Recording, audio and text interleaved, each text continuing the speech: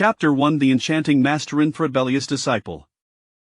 Inthas acredrial maftian schwansect, atop thitharial yunsha peak, onlith estimad master yun king one and her devoted disciple ythingakya pete the grandel. At the lotus platform, the master yun king one nesseled gracefully against their rebellious disciple ythings broadchest, listening to rhythmofus powerful heartbeat, her delicate handerist the fur muscle sophister so, and their captivating lib beautiful fus irradiated satisfaction.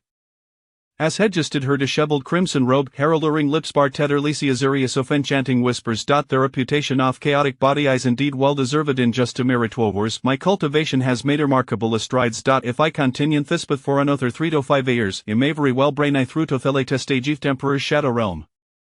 From now on I shall shower thys adorable little Arabelle with affection. Themare thought that their cultivation, stagnant for millennia, might sun brain I through in a matter of 3 to 5 years, caused more profound smile to blossom in yun king once mature and enchanting visage. Suddenly she extended her slender, delicate hand and lay caressa der own cheek, ultimately shepless at her translucent ivory finger upon her alluringly crimson lips. Ash spoke, she dissing lyre warded her beguiling mouth with a soft stroke of herosai tongue. Her long, curvaceous like sling-eyed lyre stood, adorned with nails painted by brand peach pink, glistening like radiant rubies, theflowing grajon accentuate her flawless figure exquisitely, while her lustrous, water-ipiec blossomia exuded an irresistible charm. The beauty before him was so captivating that heaven the soon would peel in comparison, gazing Gatha's mesmerizing master, Efeng was utterly entranced. Had long since list these innocents, alt hangstos tunning woman before him since turn in 18 had list count off how many times she had succumbed to her enchanting galler, yet, rather than feeling discomfort, found himself relishing the experience. Master, you have bullied for so many years show amever to facia thir snow? Ash spoke, ye thanks large hand unhesitatingly encircle the soft waist just enveloped be her crimson gown, up in hearing his words, yun king one withdrew her hand from her lips, her fair finger slight light upping his brow. Resting her small head against the shiart, she leaned in closer, nearly brushing against this face, observing the expression of despair in her beloved disciples' countenance, a hint of melancholy stirred within her. Oh, little rebel, taken jadvantage and then feigning innocence, I am the esteemed Master of Yunsha Peak, revered for 3 millennia as the most beautiful woman in this vast world. Impra licensura towardsia, yet he has shown a gratitude if to everything, used he were such an expression truly lacking in romantic sensibility. If I continue to sound reasonable I shall punish ye be making ye drink my bathwater. Ye thanks go fed other words inwardly mocking her. Such fine words, yun like covet na chaotic physique to elevate our own cultivation. Besides, mego ala stopper sueth pinnacly of existence sezing la minded lion sinithopath to immortally. Your actions would chatter my fokashokudia holla heartedly pursue eternal ethan? That said, his master's breathtaking beauty and perfect figure were undeniably delightful. The contrast between hernabled meaner as them pressifuncia pican thuishi curly dupen his umbrasuistrally intoxicating. Thought he's a thoughts crossed Efeng's mind hadelway shelled profound respect for his master orphan danlin from me engage had never known to warmth of care observing gothers with their parents heathen lamenteth in fairness of fate. It wasnn't upon Janingth Tianchuan Sekthathamethas master, Yunchingwan, Shihadi vote de everything to him, Karen for a meticulously over the years Shuas and Dane exceptional master.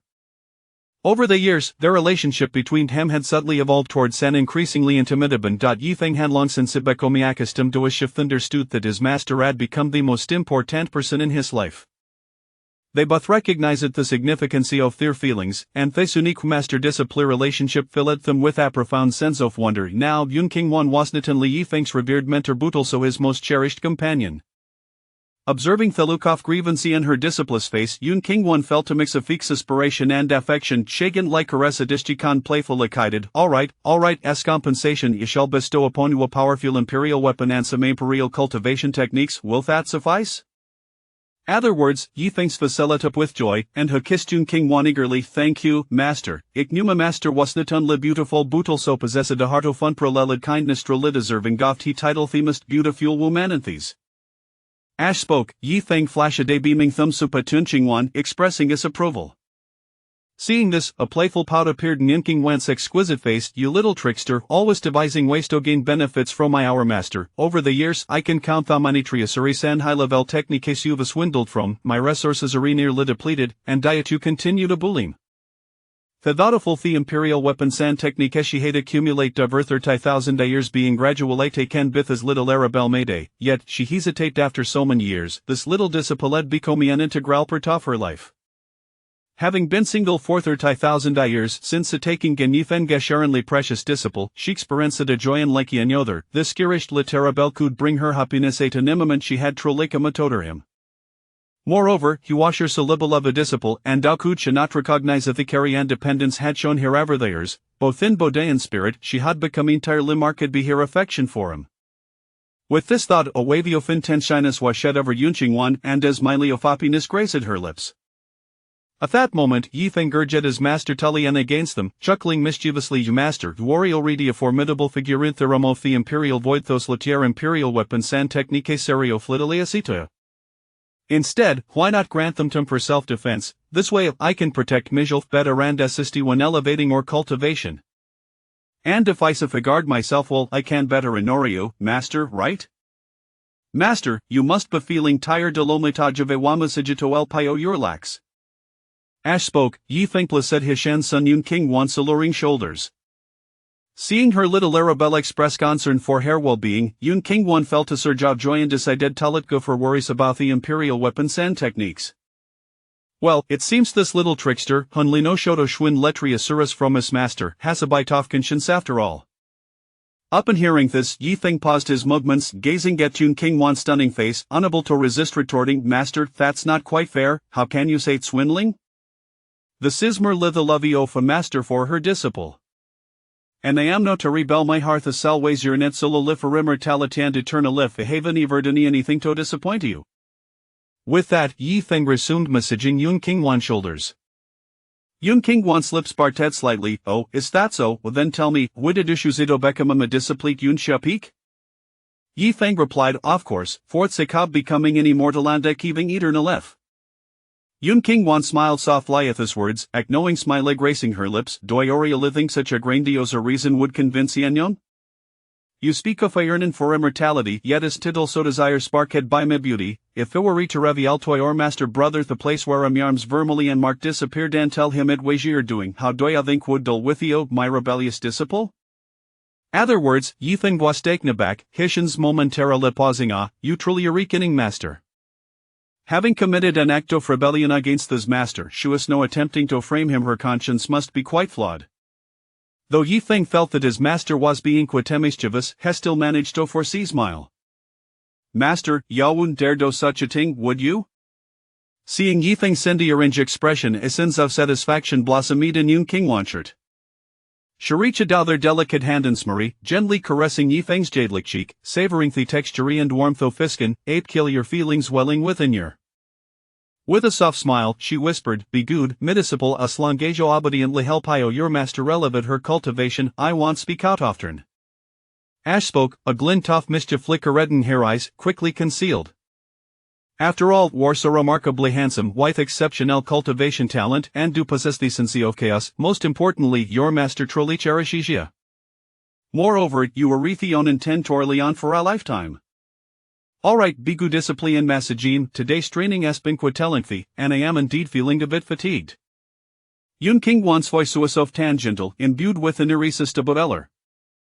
Upon hearing her words, Yi Feng complied and began to massage her fragrant shoulders. He started to knead her shoulders gently and skillfully, careful not to slacken in his satentiveness after all, his master cared for him deeply, and it was in lyrite that he served her. Besides, how could blame him for being so submissive to his beloved master?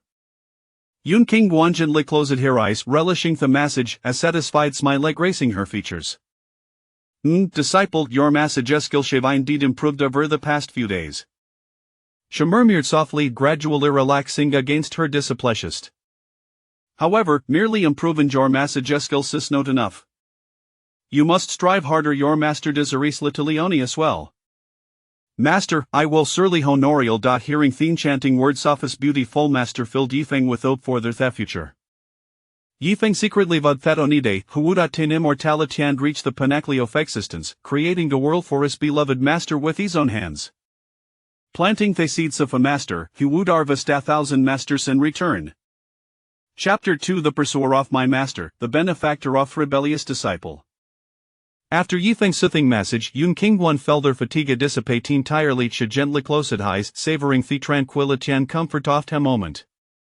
At that instant, her body trembled slightly this litera scalha direct to have her lian his embrace wild message her mischievous, she appeaned Herias and glanced at the hand working diligently in her shoulders, a hint of shyness flickering in her gaze. Then, Yun King Gwen extended her delicate, fair hand to light liars to pont the large aroni in her shoulder, softly saying, Xiaofeng, your master is no longer so airy. Tomorrow marks Sacred Sun selection ceremony. You should return and rest well. The Tianquan sect, a formidable force standing at the forefront of Heritas within the Immortality realm, comprises not unlike the three leaders resident on Tianquan Peak Budelsis events surrounding mountains, each governed by its own peak master, forming a complex and orderly sect system.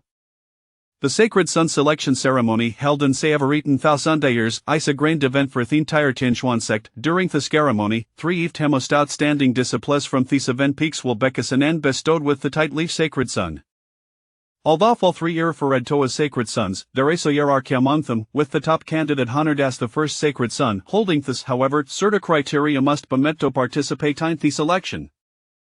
Firstly, only the chief disciple of each peak is eligible to compete. Secondly, candidates must be older than 3,000 years and must have reached the quasi-imperial realm. Some disciples, unfortunate in their timing duetoage, find themselves unable to participate in the selection and can lament their fate.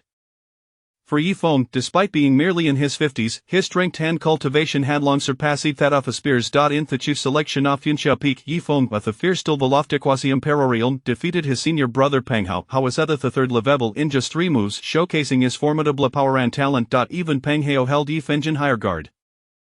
The peaks from which the selected Sacred Sons originate will receive a greater share of cultivation resources. Therefore, Yun King Wan regarded this event with the utmost seriousness. Upon hearing her words, Yifeng momentarily paused his movements, his expression turning solemn as she noted, disciple has shared that there is a disciple named Xiaoyang from Mahai Peak, who, at a similar regimen, has also claimed the chief position but defeated Gapan in Seth third Ovalofte quasi-imperial realm. Moreover, senior sister Muzuela from Xuelian Peak seems to have already reached the third Ovalofte quasi-imperial realm. Sensing the gravity in her disciple stone, Yun King Wan chuckled playfully. What's this, my fearless little disciple is suddenly worried about not being able to win? Would I like me to seize technique to help I elevate our cultivation? Although Yun King Wan often utilized Yifeng's scale to essence for her own cultivation, today she was even more direct. However, she herself possessed the exceptional physique of heavenly fragrance body, regarded as the finest cultivation furnace in his realm. This physique is universally acknowledged as the best for cultivation. By practicing Tajer, she not only benefited from Yifeng but could also bestow unimaginable advantages upon him through her remarkable constitution. Hearing his master's proposal, Yifeng shook his dismissively. Excessive reliance in such methods could jeopardize my foundation. Moreover, while this method may benefit me, I would exect to greater to loan you, master, and if find myself reluctant to impose a thought burden. As spoke, Yifeng tightened his embrace around his master. Yun King Wan shivered slightly, a sweet warmth blooming in her heart, allowing her precious disciple to indulge in his whims. While Yifeng's words filled Yun King Wan with warmth, shuddered playfully, wrapping her delicate arms around his neck and murmuring softly, I do not wish for my bella the disciple to be overshadowed by others. Yifeng planted Akas in Yun King Wan cheek. Rest assured, master, while it heshif disciple soft heather peaks are indeed remarkable, your precious disciple is not a shover.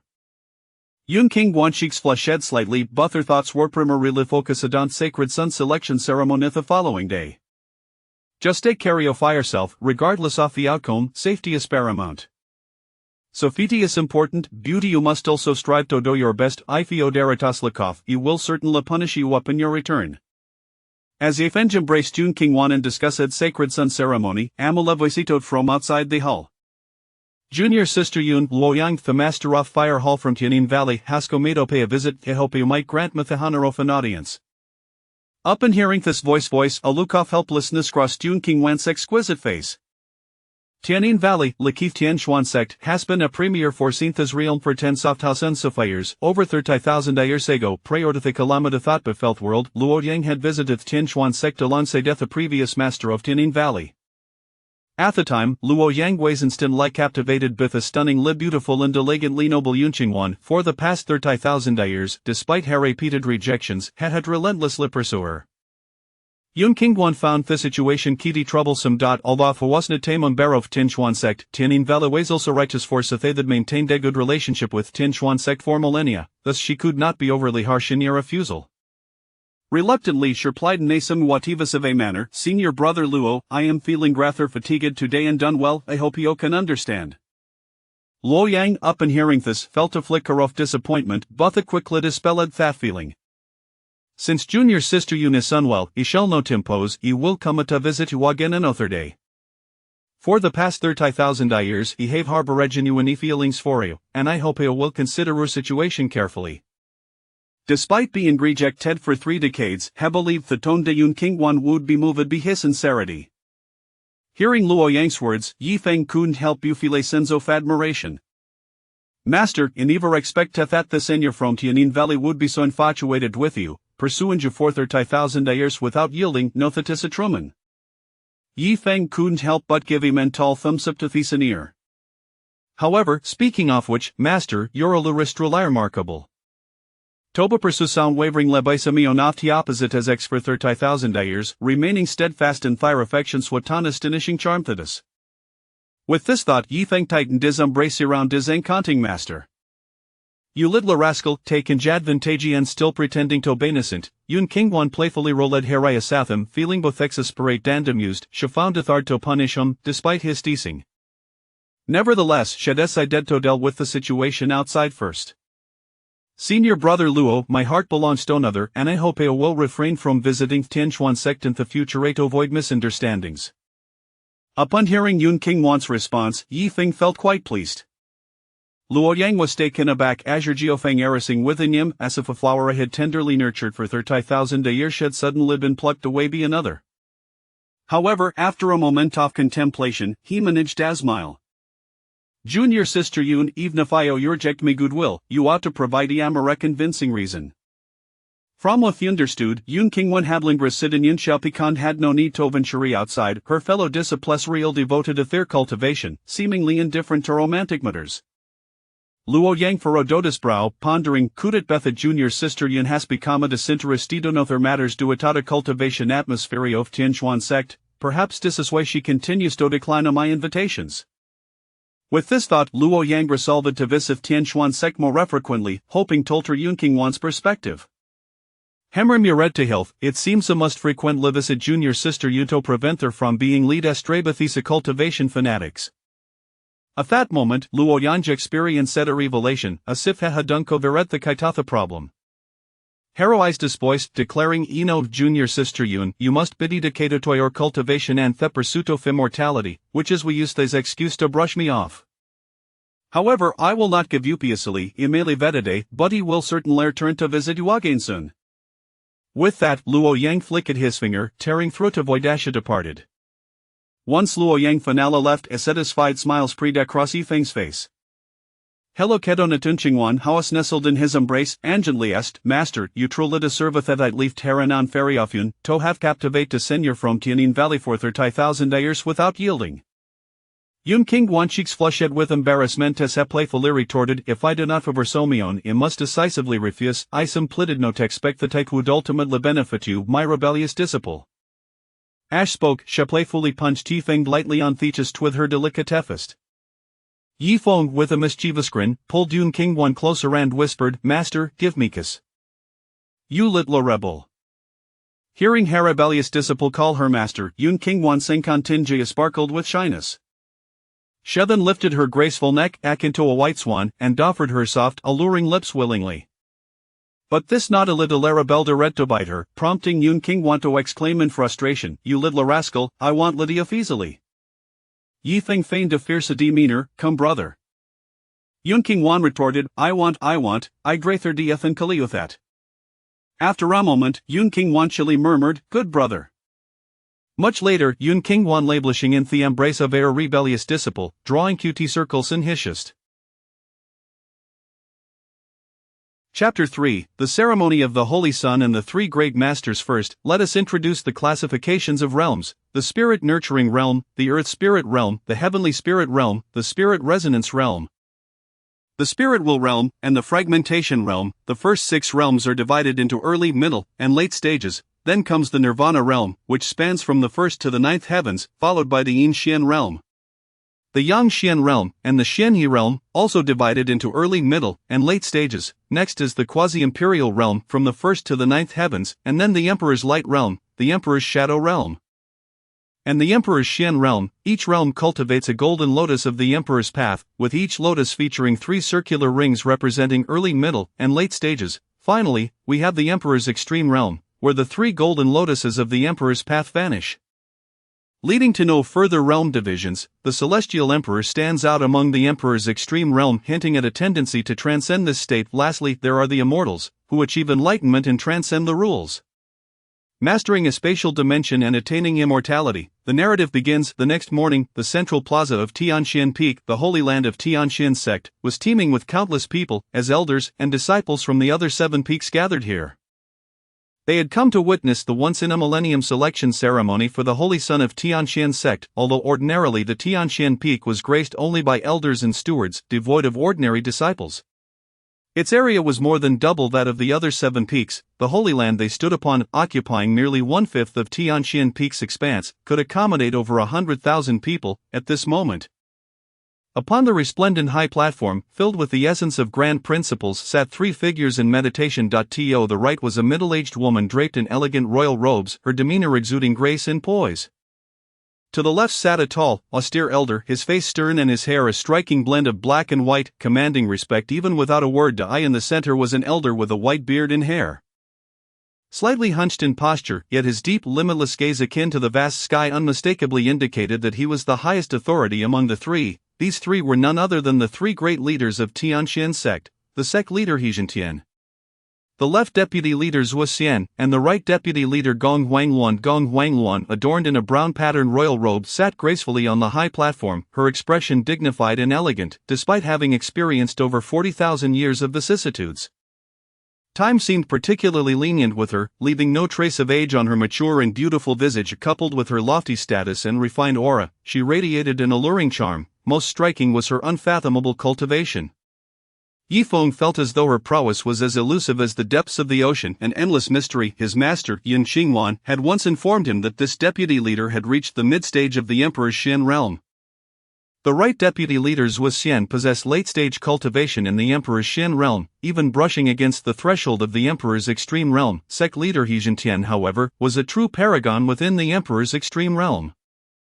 A millennium ago, Hizhentian had comprehended the grand principles amidst the joint assault of 2 Emperor's extreme realm masters from the supreme heavenly court and the underworld, fatally touching upon the legendary status of an immortal. Subsequently, after the end of the ancient calamity 30,000 years ago, the first celestial emperor of this vast world was born. Hizhentian was the first disciple of the previous sect leader, while Yifeng's master, Yin Xinghuan, was the last. As far as Yifeng knew, Zhuo Xian was over 5,000 years older than Gong Huangluan, and as for sect leader even his master Yin Xinghuan was unaware of just how many years the souled monster had lived. Senior brother sect leader, I have heard that in recent years a young quasi-emperor under 100 years has emerged from Mo High Peak, Zhuo Xian remarked, gazing down at the bustling plaza with a smile as he turned his attention to Hizhentian. Upon hearing this, Gong Huangluan's mature and charming face also broke into a smile, drawing the attention of numerous elders and disciples below. That little fellow is indeed impressive, but I have also heard that Sister Yu Shuang from Shuilian Peak has a little girl who just crossed the century mark and is already at the 3rd stage of the quasi-emperor realm. And my little sister from Yunxia Peak has also produced a quasi-emperor youth under 100, with an extraordinarily rare chaotic physique. The remaining 4 peaks' leading disciples were all over 1,000 years old but had also reached the 3rd stage of the quasi-emperor realm. Oh, it seems this Holy Sun selection ceremony will indeed be quite notable, Zhuo Xian mused, finding the situation somewhat intriguing. As the 2 conversed, Hizhentian, with his hunched back and dignified yet aged visage, revealed a hint of worry. I have a premonition that within the next millennium, the peculiar master sealed away by my master at the cost of her life will break free from her seal. Although they may not fully mature within this millennium, and ultimately we old ones will have to shoulder the burden, every bit of growth they achieve will contribute to their strength. The time left for these talented youths is running short. Upon hearing this, both Zhuo Xian and Gong Huangluan felt a tremor in their hearts. Indeed, these young ones were truly extraordinary talents that appeared once in a millennium, but the time allotted for their growth was far too limited. He Jintian nodded slowly. This time, the three who ascend to the Holy Sun will be granted an exception. You two shall personally guide them. The two were momentarily taken aback, not expecting the sect leader to make such a decision. Before the impending catastrophe arrives, it is necessary to properly nurture them. This task will be entrusted to you both. Gong Huangwan immediately responded. Rest assured. Sect leader He Jintian nodded slowly and rose, making his way towards the main hall at the back. A millennium was the latest he had anticipated. 30,000 years ago, even beings as formidable as their master, who were infinitely close to becoming immortals, had to sacrifice their lives to barely seal the enigmatic master from beyond the realms in the dark abyss. Now, having just grazed the threshold of immortality, if he wished to avert the future calamity, he must strive diligently. The aura of the sect leader was indeed extraordinary. In the future, I too shall become a person like the sect leader, or even surpass him. Gazing at He Jintian's hunched yet awe-inspiring figure, Yifeng set a modest goal for himself: to play the role of a celestial emperor before achieving immortality. Upon hearing Yifeng's words, Yun Qingwan merely smiled, her flawless visage radiating delight. She reached out to gently ruffle her disciple's hair, enveloping her voice with spiritual energy to transmit it to Yifeng's ears. If you truly manage to attain the status of a celestial emperor, then I shall personally warm your bed every day. Countless disciples looked on with envy and jealousy as they witnessed Yun Qingwan's affectionate gesture towards Yifeng. If gazes could kill, Yifeng would have surely perished 100 times over at that moment. Were they to learn of the content of that spiritual transmission, Yifeng had no doubt he would be met with 100 more deaths thereafter. He glared at Yun Qingwan, and the spiritual energy of his voice slipped into her ears. Master, do you not realize how great your allure is? Are you trying to harm your obedient disciple? Yun Qingwan chuckled lightly in response. Then, in front of a large audience, she grasped Yifeng's hand and bestowed upon him a powerful emperor-level artifact. Disciple, do your best. When you become the Holy Sun, there will be rewards from your master. At that moment, Yun Qingwan's face was adorned with a radiant smile, her voice extraordinarily gentle, her words were pitched just right, allowing the surrounding disciples and elders to hear. Upon witnessing the most enchanting flower of Tianxian sect gazing so affectionately at a young man, their hearts ignited with fury, feeling the scrutinizing gazes from those around him. Yifeng straightened his back defiantly, staring at a fellow disciple who seemed intent on slaying him with his eyes. What are you looking at? Even if you keep staring, you won't receive such treatment.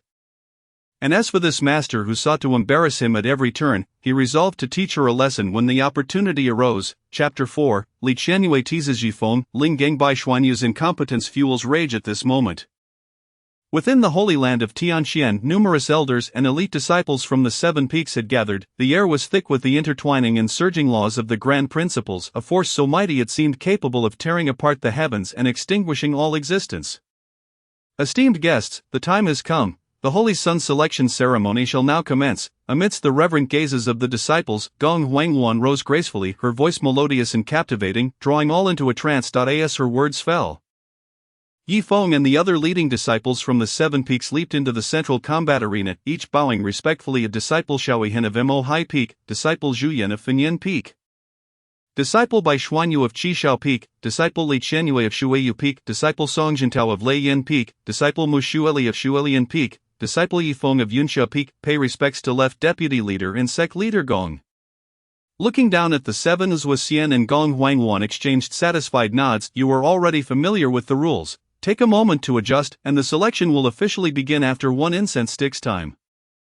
At this moment, numerous male and female disciples in the stands scrutinized the seven. More precisely, the female disciples were evaluating Yifeng and Xiaoyihan, while the male disciples cast their gazes upon Mu Shueli and Li Qianyue.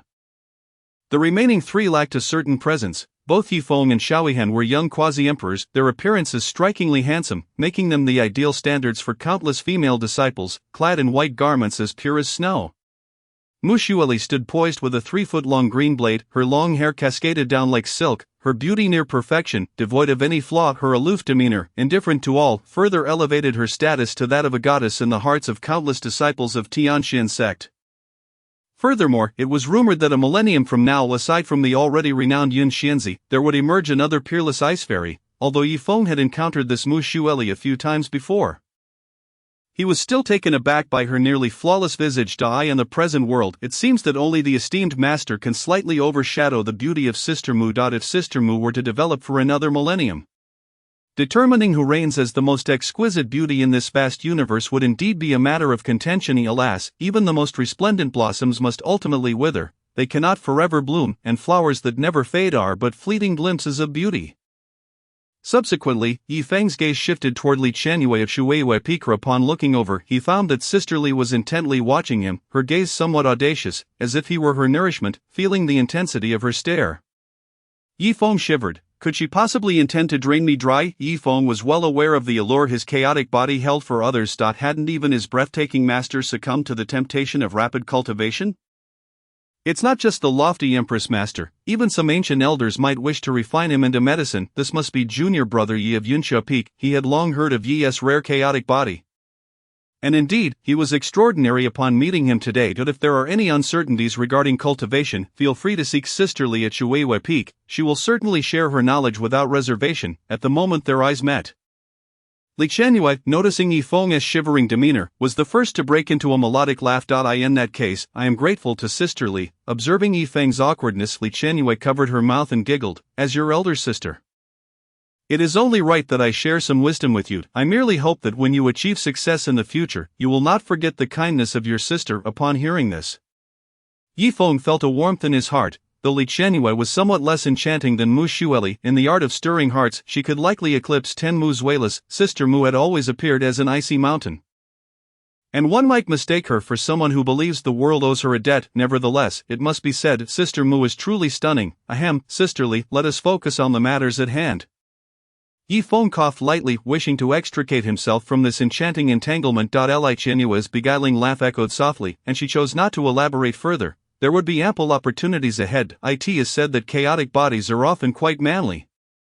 Should I truly end up with junior brother Yi, I wonder if I could withstand his prowess. This thought, a faint blush crept across Li Qianyue's fair face. Bai Xuanyu of Qishao Peak, witnessing the interaction between the two, felt a surge of anger rise within him. The very Li Qianyue, whom he had pursued for over a century without success, was now openly flirting with this junior brother Yi before his eyes. Does Bai Xuanyu not have any pride? This is truly intolerable. Li Qianyue, what do you mean by flirting with another man in my presence? Upon hearing Bai Xuanyu's inquiry, Li Qianyue replied with a polite chuckle. Brother Bai, what do you mean by that? If I recall correctly, we seem to have no relationship, do we? Oh, I remember now, you appear to be pursuing me. Brother Bai, you cannot provide what I desire, after all. You are not a chaotic body and cannot assist me in enhancing my cultivation, thus a relationship between us is simply impossible. While speaking, Li Qianyue playfully winked. Her intent was crystal clear. On one hand, she was informing Bai Xuanyu that he was unworthy of her. On the other, she was signaling to Yi Feng that she was quite interested in him. I can utilize you to elevate my cultivation, while you gain the company of an exquisite beauty to satisfy your vanity. We can mutually benefit. The implication within Li Qianyue's words was unmistakable, and all 7 present understood its meaning. The gathered individuals were not surprised by this behavior, particularly the older trio of Zhu Yan Songjintao and Mu Xueli, who were well acquainted with each other's characters over the years. Furthermore, Li Qianyue's actions bore no impropriety. After all, she and Bai Xuanyu had never had a real connection, it was merely Bai Xuanyu's one-sided desire. Additionally, her flirtation with Yi Feng stemmed from a genuine wish to utilize him to enhance her own cultivation, which she had openly expressed. In this world, who does not strive tirelessly for personal gain? Compared to those unscrupulous individuals who sacrifice their kin for cultivation and profit, Li Qianyue's candid approach towards Yi Feng was undoubtedly 1,000 times kinder. Though Bai Xuanyu comprehended this principle, he found it difficult to swallow his indignation. Yet, unwilling to harm Li Qianyue, he resolved to unleash his fury upon Yi Feng. Junior brother Yi, it is not so easy to snatch away another's woman. Should the opportunity arise, I will teach you how to properly show respect to your seniors. Upon hearing this, Yi Feng felt a mix of exasperation and brother, do you not understand? I am but a reluctant participant. Since reasoning has failed, let us settle this with our fists. Determined to retaliate, Yi Feng maintained a gentle gaze and a smile. I understand brother Bai's feelings, however, if you wish to teach me a lesson, then I must assert that you are simply not worthy. As soon as the words left his lips, the smile on Yi Feng's face vanished, replaced by an icy demeanor. With his unyielding declaration, the atmosphere within the Xiantian sacred land grew palpably tense. Bai Xuanyu was momentarily taken aback, chuckling lightly, as if he had misheard something. This is intriguing, he murmured, a glimmer of mockery flickering in his eyes, as if he had heard an amusing jest. I hope you possess this courage when you stand before me. Bai Xuanyu smirked, a cruel smile gracing his lips. With that, he turned away gracefully, his steps light. Exuding an air of subtle confidence and arrogance. As they watched Bai Xuanyu's retreating figure, a complex emotion surged within the hearts of the onlookers. Although Brother Yi had done nothing wrong, provoking Bai Xuanyu in such a manner was hardly wise. Xiaoyiheng spoke up, his tone calm and unperturbed. As a young genius yet to reach a century, he felt a sense of kinship with Yifeng. However, despite their shared exceptional talents, each of the seven was the chief disciple of their respective peaks. And even if there were differences in aptitude, it was evident that becoming a top disciple was no feat for mediocrity. Bai Xuanyu seemed merely intent on saving face by making a harsh remark. Yifeng's willingness to confront him, despite knowing it was unnecessary, left Xiaoyiheng perplexed. Xiaoyiheng's gaze fell upon Yifeng, revealing a hint of confusion and contemplation. In response, Yifeng's lips curled into a subtle smile, his eyes shining with confidence. While I am not one to seek conflict, I cannot allow others to perceive me as an easy target. His voice was calm and resolute, as if stating an undeniable truth. I shall become the deepest fear within his heart. His gaze sharpened, radiating a sense of determination. This is the most direct and effective approach. Past experiences had taught Yifeng that when faced with those harboring malice and attempting to oppress him, retreating or evading would only embolden them to further harm him. The only correct response was to retaliate with relentless ferocity. He understood that being overly submissive would only lead others to perceive him as weak, prompting them to amplify their aggression. Thus, to prevent him from underestimating me, I must defeat him, instilling within him a sense of dread whenever he sees me, ensuring I become an indelible fear in his mind. Regardless of how others may judge me, achieving my objectives is what truly matters. Yifeng was indifferent to others' opinions. He sought only tangible results. In this ruthless world, only the strong could survive, and instilling fear in one's enemies was among the most effective strategies. The five present, including Mu Xueli and Xiaoyiheng, fell into a contemplative silence. The coldness embedded in Yifeng's words reverberated like thunder, shaking the hearts of the others, stirring them with a sense of unease. They had never anticipated that this seemingly gentle youth, devoid of aggression, harbored such a formidable inner world. At that moment, Xiaoyiheng and the others silently resolved to avoid provoking Yifeng in the future. They were acutely aware that this individual was far from easy to bully, and to cross him would yield dire consequences. None could fathom the monstrosity concealed within this fellow known as Yifeng. Li Qianyue felt somewhat uneasy, recalling how she had previously used him as a shield. She couldn't help but feel a twinge of anxiety, biting her lip. Surely he would not be so petty? She worried that Yifeng might harbor resentment against her or seek retribution in the future, yet Li Qianyue also believed she had committed no wrongdoing. After all, she did genuinely wish to form a partnership with Yifeng. Even if some ulterior motives were involved, it could not be entirely deemed exploitation. Li Qianyue muttered softly, if this fellow truly is so petty, then I shall have to sacrifice a bit of my charm. I wonder how he fares in other aspects of strength. As she pondered over these matters, Li Qianyue's delicate face flushed slightly. While everyone harbored their own thoughts, the two atop the high platform, Gong Huangwan and her companion, keenly observed this small episode. Senior brother, this group of juniors is truly a source of concern with their antics, Gong Huangwan remarked, her beautiful eyes blinking with a hint of worry. Zhuo Xian, his gaze lowered, allowed a trace of a smile to grace his weathered cheeks. Such rivalry is what truly ignites their fighting spirit and potential, propelling them to progress amidst competition. Only through the trials of adversity can they genuinely mature into resilient, responsible individuals. They must hone themselves in such an environment, learning to confront various challenges and difficulties. This is a test for them, to see who can rise above the fierce competition. This rivalry presents both a challenge and an opportunity for them. Let them carry on. With us old folks around, nothing untoward shall happen. Zhuo Xian's words bore some wisdom. Gong Huangwan lightly nodded, indicating her agreement with Zhuo Xian's perspective. Only in the presence of competition can they grow swiftly and shoulder greater responsibilities. In the first round of the selection for the Holy Sun, one participant was exempted, while the victors from the remaining three groups advanced to the next stage. Ultimately, Mu Xueli drew the exemption. While Yifeng found himself paired with Bai Xuanyu, observing the final results, Gong Huangwan furrowed her brows slightly, her beautiful eyes turning towards Zhuo Xian's senior brother. This surely cannot be mere coincidence, Zhuo Xian replied with a faint smile. Whether it is coincidental or not is of little consequence. What matters is that they require pressure to grow swiftly, and do you not find this rather amusing? Upon hearing this, Gong Huangwan fell silent, taken aback that her senior brother, despite his age, still delighted in teasing the younger generation. Nonetheless, a sense of worry crept in, although Yifeng had triumphed over Pang Hao, the latter being a triple semi-emperor. was not comparable to Bai Xuanyu. She could clearly discern that Bai Xuanyu's momentum had already reached the pinnacle of the triple semi-emperor realm. Yi Feng was merely a young semi-emperor, a chaotic body at that. Should he be defeated and humiliated by Bai Xuanyu, it would undoubtedly be a tremendous loss for their sect. Moreover, her private affection for her little junior sister, Yin Qingwan, was profound. If her beloved disciple suffered a blow to his Dao heart, it would likely lead to her junior sister's reproach of herself. Alas, if circumstances necessitated, she would have to intervene. At that moment, Yi Feng and Bai Xuanyu had already leaped into the central circle of the Xiantian sacred land. I did not expect you to stand before me so soon, Bai Xuanyu declared. I admit you are a talent, but currently you are no match for me. I shall demonstrate to Li Shimi that you are merely a pretty face. There was a hint of disdain in Bai Xuanyu's tone. Yi Feng, upon hearing this, felt utterly speechless. Even at this juncture, your mind is still preoccupied with how to be a qualified sycophant.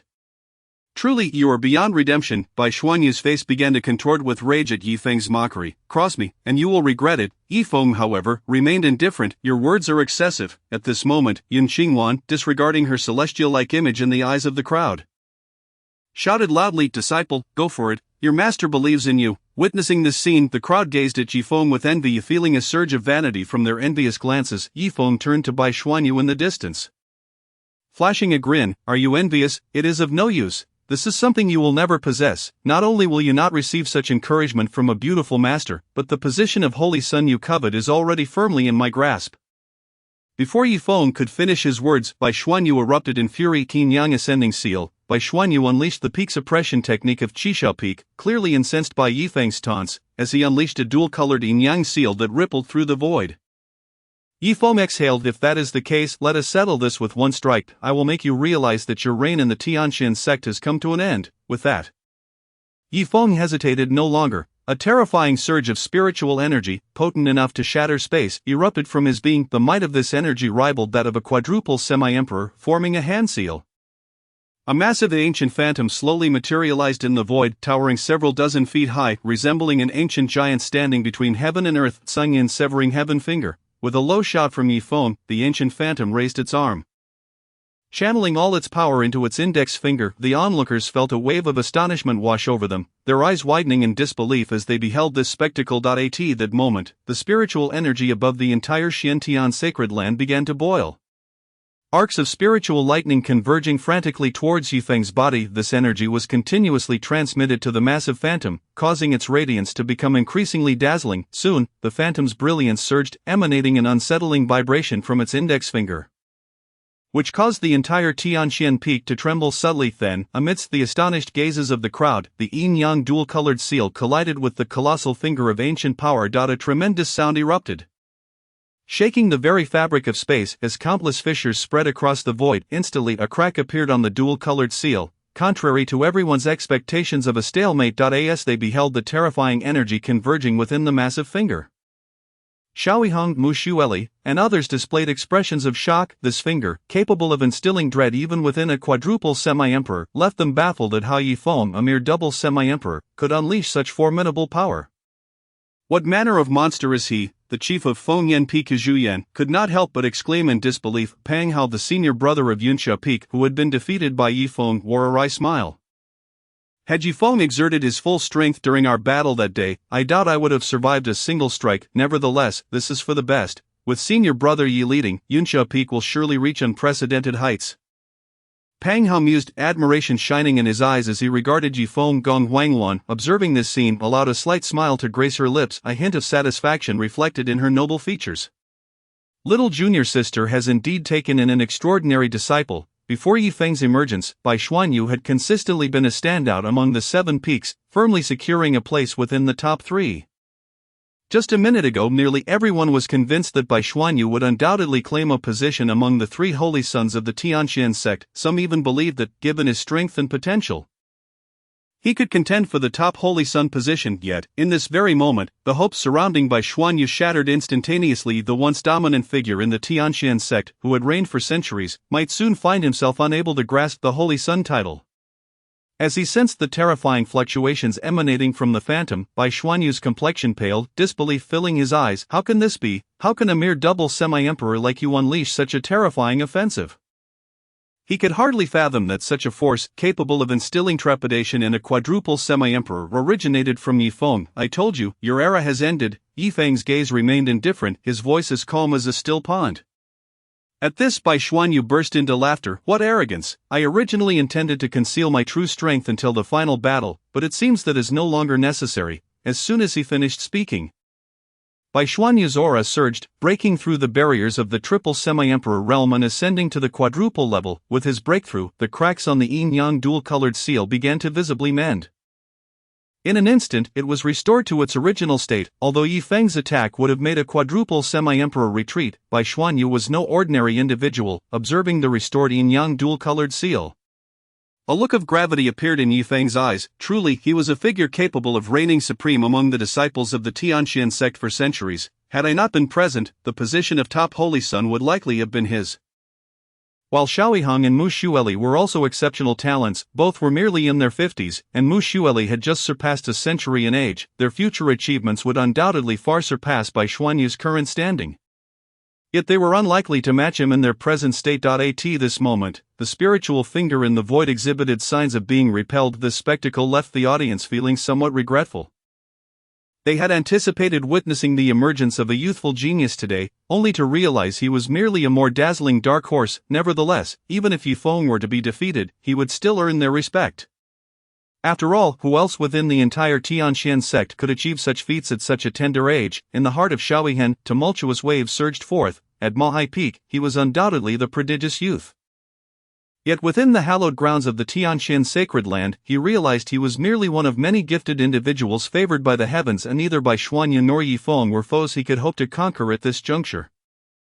However, this only added to the intrigue, making the world all the more splendid. Upon hearing Yi Feng's words, a mocking smile crept across Bai Xuanyu's face as he derisively remarked, "Even now, you persist in verbal sparring. Once I vanquish you, let us see how audacious you remain." In the face of Bai Xuanyu's provocation, Yi Feng remained unfazed, a slight smile gracing his lips as he let out a soft chuckle. This laughter pierced through the heavy atmosphere like a sharp blade, evoking an eerie chill. He then took a deep breath, his voice calm yet resolute. "If that is the case, allow me to shatter the hope that resides within you." With these words, the tension in the Tianqian sacred land escalated palpably. Chaotic divine demon flame, in the void above, a dark flame resembling a colossal dragon, radiating the essence of primordial chaos, descended from the heavens. This abyssal fire seemed to harbor boundless destructive power, warping the very fabric of reality in its wake. Simultaneously, the sky erupted with thunderous roars. Bolts of lightning tore through the firmament, weaving through the clouds like silver serpents. These flashes of lightning intertwined, forming a vast web that enveloped the entire Tianqian sacred land. Alongside the emergence of the dark flame, myriad bolts of thunder cascaded from the sky, engulfing the entirety of Tianqian Peak in a cacophony of roaring electricity. The divine technique Yi Feng wielded was the innate divine art birthed from his chaotic physique, its might amplifying with the rise of his power. He was certain this technique would be sufficient to utterly obliterate Bai Xuanyu at this moment. All eyes in the sacred land were transfixed upon this stunning spectacle. They understood that the outcome was on the verge of revelation. Chapter 7. The Ice Mountain Beauty. Senior Sister Mu Xueli above the Tianqian sacred land. Thunder rumbled with grandeur. The dark red dragon and the ancient, imposing finger converged in a powerful embrace. As time progressed, the ancient finger began to swell gradually, taking on a deep archaic red hue, shimmering with countless bolts of lightning cascading down like a torrential waterfall. A subtle yet terrifying heat radiated from its surface, as if it sought to melt everything in its path. Under such a fearsome temperature, even the void sizzled ominously, as if it might shatter at any moment. Suddenly, the ancient finger, previously appearing to falter, erupted with renewed brilliance, swiftly shattering the dual-colored yin-yang wheel. The wheel, overwhelmed by the ancient finger's terrifying force, could no longer endure, splintering into countless fragments that scattered like starlight in the void. In that moment of collapse, Bai Xuanyu spat forth a mouthful of blood, his vitality draining in an instant. Witnessing the dual-colored imprint dissipate into nothingness, his countenance grew grim, a flicker of fear dancing in his eyes. He had never anticipated that his full-force strike, fueled by the strength of a quasi-emperor at the 4th level, would be dismantled with such ease by Yi Feng, a mere first-level quasi-emperor. This left him utterly astounded and despondent. "You are an unmitigated scoundrel," Bai Xuanyu exclaimed, eyes wide with disbelief, his voice trembling. The reality unfolding before him filled him with dread towards Yi Feng, despite having navigated the sect for many years.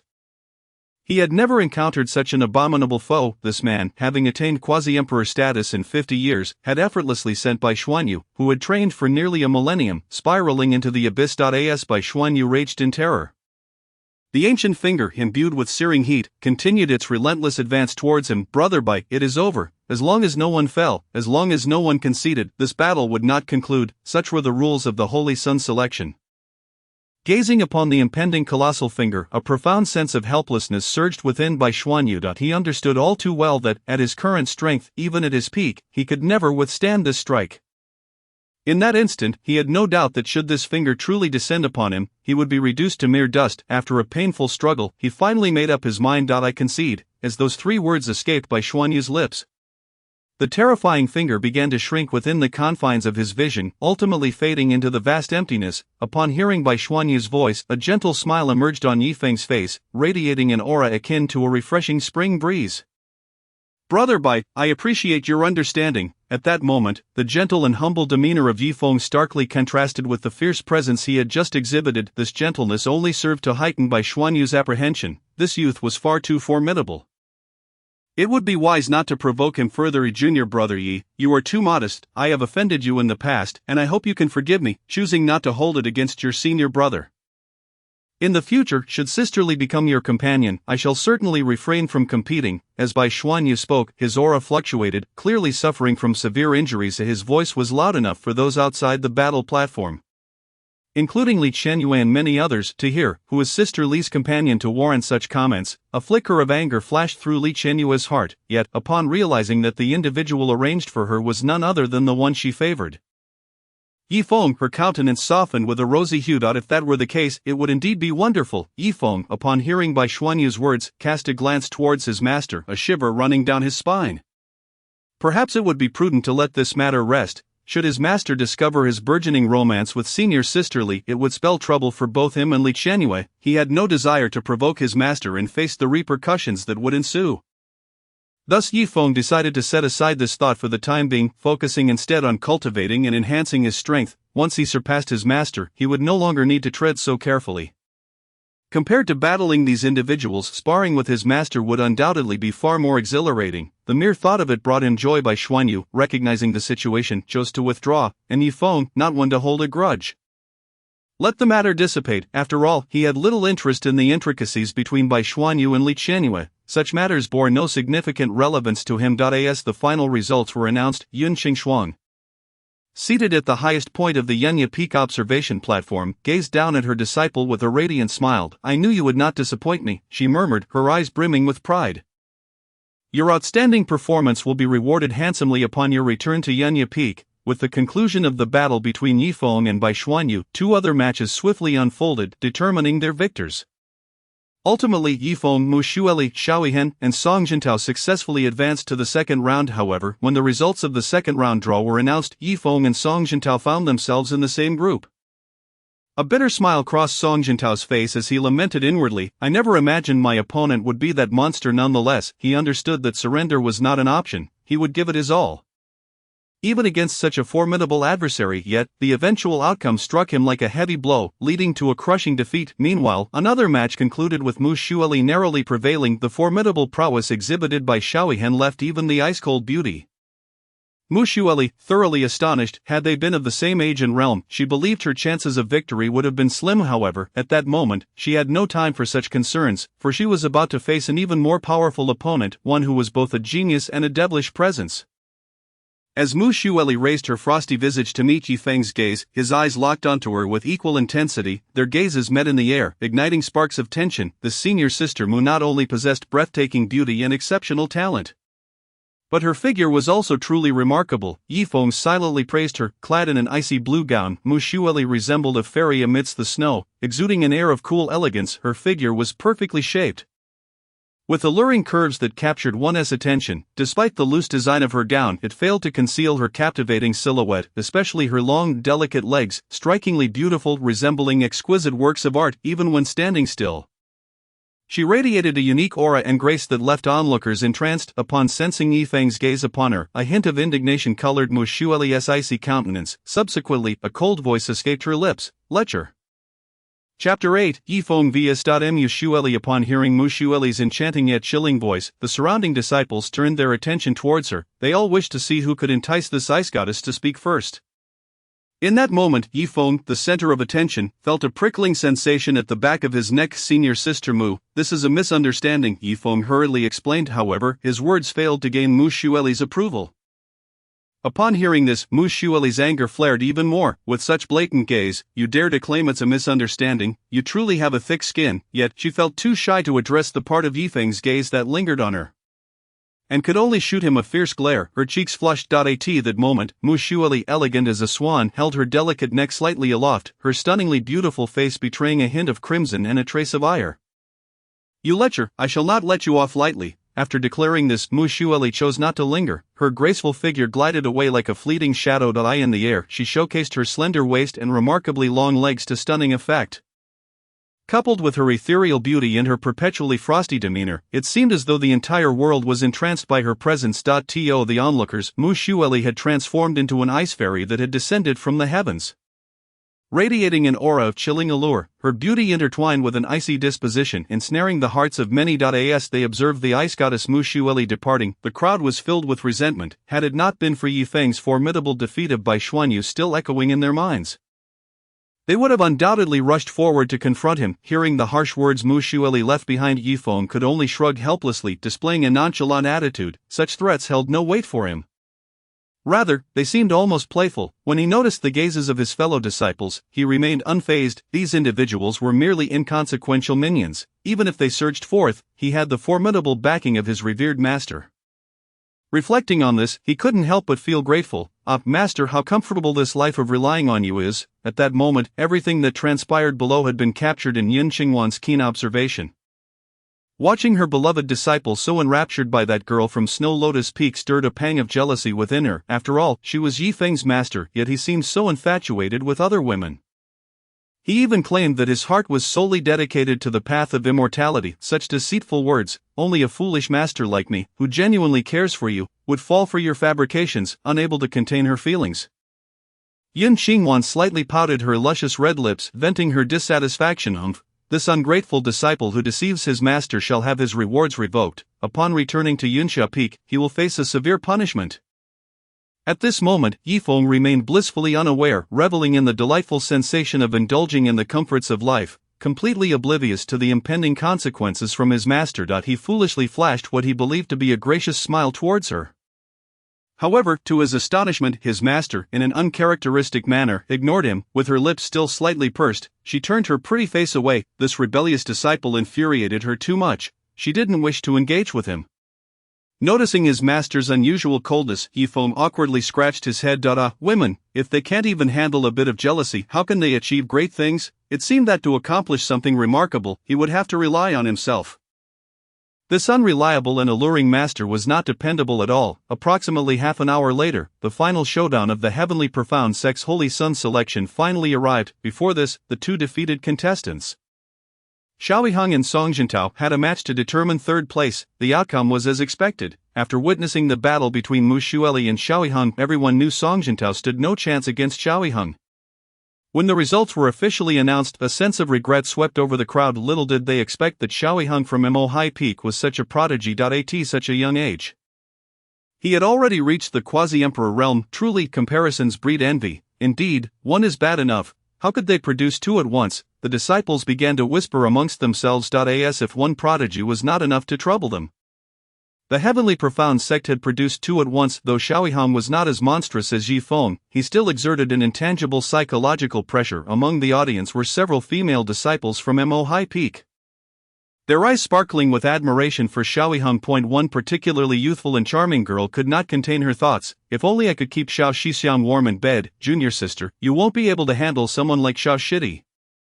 Leave him to the senior sisters. Upon hearing her senior sister's remark, the petite girl pouted, looking utterly dejected, while the crowd sighed and murmured. Yifeng and Mushueli ascended the martial platform. As soon as they stepped onto the stage, they captured everyone's attention. Yifeng, clad in a flowing black robe, stood tall and proud, his deep, bright eyes radiating determination and confidence. His long hair, as dark as ink, danced gently across his face, adding an air of nonchalance and elegance.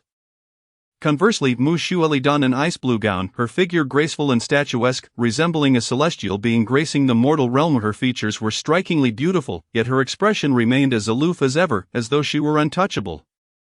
Together, they formed a striking contrast, complementing one another beautifully and becoming a captivating sight on the stage. Many could not help but marvel at how not only were these two powerful, but they were also exceptionally attractive, truly a pair destined for greatness. At that moment, Yifeng exchanged glances with Mu Xueli, his gaze lingering on the ice beauty with her enviable long legs and alluring curves stirring a ripple of emotions within him. He couldn't resist teasing her. "Senior Sister Mu, your figure is truly remarkable, it's a sight to behold." Upon hearing this, Mu Xueli's face instantly turned frostier, her eyes widened, and she bit her lip in indignation, glaring at Yifeng. For many years, no man had dared to be so brazen with her. Yet within a single day, this lecherous fellow had dared to make such advances twice. This ignited an intense sense of anger and humiliation within her. Having reached her breaking point, she declared, "You lecher! Today I shall teach you a lesson on behalf of Master Yun." Before she could finish her sentence, the 3-foot azure blade in her hand was drawn, swiftly thrusting towards Yifeng with lightning speed. Her swordplay was fierce, each strike imbued with a bone-chilling essence, as if capable of freezing one's very soul. In response to Mu Xueli's onslaught, Yifeng remained calm and collected. A subtle smile graced his lips as he gently remarked, "Senior Sister Mu, why the anger? I merely spoke the truth." With that, he swiftly dodged Mu Xueli's attack. "You lecher, you shall pay for this," she retorted, her gaze growing even colder. With a huff, she accelerated her assault. Her sword movements becoming faster and more vicious. She intended to impart a profound lesson to this disrespectful lecher, making him aware of the consequences of offending her. Yet, Yifeng remained unfazed, skillfully evading her strikes while occasionally counterattacking. Further fueling her ire. A smile lingered on his face, seemingly unbothered by Mu Xueli's relentless assault. He deftly dodged her attacks, striking back when the opportunity arose, catching her off guard, while Yifeng appeared relaxed on the surface. He dared not grow complacent internally. After all, Mu Xueli was at the pinnacle of the Quasi-Emperor third stage, and her strength was formidable. Any minor misstep could potentially cost him the position of Holy Son.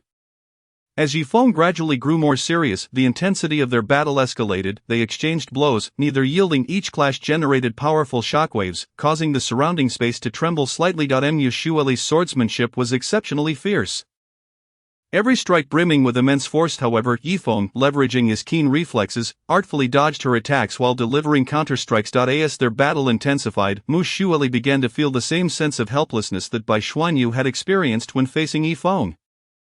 Although she was at the pinnacle of the Quasi-Emperor third stage, the sheer depth of Yifeng's spiritual energy seemed to surpass her own. Furthermore, she sensed that Yifeng had not yet unleashed his full strength during their fight.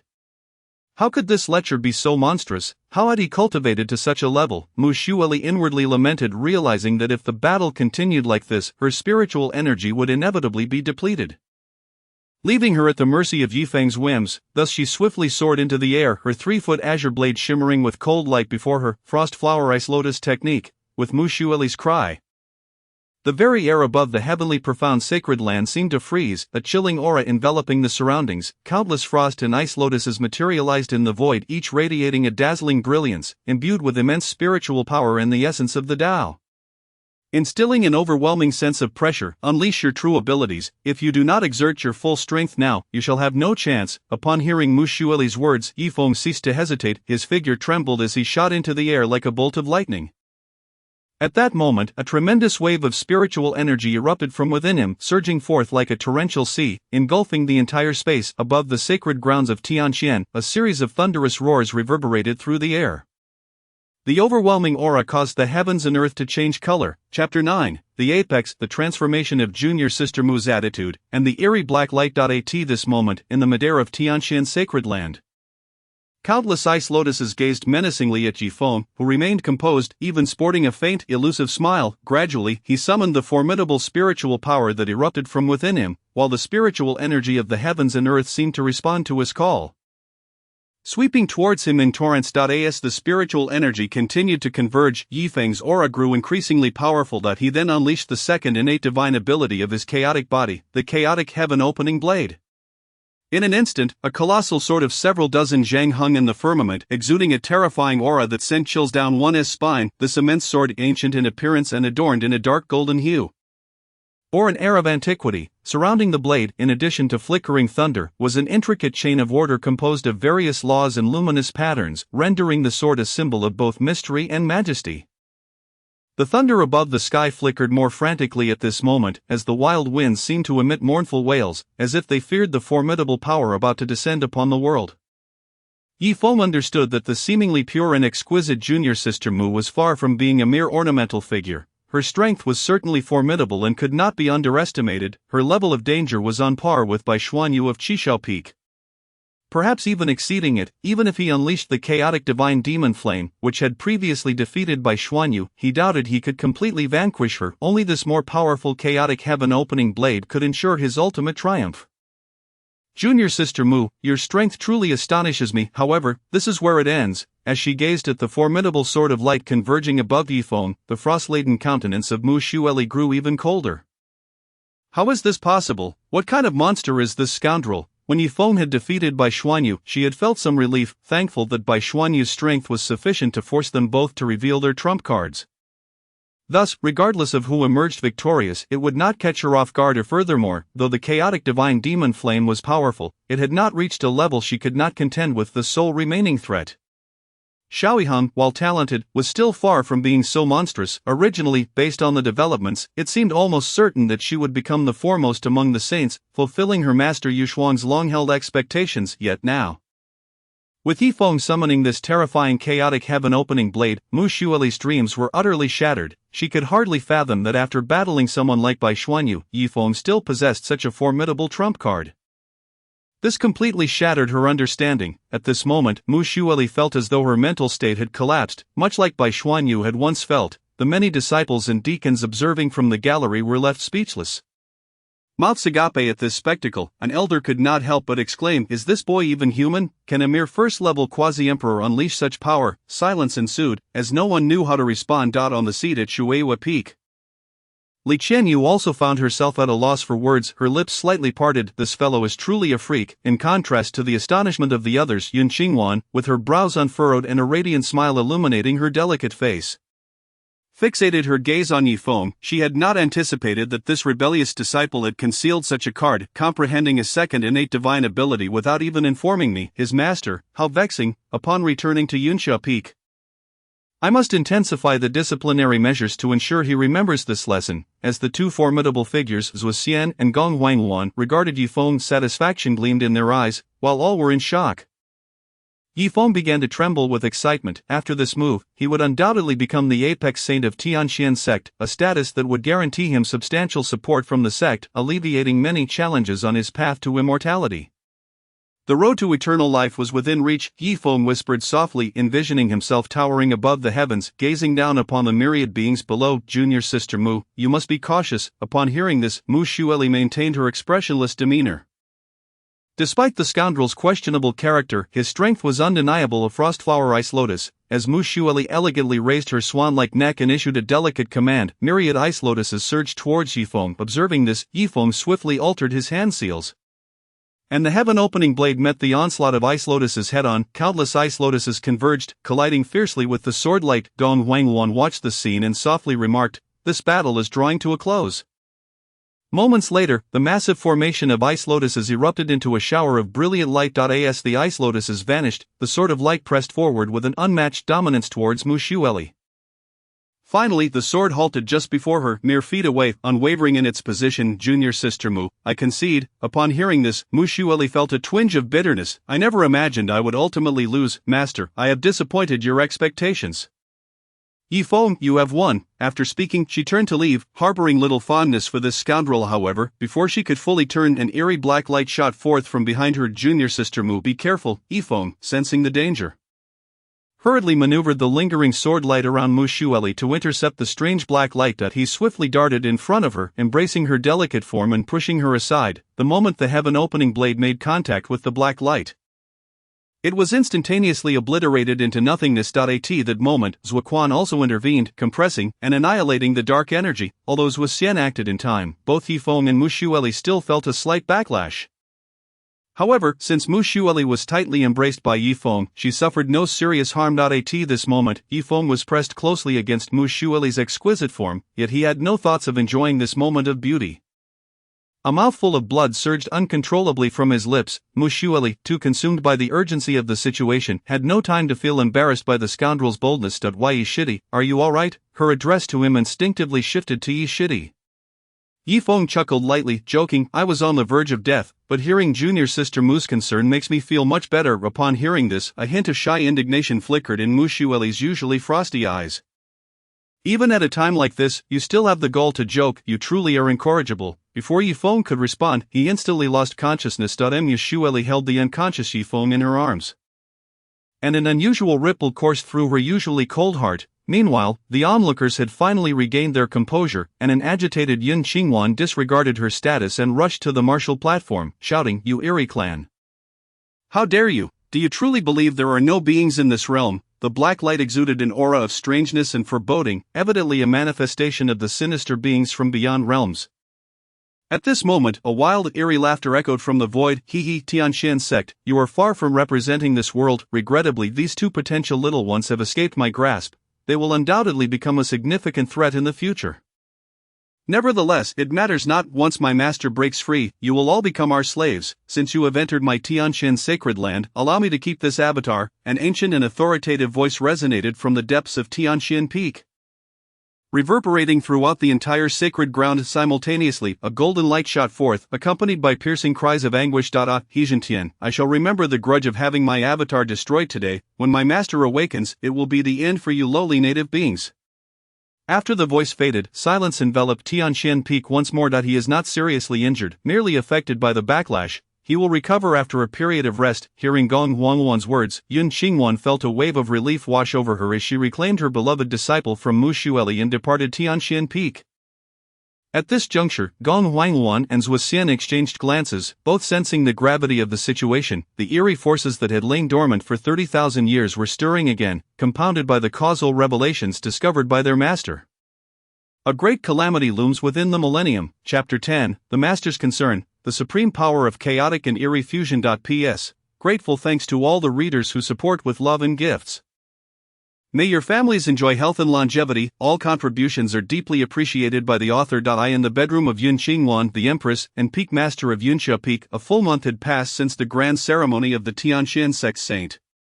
Yet Yi Feng showed no signs of awakening from his coma. By Yi Feng's bedside sat a stunning figure clad in a vibrant red robe, silently meditating. Her gaze remained fixed upon Yi Feng, her eyes reflecting profound concern. This individual was none other than Yun Qingwan, the Peak Master of Yunxia Peak. Filled with worry, her peach blossom-like eyes whispered, Junior sister clearly stated that this little rebel is not in serious danger.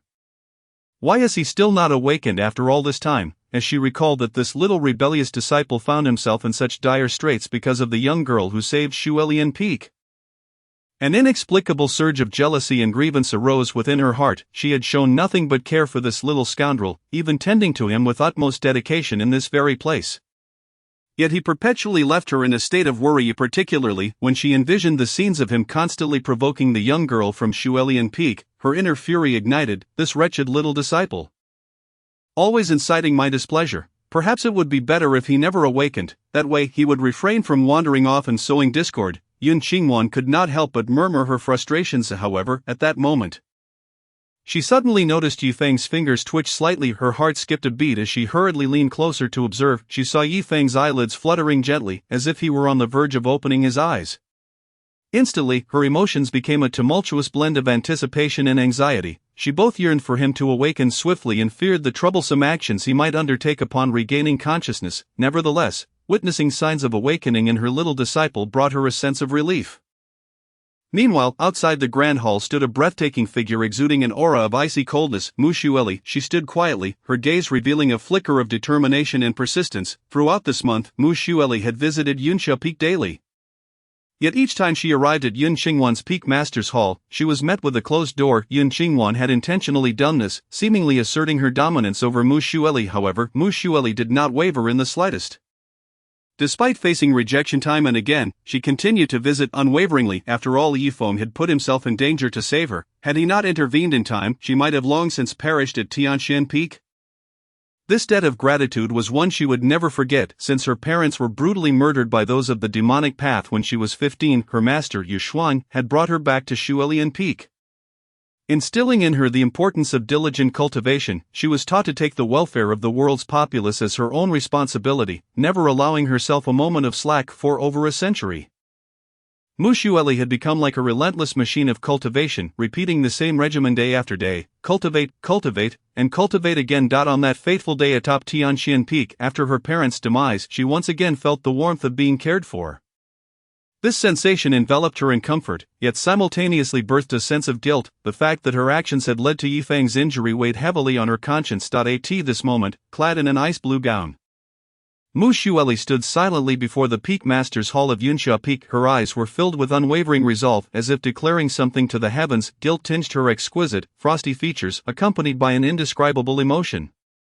Ye Shidi, you must awaken. Her voice was soft yet resolute, imbued with boundless hope and longing. As long as you remain unawakened, I shall linger at Yunsha Peak. This declaration, akin to a vow, left those who heard it deeply moved. Mu Xueli stood there like a blooming ice lotus, exuding an enchanting chill, while both her master, Yun Qingwan, and her senior sister, Mu Xueli, were consumed with worry for Yifeng. A memory from over 30 years ago surfaced in the mind of the unconscious Yifeng. Tomorrow, you shall head to Tianxian sect. A middle-aged man with dark hair streaked with strands of white stood before Yifeng. Why must I go there? The 18-year-old Yifeng questioned. Puzzled, the man replied softly. There, my former brothers will teach you how to become a person of value in this world. And what of the strange power you infused into my body? You first injected this eerie dark energy into me. Wouldn't he going to Tianxian sect, that so-called righteous holy ground, be akin to seeking death? Yifeng pressed on with his doubts. The middle-aged man shook his head slightly, his eyes filled with an unyielding confidence. I have placed a barrier around the strange power within you, preventing any probing. Even the headmaster of Tianxian sect, He Jintian, would not discover it unless he scrutinized closely. Why? Yifeng remained silent, pondering. Why me? Because you possess a chaotic constitution. The chaotic energy from the dawn of creation is impervious to this strange dark power. Only you can perfectly merge these two forces and wield them for your own. Ultimately, the youth and the memory set forth on the path to Tianxian sect. Before departing, he posed one last question. Are you also from Tianxian sect? The middle-aged man chuckled softly at this. His smile imbued with sadness, warmth, and a fleeting sense of nostalgia. Once I was, now I have become the great demon they speak of. Those images from the past flickered and vanished, and suddenly, Yifeng jolted awake from his stupor. Upon seeing her beloved disciple awaken, Yun Qingwan was instantly filled with joy, bending down to press herself against Yifeng's shoulder, holding him tightly as if fearing he might vanish if she let go. Disciple, you finally awakened. Master was near to despair. At that moment, Yifeng was still disoriented, but upon realizing he was in the Peak Master's Hall of Yunsha Peak, he breathed a sigh of relief. He meticulously sensed the eerie dark power within him, acknowledging that it was this very force that had allowed him to perceive the ominous black light before left Xian and the other peak experts at Tianxian Peak. That eerie black light carried enough power to annihilate both him and Mu Xueli. Had it not been for the strength within him, he might not have awakened at all. Why? Yifeng composed himself. Feeling the warmth of his master's soft embrace, a wave of warmth surged through him. He understood that throughout his unconsciousness, his master had remained vigilantly by his side. The thought brought a hint of moisture to his eyes. Master, I am fine. I have caused you worry. Hearing her rebellious disciple's voice, Yun Qingwan slowly extricated herself from his embrace. The room echoed with her mildly reproachful yet tender tone. You foolish disciple, always so recklessly considering others. What did Master say before the sacred sun ceremony? Safety is paramount. Do you treat my words as mere whispers in the wind? If you had truly failed to awaken, I would never forgive you in this lifetime. Observing Yun Qingwan's emotional turmoil, Yifeng was filled with self-reproach and guilt. He realized that his actions had caused his master immense worry and distress. Resolutely, he wrapped his arms around Yun Qingwan, drawing her close to his shoulder as he softly reassured her. Master, I understand my mistakes. I will take care of myself from now on. Upon hearing this, a satisfied smile finally graced Yun Qingwan's lips. By the way, that young girl from Shuilian Peak is still outside. You should hurry and send her away. I do not wish to see her. Yifeng was taken aback by his master's words. The icy beauty of Mu Xueli, so ethereal, could actually harbor concern for others. If word of such a thing spread among the peaks of Tianxian sect, it would undoubtedly leave everyone astounded. Chapter 11. The tenderness that entwines the heart. Yifeng adjusted his clothing and cautiously approached the door. He gently pushed it open, the hinges emitting a soft creak. Light streamed into the room, forming a bright beam that illuminated not only the space but also Yifeng's handsome face. As that radiant visage appeared before her. Mu Shueli momentarily overlooked the delight of his awakening. In an instant, her ice-blue eyes seemed to glaze over, lost in thought, gazing at the entranced beauty before him. Yifeng's lips curled into a subtle smile. A swell of pride enveloping him. My charm is truly unparalleled. I might wish to be modest, but my prowess does not allow it. He waved his hand gently before the stunning, cool girl. Mushaji? Yifeng's voice pulled Mu Shueli back to reality. She snapped back, suddenly aware of her previous lapse in composure, her fair cheeks tinged with a faint blush. Thank you for that day. I will surely repay you when the opportunity arises.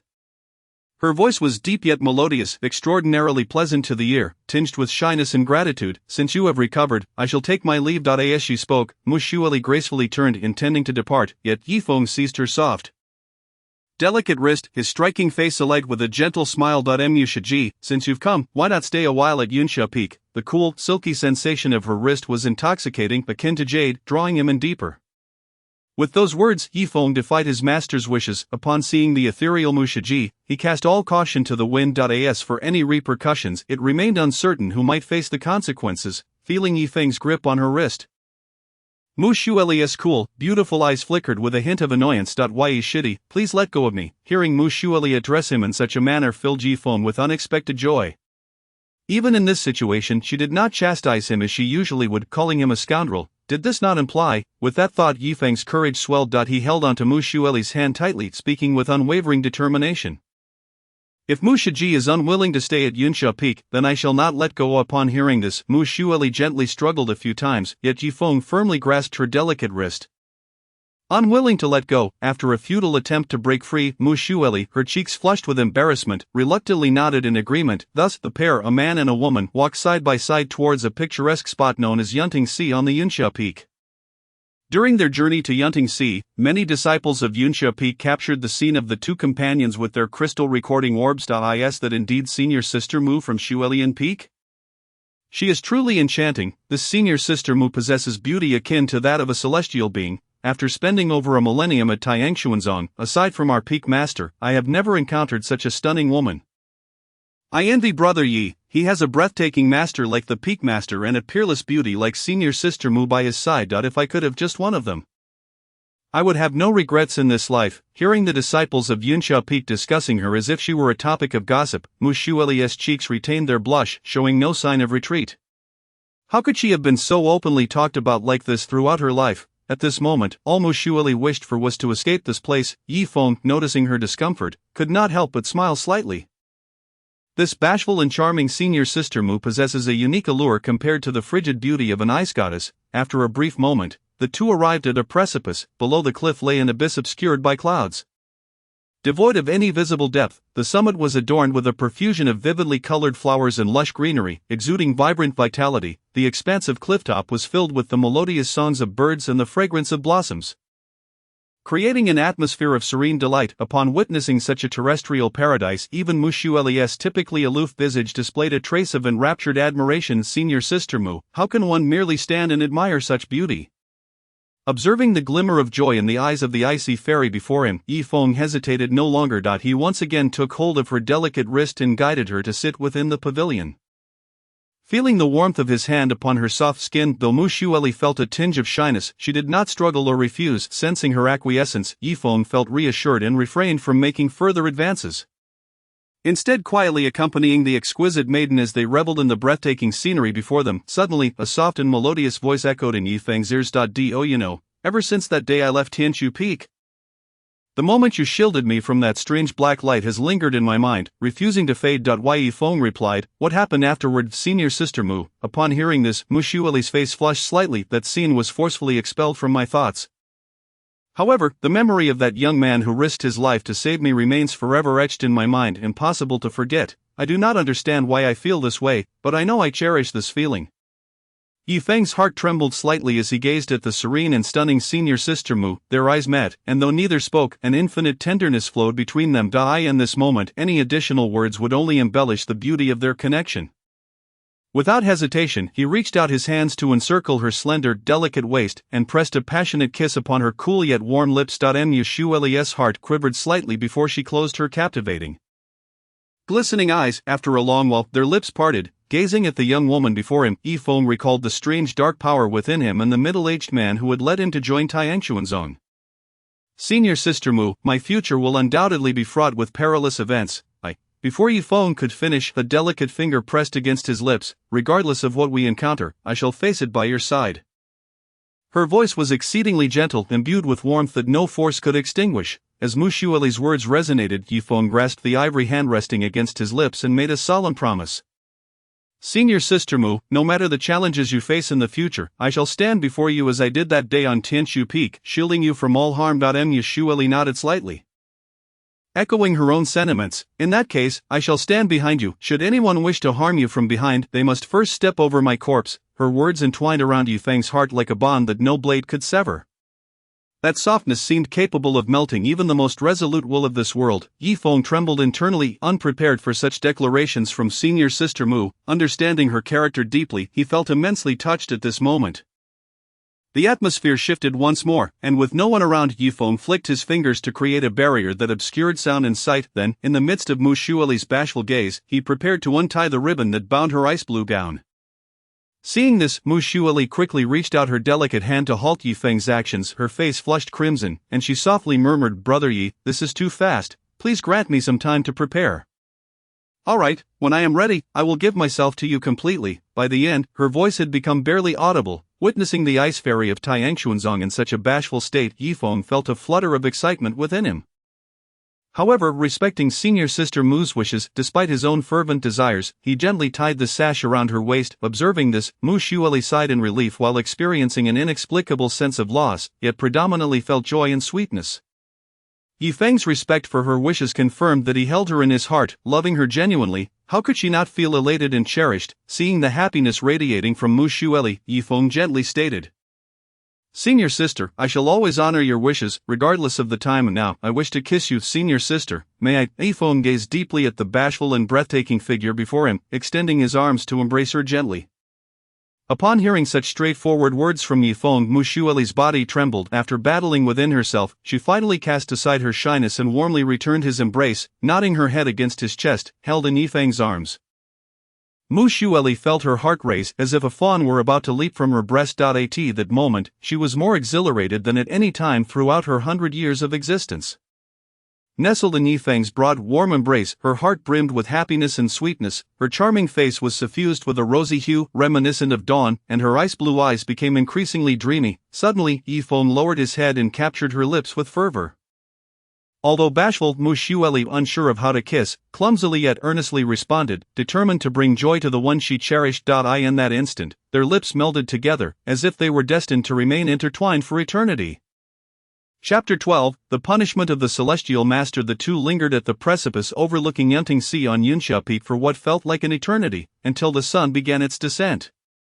Reluctantly, Yifeng released Mu Xueli as they parted ways. At their farewell, the ice fairy bit her rosy lip, her eyes brimming with reluctance. "Brother Yi, although Uncle Yun is not particularly fond of me, I shall strive to change my icy demeanor and alter her perception of me." Yifeng, upon hearing this, shared his thoughts. "Senior Sister, you need not concern yourself. It is I who stands beside you, not the master. You need not worry about others' opinions of you. Simply be your true self." Simultaneously, he could not help but chuckle inwardly. "Oh, Senior Sister, my master is merely jealous. As long as we remain together, anything else would be in vain." Such thoughts remained unspoken, confined to his mind. Mu Xueli nodded gently, warmth flooding her heart. "Brother Yi, it is getting late. I must return to Xuelian Peak." Yifeng nodded slightly, placing a soft kiss upon her forehead as he watched her depart. Upon returning to the main hall of Yunsha Peak, Yifeng encountered his master, Yun Qingwan, sitting in lotus position, her face a mask of frost. Observing the icy demeanor on Yun Qingwan's delicate features, Yifeng immediately donned a charming smile and approached her. "Master, it is merely that Senior Sister Mu felt deeply grateful for my life-saving grace, and out of courtesy, I lingered outside a while longer. Just as I followed your instructions to send her away, I returned promptly to report to you." While flattering his master, Yifeng smoothly moved behind Yun Qingwan and gently massaged her fragrant shoulder through the layers of her crimson ceremonial gown. In the past, his amiable demeanor had always diffused her anger whenever she was upset, and he believed she still cherished him, her only disciple. As before, however, this time Yun Qingwan did not respond as she had in the past. A flicker of anger flashed in her beautiful eyes as she abruptly rose to her feet. "Presumptuous, how dare you be so forward with your master?" Yun Qingwan's voice thundered, her expression as frigid as ice. Instantly, a terrifying pressure erupted from within her, enveloping the entire hall in her overwhelming power. Under such oppressive force, Yifeng found himself utterly immobile. Slowly, Yun Qingwan rose and laid Yifeng down upon the lotus platform. In an instant, Yifeng beheld his enchanting master gracefully seated upon the petals beside the golden lotus platform. Subsequently, he felt a delicate foot, exuding an alluring fragrance and adorned with 5 sparkling rubies. Firmly pressing against his face, "Since you have disregarded your master's words, she shall have no choice but to administer a fitting punishment." Her voice, melodious yet tinged with a hint of ire, unmistakably conveyed that she was genuinely displeased. Yifeng gently moved the jade-like hand from his face, his tone increasingly sincere. "Master, I acknowledge my wrongdoing. Please forgive your disciple." Yun Qingwan frowned slightly, her tone stern. Will I let you off so easily? Wouldn't he that only encourage you to disregard my words in the future? Master, do I not hold even a shred of credibility in your eyes?" Upon witnessing Yifeng's pitiful expression, Yun Qingwan's heart softened momentarily. Yet, recalling how she had devotedly cared for this rebellious disciple for an entire month, only for him to seek out that little girl from Shuelian Peak upon awakening, her anger surged anew. No, she must teach him a lesson. "You little rebel, you have swindled so many imperial weapons and techniques from me. Return them all at once." At that moment, Yifeng felt the spatial ring on his right hand vanish without a trace. While Yun Qingwan now possessed a ring, his very own spatial ring. With a swift motion, she opened it, and its contents began to flow into her storage ring like a torrent. Those precious imperial weapons and techniques were swept away entirely, leaving no room for the items Yifeng had painstakingly gathered. His heart bled at the thought of losing his hard-earned treasures. "Master, how could you do this?" Yifeng lamented, on the verge of tears. Feeling as though his heart might shatter, yet, Yun Qingwan paid no heed to his grievances, a triumphant smile gracing her lips. She seemed to revel in the thrill of reclaiming her disciple's belongings. Yifeng sighed helplessly, thinking, "Very well, I cannot see anything now. Out of sight, out of mind." Just then, Yun Qingwan smiled gently, her finger playfully tapping Yifeng's chest. The soft touch sent a shiver through him. With a light-hearted laugh, she licked her luscious red lips, then raised her delicate hand to caress his chin. "Little rascal, let us see if you dare to be mischievous again," Yun Qingwan teased, overwhelmed by her intoxicating fragrance. Yifeng found himself entranced. She lightly patted his shoulder, saying, "All right, I shall spare you this time. Remember not to anger me again. Furthermore, since you were so fond of that little girl from Shuelian Peak, I shall reluctantly indulge you this once. However, remember, she must be the only one. Should I discover any inclination towards other women, I shall not hesitate to cripple you and ruin your cultivation." Upon hearing this, Yifeng's eyes lit up. "So, Master consents to my relationship with Sister Mu?" Yun Qingwan nodded slightly. "Only this one. Should another arise, I shall not be lenient." With that, the oppressive atmosphere in the hall dissipated. Overjoyed, Yifeng scooped Yun Qingwan from the lotus petals and gently embraced her. "Master, I knew you were the best." Yun Qingwan playfully tapped his forehead, her tone teasing. "It's good you understand. I in this world. Only your master truly cares for you. Other women are deceivers. You must learn to discern right from wrong and not be swayed by those with malicious intentions." Yifeng nodded, understanding her words. "You mischievous master, just wait until I surpass you in strength."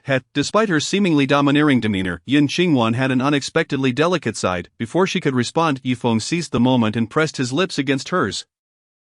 "Master, taking the initiative to kiss me today. You must have missed me. No talking, just kiss me." Chapter 13, Master aids in breaking through the silent star sea. Upon exiting the main hall of Shuensha Peak, Yifeng appeared invigorated, his face alight with joy and delight. Just moments ago, he had finally broken through the stagnation that had kept him at the pinnacle of the first layer of Quasi-Emperor.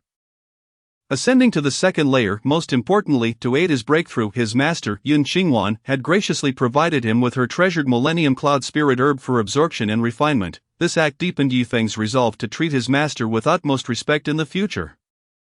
The visit to the peak's main hall had proven immensely beneficial, significantly enhancing his cultivation. Concurrently, Yun Qingwan had also received a substantial amount of chaotic bloodline power from Yifeng. They were like two individuals perfectly paired by fate.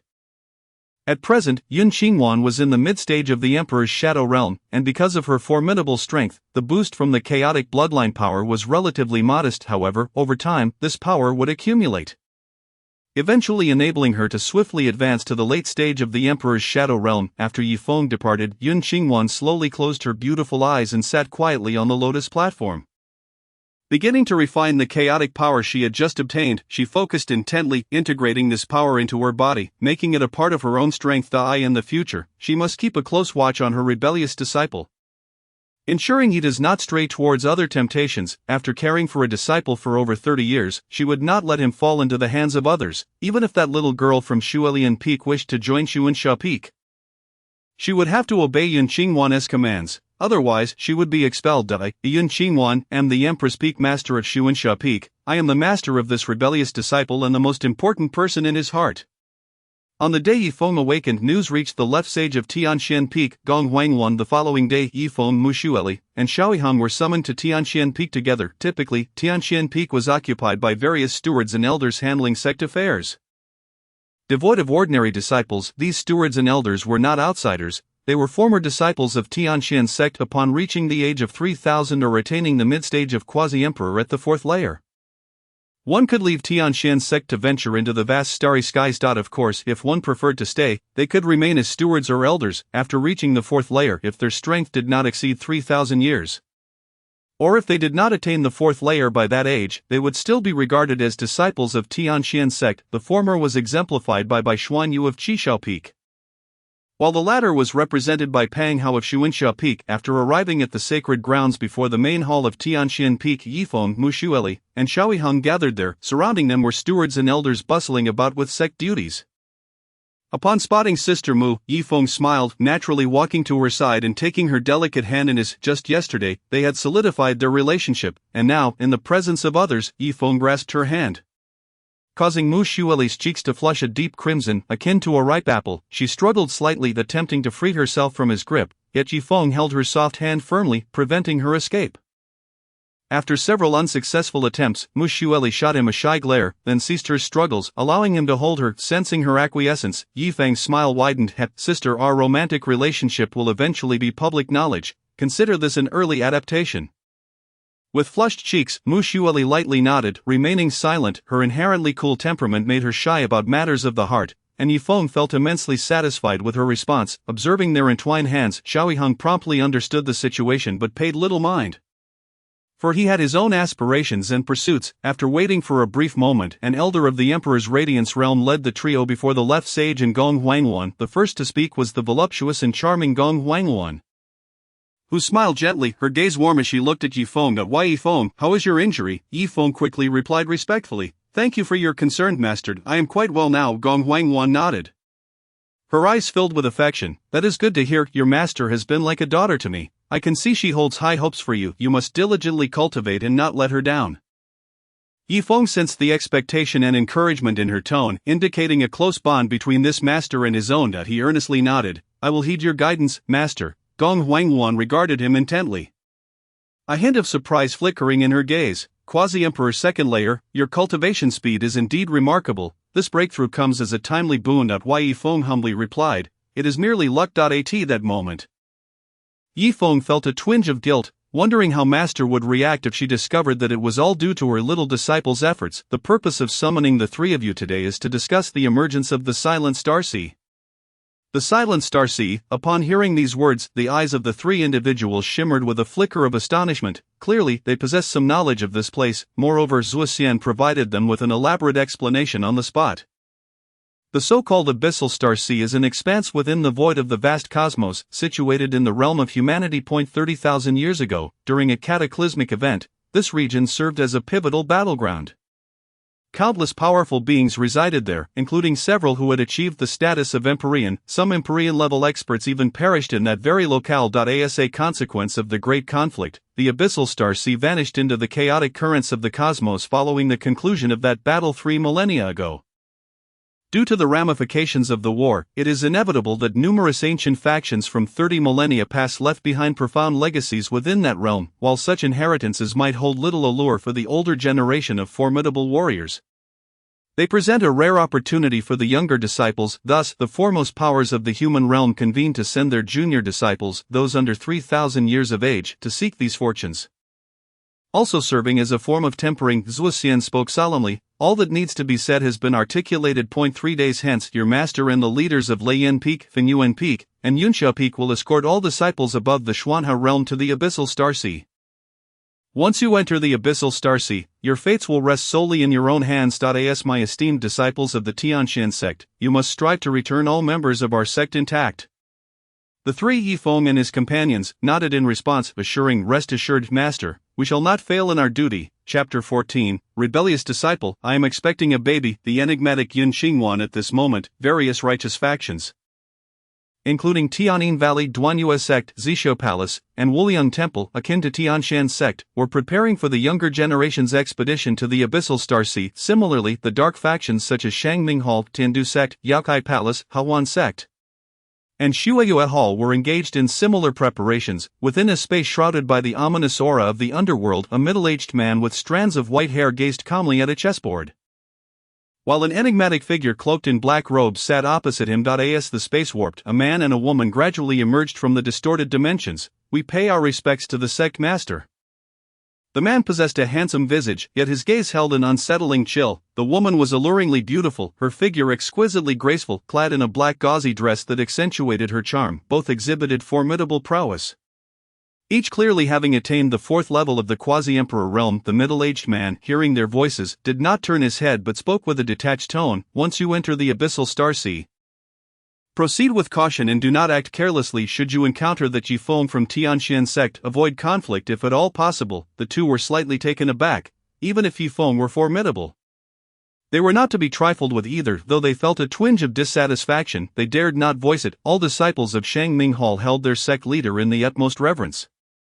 Even the creatures of the enigmatic races harbored a measure of fear in his presence. We shall remember the sect master's words, they replied, and upon receiving a slight gesture from the middle-aged man, they understood and exited the space. After their departure, the cloaked figure emitted an eerie chuckle. It seems this Yifeng, a disciple of Tianshan sect, is the sect master's masterpiece. The middle-aged man nodded slightly. In the future, he shall bring a tremendous surprise to this world. At Tianshan sect, on Yunxia Peak, upon returning, Yifeng eagerly conveyed the news of the Abyssal Star Sea expedition to his master. Yun Xingwan, however, upon finishing his account, he noticed her countenance remained serene, as if she had already been apprised of the matter. It turned out, Yun Xingwan had just received the news through a communication crystal ball. Yifeng had hoped to surprise her with their joint mission, but it appeared he had become the jester in this scenario. Observing Yifeng's disappointed expression, Yun Xingwan could not help but chuckle softly. She decided to bestow upon him a genuine surprise. Rebellious disciple, come here, she called gently. Without hesitation, Yifeng approached the lotus platform and naturally embraced her enchanting figure. At that moment, Yun Xingwan resembled a bashful maiden. Exceptionally docile, she delicately extended her exquisite hand, as smooth as jade, gently grasping Yifeng's palm and carefully placing it upon her abdomen. With her beautiful eyes brimming with affection and anticipation, she gazed intently at him. Yifeng, bewildered by her actions, was utterly at a loss, unable to comprehend her intentions. Master, what are you doing? He inquired softly, perplexed by her unusual demeanor. Yun Xingwan's cheeks flushed, akin to a ripe apple, as she playfully chided. Foolish boy, I am expecting a baby. Upon uttering these words, she buried her head shyly into the warm embrace of her rebellious disciple. As Yifeng processed this revelation, his body trembled as if struck by lightning. His mind momentarily blank, unable to recover for an extended period. When he finally regained his composure, he could no longer suppress the surge of exhilaration within him. His arms tightened around her, trembling slightly. His broad hand rested gently on her abdomen, as if he could sense the tiny life connected to him through their bloodline. Master, you have given me an immense surprise. From now on, I shall heed your every command. Observing the delighted expression of her rebellious disciple, Yun Xingwan's heart swelled with sweetness, yet, the thought of his frequent flirtations with others stirred a hint of resentment within her. Thus she resolved to tease her precious disciple. With a gentle huff, she murmured playfully, "You speak so sweetly, yet secretly deceive me. Should you continue to dally with others, do not expect this little one to emerge." Upon hearing her words, Yifeng hastily retorted, "Master, how could you say such a thing? My heart belongs solely to you. With a beauty like you by my side, I have no interest in any other woman." Seeing her rebellious disciple so earnestly attempting to please her, Yun Xingwan felt a profound sense of satisfaction. As for that girl from Shuelian Peak, she chose not to dwell on it too deeply. All she needed was to secure her disciple's heart, without being overly demanding. If she were too harsh, it might yield the opposite effect. Very well then, I shall overlook the girl from Shuelian Peak. Master does not wish to see any other women around you, Yun Xingwan said, her cheeks slightly flushed. "Rest assured, Master, my heart yearns only for the pursuit of immortality," Yifeng replied, gazing deeply at her with sincerity. "Women will only hinder my progress in cultivation." Yun Xingwan was touched by his words and felt a sense of relief. She understood that although her rebellious disciple was popular among the opposite sex, his singular focus was on the dream of attaining eternal life. Moreover, his pursuit was not one of unscrupulousness. He would willingly sacrifice his life to protect those he deemed important. Such a man was indeed worthy of her lifelong trust. Thus, Yun Qingwan nodded gently, conveying her understanding and support. Wai Yifeng smiled slightly, tenderly caressing her face before leaning down to kiss her forehead. Yun Qingwan closed her eyes, savoring that moment of warmth and sweetness. However, at that instant, she suddenly recalled something, her face flushing as she admonished, "Rebellious disciple, be careful of the baby." Yifeng was taken aback. Quickly grasping her meaning, he chuckled, reassuring her, "Do not worry, Master. I shall be cautious, and my chaos body bloodline will greatly enhance the child's potential and aptitude. I will diligently honor you, Master." With that, Yifeng gently laid Yun Qingwan down and kissed her. Her cheeks flushed, her heart fluttered. Truly, her precious disciple was exceedingly devoted to her, devoted enough to bring forth new life. What could be more outrageous than a master giving birth to a child for her beloved disciple? Moreover, the fact that she was pregnant while kissing him and yielding to his affections was utterly insane. Feeling the fervent kiss of her rebellious disciple, Yun Qingwan shyly reciprocated, lost in the tranquility and beauty of their life together. 3 days quietly slipped by. Chapter 15. Yun Qingwan confides in Gong Huangwan in the room. Only Yun Qingwan and Gong Huangwan remained. At this moment, Yun Qingwan's countenance displayed a hint of hesitation. As if concealing an unspeakable secret within her heart, finally, she bit her silver teeth with determination, as though she had made up her mind. "Sister, there is something I wish to tell you," Yun Qingwan spoke softly. Her voice tinged with uncertainty. Upon hearing her words, Gong Huangwan's face revealed a look of confusion. She gently approached and took Yun Qingwan's delicate hand, leading her to sit beside her, "Little junior sister. After all these years of our bond, do feel free to share whatever is troubling you with your elder sister." Gong Huangwan said kindly. However, confronted with her sister's inquiry, Yun Qingwan fell silent once more. Her gaze flickered, seemingly embroiled in a fierce internal struggle. Although she initially intended to confide in Gong Huangwan, the moment to speak had caused her to retreat. Noticing her hesitance, Gong Huangwan found it somewhat odd. "Little junior sister, I have watched you grow up. Is there truly anything you cannot tell me?" Hearing this, Yun Qingwan wrestled with her thoughts, ultimately deciding to disclose her secret to her elder sister. "Sister, I am with child." Upon uttering these words, a blush suffused Yun Qingwan's flawless visage. At that moment, she felt utterly embarrassed, wishing to find a crevice in the earth to hide away. Gong Huangwan's heart jolted in disbelief as she gazed at Yun Qingwan. She had never anticipated such explosive news from her little sister. Having watched Yun Qingwan grow up, Gong Huangwan was well aware of how immensely popular she was among the denizens of the mortal realm. Over the past 30 millennia, she had been pursued by countless talented individuals from various factions. Even some of the most illustrious figures, whose youthful appearances belied their strength, had coveted her. Yet, regardless of their exceptional qualities, each suitor had been met with unwavering rejection from Yun Qingwan. At times, Gong Huangwan wondered if perhaps no one in this world could ever win the affection of this unparalleled beauty. Yet today, she suddenly revealed that she was expecting. After a moment of shock, Gong Huangwan's curiosity surged. She could hardly wait to know who had managed to claim this rare flower. "You little rascal.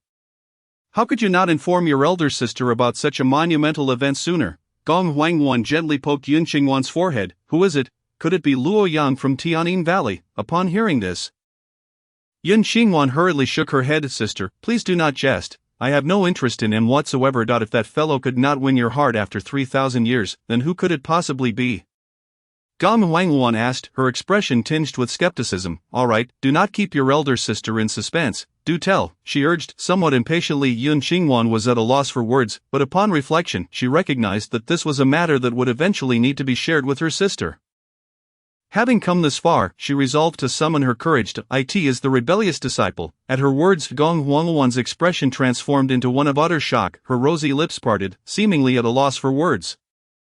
After the initial astonishment, Gong Huangwan quickly regained her composure and placed her delicate hand on Yun Qingwan's abdomen. "This rebellious disciple actually," she began, but trailed off, feeling too shy to continue. "You little one.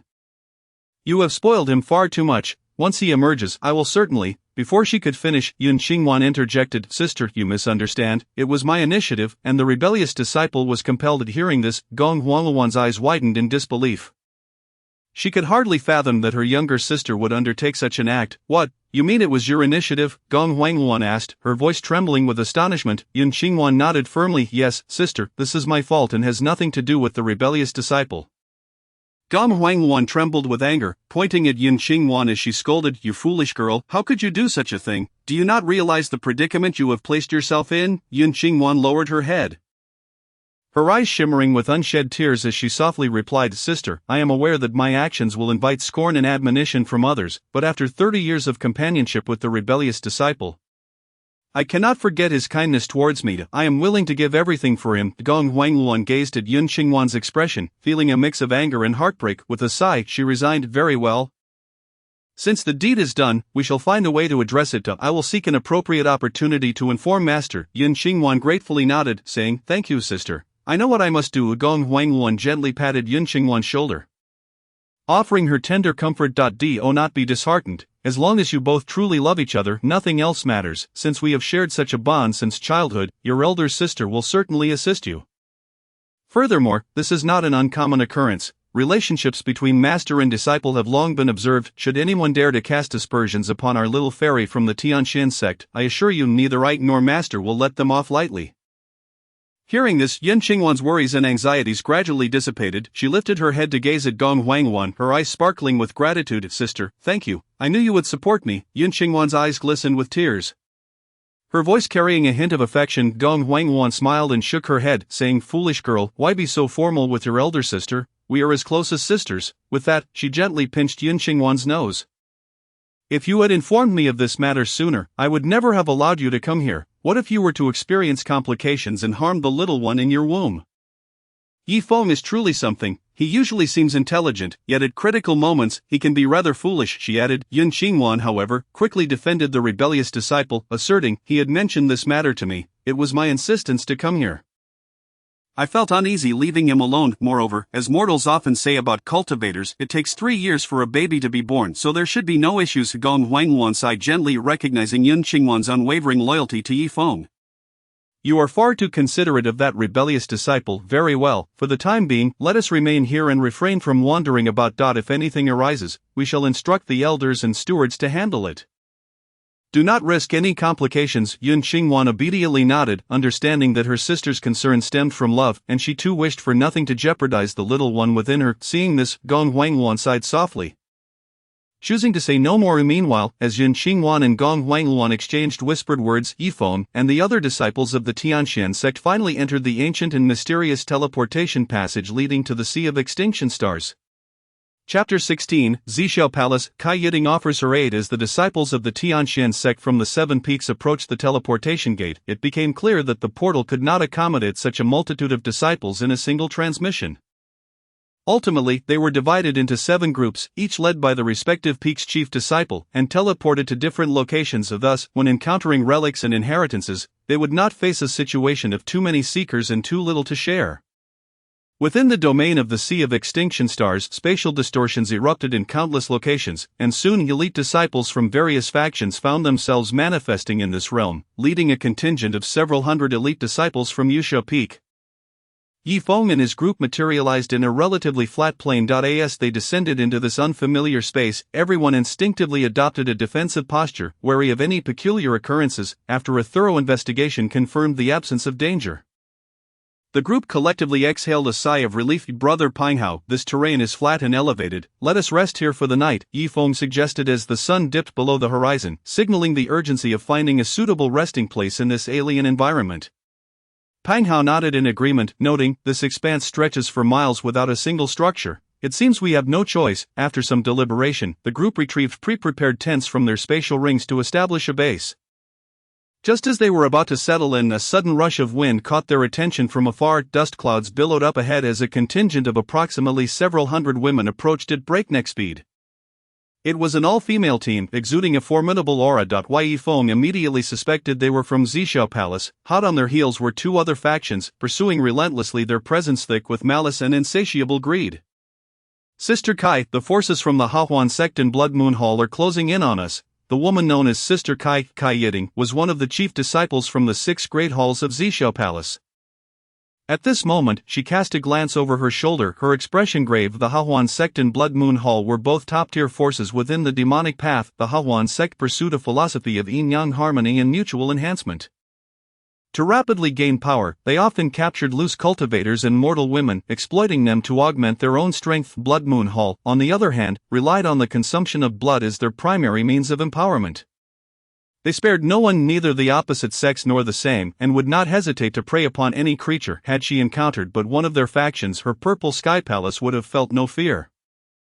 However, the leaders of these two demonic forces possess strength equivalent to her own, each at the pinnacle of the third stage of Quasi-Emperor. As she gazed upon the approaching Blood Moon Hall and Hahuan sect, a profound sense of despair welled up within Kai Yiting. Could it truly be that there was no escape? Just as despair threatened to overwhelm her, a voice suddenly resonated in her ear. "Senior sister, look, there's a group ahead, and they appear to be wearing the garments of Tianxian sect." Upon hearing this, Kai Yiting swiftly turned her gaze forward, upon confirming that it was indeed the team from Tianxian sect. A flicker of surprise passed through her beautiful peach blossom eyes. "All disciples, accelerate your advance." Simultaneously, Yifeng and his companions hastened towards them. "This is splendid news, we are saved," as they observed Yifeng and his companions drawing near. The many female disciples of Purple Sky Palace felt a surge of joy akin to rebirth after calamity. Meanwhile, the leaders of the Hahuan sect in Blood Moon Hall exchanged glances, their expressions darkening. "Damn it, the duck we had in hand has flown away," exclaimed the scarred man from Blood Moon Hall with a fierce countenance. The effeminate man in white, holding a folding fan from Hahuan sect, replied with a sinister smile. "Brother Gue, do not be hasty. Why not attempt to persuade this Tianxian sect team? If they remain obstinate, we can act later." The scarred man could only acquiesce to this suggestion. After all, a direct confrontation would likely lead to mutual destruction, leaving them vulnerable to other forces, sheep awaiting slaughter. Once Yifeng, leading the disciples of Yunsha Peak, met up with Kai Yiting's team from Purple Sky Palace, she naturally revealed an exceptionally gentle smile. "I am Kai Yiting, one of the 6 chief disciples of Purple Sky Palace. May I inquire if you gentlemen are disciples of Tianxian sect?" As she spoke, her gaze fell upon Pang Hao, clearly recognizing that he possessed superior cultivation. However, it was not Pang Hao who responded. "This esteemed senior sister from Purple Sky Palace, we are indeed disciples of Tianxian sect." "It appears you are in a bit of trouble," Yifeng replied, his eyes assessing Kai Yiting. The young woman before him donned a pink skirt, her sheer white stockings reaching her knees, and her delicate features radiated beauty. When she smiled, she exuded the warmth of a gentle older sister. Had she been part of Tianxian sect, she would undoubtedly have attracted countless admirers, much like her fellow disciples Mu Shiji and Li Shiji. Noticing that the one replying was Yifeng, who was at the second stage of Quasi-Emperor, and that Pang Hao appeared to be in a position of leadership, Kai Yiting felt a hint of surprise. Nevertheless, as a top prodigy of Purple Sky Palace, she quickly regained her composure. The charming blush returned to her cheeks, restoring the warm smile of a neighborly older sister. "It seems I've had some bad luck encountering 2 demonic factions at once. Had it not been for the arrival of my brothers from Tianxian sect, I fear today would have ended poorly. Senior sister Kai, I am Yifeng, and this is my elder brother Pang Hao from Yunsha Peak of Tianxian sect. You are the foremost of the 3 holy sons of Tianxian sect." Yifeng, Kai Yiting and her fellow disciples from Purple Sky Palace expressed their astonishment. Indeed, after confirming, her beautiful eyes widened in shock.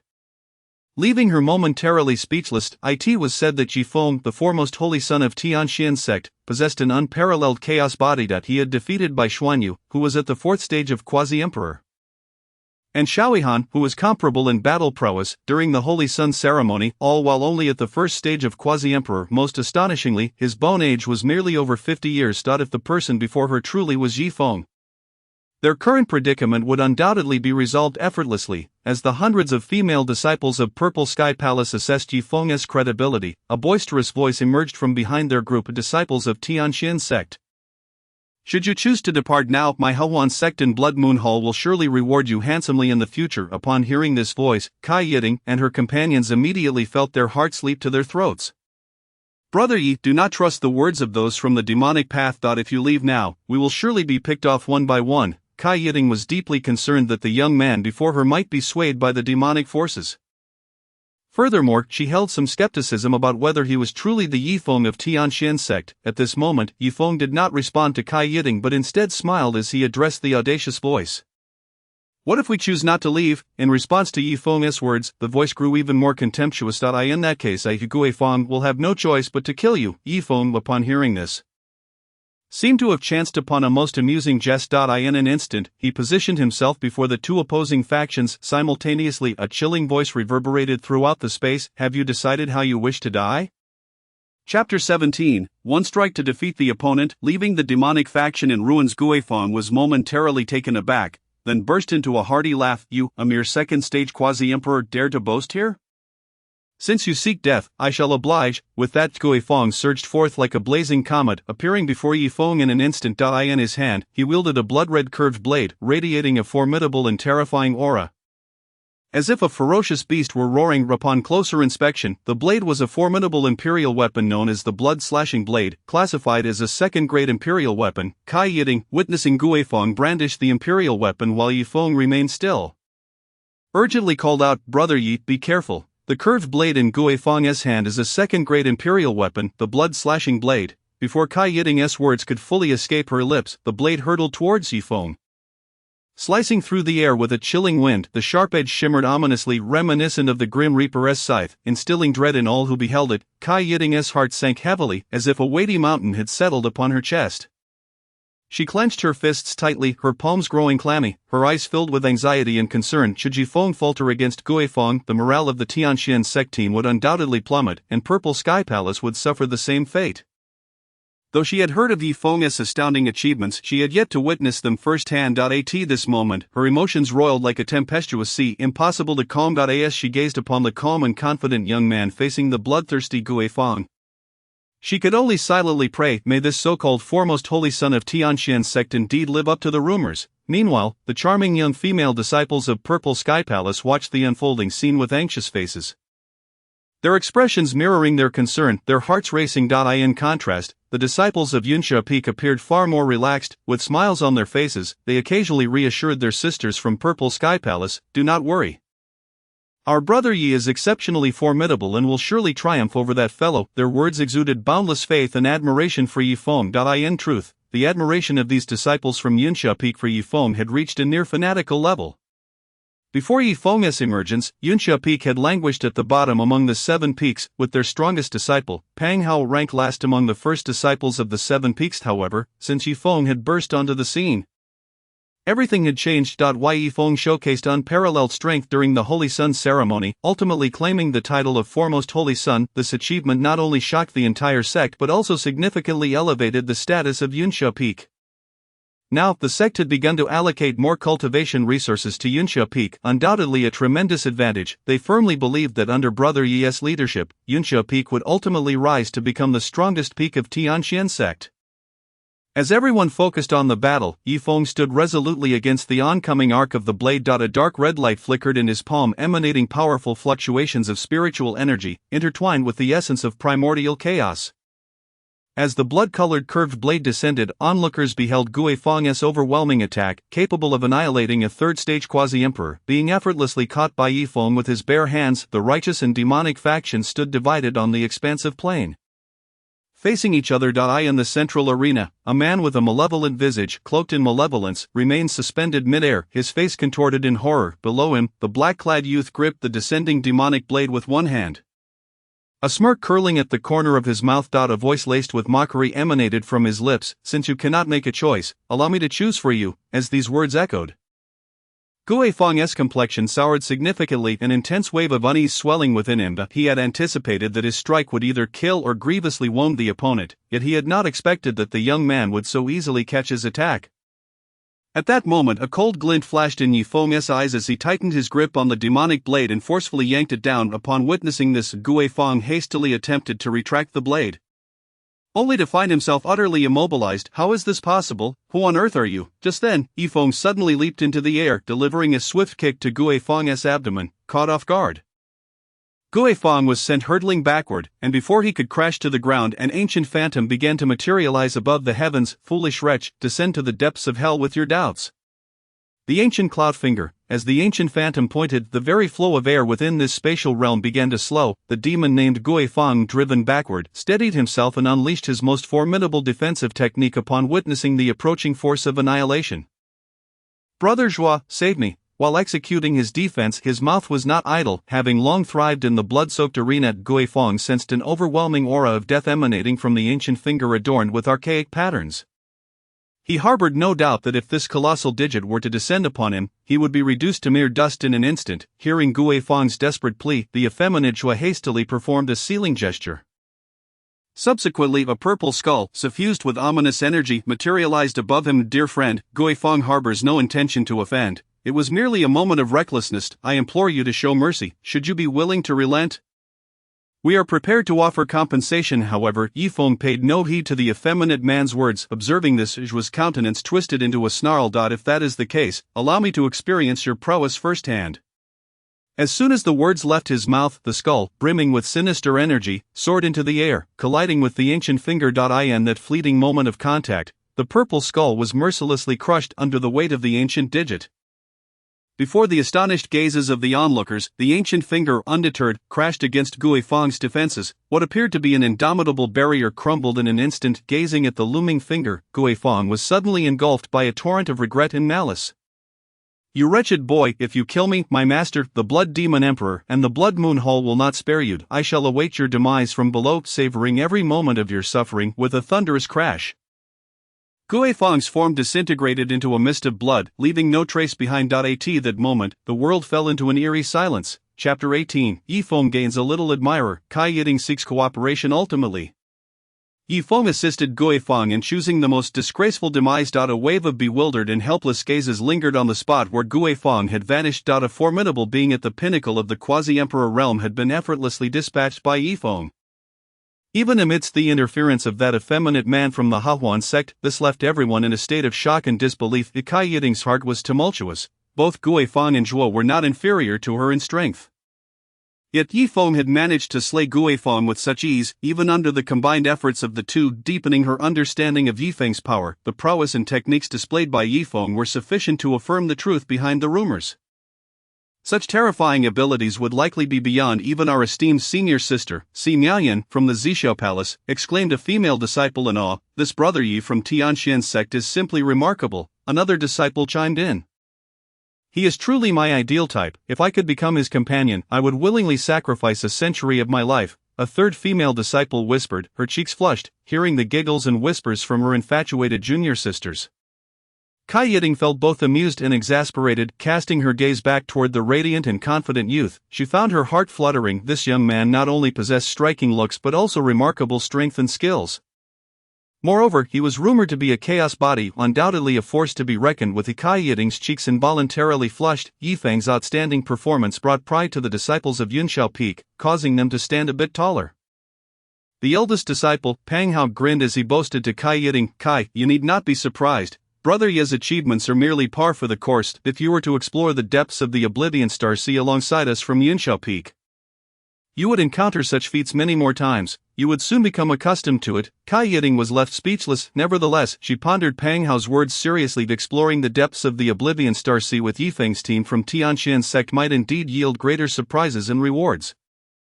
This was certainly a proposal worth considering. If they could journey together, they would not need to fear the malevolent forces they might encounter. Yet, she wondered how this son of destiny from Tianxian's sect felt about such an arrangement. After Gui Feng's demise, Zhuo promptly changed direction, leading the Hahuan sect's team swiftly away from the area. The Blood Moon Hall's faction, after a brief moment of shock, began to scatter in all directions. Yifeng did not pursue them, recognizing the futility of chasing the fleeing members of Hahuan sect, who had vanished too swiftly. Moreover, the Blood Moon Hall's group, now leaderless after Gui Feng's fall, would likely disintegrate at the slightest disturbance. They would be vulnerable to retribution from those they had previously offended, leaving them with nothing but remnants. Upon returning to his team, Cai Yiting greeted Yifeng with a warm smile. "Thank you, Brother Yi, for your assistance. This favor will not be forgotten by our Zhixiao Palace." Yifeng smiled gently, gesturing that it was unnecessary to mention it. "Sister Cai, you are too kind. Both our sects are righteous paths. It is only natural that we assist one another." Witnessing Yifeng's willingness to help without expecting anything in return, Cai Yiting's admiration for him soared. "Brother Yi, as night approaches, and with no suitable lodging nearby, may I request that our Zhixiao Palace team camp at your elevated location?" Yifeng replied with a calm smile. "This land is unclaimed, so there is no issue with that." Cai Yiting hesitated slightly before continuing. "There is one more matter. May I inquire whether our two teams could journey together tomorrow?" Yifeng paused for a moment, considering her request. After a brief deliberation, he spoke. "Sister Cai, if our two teams travel together, How shall we divide the opportunities and inheritances we encounter? If we were to split them evenly, it would be akin to dragging along a burden for me. Cai Yiting understood Yifeng's concerns and promptly proposed her thoughts.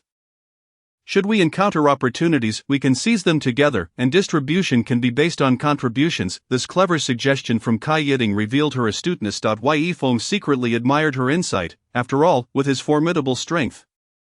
Even if the Zishao Palace team merely followed in his wake, they would undoubtedly secure more chances than if they acted independently. Indeed, to obtain those inheritances and opportunities, they would first have to overcome competitors from other righteous sects and malevolent forces.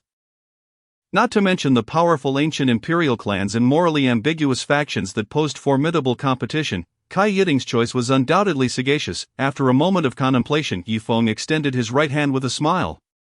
Then let us wish for a harmonious cooperation. Cai Yiting gracefully extended her fair hand, clasping it with Yifeng's. As night fell, the disciples of Yunshao Peak and the Zishao Palace team gathered around the campfire.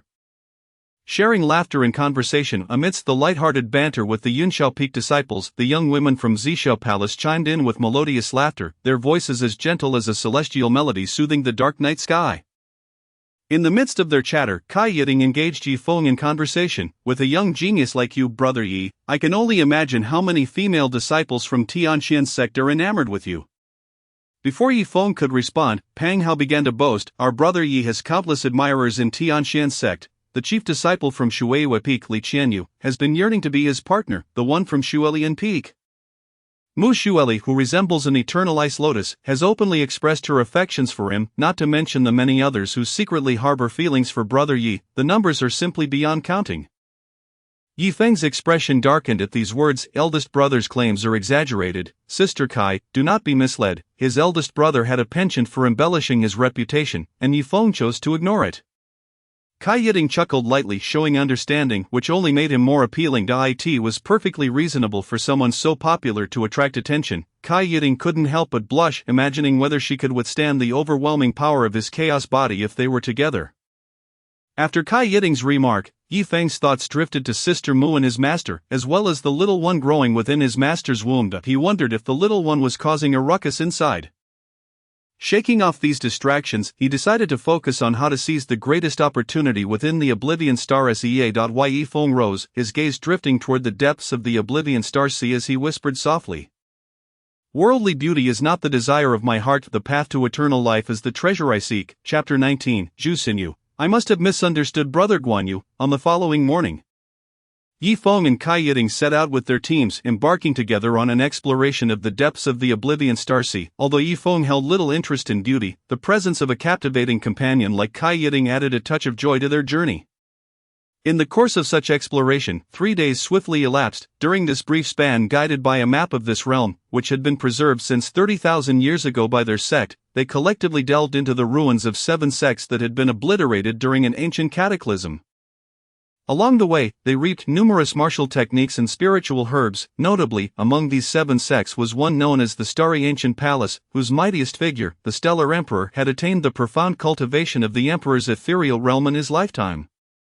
After a clash of wills, a fragment of the Stellar Ancient Palace's master's consciousness entrusted his legacy to Yifeng. Following 7 days of assimilation, Yifeng successfully refined the Stellar Emperor's inheritance along with his own primordial essence of the Tao. In this remarkably brief period of half a month, Yifeng's cultivation surged to the pinnacle of the second level of the quasi-emperor realm. As for Cai Yiting, she bore no resentment for Yifeng monopolizing the Stellar Emperor's legacy. For during the contention for this inheritance, Yifeng single-handedly thwarted 3 contenders at the 4th level of the quasi-emperor realm, which afforded her group this opportunity to enjoy the fruits of such a legacy. Moreover, a portion of the primordial essence left behind by a late-stage Emperor Radiance realm expert under the Stellar Emperor was directly allocated to her for personal refinement, having lingered at the peak of the 3rd level of the quasi-emperor realm for several years. Cai Yiting managed to successfully break through to the 4th level after refining that primordial essence. Had it not been for this refinement, she would have likely needed another 2 or 3 years of accumulation to achieve such a breakthrough. Thus, Cai Yiting felt not a trace of dissatisfaction but rather an overwhelming sense of gratitude. The various spiritual herbs and artifacts were distributed by Yifeng in a ratio of 60-40. favoring Yuxia Peak and Zixia Palace. In response, the female disciples of Zixia Palace expressed their heartfelt appreciation towards Yifeng, much like Kai Yiting. It is worth noting that throughout their journey, Zixia Palace had contributed little and had merely trailed behind. Reaping the benefits already laid before them, initially, they had expected to receive nearly 30% of the returns from the starry ancient palace as opportunity, yet to their astonishment, this esteemed disciple of Tianxin sect, Yifeng, was so magnanimous as to grant them an astounding 40%. In a heartbeat. Yifeng not only garnered numerous admirers but also captured the hearts of several young maidens experiencing the stirrings of first love. The disciples of Yuxia Peak raised no objections regarding Yifeng's distribution, for in their hearts, this Yi brother had already become a figure of reverence akin to a deity. At this juncture, Yifeng walked gracefully before Kai Yiting and softly congratulated her. "Congratulations, senior sister Kai, on your breakthrough to the mid-level of the quasi-emperor realm." Kai Yiting slightly turned her body, gently brushing aside a strand of hair that had fallen by her cheek, and replied with a warm smile, "This matter owes much to you, junior brother Yi. Were it not for your efforts, I might not have encountered this fortunate opportunity." At that moment, she felt immensely grateful for having heeded Pang Hao's advice half a month ago to join forces with Yifeng's group. Kai Yiting possessed the grace and beauty reminiscent of a neighborly elder sister. Clad in a pink robe, her graceful figure radiated an air of gentleness and elegance, the sheer over-the-knee white stockings encasing her calves further bestowed upon her an ethereal, innocent charm, coupled with the gentle smile gracing her exquisite features. Kai Yiting instantly became the focal point of many gazes in the vicinity. Faced with such a captivating figure, Yifeng couldn't resist a playful jest. "Senior sister Kai, mere verbal gratitude seems rather insincere." Upon hearing this, Kai Yiting blushed slightly, understanding that Yifeng was teasing her. "Since you choose to jest, then allow me to counter with an unexpected proposition, junior brother Yi. Your kindness is beyond my means to repay. I can only offer myself in return, and I hope you will not despise this." Yifeng found himself at a loss, realizing that Kai Yiting was playfully flirting with him. Fully aware that he was no longer a single man, "Senior sister Kai, I was merely joking. Please do not take it to heart." Kai Yiting, seemingly a touch regretful, shook her head. "What a pity. I thought junior brother Yi harbored feelings for me. Alas, it appears to be nothing more than my own fanciful delusions." Yifeng forced a smile, hastily seeking an excuse to evade Kai Yiting's gaze. Prolonging this entanglement with such a temptress would surely lead to trouble once it reached the ears of his master. If his master were to become agitated as a result, Yifeng knew he could never forgive himself. As Kai Yiting observed Yifeng's hasty retreat, she gently raised her jade hand to cover her mouth, chuckling softly. "This junior brother Yi is rather endearing, yet it seems he already has a partner. What a pity." After a brief period of rest, Yifeng led the two teams further into the depths of the Silent Star Sea. At this moment, within a spatial realm of the Silent Star Sea, a formidable team was advancing deeper, much like Yifeng and his companions. At the forefront of this team stood a stunningly beautiful woman, her graceful stature and refined demeanor captivating all who beheld her. Clad in a flowing silk gown of red and white, her garment fluttered in the breeze like a celestial maiden descending from the heavens. Her long, straight legs and alluring curves exuded an enchanting charm. With skin as fair as snow and radiating a subtle glow, she seemed almost ethereal. Most striking were her mesmerizing eyes, shimmering with a mysterious allure, reminiscent of ancient stars. Deep and captivating, her brows were elegantly arched, imparting a sense of sharpness to her beauty. The youthful visage of this enchanting maiden bore a perfect oval shape, her exquisite features unforgettable. A delicate red mark between her brows resembled a dazzling pearl, enhancing her unique allure. This woman was none other than Zhu Xinyu, the imperial daughter of the Zhu clan, one of the 5 great ancient imperial families. However, upon closer observation, one could discern that her expression was far from joyful. It seemed she harbored some hidden sorrow or distress. "Miss, do not be disheartened. I believe there must be some misunderstanding in brother Guanyu's heart. You are of utmost importance," a young girl beside Zhu Xinyu gently consoled, her tone laced with concern and empathy. Yet, upon hearing the words of her companion, Zhu Xinyu's mood did not improve. Rather, she felt even more aggrieved. With a hint of stubbornness, she parted her beautiful lips and declared, "Xiao Qian, please refrain from speaking. How could he scold me for that wretched girl from the Holy Nether Palace? He is no longer the Guanyu I once knew." As she spoke, tears glistened in her bright eyes, threatening to spill over. She bit her lip tightly, trying to suppress the tears, but the anguish within her was undeniable. Zhu Xinyu and Zhu Guanyu had known each other since childhood, their bond deep and unwavering. Both were prodigious talents, bestowed the titles of imperial son and daughter of the Zhu clan at the tender age of 1,000 years. Throughout her life, Zhu Guanyu had cherished her like a treasure. Always protective, however, just moments ago, he had erupted in fury over a woman from the Holy Nether Palace, striking her and accusing her of causing trouble. This bewildering and disheartening turn of events left Zhu Xinyu at a loss. She simply could not comprehend why her Guanyu would treat her in such a manner. Miss, that vile woman possesses unfathomable power. She must have employed some means to threaten Brother Guanyu, which is why he has turned so cold towards you. Xiao Chen said indignantly. Indeed, it must be that wretched woman's doing. I may have misunderstood Brother Guanyu. Xiao Chen, let us turn back at once. Zhu Xinyu, filled with urgency, felt a pang of guilt for having so easily doubted her beloved Guanyu. Just as Zhu Xinyu prepared to turn back, two teams from the Hahuan sect suddenly materialized within this space. Chapter 20, Zhu Xinyu's Disappointment. The Thunder Emperor of the Thunder Extreme Palace. It has been a while since I have seen such a captivating beauty. Today, I, Han Su, am indeed fortunate. As this voice echoed, the two teams from Hahuan sect effectively surrounded Zhu Xinyu's group. Among the leaders was Joy Inliang, a familiar face to Yi Feng and his companions. Upon recognizing the approaching Hahuan sect members, Zhu Xinyu felt a wave of disgust wash over her. You wretched scoundrels of the Hahuan sect dare to lay hands on someone from the Zhu clan?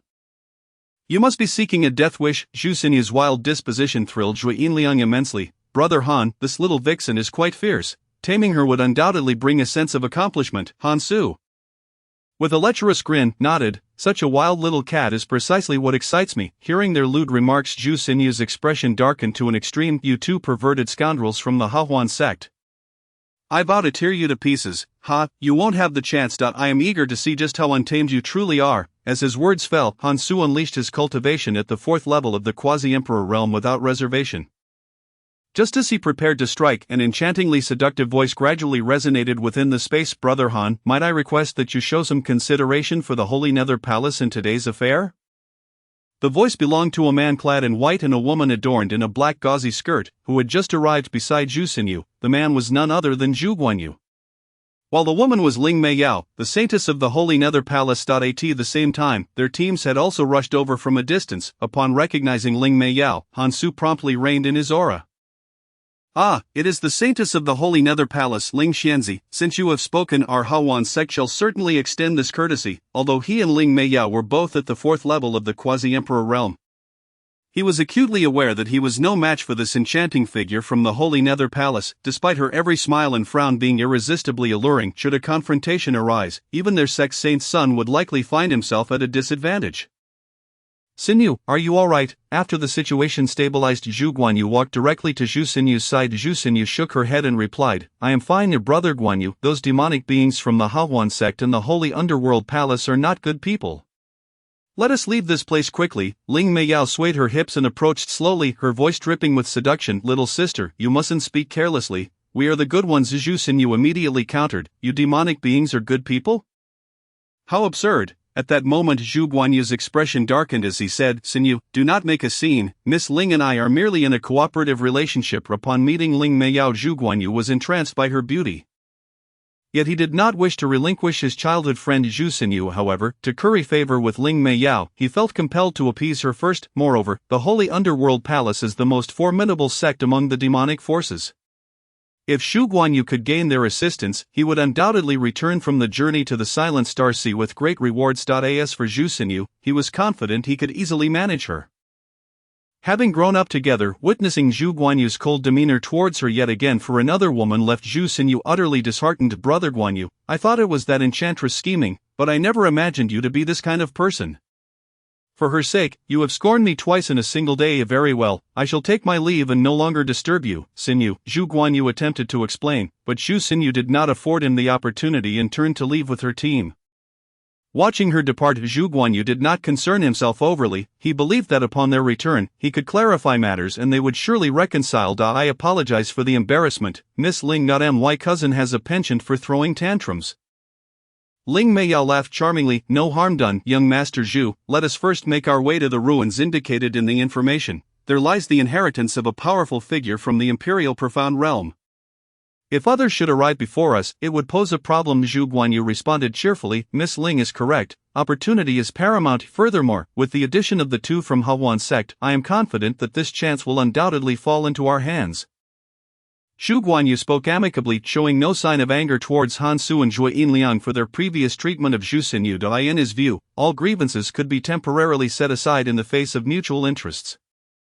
Han Su chuckled, with young Master Zhu's magnanimity, we will surely seize this opportunity together. As the three parties reached an agreement, the four teams gradually vanished from the space. Yi Feng and his companions pressed further into the depths of the Silent Star Sea for another day's journey. Along the way, they encountered a bustling focal point and received news regarding the inheritance of the powerful figure from the Imperial Profound Realm. The ruins were named the Thunder Extreme Hall. And the inheritor was none other than the renowned Emperor Thunder Extreme from 30,000 years ago, whose strength had reached a terrifying level within the later stages of the Imperial Profound Realm. Curiously, this rare opportunity seemed to be widely known. Junior Brother Yi, it appears that someone is deliberately spreading this information to incite more people to compete for the inheritance of the Imperial Profound Realm. Yi Feng nodded slightly. In that case, let us join the fray. Kai Yiting teased softly. If you go, who could possibly snatch the opportunity from you? Yi Feng retorted, everyone who has made it this far is among the top talents of their respective factions. Senior Sister Kai, do not underestimate them. However, should they encounter me, it would be their misfortune. Observing Yi Feng's audacity, Kai Yiting couldn't help but smile. Sister Kai, just as the two were conversing, a voice interrupted them.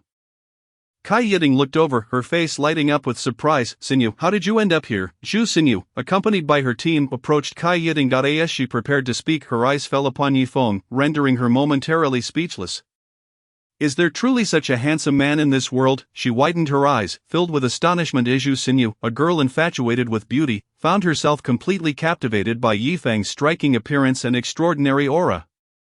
Witnessing Zhu Xinyu's infatuation, Kai Yiting could only shake her head helplessly and hurriedly rouse her. Ahem, Xinyu, this is young Master Yi Feng, the esteemed heir of the Heavenly Profound sect. Kai Yiting then turned to Yi Feng.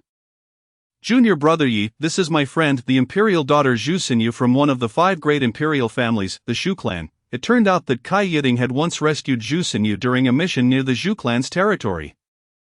After some pleasantries, Zhu Xinyu recounted her experiences since entering the Silent Star Sea. Upon hearing her tale, Yi Feng pondered thoughtfully. It seemed that the Holy Underworld Palace's Saintess Zhu clan's Prince Zhu Guanyu and the 2 teams from Hahuan sect had already formed an alliance. Securing the inheritance left by the Imperial Profound Realm's powerful figure might prove challenging. However, the Holy Underworld Palace's allegiances were not set in stone. Yi Feng gently sensed the black token he had concealed within the Heavenly Profound sect for 30 years. The words of the Holy Underworld Palace's master echoed in his mind. Upon seeing this token, disciples of the Holy Underworld Palace shall treat it as if the Master himself were present. Chapter 21, Zhu Xinyu's affection, the young sprout Zhu Guanyu in the blink of an eye. Another half-month had passed. Within the confines of the expedition's tent, Yi Feng's form was enveloped in rich spiritual energy, his aura steadily climbing, as if on the verge of breaking through the heavens. In an instant, he successfully surpassed the bottleneck of the 2nd layer of the Quasi-Emperor realm, entering the 3rd layer. Yi Feng slowly opened his eyes, satisfaction evident in his gaze. He had anticipated this breakthrough. Having absorbed the profound essence of the Stellar Emperor's lifelong cultivation, it would be disappointing if he couldn't advance a minor realm during the early stages of the Quasi-Emperor realm. His previous ascent to the pinnacle of the 2nd layer had merely consumed a portion of the Stellar Emperor's inherited power. This time, however, he had finally exhausted that inheritance. Yet, for Yi Feng, the greatest gain was not merely the elevation of his realm, but rather the deepened understanding of the profound principles through his comprehension of the essence. Such insight was invaluable, as it directly influenced his strength after attaining the status of an emperor. Should his grasp of the profound principles be profound enough, upon achieving that status, he would be able to combat opponents beyond his level. Much like he could in the Quasi-Emperor realm. It seemed he must continue to accumulate this understanding before his ascension. As Yi Feng reflected, Kai Yiting and Zhu Xinyu approached. Kai Yiting was somewhat speechless regarding Yi Feng's rapid progress. You, my friend, are quite the anomaly. How is it that you have broken through yet again in such a short time? As powerful waves of spiritual energy surged around him, accompanied by the sound of thunder. Kai Yiting had a premonition that this matter was undoubtedly related to Yi Feng. Comparing his cultivation speed to her own, she felt as though they belonged to entirely different species. In response to Kai Yiting's teasing, Yi Feng displayed no humility. Everyone has their own pace in cultivation. Moreover, I have inherited the Stellar Emperor's legacy. If I do not advance more swiftly, that would indeed be abnormal. Upon hearing this, Kai Yiting fell into contemplation. Though Yi Feng's words were sharp and unyielding, they unveiled a harsh truth. In this vast world, each life-born harbored significant disparities. These differences manifested not only in their environments and social standings but also in their innate talents and capabilities. Such inherent factors are often referred to as fate or destiny, yet Yi Feng had never believed in such notions. If destiny sought to bind him, he would unhesitatingly wield the immense power at his disposal to incinerate that fate. At this moment, Kai Yiting suddenly recalled something. In just one day's journey, we will arrive near the ruins of the Thunder Extreme Hall. Upon hearing Kai Yiting's reminder, Yi Feng nodded slightly to acknowledge it and turned to Zhu Xinyu. Miss Xinyu, if your cousin intends to contend for this rare opportunity, I shall not show him any mercy. If you plan to assist him, I hope you will leave this place at once. Yi Feng's words struck Zhu Xinyu like a thunderclap, causing her to shudder. She quickly shook her head. Young Master Yi, rest assured, as a member of the Zhu clan, I would never betray my own kin. Nor would I ally with demonic forces in a manner that would tarnish the Zhu clan's reputation. Yi Feng praised. If your cousin were as reasonable as you, Miss Xinyu, I would not have to force such a difficult choice upon such an extraordinary beauty.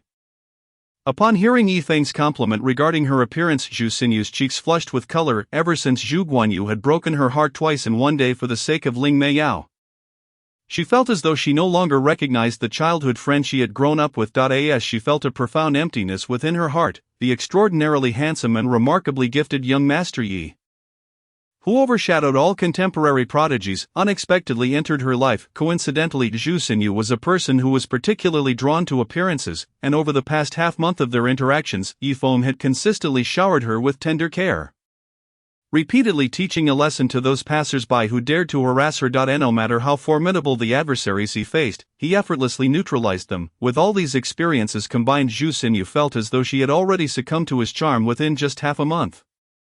However, Yi Feng's actions did not stem from an overwhelming affection for Zhu Xinyu. Though she was not unattractive, she paled in comparison to both her master and senior sister Mu. The reason Yi Feng behaved in this manner was that he had learned of Zhu Guanyu's story from Zhu Xinyu. After being mediocre for 7 centuries, he suddenly became the most dazzling dark horse of the Zhu clan at the age of 1,000, claiming the title of the emperor's son. Moreover, he had a childhood sweetheart, the imperial princess, who was infatuated with him. Wasn't this the quintessential tale of a child of destiny? After Zhu Xinyu recounted Zhu Guanyu's story, Yi Feng understood that the first chive he would harvest on his path to immortality had already appeared.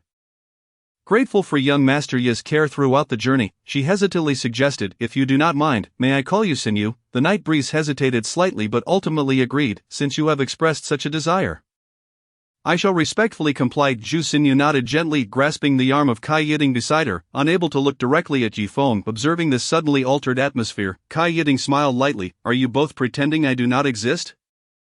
Zhu Xinyu playfully shook Kai Yiting's arm, pouting, Sister Kai, alright, I shall refrain from teasing this little girl of mine. Although Kai Yiting had some understanding of Yi Feng's situation, she knew better than to comment on others' romantic affairs. Furthermore, Yi Feng was currently her source of fortune and support. If her careless remarks caused him to drive her away, that would be a tremendous loss. Ultimately, after the two women provided Yi Feng with a detailed introduction to the various top talents from the major factions vying for the inheritance of the Thunder Extreme Emperor, they quietly exited the room. As they left, Zhu Xinyu glanced back with lingering reluctance, only departing when Kai Yiting urged her repeatedly, Zhu Guanyu, I wonder what surprises this little chive will bring me.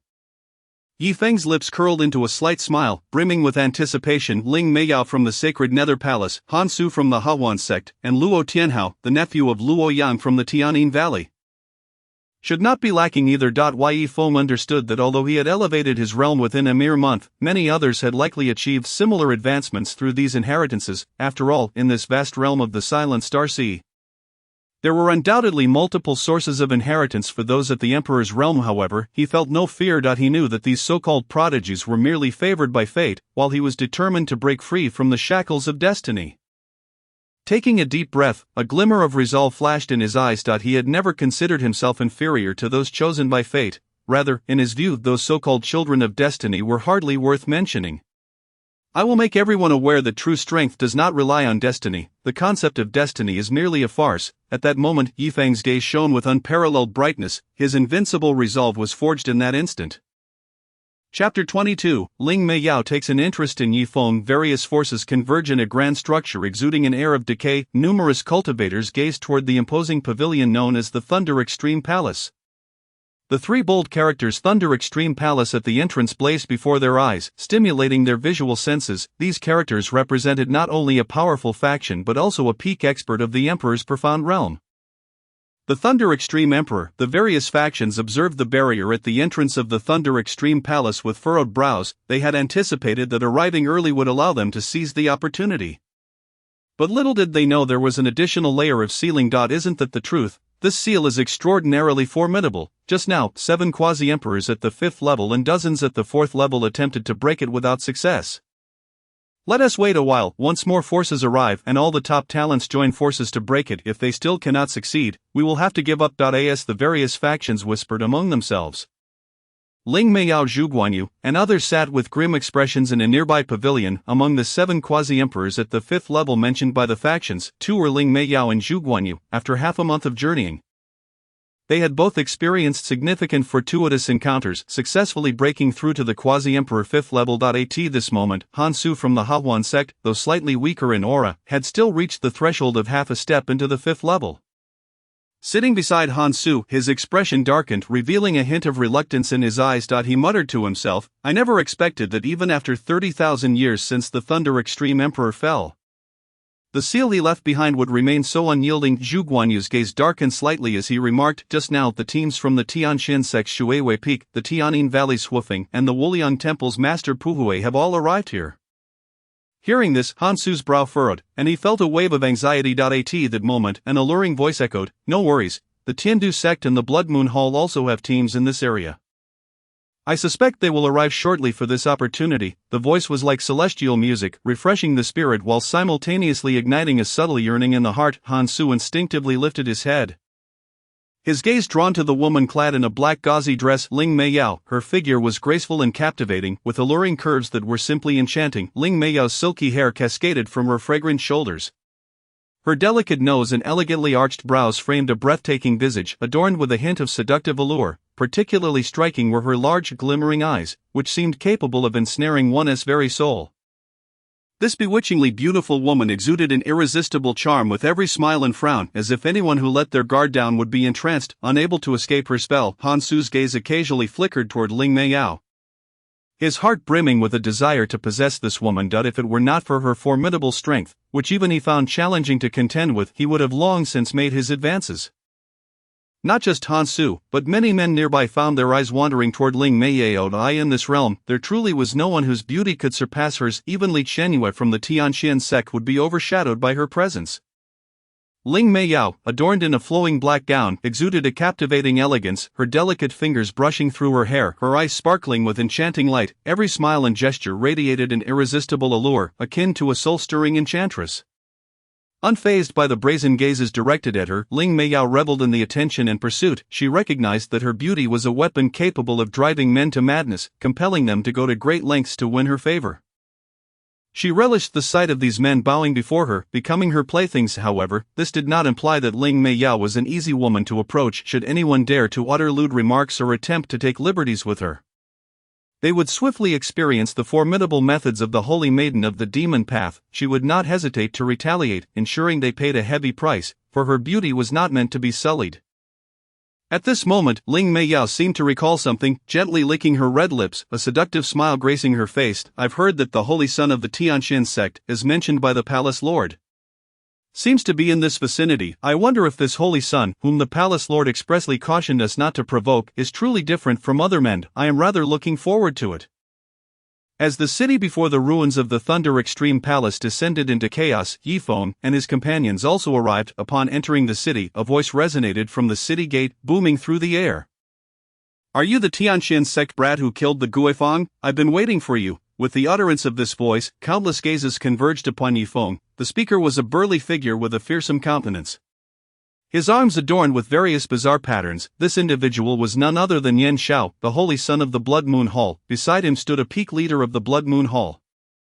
At the 4th level of the Quasi-Emperor realm, along with allies from the Wan Poison sect and the Demon Puppet Palace, the leaders of 2 teams from the Wan Poison sect were similarly formidable, with one achieving the 5th level of the Quasi-Emperor realm. Although the Demon Puppet Palace only had a single team, no one dared to underestimate them, for each disciple of the palace nurtured a personal demon puppet from their own blood.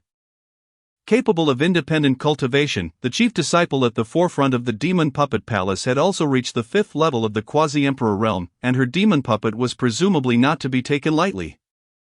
Facing such a lavish lineup, Yifeng took 2 steps forward with a stoic expression, then revealed a faint smile. Indeed, I am the one who killed Guifeng. Upon hearing this, Yan Zhao's brow furrowed slightly.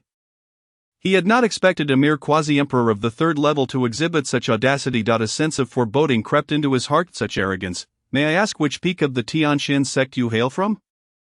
Yifeng replied calmly, Yunsha Peak. Upon hearing these words, the crowd was utterly astonished. Yunsha Peak, could he truly be the illustrious saint's son Yifeng, who had triumphed over by Xuanyu, a formidable opponent of the 4th heaven of the primordial emperor realm? With mere 1st heaven capabilities, it was unimaginable that they would encounter him here. The Tianxian sect, the foremost sect of righteousness in the human realm, was a sanctum long yearned for by countless righteous souls. Now, nearly a month into the trials of the Silent Star Sea, the saint son of the Tianxian sect had manifested before their very eyes. The name Yifeng resonated profoundly within their hearts. It was a name they could not forget. During the peak ascendancy conference of the Tianxian sect, Yifeng had vanquished by Xuanyu, establishing himself as the sect's saint's son. This event had left a lasting impression on many, elevating him to the status of an idol in the minds of numerous admirers. Today, to witness Yifeng in their midst was undeniably exhilarating and electrifying. To add to the spectacle, he was now facing off against the saint's son of the Blood Moon Hall, a most thrilling encounter. The onlookers marveled in hushed tones. At that moment, countless forces within the city converged, their gazes fixed upon Yifeng and Yan Xiao. Simultaneously, upon spotting Yifeng, Li Chenyu swiftly gathered her team. To Yifeng's surprise, in such a short time apart, her cultivation had ascended to the 5th heaven of the primordial emperor realm. Standing elegantly beside Yifeng, Li Chenyu, with her enchanting eyes locked onto Yan Xiao, proclaimed loudly, Yan Xiao, how bold of you to strike against the saint's son of my Tianxian sect. Her words rippled through the crowd like a stone cast into a lake, inciting a wave of murmurs. Yet just then, a voice, sultry and captivating, cut through the air. Hee, I did not expect such liveliness here before the ruins of the Thunder Extreme Hall. My sacred dark palace has arrived to join the fray. As the voice echoed, a group clad in black robes appeared before the assembly. At the forefront stood a woman of exquisite grace and tantalizing allure, Ling Mei Yao, the saintess of the sacred dark palace. Following her, another brazen voice rang out, how could this affair be complete without my Yihuan sect? With the arrival of the sacred dark palace and the Yihuan sect, the balance of power swiftly shifted against Yifeng and his companions. Ling Mei Yao's enchanting gaze was fixed intently upon Yifeng, and even she, who typically regarded men as mere playthings, felt a flicker of admiration. What a strikingly handsome young man! It's a pity that my master has instructed me not to provoke him. I wonder if he might take the initiative to engage me. If so, I would gladly accept. Observing her fellow practitioners of the dark path, Yan Xiao felt emboldened. Even if you are the saint's son of the Tianxian sect, there will be consequences for harming my Blood Moon Hall. His voice reverberated through the air, laden with lethal intent, his gaze locking onto Yifeng as if intent on devouring him whole. Just then, 2 voices resonated through the atmosphere. Dare you, dark path fiends, act so brazenly? This voice was imbued with authority and righteousness, as though it emanated from a deity high above the heavens. Amatba, I perceive your murderous intent. I implore you to lay down your weapons and attain enlightenment. The second voice exuded compassion and empathy, evoking respect from those who heard it. As the crowd turned, they beheld Luo Tianhao of the Tianin Valley and the compassionate monk Puhue from the Wuliang Temple. One donned a golden robe, radiating an aura of righteousness. The other wore a monkess robe, beads in hand, his face awash with benevolence. Beside Luo Tianhao stood a white-clad man whose aura reached half a step into the 5th heaven.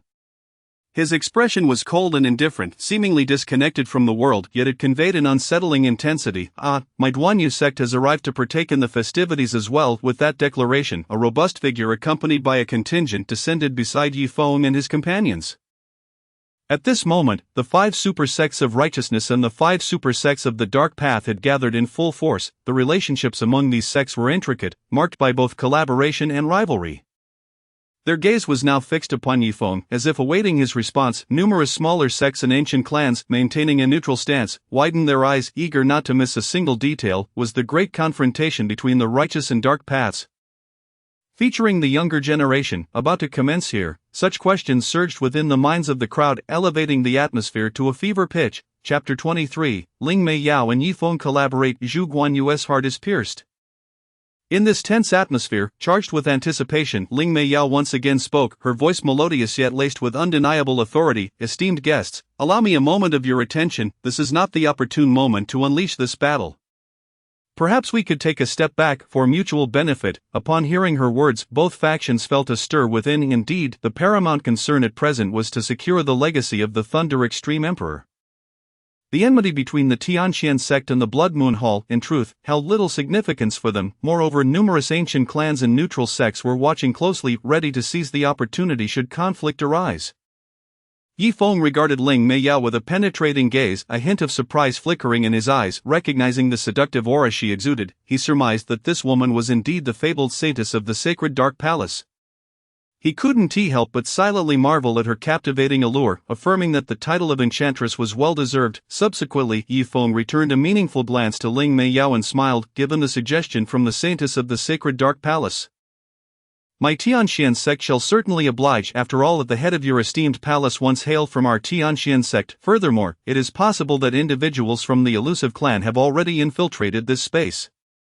Should we engage in a mutual annihilation, it would only serve to benefit them. Ling Meiyao covered her mouth with her delicate hand, a soft laugh escaping her lips. Indeed, you are the saint son of the Tianqian sect. Your vision is commendable. Her enchanting eyes sparkled as she gazed at Yi Feng. I have heard that you are merely in your 50s, yet so youthful. A charming smile graced her lips as she continued. I, on the other hand, have lived for over 1,000 years. If you do not mind, a young brother, after the legacy of the Thunder Extreme Emperor is unveiled, we might collaborate. If the opportunity arises, we could even converse privately afterward. As Ling Meiyao's words fell, the atmosphere erupted into a tumult. The saintess of the sacred Dark Palace had extended an invitation to collaborate with Yi Feng of the Tianqian sect, an alliance between the two mightiest forces of righteousness and darkness. A rare spectacle indeed. Whispers of astonishment rippled through the crowd. You may not know, but the head of the sacred Dark Palace was once the most gifted disciple of the Tianqian ancestor. After the ancient calamity of 30,000 years ago, the head defected from the Tianqian sect to establish the sacred Dark Palace. One explained. Thus, it appears that these two formidable factions share a common origin. What? The most powerful forces of righteousness and darkness share a common lineage? How utterly incredible! Indeed, this blurs the lines between righteousness and darkness. How shall we perceive the two paths moving forward? Must we redefine the notions of good and evil? The crowd murmured, and in an instant, the tale of the enmity between the Tianqian sect and the sacred Dark Palace spread throughout the entire city. The revelation that the mightiest factions of righteousness and darkness stemmed from the same root was a bitter irony. Most ordinary individuals paid little heed to the intricacies of these revelations. Their focus lay upon the stunningly beautiful Ling Meiyao, who had taken the initiative to invite a man to collaborate. Her beauty was already a rare gem in the world, and combined with her captivating demeanor, she ensnared the attention of countless admirers present. Now, to witness their goddess extend an invitation to another man and propose a private conversation was enough to shatter the hearts of many. Among the Dark Path individuals, Zhu Guanyu's expression darkened to the extreme. He closed his eyes, slowly absorbing the essence of the mysterious tome within him. Ever since acquiring this tome 300 years ago, his life had been a series of fortunate events, guided by the wisdom of the tome's elder, leading him down a path of triumph. Yet now Zhu Guanyu was consumed by fury and jealousy. He had painstakingly persuaded Ling Meiyao to collaborate with him, only to find her so readily accepting Yi Feng's invitation. Moreover, from the moment he laid eyes on her, he had been captivated by her beauty. Considering her his own, yet now not only had she invited Yi Feng, but she also intended to engage in private conversation with him. How could Zhu Guanyu bear such a slight? What further stung was the presence of Zhu Xinyu at Yi Feng's side. She had been his childhood companion, their bond deep and profound. Despite his past transgressions against her in the name of Ling Meiyao, he still harbored feelings for her. However, the brief absence of half a month had transformed Zhu Xinyu's gaze, which now seemed to overlook him, replaced instead by interest in other men. Such developments ignited an inferno of rage within Zhu Guanyu. He felt as if two green hats had suddenly appeared atop his head. Both procured from the same place. For over 3 centuries Zhu Guanyu had never endured such a profound humiliation. Tu Lao, I shall slay this wretch. Zhu Guanyu gritted his teeth in fury. Calm yourself, young man. This youth is far from ordinary. It would be prudent to refrain from rash actions until you have acquired the legacy of the Thunder Emperor, Tu Lao hastily advised. A flicker of unwillingness flashed in Zhu Guanyu's eyes. Yet he ultimately suppressed the rage simmering within, dark clouds gathering upon his visage as he strove to maintain his composure. At that moment, the previously silent Li Qianyue stepped forward, positioning herself protectively in front of Yifeng. Ling Meiyao, do not even think of employing your tricks, junior brother. You will not be beguiled by a temptress such as yourself, Li Qianyue declared coldly. Should it come to combat, Li Qianyue harbored no concerns. For she had witnessed Yifeng's prowess during the Sacred Sun ceremony. However, the fact that this demoness was resorting to seduction stirred a modicum of apprehension within her, though she held unwavering confidence in Yifeng's resolve. The allure of this enchanting woman was such that even she, a woman herself, felt a stirring in her heart. What more could be expected of men? Thus she could not help but worry whether Yifeng might succumb to the charms of this enchantress. Besides, she had yet to acquire the primal essence of Yifeng's chaotic body. It was not her place to allow this demoness to intervene. Meanwhile, Cai Yiting and Zhu Xinyu shared a mutual hope that Yifeng would decline Ling Meiyao's advances. Though their relationship with Yifeng was rather ordinary, the journey had awakened feelings within them. Protected by Li Qianyue, Yifeng paid no heed to their concerns and instead focused intently on Zhu Guanyu. Observing his exceedingly sullen expression, Yifeng felt a sense of gratification that he resolved to stoke the flames further, providing Zhu Guanyu, this proverbial chive, with motivation to strive earnestly, since Fairy Ling had extended an invitation. It would be ungracious of Yi to refuse. It is indeed an honor to collaborate with Fairy Ling. Upon hearing Yifeng's acceptance, Ling Meiyao's delicate face registered a brief moment of astonishment, quickly followed by a joyful, melodic laugh. Little brother, you are truly forthright. I have long heard that the sacred son of Tianxian Bell is a chaotic body, possessing formidable combat prowess should danger arise within. You must protect your elder sister well. Fear not, Fairy Ling. I shall not disappoint you, Yifeng assured him. Indeed, I have not misjudged you. Ling Meiyao laughed gaily, while her demeanor remained pleasant. A flicker of disappointment lingered within her.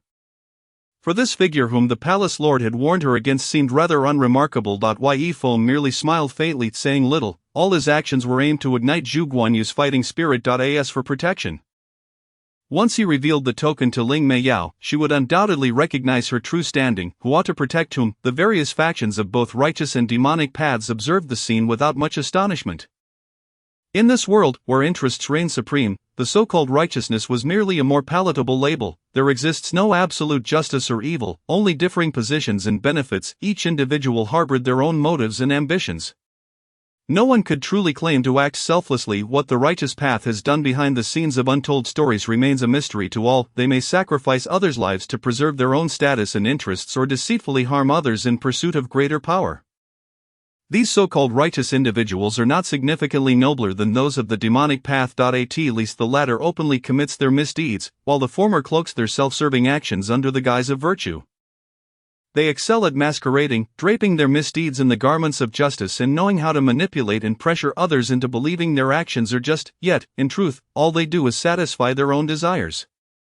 Perhaps there truly exist pure and genuine paragons of justice in this world, but how many among the righteous can genuinely claim such virtue? This understanding resonated within the hearts of the onlookers. Thus no one from the other righteous factions reproached Yifeng for his actions. They recognized that in this world interests hold the utmost importance, that if he could yield benefits, he would be their ally. If not, their enemy. The bustling world moves solely for profit, the chaotic world shifts solely for gain. Such is the truth of this realm, as long as one does not become entangled with those who seek to eradicate the bizarre beings of this world. One remains within the limits of tolerance. When faced with the strange entities from beyond the realms, all factions, righteous, demonic, or neutral, must unite, for these bizarre beings are the common enemy of all creatures within this realm. Ultimately, under Ling Meiyao's mediation, Yan Xiao relinquished his intention to uphold the dignity of the Blood Moon Hall. From the rumors, he realized that persisting in his stance could lead to a fate akin to that of the Ghost Clan. Following the resolution of this matter, all parties reconvened at the site of the seal at the entrance to the Thunder Extreme Hall. The number of factions present had doubled since their arrival. And although the Thunder Emperor was a formidable figure, he had perished 3 millennia ago. Moreover, this seal had been eroded for 3 millennia. They believed that this time, they would undoubtedly shatter the seal and unlock the relics of the Thunder Sect. Chapter 24, Breaking the Seal, Igniting Zhu Guanyu's fighting spirit. Ling Meiyao surveyed her surroundings, her beautiful eyes sparkling as she spoke in a gentle tone. Surely you all understand the formidable nature of this seal's barrier. After a brief pause, she continued, we have all come in pursuit of the treasures within, so I hope we can work together in unison. Hearing her words, the crowd nodded in agreement. One individual echoed, Fairy Ling is right, only by uniting our efforts can we hope to obtain the relics within. Indeed, since Fairy Ling has spoken, we shall give our utmost, leaving nothing in reserve. Everyone knows that within lies an array of precious spirit herbs and powerful imperial artifacts. How could we possibly remain unmoved? Despite the outward expressions of enthusiasm from those present, each person understood that when it came time to truly break the seal, they would undoubtedly hold back. After all, no one wished to reveal their trump cards at such a juncture, lest they be outmaneuvered. Thus, the apparent unity was merely a facade, each harboring their own ulterior motives, after the factions voiced their intentions. Ling Meiyao nodded in satisfaction, then turned to the others and softly declared, "Since everyone is prepared, let us commence." As she spoke, countless purple petals, coalesced from spirit energy, swirled around her, shimmering with a crystalline radiance. As if conjured from a dream, subsequently, with a graceful flick of her delicate hand, the petals surged forth like rockets, directed toward the seal at the entrance of the Thunder Extreme Hall, in an instant. The entire space was filled with these purple petals, which collided with the seal's barrier, producing a thunderous roar. The moment Ling Meiyao made her move, Yifeng, Li Qianyue, and Yan Xiao wasted no time in channeling their robust spirit energy. Unleashing their most powerful techniques against the seal, boom, boom, powerful strikes rained down upon the barrier like cannonballs, triggering an explosive spectacle. Under the onslaught of this terrifying energy, the surface of the seal shimmered with countless ripples, as if it were on the verge of shattering. At the point of impact, even the space itself could not withstand such immense pressure, fracturing in myriad places. Everyone's gaze remained fixed ahead, watching as the barrier dimmed significantly under the tremendous strain. It still showed no signs of breaking. Yan Xiao from the Blood Moon Hall couldn't help but murmur in frustration, "Cursed seal, why is it so resilient?" just as despair began to settle over the crowd. A crimson blade of light streaked across the sky like a lightning bolt, striking fiercely against the barrier. In that instant, all eyes widened in astonishment, their expressions a mixture of shock and disbelief as they beheld the unfolding spectacle. The crimson blade, akin to a shooting star, crashed into the seal, embedding itself within and radiating outward, creating numerous fine cracks. To their astonishment, they discovered that Zhu Guanyu, standing at the back of the group, was poised in mid-air, adopting a throwing stance with the light blade. Sensing the collective gaze upon him, Zhu Guanyu secretly reveled in the attention, relishing the spotlight. However, the momentary focus on him quickly shifted back to the seal. Expressions of elation replacing their previous astonishment. Luo Tianhao from Tianin Valley bellowed, "Everyone, intensify your spirit energy, the seal is about to shatter." With his words, the crowd mobilized their full spirit energy, directing it toward the seal. Consequently, the pressure exerted on the barrier intensified significantly. The glow emanating from the seal began to wane gradually. At that moment, Yifeng, who had remained silent, suddenly sprang into action. A powerful aura erupted from him as he gathered his energy, his fingers forming a sword shape as he pointed casually forward. Suddenly, a sword light of several zhang in size collided with the seal. This technique, known as the flowing cloud finger, was a skill personally imparted by his master. Although it was not an imperial technique, its power was extraordinary. Under the assault of this finger, the light emanating from the seal instantly dimmed, as if it were on the verge of shattering.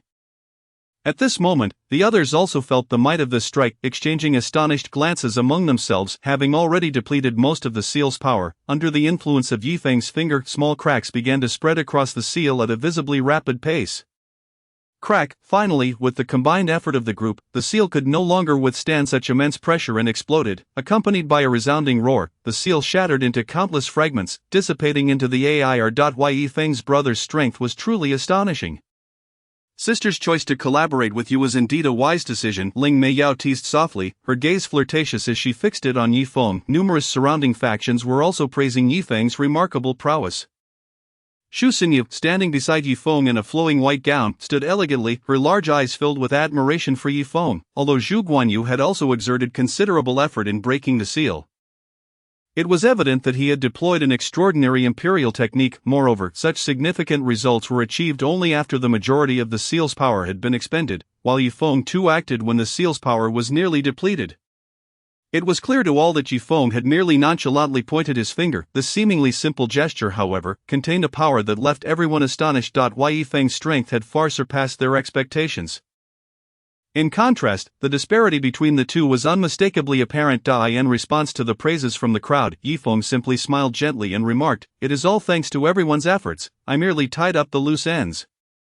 Upon hearing Yi Feng's words, the factions revealed expressions of appreciation, their fondness for Yi Feng growing even stronger. Truly, the holy son of the heavenly Shen sect is not only immensely powerful but also humble, earning our utmost respect. Indeed, in contrast, that previous individual appeared rather pitiful. He merely took advantage of the situation, achieving a minor success, yet behaved as if he were the protagonist. Precisely, I detest such individuals the most.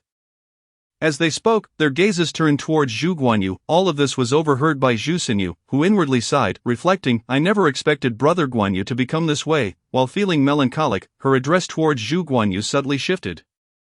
At this moment Zhu Guanyu was undoubtedly in great torment, observing the friendly demeanor of the woman he admired, Ling Meiyao, towards Yi Feng, as well as the way his childhood companion Zhu Xinyu looked at him with disappointment while her eyes were filled with admiration for Yi Feng. These images spiraled in his mind, inflicting profound anguish and despair. Why is this happening? Zhu Guanyu murmured, filled with resentment. Despite his substantial contributions going unrecognized, Yi Feng, having merely exerted a bit of effort, became the center of attention. Receiving accolades from all, this entire situation was unbearable for him. Yi Feng, I must kill you. Zhu Guanyu gritted his teeth, his eyes gleaming with malice. However, Yi Feng paid no heed to Zhu Guanyu's hostility. In his eyes, Zhu Guanyu was merely a blade of grass awaiting harvest. At this moment, he was focused on the entrance to the Thunder Extreme Hall, which had just opened, plunging the scene into chaos. Numerous factions surged towards the entrance, eager to enter. Faced with such tumult, Yi Feng remained composed and vigilant. Simultaneously, Ling Meiyao decisively severed ties with the alliance of the Hahuan sect and Zhu Guanyu, leading her team to Yi Feng. Clearly Ling Meiyao deemed Yi Feng's strength superior and more advantageous. After all, in this world, only profit serves as the most reliable compass. Just as Yi Feng and the others prepared to step into the Thunder Extreme Hall, Zhu Guanyu suddenly appeared before them, walking directly to Zhu Xinyu's side. Xinyu, you should follow our Zhu clan's team into the hall. This way, I can better protect you, Zhu Guanyu said with concern. However, Zhu Xinyu merely shook her head gently, her tone unwavering as she replied, no need, Brother Guanyu. I feel very safe with Brother Yi Feng. He will take good care of me. With that, she turned without hesitation, closely following Yi Feng and the others towards the entrance of the Thunder Extreme Hall. Watching Yi Feng's group gradually fade from view, Zhu Guanyu's rage ignited once more, burning fiercely within him. At that moment, Yi Feng, already within the ruins of the Thunder Extreme Hall, wore a faint smile.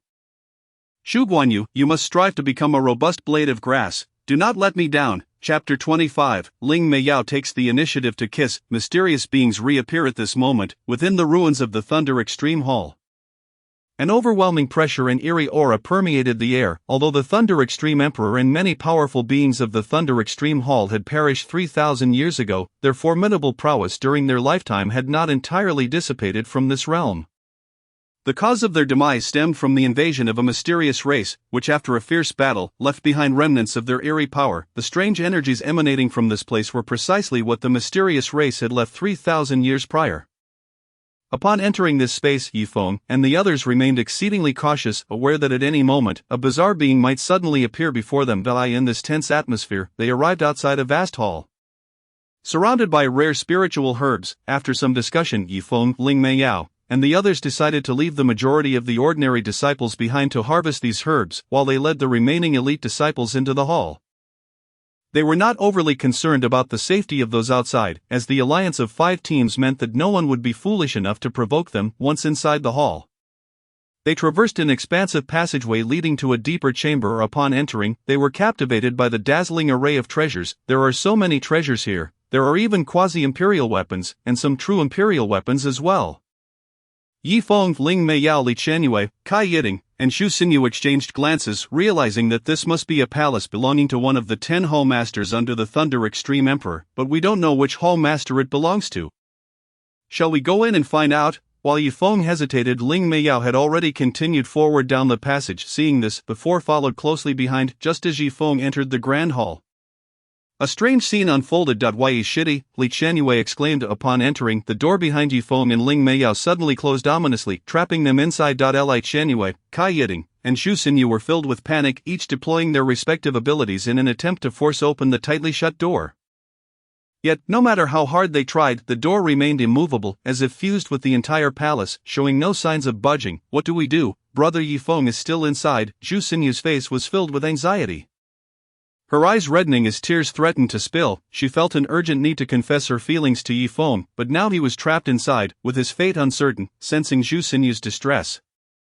Kai Yiting took her hand tenderly, whispering soothingly, "Sinyu, do not worry. Yi Shidi is fortunate and will surely be fine." Clad in white transparent knee-high socks, Kai Yiting appeared exceptionally beautiful, yet her expression betrayed her concern.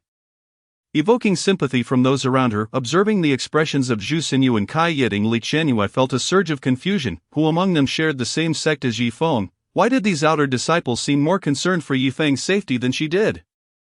She sighed inwardly, feeling helpless. Do not worry. With Yi Shidi's strength, he should not encounter any danger. We should wait patiently. Though she reassured the two girls, deep down, she too was filled with anxiety and unease. After all, Yi Feng was currently trapped within this mysterious palace, and his fate was uncertain. Like Kai Yiting, Li Qianyue cared deeply for Yi Feng, perhaps even more so. As the three of them departed, Yi Feng and Ling Meiyao, confined within the grand hall, immediately became alert. They pressed their backs tightly against each other, cautiously surveying their surroundings. In this eerie atmosphere, Ling Meiyao, a mesmerizing figure of the demonic path, felt her cheeks flush slightly. Throughout the years she had never been so close to any man. Despite merely leaning against each other, she could feel her body temperature rising gradually. What a pair of golden boys and jade girls. I never expected that after 3,000 years, I would still encounter such vibrant living beings here. You must not be from the Thunder Extreme Hall, right? Suddenly, a cold and eerie voice echoed through the hall. Following this, a figure clad in black robes, emanating a torrent of demonic energy, materialized within the grand hall. The figure's appearance and physique were indistinguishable from that of a human, yet his bare arms were adorned with various bizarre patterns. These patterns shimmered with an eerie black luminescence, rendering him an exceptionally fearsome and terrifying presence. Most alarming of all was the potent aura emanating from him, rivaling that of a formidable being at the pinnacle of the Quasi-Emperor's 9th tier. Both Yi Feng and Ling Meiyao's expressions shifted, a flicker of gravity passing through their eyes. "Surely, you must be the so-called enigmatic entity, correct?" Yi Feng inquired in a low voice. Upon hearing this, the figure cloaked in black emitted a chilling, sinister laugh. "Haha, indeed. I can sense that your constitution is extraordinarily unique. You must be the legendary chaos body. Once I devour you, my cultivation will swiftly return to the imperial realm. At that point, this space shall no longer be able to confine me." The black-robed man offered Yi Feng and Ling Meiyao no opportunity to respond, suddenly launching an attack. A tremendous force descending upon them. Faced with this unforeseen onslaught, Yi Feng and Ling Meiyao dared not exhibit even the slightest negligence. Hastily employing their defenses, with their utmost effort, they managed to withstand the assault. Observing his attack thwarted by the duo, the black-robed figure expressed a hint of astonishment. In the past, this master of the Thunder Extreme Hall was of the same peak imperial radiance as himself. Even at full strength, he had merely managed to seal him here, though now he had fallen to the pinnacle of the Quasi-Emperor's 9th tier. The fact that these two could jointly repel his strike was indeed remarkable. Yi Feng and Ling Meiyao stood at the Quasi-Emperor's 3rd and 5th tiers, respectively, and their ability to withstand his blow was greatly beyond the black-robed man's expectations. As he felt his spiritual energy being consumed at an alarming rate, a trace of despair flickered across Ling Meiyao's stunning visage. She understood all too well that even combined, she and Yi Feng could not contend with this formidable adversary. However, Yi Feng's situation was markedly different. He possessed a unique constitution, the chaos body, an existence defying the heavens. At the dawn of creation, all things originated from chaos. In other words, Yi Feng's body embodied the essence of the universe, akin to a black hole capable of autonomously absorbing the world's spiritual energy. As long as the world existed, his power would be boundless and inexhaustible. Just as he was on the verge of depleting his spiritual energy, the spiritual force of the universe surged towards him like a tidal wave, instantly replenishing his body. In an instant, Yi Feng's aura reached its peak once again, becoming even more formidable. Witnessing this, the black-robed man was instantly exhilarated. "No wonder you are a chaos body. Such a perverse ability is truly astonishing. Once I consume you, this invincible power will belong to me. At that point, regaining my peak will be imminent. I may even glimpse the realms of the Imperial Spectre, Imperial Profound, or even the Celestial Emperor." The black-robed man proclaimed, his voice tinged with uncontainable excitement. Observing the black-robed man's lack of composure, Ling Meiyao felt a surge of shock. She had never anticipated that Yi Feng's chaos body would be so terrifying as to unnerve the black-robed figure. Yet, she could not suppress a sense of regret. Despite Yi Feng's astonishing talent, he had yet to fully mature, and now he was destined to perish alongside her, even the most breathtaking genius, without ample time to grow. would merely become a speck of dust in the vast historical river of this expansive realm. As thoughts of impending death crossed her mind, a hint of sadness flickered in Ling Meiyao's gaze. She knew that no matter how they struggled, they were fated for destruction. In that moment, however, Ling Meiyao unexpectedly took an astonishing action. As if compelled by some unseen force, she stood on her tiptoes and gently kissed Yifeng's handsome face. A crisp sound resonated through the air, shattering the heavy atmosphere of impending doom. Yifeng felt the warmth on his cheek, momentarily taken aback. He gazed at Ling Meiyao in confusion, utterly perplexed by her sudden action. Ling Meiyao, at this moment, you are still entranced by male beauty. While I may be handsome and exceptional, you ought to show some respect to our peculiar adversary. Ling Meiyao, upon hearing this, blinked her enchanting eyes and scoffed. This fairy is about to perish, and I have yet to experience the touch of a man. I do not wish to leave any regrets behind. Hearing Ling Meiyao's explanation, Yifeng was rendered speechless. Observing that the two showed no regard for him, the black-robed man was instantly filled with rage. Once I consume you, you shall serve to mend the regrets left behind in my body. The black-robed man's voice turned sinister, brimming with malice and greed. As his words fell, he raised his arm, unleashing a devastating black light that surged towards the duo. This black light, akin to a bolt of black lightning, carried an aura of annihilation that instilled a profound sense of dread. As he beheld the incoming onslaught, Yifeng inhaled deeply, his gaze sharpened, resolute and unyielding. He understood that facing such overwhelming force with merely his spiritual cultivation would be insufficient. However, there was no trace of panic in Yifeng's eyes. Instead, a fierce determination surged within him, for he knew that this was not the heavenly profound sect, but the Thunder Extreme Hall, where defeating an enemy did not necessarily require the use of spiritual power. Perhaps other forces could suffice. Yifeng quietly attuned himself to the strange power within him, his expression suddenly turning cold and fierce. If spiritual power would not vanquish you, then allow me to demonstrate what it means to wield supreme enigmatic strength. Chapter 26. This is an order. Ling Meiyao calls him master. As the eerie black light descended upon Yifeng and Ling Meiyao, the black-robed man's face was twisted with madness.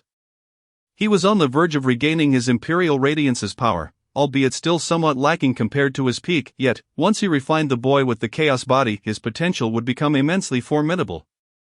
However, matters did not unfold as he had envisioned. Once his attack dissipated, Yifeng and Ling Meiyao did not suffer the severe injuries he had anticipated. Rather, they stood there unscathed. This left him wide-eyed in disbelief. Not only that, but the young man possessing the chaos body had also reached the Quasi-Emperor's 9th tier. No, this isn't spiritual energy, this is the bizarre power of my clan. How is this possible? The black-robed man was unable to fathom how a human boy could harbor such formidable and peculiar power without succumbing to mental erosion. Could it be due to the chaos body? Ling Meiyao, standing beside Yifeng, stared at him in astonishment, her enchanting eyes filled with shock, her mouth slightly agape, yet no words escaped her lips. She could only silently muse within herself, so this fellow is of the same ilk as the Hall Master. Aside from the Hall Master of the Sacred Nether Hall, Yifeng was the second individual she had encountered who possessed bizarre powers without being mentally eroded. Feeling this overwhelming strength, a glimmer of satisfaction crossed Yifeng's eyes.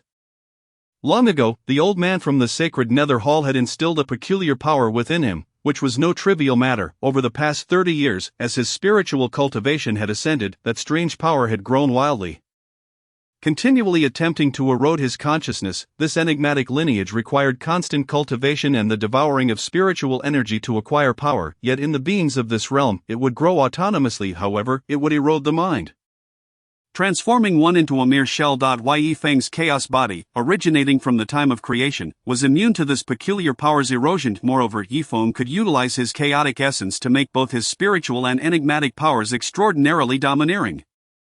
Confronting the black-robed man, who also stood at the Quasi-Emperor's 9th tier, Yifeng revealed a playful expression. I apologize, but it seems the roles of hunter and prey have shifted. Yifeng reached out, and the bizarre power imbued with chaotic energy surged towards the black-robed man. Sensing the terrifying aura, the black-robed man hastily attempted to resist, yet, all efforts were in vain. The black-robed man's defenses crumbled, his surrounding demonic energy becoming illusory. The strange power Yifeng unleashed pierced through the black-robed man's form, an expression of unwillingness filling his eyes. I refuse to accept this, I was so close. With a resounding crash, the black-robed man's body disintegrated into a torrent of demonic energy, scattering throughout the great hall. Attempting to flee, it won't be that easy. Yifeng reached out once more, shattering the fragment of black mist imbued with a trace of his primordial spirit. Thus the being once at the pinnacle of imperial radiance, now fallen to the quasi-emperor's ninth tier, was decisively slain by Yifeng's hand, as she gazed at the decisive and piercing-eyed youth before her. Ling Meiyao felt a surge of fear. Who truly embodies the malevolent forces, and who is the enigmatic entity? Yifeng retracted his enigmatic power, returning to the quasi-emperor's third tier of spiritual cultivation. His gaze fixated intently on Ling Meiyao. Noticing his stare, Ling Meiyao felt a sense of unease. Are you going to kill me? Should she reveal Yifeng's possession of enigmatic powers? He would undoubtedly become a target of public scorn, the focus of widespread condemnation. In such a scenario, even the heavenly profound sect would likely not spare him. Upon hearing Ling Meiyao's words, Yifeng did not respond. Instead, he chuckled softly as he produced a black insignia. I trust you. You will not disclose this matter. If you do, the Hall Master of your sacred nether hall will ensure that your suffering is beyond imagination. Upon seeing the pattern and inscriptions on the black insignia in Yifeng's hand, Ling Meiyao, the enchanting fairy of the sacred nether hall, could no longer maintain her composure. How do you possess the sacred hall token of my sacred nether hall? She felt that as the saintess of the sacred hall of death, her counterpart, the saint's son, might not be genuine. The treasures they both possessed, which even the high-ranking members of the hall were unworthy of, had inexplicably found their way into Yifeng's hands. The sacred order could only be bestowed by the master of the sacred hall, and encountering the sacred order was akin to meeting the master. Observing the astonishment in Ling Meiyao's eyes, Yifeng's lips curled slightly, revealing a faint smile. He slowly extended his hand, gently grasping Ling Meiyao's delicate chin, and softly remarked, given the strength of your master, I should not yet possess the ability to seize anything from him, correct? Ling Meiyao's eyes widened in disbelief as she gazed at Yifeng, finding it increasingly difficult to fathom the young man before her. Yifeng's tone shifted, growing serious. Though I am not one of your sacred hall, I hope that at the critical moment, you can lend me your assistance in seizing the greatest opportunity within the Silent Star Sea. His gaze conveyed an undeniable determination. This was not a request but a command. Yifeng emphasized his resolve with a firmer tone. Concurrently, he raised the mysterious token in his hand, as if showcasing his power and status to Ling Meiyao. Ling Meiyao's complexion paled slightly, sensing the pressure in Yifeng's words. Faced with such a situation, she had no choice but to comply with his demands. I know how to choose, and I am willing to assist you. This is also a means of self-preservation for me. Ling Meiyao gritted her teeth, making her decision. Hearing her response, Yifeng nodded in satisfaction. He released his grip on her chin, and a confident and composed smile returned to his face. Once we step outside, maintain your previous demeanor towards me. Do not be overly formal to avoid unnecessary complications. As Yifeng resumed his previous state, Ling Meiyao felt her fear dissipate significantly. Her demeanor gradually returned to normal, her eyes no longer filled with terror. Instead, they radiated her usual alluring charm. Ling Meiyao gently bit her lip, a seductive glimmer in her eyes, reflecting on how she had been frightened by the seemingly youthful Yifeng. A wave of melancholy washed over her, feigning vulnerability. Ling Meiyao spoke in a soft voice. You truly scared me just now, big brother. I now bear a psychological scar. She subtly twisted her slender waist, showcasing her allure in an attempt to capture Yifeng's attention. However, Yifeng remained unaffected by her charm, merely offering an awkward smile as he explained, circumstances compelled me. I hope Sister Ling can understand. Seeing Yifeng return to his usual self, Ling Meiyao felt a significant weight lift from her heart. Her courage began to swell, prompting her to take a few steps closer to Yifeng. Ling Meiyao tilted her head slightly, her beautiful eyes gazing deeply into Yifeng's, sparkling with enchanting light. In Yifeng's astonished gaze, Ling Meiyao wrapped her arms around his neck, gently pressing her lips to his ear. Her movements were soft and graceful, reminiscent of a docile kitten, exuding endless allure. Then, she whispered in an extremely seductive voice, at your command, my master. Her voice dripped with temptation, like a warm current flowing into Yifeng's ear, causing his body to involuntarily shudder. A chill ran through Yifeng, and he couldn't help but exclaim, you truly are the renowned enchantress of the demonic path, sister. You are indeed a bewitching fairy. Upon hearing Yifeng's words, Ling Meiyao smiled slightly, a hint of pride gleaming in her eyes. She gently caressed Yifeng's face and purred, hee. Does little brother Yifeng like this version of me? Observing Yifeng's flustered expression, Ling Meiyao couldn't help but giggle in satisfaction. Subsequently, the two discovered a fragment of the wool left behind by the first master of the Thunder Extreme Hall deep within the Grand Hall, and they divided his inheritance and fundamental principles. Ling Meiyao felt immense joy at Yifeng's willingness to share this precious legacy with her. Indeed, she had not misjudged Yifeng. Collaborating with him was undoubtedly her wisest choice.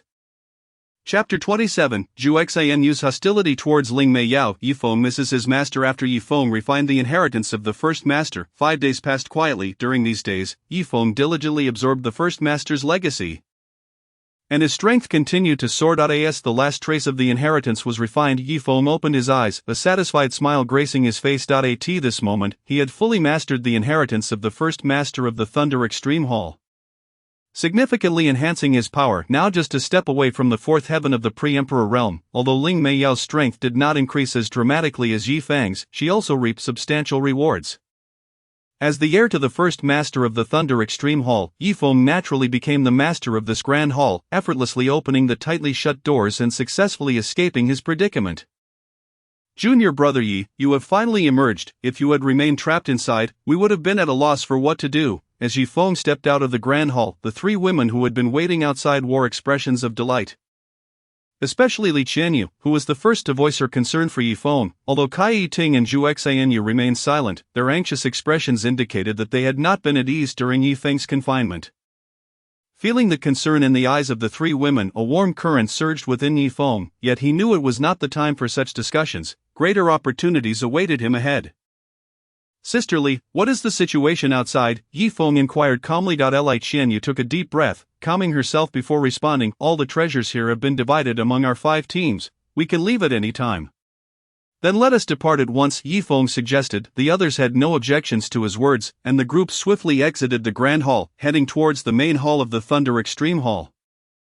Big brother Yifeng, what can find you inside? The beautiful Zhu Xianyu blinked her large eyes, gazing curiously at Yifeng like a curious child. Hearing Zhu Xianyu's question, everyone else turned to Yifeng, clearly eager to learn what had transpired within the first master's grand hall. Yifeng maintained a calm expression and replied steadily, we encountered an enigmatic being whose strength had fallen to the pinnacle of the pre-emperor realm. Thanks to the timely intervention of the first masters, both Ling and I were spared. He then began to vividly recount the scene from that moment. Upon hearing his account, a sense of dread washed over the others. Although they had not experienced it firsthand, they could still feel the suffocating sense of peril through Yifeng's words. Ling Mei Yao listened quietly to Yifeng's narration, struggling to suppress a laugh. However, Zhu Xianyu noticed the unmistakable smile on Ling Mei Yao's face. You vixen, Zhu Xianyu glared at Ling Mei Yao. Big brother Yifeng has shared the first master's inheritance with you, and you dare to mock him? Her voice brimmed with anger and discontent. This enchantress had already seduced her childhood friend Zhu Guanyu, and she had not held a grudge against that heartless traitor. Now, this enchantress seemed intent on enticing her big brother Yifeng, making Zhu Xianyu feel as if the enchantress of the sacred hall of death was deliberately opposing her. Ling Mei Yao lightly swayed her slender waist, her expression stern as she replied, little sister, you must not speak carelessly. Where did you see me mocking little brother Yifeng? Everyone else observed Ling Mei Yao's serious demeanor, believing that Zhu Xianyu was fabricating accusations. And even Cai Yiting did not come to her defense. Seeing this unfold, as Zhu Xianyu stomped her feet in frustration, her beautiful eyes brimming with tears as she felt wronged. She had clearly seen the enchantress smile, yet no one believed her. The baby feels wronged, but the baby won't speak. At that moment, Yifeng stepped in. I did indeed see Ling Yao smile just now. She was likely amused by my description. Not mocking me, however. Xianyu did not intend to fabricate stories, so please do not let her feel wronged. Upon hearing Yifeng defend her, Zhu Xianyu could no longer contain herself and threw herself into Yifeng's embrace, wanting to vent her grievances. Big brother Yifeng, I knew you would believe me. Reflecting on Zhu Guanyu's actions and contrasting them with Yifeng's readiness to protect her during her moment of distress, Zhu Xianyu's disappointment in Zhu Guanyu deepened. Yifeng gently patted Zhu Xianyu's back, signaling her to relax, though he felt somewhat helpless as Zhu Xianyu was his ace against Zhu Guanyu.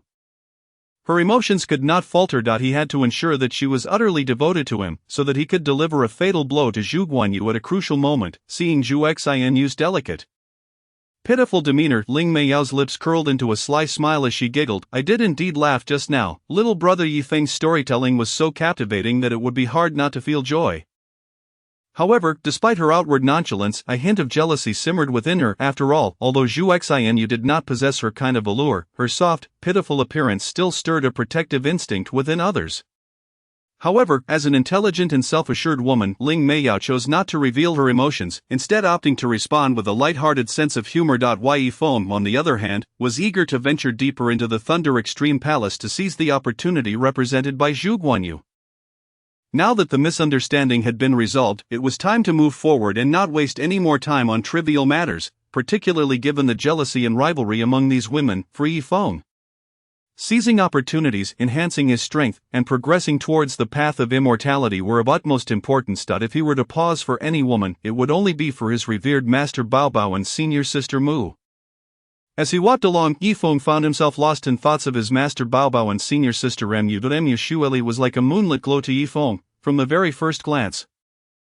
He was captivated by her frigid yet exquisite beauty. In the course of their interactions, Yifeng discovered that beneath Mu's icy exterior lay a heart that burned with passion. That heart would only grow warmer because of him. Yifeng.as for Master Yin Xingwan. There was no need for further elaboration. She was an indelible mark on Yifeng's heart, a crimson mole that could never be erased. Moreover, Master was now nurturing a small life that shared a blood bond with him. Yifeng couldn't help but feel a twinge of nostalgia, realizing that it had been over 30 years since he joined Yunxia Peak at the age of 18. Throughout these years, his master had taken meticulous care of him. While he had often been a source of trouble for her. As a man, he mused, he shouldn't always rely on his master to shield him. This thought further solidified Yifeng's resolve to enhance his strength. He vowed to become a formidable powerhouse capable of shielding his master and senior sister Mu from the storms ahead. Chapter 28. Zhu Guanyu fantasizes about obtaining the inheritance. Yifeng faces two foes alone upon reaching the grandest hall deep within the Thunder Extreme Palace. Yifeng and his companions found that most of the other factions had already gathered there. Some were meditating in silence, while others engaged in hushed conversations, but without exception, each person's gaze was tinged with anticipation and tension. After all, whoever could obtain the inheritance of the Thunder Extreme Emperor would emerge as the greatest victor of this expedition to the palace. Gaining the foundational essence of such a formidable figure would significantly enhance their chances of breaking through to the imperial realm in the future. As Yifeng gazed upon the majestic hall, a surge of respect welled up within him. The Thunder Extreme Emperor had fought valiantly to protect this realm against the enigmatic race, ultimately sacrificing himself to eliminate two adversaries of equal standing. A testament to his indomitable spirit. Such ancestors, who had fought fiercely to defend their homeland, were deserving of deep admiration. Just as Yifeng was lost in contemplation, the sound of footsteps echoed, and he turned to see the brooding Zhu Guanyu arriving. His aura had noticeably strengthened, indicating that he had reaped considerable benefits during his time in the Thunder Extreme Palace. Zhu Guanyu's gaze swept over the crowd, eventually resting on Yifeng, a glint of malice flashing in his eyes as he smirked. Seemingly attempting to provoke Yifeng, however, Yifeng paid him no mind, merely glancing at him before turning away. This only fueled Zhu Guanyu's anger further. He silently vowed that once he obtained the Thunder Extreme Emperor's inheritance, he would make Yifeng pay dearly. He wanted Yifeng to understand the cost of crossing him. Zhu Guanyu discreetly communicated with the tome within him, asking, "Old tome, can you truly help me acquire the Thunder Extreme Emperor's inheritance?" A voice, aged and gravelly, emanated from the tome. "Fear not, young man.My body, the Thunder Roar manifestation, is the creation of the Thunder Extreme Emperor. With my presence, your chances of seizing this opportunity surpass those of everyone else combined." Upon hearing this, Zhu Guanyu's excitement surged. He had not anticipated that after 300 years of companionship, the tome would finally reveal its true identity. With its assistance, victory seemed assured. Their Zhu clan's ancestor was merely at the mid-stage of the imperial realm. Just like the Thunder Extreme Emperor, once Zhu Guanyu obtained the Emperor's inheritance and stood upon the shoulders of giants, he would undoubtedly achieve even greater feats. The prospect of reaching the Imperial Extreme Realm seemed entirely within reach. With this thought, he couldn't help but laugh aloud. "I, Zhu Guanyu, am on the cusp of reaching the pinnacle of my life." Just as Zhu Guanyu indulged in his fantasies, Luo Tianhao's voice rang out across the expansive hall. "Esteemed guests, rather than waiting idly, let us devise a way to enter this grand hall." The crowd began to murmur in agreement. The monk Pu Hui from the Infinite Temple stepped forward, proclaiming, "But it is said that the Thunder Extreme Emperor possesses a divine weapon known as the Thunder Roar manifestation. This weapon can summon the sound of thunder to aid in battle or enhance one's physical form. If we could summon this tome, it might unlock the door." The various factions scoffed at this suggestion. Yen Xiao from the Blood Moon Hall couldn't help but interject, "Monk, are you not just stating the obvious? It is well known that after the great battle 30,000 years ago, the Thunder Extreme Emperor perished, and the Thunder Roar manifestation was lost to the annals of time. Who can say that it has not decayed into a mere fragment of its former glory after all these years? Even if it still possesses some essence, where would we find it now?" In response, Pu Hui gently replied, "If that is the case, then we may have no choice but to enter the hall as we did when opening the relic's entrance." The various factions present silently accepted Pu Hui's method. It seemed the only option. The energy fluctuations emanating from the door were akin to those of the relic's protective barrier, requiring considerable effort to breach. Just as everyone prepared to act, a voice suddenly rose above the din. What a coincidence, I possess the thunder roar manifestation. The crowd turned in surprise to see Zhu Guanyu at the center. A faint smile gracing his lips as he brandished the tome for all to see. I am willing to use this tome to assist everyone in opening the door, but I do ask for a small favor in return. Kindly expel Yi Feng. The holy son of the heavenly Shen sect, while they feared killing Yi Feng and incurring the wrath of the heavenly Shen sect, simply driving him away to prevent him from contending for the opportunity seemed a reasonable request. The forces of the Harmony sect in Blood Moon Hall began to stir, harboring grudges against Yi Feng, and Zhu Guanyu's proposition was a perfect catalyst. The righteous sects, represented by Luo Tianhao and Pu Hui, remained stationary. They were reluctant to offend the heavenly Shen sect, yet they were equally keen to eliminate a formidable rival like Yi Feng through the hands of those aligned with darker forces. Zhu Guanyu anticipated this reaction from the righteous factions, knowing that as long as they did not aid Yi Feng, he and Yan Xiao would suffice. With a sinister expression he declared, Yi Feng, I never expected to see you in such a predicament. At this moment, the Harmony sect had already allied with the Blood Moon Hall, with their forces detaining Ling Meiyao Li Chenyue, and others. Yi Feng paid no heed to Zhu Guanyu's self-satisfied expression. Instead, he focused on Yan Xiao and Zhu Guanyu.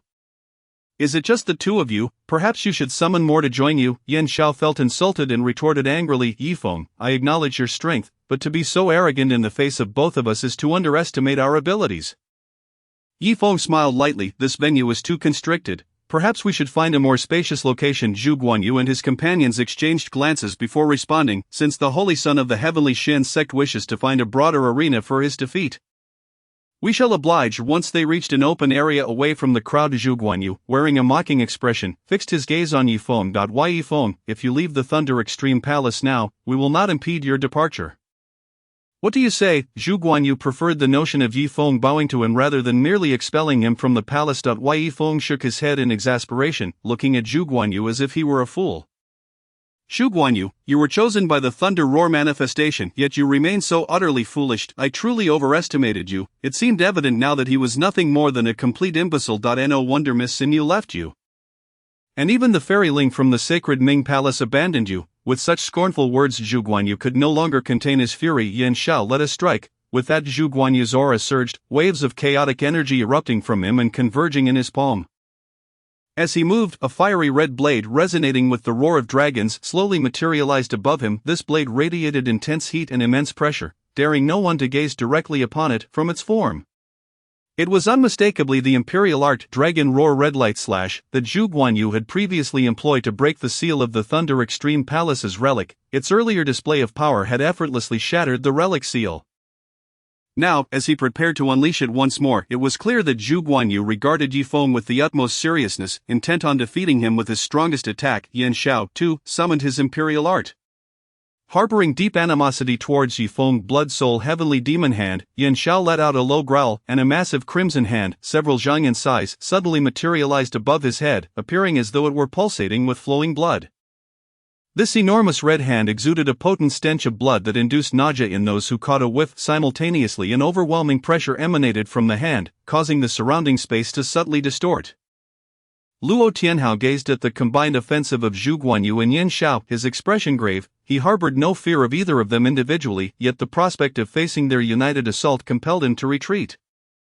The holy son of Tianxian sect, Yi Feng, though perhaps not as formidable as you according to rumors, I wonder if you can withstand this move. The two unleashed their imperial divine abilities, and Yi Feng, without hesitation, summoned forth his own fated divine power, Chaos Divine Demon Flame. As Yi Feng formed a hand seal, a dark, colossal dragon infused with chaotic energy descended upon the world, accompanied by thunder and ominous clouds. Compared to his previous encounter with Bai Yuxuan, this dark dragon appeared more solid, its surrounding flames and thunder more ferocious. Observing the impending assault from Zhu Guanyu and Yan Xiao, Yi Feng murmured to himself, strike forth, Chaos Divine Demon Flame. Today, let our names resonate throughout both the righteous and demonic paths. Chapter 29. Zhu Sinyu's total disappointment entering the main hall. When the three assaults collided, it seemed as though the very heavens and earth had been rent asunder. Producing a deafening roar, everyone present widened their eyes, transfixed upon the point of impact, fearful of missing even the slightest detail. The colossal shockwave rapidly spread like ripples, affecting numerous distant onlookers from various factions. Those of weaker stature could not withstand the intense pressure, their faces paling as they coughed up blood, collapsing to the ground in utter disarray. Witnessing this, the experts from various factions sprang into action, unleashing vibrant beams of light from their hands to collectively form a sturdy energy barrier, shielding against the powerful aftershock. Moments later, as the residual energy gradually dissipated, the scene on the battlefield was revealed. Xu Guanyu and Yan Xiao appeared disheveled, their hair in disarray and clothing tattered, hovering in mid-air with expressions of utter shock. In stark contrast, Yifeng stood opposite them, unscathed, his attire free of even the slightest dust, his eyes gleaming with confidence. At that moment, the robes of Yan Xiao suddenly erupted, disintegrating into countless fragments that scattered through the air. Subsequently, he violently spat out blood, plummeting to the ground like a broken kite. Crashing heavily upon impact, Zhu Guanyu also coughed up blood, his complexion as pale as a sheet. Despite his desperate attempts to stabilize himself, his aura had been thoroughly disrupted, clearly indicating he had sustained grave injuries. It appeared that Yifeng from Tianxian's sect was indeed as formidable as the rumors suggested. Observing Yifeng's calm demeanor in mid-air, Luo Tianhao's eyes flickered with a hint of trepidation.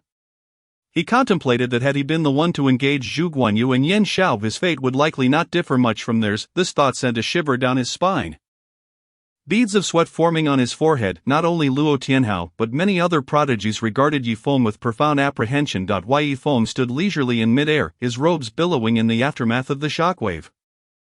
His demeanor was indifferent, as though the world around him held no significance. At that moment, he resembled a sovereign, surveying all beneath him. His gaze shifted to Zhu Guanyu, a faint smirk curving his lips, revealing a hint of derision. You are indeed marginally stronger than Yan Xiao, but only just below Zhu Xinyu. Witnessing Yifeng's frigid gaze, feared he might strike down Zhu Guanyu, although she had already cast aside her feelings for him.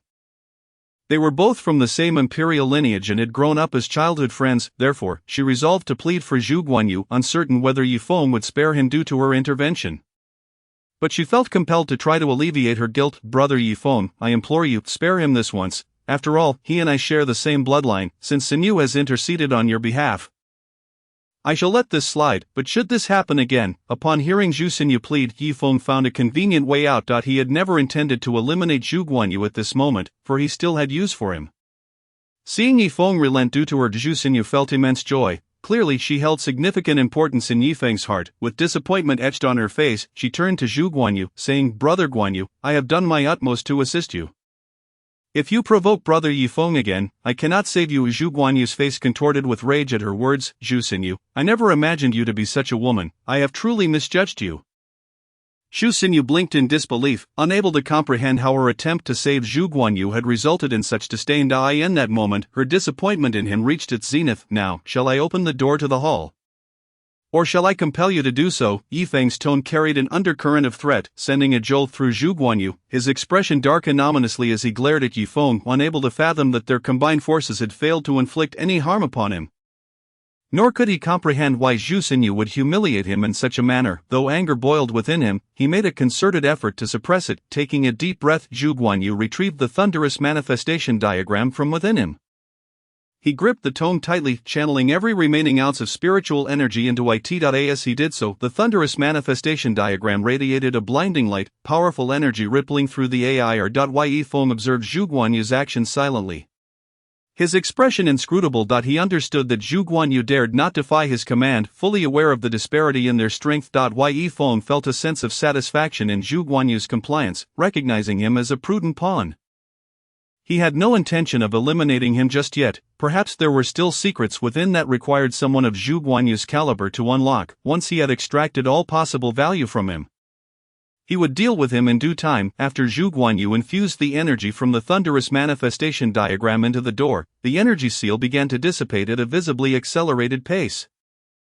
Following this, a swirling entrance appeared before the onlookers. The vortex was immense, wide enough to accommodate several individuals simultaneously. At that moment, the mysterious vortex began to change. A terrifying pressure emanated from within its vicinity, as if an unparalleled beast lurked within, exuding an asphyxiating aura to those of lesser strength. Upon stepping into that area, felt as though they had been struck violently, spewing blood and being cast away by an invisible force.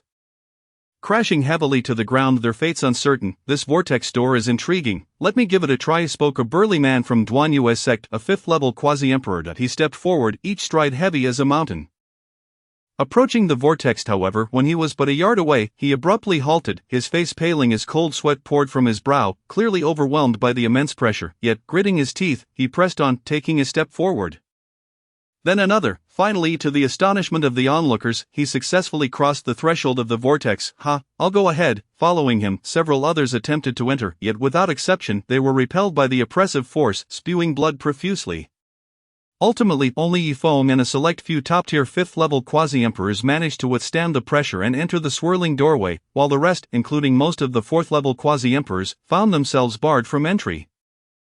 At this moment in the hall, only a scant 10 individuals remained, each a top prodigy from various sects of the righteous and demonic paths. Alongside Zhu Guanyu, Yan Xiao of the Bloodhand Hall had missed the opportunity for the final contest due to his grave injuries.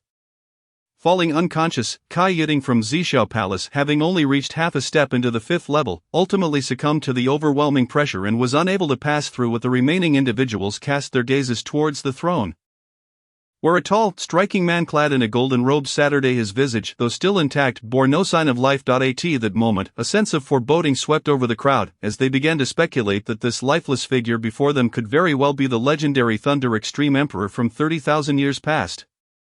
Chapter 30, Eradicating the Eerie Will of the Demon Emperor. The final victor. The 10 individuals present in the hall were all prodigies from formidable factions, despite the legendary inheritance of the Thunder Extreme Emperor being within their grasp.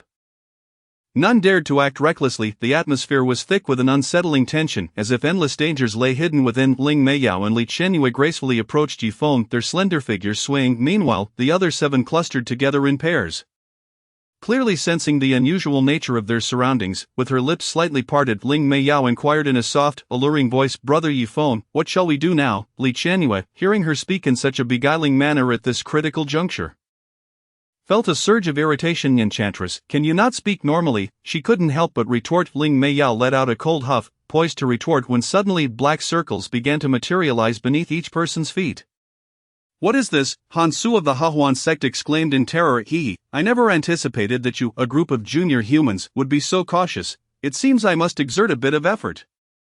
At the moment the voice echoed, the lifeless figure of the Thunder Emperor atop the throne suddenly transformed into a swirling mass of black mist, drifting above the Grand Hall. Within that black fog emerged a grotesquely contorted human face. Exceedingly eerie. Yifeng's expression darkened as he said, "You are one of the 2 enigmatic emperors who besieged the Thunder Emperor back in the day." "No, they are all me. I am their amalgamation.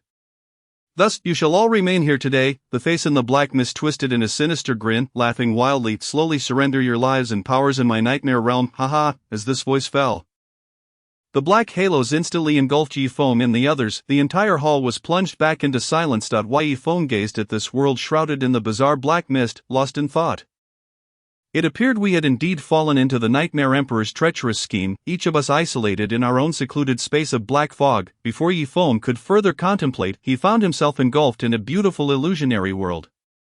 Here, he attained supreme power and the right to eternal life, nearly acquiring everything he desired. A voice incessantly tempted him. "Look how splendid this world is, stay here, and you shall have all that you wish for." Just as Yifeng was about to acquiesce, a surge of chaotic power erupted from within him, dispelling that strange voice. Yifeng immediately regained his senses and emerged from that imagined paradise. Simultaneously, he had completely extricated himself from the black mist realm and returned to the Grand Hall. The methods of the enigmatic Nightmare Emperor were indeed formidable, as Yifeng stepped out of the illusion. A sense of trepidation welled up within him. A voice reverberated throughout the hall once more, though it seemed not to belong to the enigmatic Nightmare Emperor. "I never expected that after 30,000 years. The one who has come to liberate me is not the chosen one of the Thunder manifestation diagram." Sensing the absence of that peculiar demonic aura around him, Yifeng felt slightly more at ease.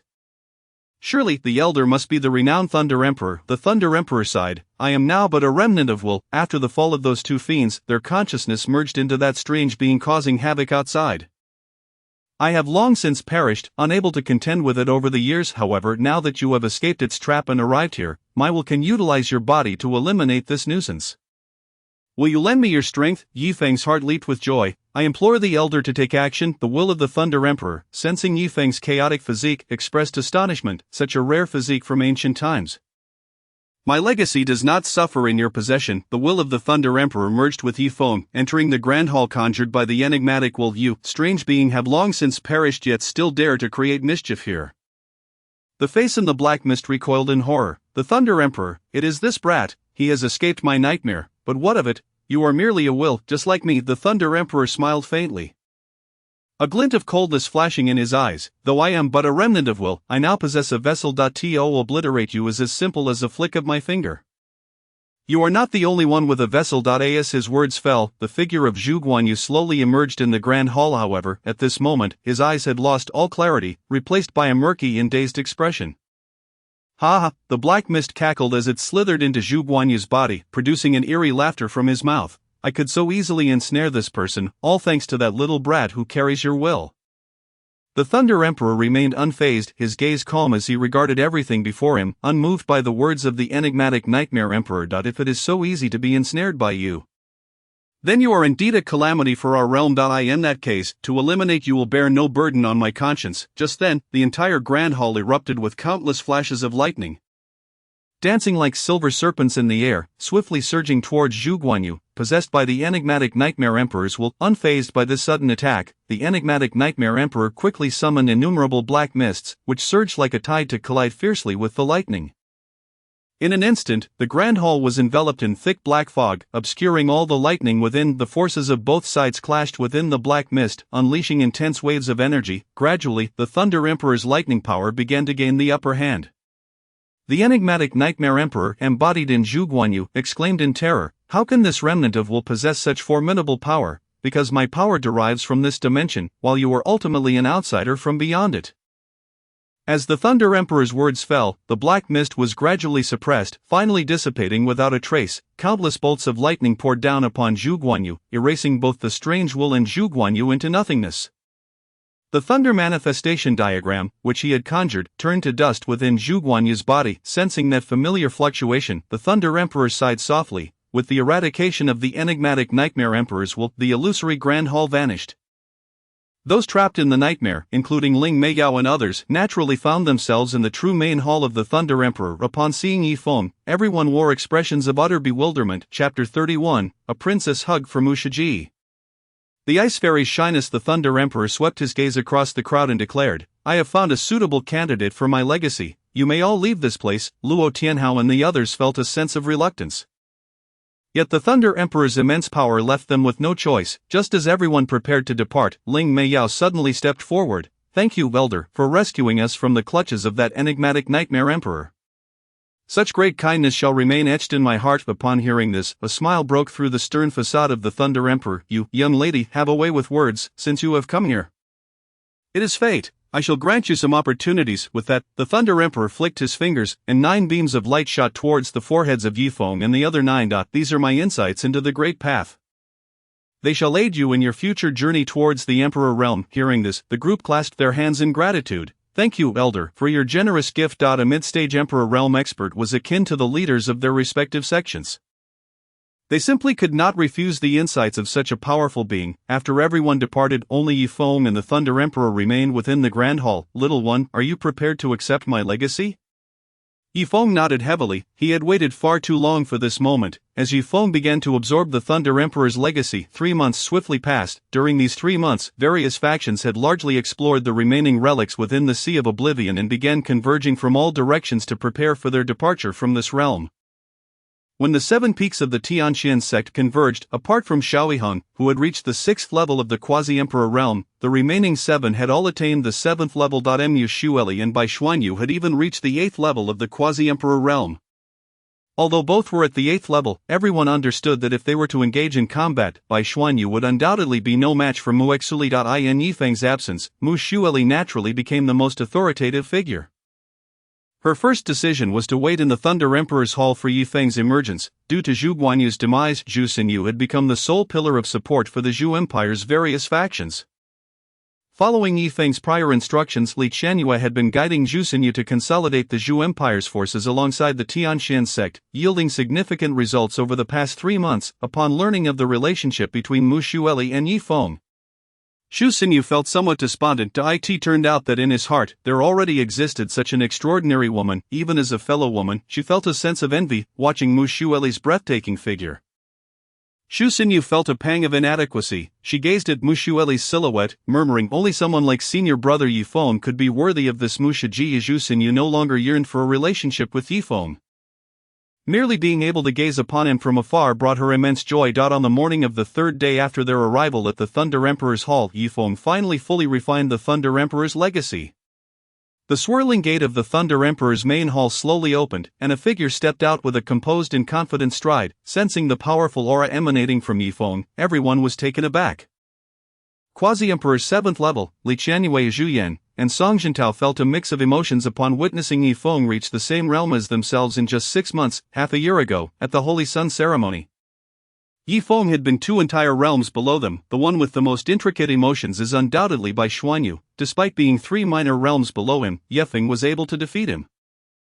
Now, with only a single realm separating them, it seems that even 3 versions of himself would stand no chance against Yifeng. Originally, he believed that his time spent in the Silent Star Sea had yielded significant gains, and that upon returning, he would be able to create some distance between them. However, it now appears that his thoughts were rather ludicrous. Bai Xuanyu gently shook his head, self-deprecatingly remarking, it seems that the younger generation of Tianxian sect no longer belongs to my era. Meanwhile, Yifeng had no time to heed the astonished gasps of the crowd. Upon his arrival, he noticed that all the peaks of Tianxian sect had gathered here, and he immediately began searching eagerly for a familiar figure. Spotting the tall, exquisite silhouette amidst the throng, Yifeng hurriedly rushed over and enveloped her in a tight embrace. Senior sister, I've missed you so much during these past 6 months, as Yifeng held Mu Xueli in his arms. Many disciples cast envious glances in their direction, some even resorted to playful whistles, attempting to enhance the atmosphere of the moment. Being held so closely by Yifeng in front of the elite disciples of the 7 peaks of Tianxian sect caused a faint blush to rise on Mu Xueli's delicate face. She squirmed slightly in his embrace, attempting to free herself. Yifeng, please let go, the brothers and sisters from the other peaks are all watching. Mu Xueli, known for her cool demeanor, was already quite bashful. Their first embrace had been in the secluded cliffs of Yunsha Peak, where no one was around. This second embrace, however, had escalated to being right under the noses of all the elite disciples of Tianxian sect. For a moment, Mu Xueli found it utterly overwhelming, leading her to struggle in Yifeng's grasp. Hoping he would release her, yet, Yifeng showed no intention of letting her go. If anything, he tightened his hold. Looking down into Mu Xueli's beautiful eyes, he softly said, Senior sister, we are already together, please allow me to indulge in a bit of vanity and assert my claim. Alright. Seeing Yifeng's gentle demeanor, Mu Xueli felt her heart soften. She had already decided to be with him. What difference would it make if others found out? With this thought, Mu Xueli ceased her struggles and allowed Yifeng to embrace her slender waist, which was as lethal as a curved blade. Yifeng, can we find another place to embrace? I'm a bit uncomfortable here, she murmured softly, her voice like a gentle stream nourishing Yifeng's long dry heart. Noticing the rosy hue blossoming on Mu Xueli's cheeks, Yifeng let out a hearty laugh and effortlessly lifted her into a princess carry. In that moment, as she was suspended in the air, Mu Xueli felt a wave of intense shyness wash over her. Her arms instinctively wrapped around Yifeng's neck, and she buried her face deep into his chest, as if wishing to hide from the world. At that moment, she shed her image as the icy beauty and resembled a bashful little girl, longing to find a crevice to hide in. The surrounding disciples watched in disbelief, their eyes wide open. They simply could not fathom that the Ice Fairy of Tianxian sect, the foremost righteous power, would be embraced so intimately by someone, and right before so many witnesses. If this were to spread, who could predict the uproar it would cause, and how many hearts would shatter as a result? Yifeng, we should leave quickly, Mu Xueli whispered, her voice barely audible, her face flushed with embarrassment upon hearing his senior sister's urging. A powerful surge of spiritual energy erupted from Yifeng, and with a swift movement, he soared into the distance with Mu Xueli in his arms. However, the other disciples were not ready to relent. They cheered and whistled, their voices rising as they watched Yifeng and Mu Xueli depart. Hearing those sounds only deepened Mu Xueli's shyness, causing her to tremble slightly in Yifeng's embrace. Don't worry, senior sister, I'll take you away right now, Yifeng reassured her softly, sensing her unease, and he quickened his pace until they vanished from the sight of the crowd. Chapter 32, Mu Xueli releases herself. Reborn anew, Yefeng brought Mu Xueli to a nearby peak beside the Thunder Extreme Hall, gently setting her down. This mountain was lush and vibrant, resembling a sea of green from this vantage point. One could faintly see the figures of the Tianxian sect disciples below, appearing as tiny as sesame seeds. Yefeng lazily settled on the grass, patting the ground beside him and smiling at Mu Xueli. Sunlight bathed him, his eyes radiating brightness and confidence. As Mu Xueli gazed at the young man before her, warmth surged in her heart, and a faint smile graced her lips. The corners of her mouth lifted slightly, forming a delicate arc akin to a flower blooming in spring. A gentle breeze swept by, carrying with it a refreshing fragrance. Mu Xueli slowly sat down, her posture graceful and enchanting. However, as she sat beside Yefeng, she felt somewhat awkward, unsure of how to proceed. Understanding her unease, Yefeng decided to take the initiative. Without hesitation, he wrapped his arm around Mu Xueli, pulling her into his embrace. This time, he offered her no chance to resist. Holding her tightly with determination, startled by Yefeng's sudden action, Mu Xueli shot him a glare, yet she did not pull away. Instead, she shyly lowered her head. Aware of Yefeng's assertiveness, she chose not to struggle but rather nestled into his warmth. Relishing his presence, her heartbeat quickened, and her cheeks flushed, resembling a ripe apple. Noticing Mu Xueli's transformation, Yefeng's lips curled into a mischievous smile. Observing her nestled against his shoulder, he playfully teased, "Senior sister, do you wish to escape my embrace? Or are you simply feeling shy?" Upon hearing his question, Mu Xueli's face turned crimson, a flicker of indignation flashing in her eyes. She genuinely wanted to bite this teasing rogue. "Senior sister is already nestled against your shoulder, and you still dare to ask such a question? I don't wish to speak with you anymore." Yefeng chuckled, finding her vexed expression utterly adorable. Seeing her blush deepen, he quickly reassured her, "All right, senior sister. Don't be angry, I won't ask anymore." He then said earnestly, "Mu Xueli, once we return to Tianxian sect, could you take me to visit Master Yu at Xuelian Peak?" Surprised by Yefeng's request to meet her master, Mu Xueli's heart raced, and she lifted her head from his shoulder. With affectionate eyes, she hesitated. "Yefeng, is it too soon to meet my master? I'm not quite prepared for this." Yefeng tenderly took her hand, softly comforting her. "Senior sister, our relationship has already become known among the disciples of the Seven Peaks. If the disciples from Xuelian Peak discuss it, Master Yu will surely hear about it too. Rather than having Master Yu learn from others, it's better for us to tell her ourselves." Mu Xueli pondered Yefeng's words, recognizing their validity, yet she still felt conflicted. Ever since she was young, her master had high hopes for her, urging her to wholeheartedly pursue the path of cultivation and inherit her teachings. Now, suddenly being with Yefeng, she felt uncertain about how to broach the subject with her master. Memories of her master's frequent reminders to focus on training, unburdened by romantic entanglements, flooded her mind. She felt guilt for straying from her master's expectations. Yefeng held Mu Xueli's hand tightly and continued, "Senior sister, don't worry, I'll handle everything. I know you hold Master Yu in high regard, and I respect my own master as well, but that doesn't mean Master Yu should dictate your future. Senior sister, each person's destiny should be in their own hands, not arranged by others or dictated by fate. I intend to be the one who seizes my own destiny, and I will declare to the world that neither Master Yu nor fate can prevent me from being with you." Hearing Yefeng's passionate declaration, Mu Xueli was momentarily stunned. She hadn't anticipated such fervent and intense feelings from him. At the same time, his words prompted her to reflect deeply. Throughout her life, her master had consistently advised her to strive for strength among the disciples of Tianxian sect, considering it her only duty, as dictated by fate, which she could not alter. But must one always adhere to the dictates of fate? Since that time when Yefeng had saved her, his presence had become indelible in her heart. After confirming their relationship, she felt a renewed sense of joy in her daily life, no longer plagued by the monotony and tedium of the past. If this love that had blossomed within her was indeed not sanctioned by destiny, then she would willingly defy fate to protect this beautiful love. In that moment, Mu Xueli was no longer lost. She finally understood why she had felt so burdened all these years. She had been shackled by the so-called fate. She turned her head towards Yifeng, her voice soft as she said, "Junior brother Yi, upon our return to Tianshan sect, I shall confide in our master about the nature of our relationship." Observing Mu Xueli's transformation in thought, Yifeng felt an overwhelming joy. As long as senior sister Mu could overcome the hurdle posed by Master Yu, no one would be able to shake the bond between them. Elated, Yifeng swiftly rolled over, pinning Mu Xueli onto the grass, gazing passionately into her pure and enchanting eyes. "Senior sister Mu, I wish to tease you." As he spoke, Yifeng had already cast a barrier around them. Witnessing his actions, a wave of shyness surged within Mu Xueli. She gently wrapped her arms around Yifeng's neck and murmured, "Naughty junior brother, kiss me." seeing the once reserved Mushweli now exuding a willingness to be swept away. Yifeng could no longer contain himself. In the midst of her bashful, expectant gaze, he slowly leaned down, pressing his lips against hers. As they shared a fervent kiss, Yifeng's hand gradually moved to her waist. Attempting to unfasten her dress, feeling his actions, Mushweli hastily pressed down on his hand, breaking the kiss. Her eyes glimmered with moisture, and a pleading expression graced her stunning features. Junior brother Yi, can we wait until we return to the sect? Once we disclose our relationship to Master, I shall surrender myself to you. Yifeng paused, softly asking, Senior sister, what if Master Yu does not approve? Would you still wish to be with me? Mushweli's gaze flickered, and after a moment's hesitation she looked up at him, filled with deep affection. Even if Master does not agree, I will be with you.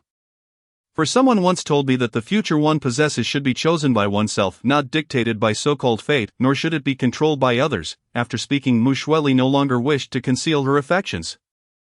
She tightened her embrace around Yifeng's neck, drawing him closer, and initiated a kiss. This kiss lingered for an indeterminate time, with Mushweli showing no sign of letting go. Yifeng understood that all this time she had been living for the goals set by Master Yu, only now had she rediscovered her true self. Gently stroking her fragrant hair, Yifeng reciprocated this passionate and enduring kiss. It represented not only their mutual affection but also Mushweli's farewell to her past self. She would no longer be bound by anyone nor by the so-called fate dictated by Master. In this moment, the love she possessed was not a gift of destiny, but rather one she bestowed upon herself.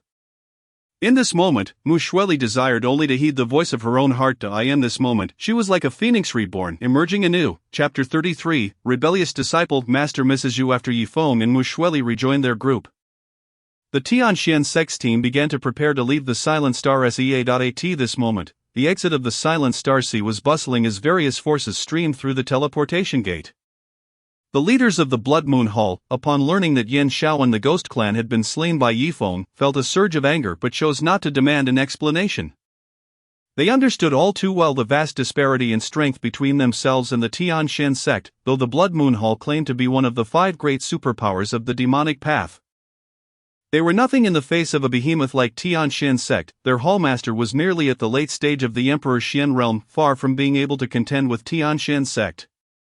Gom Huanluan and other peak leaders of Tianxian sect had also arrived at the exit, quietly awaiting the safe return of their disciples. Meanwhile, as the high-ranking members of various forces waited for their disciples to emerge, their gazes often involuntarily drifted towards Tianxian sect. The reason was simple: the one revered by countless as the most beautiful woman in this realm, the celestial fairy Yin Changwan, stood charmingly beside Gong Huanluan. At this moment, Yin Changwan donned a loose and vibrant red gown, which, despite its ample fit, could not conceal her alluring figure. The hem of her long skirt reached her calves, revealing her fair, delicate ankles. Most striking was her peerless beauty, which left everyone present convinced that no woman in the world could rival her. Her figure achieved a near-perfect proportion, and her beauty was truly unparalleled.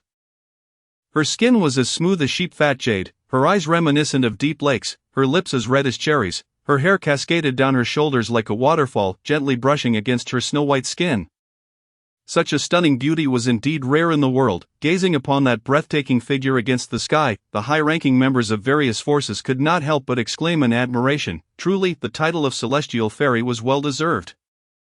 With such unparalleled beauty, it was no wonder that countless heroes would bow before her. Amidst the admiration, no one dared to utter a word of disrespect towards her sanctity. After all, the sect to which Yun Changwan belonged was the foremost righteous force, not one to be trifled with. While the crowd buzzed with discussion, Yin Changwan was also aware of their remarks. However, she paid little heed to how outsiders evaluated her. What truly mattered to her was how her beloved disciple perceived her.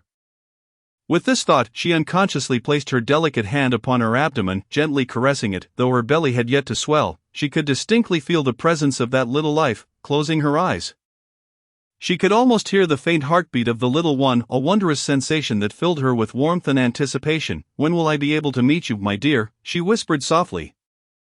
With a tone brimming with love and tenderness, she yearned to witness the birth of this little life, to accompany it as it grew, and to witness every moment of its journey. This vision of the future brought a radiant smile to her face. "Look, the celestial fairy is smiling," someone suddenly exclaimed in a hushed tone. "Her smile is simply breathtaking." The crowd echoed in agreement, their gazes fixated on Yin Changwan. Although her smile was fleeting, it was still captured by the keen-eyed The expressions of those around were filled with amazement, infatuation, and a myriad of emotions as they found themselves enchanted by Yun Changwan's beauty, leading to a flurry of discussions when the celestial fairy smiles. It truly captivates the heart, such an exquisite beauty. It was no wonder that countless heroes would bend the knee. Some quick-witted individuals were astounded by the sight, marveling at Yun Changwan's beauty while also speculating why she smiled. Though they could not fathom the reason. Meanwhile, those who were slower to react appeared confused, unsure of what had transpired. Among the crowd from the Holy Ming Palace, Ling Meiyao was well aware that Yun Changwan was the peak master of Yun Xiao Peak and Yifeng's master. Upon seeing Yun Changwan's visage, Ling Meiyao finally understood why Yifeng seemed immune to her allure. No wonder, given that his master was so striking. Gong Huanluan, standing beside Yun Changwan, observed the reactions of the various forces and shook her head helplessly before turning to Yun Changwan. Junior sister, I believe it would be best for you to venture out less in the future. With your beauty, it is impossible to evade such attention. As Yun Changwan's closest senior sister, Gong Huanluan understood her preference for tranquility, disliking being the subject of gossip. Thus, she felt a tinge of concern for her junior sister. Especially with her pregnancy, any disturbance could adversely affect the little one. Yun Changwan replied with a melodic tone, Senior sister, were it not for my concern for that rebellious disciple, I would not have come here. Her voice carried a hint of playful reproach and resignation, as if she were reluctant to be present yet felt compelled to attend due to her disciple's well-being. Gong Huanluan sighed softly. Feeling somewhat helpless, she understood her little junior sister's nature, free-spirited and unrestrained, driven solely by her own inclinations and moods, yet now she had altered her behavior out of concern for Yifeng, prompting Gong Huanluan to marvel at the power of love. She had never anticipated that this typically carefree junior sister would one day be so worried about someone. One couldn't help but wonder what charm that fellow possessed. I must find an opportunity to observe him closely, to see how he has enchanted my little junior sister so completely. Turning her gaze to those around who harbored feelings for Yun Changwan, Gong Huanluan felt a twinge of pity for them. These individuals were captivated by her beauty and charm, developing affections for her, yet they remained oblivious to the fact that Yun Changwan already had a beloved and was with child.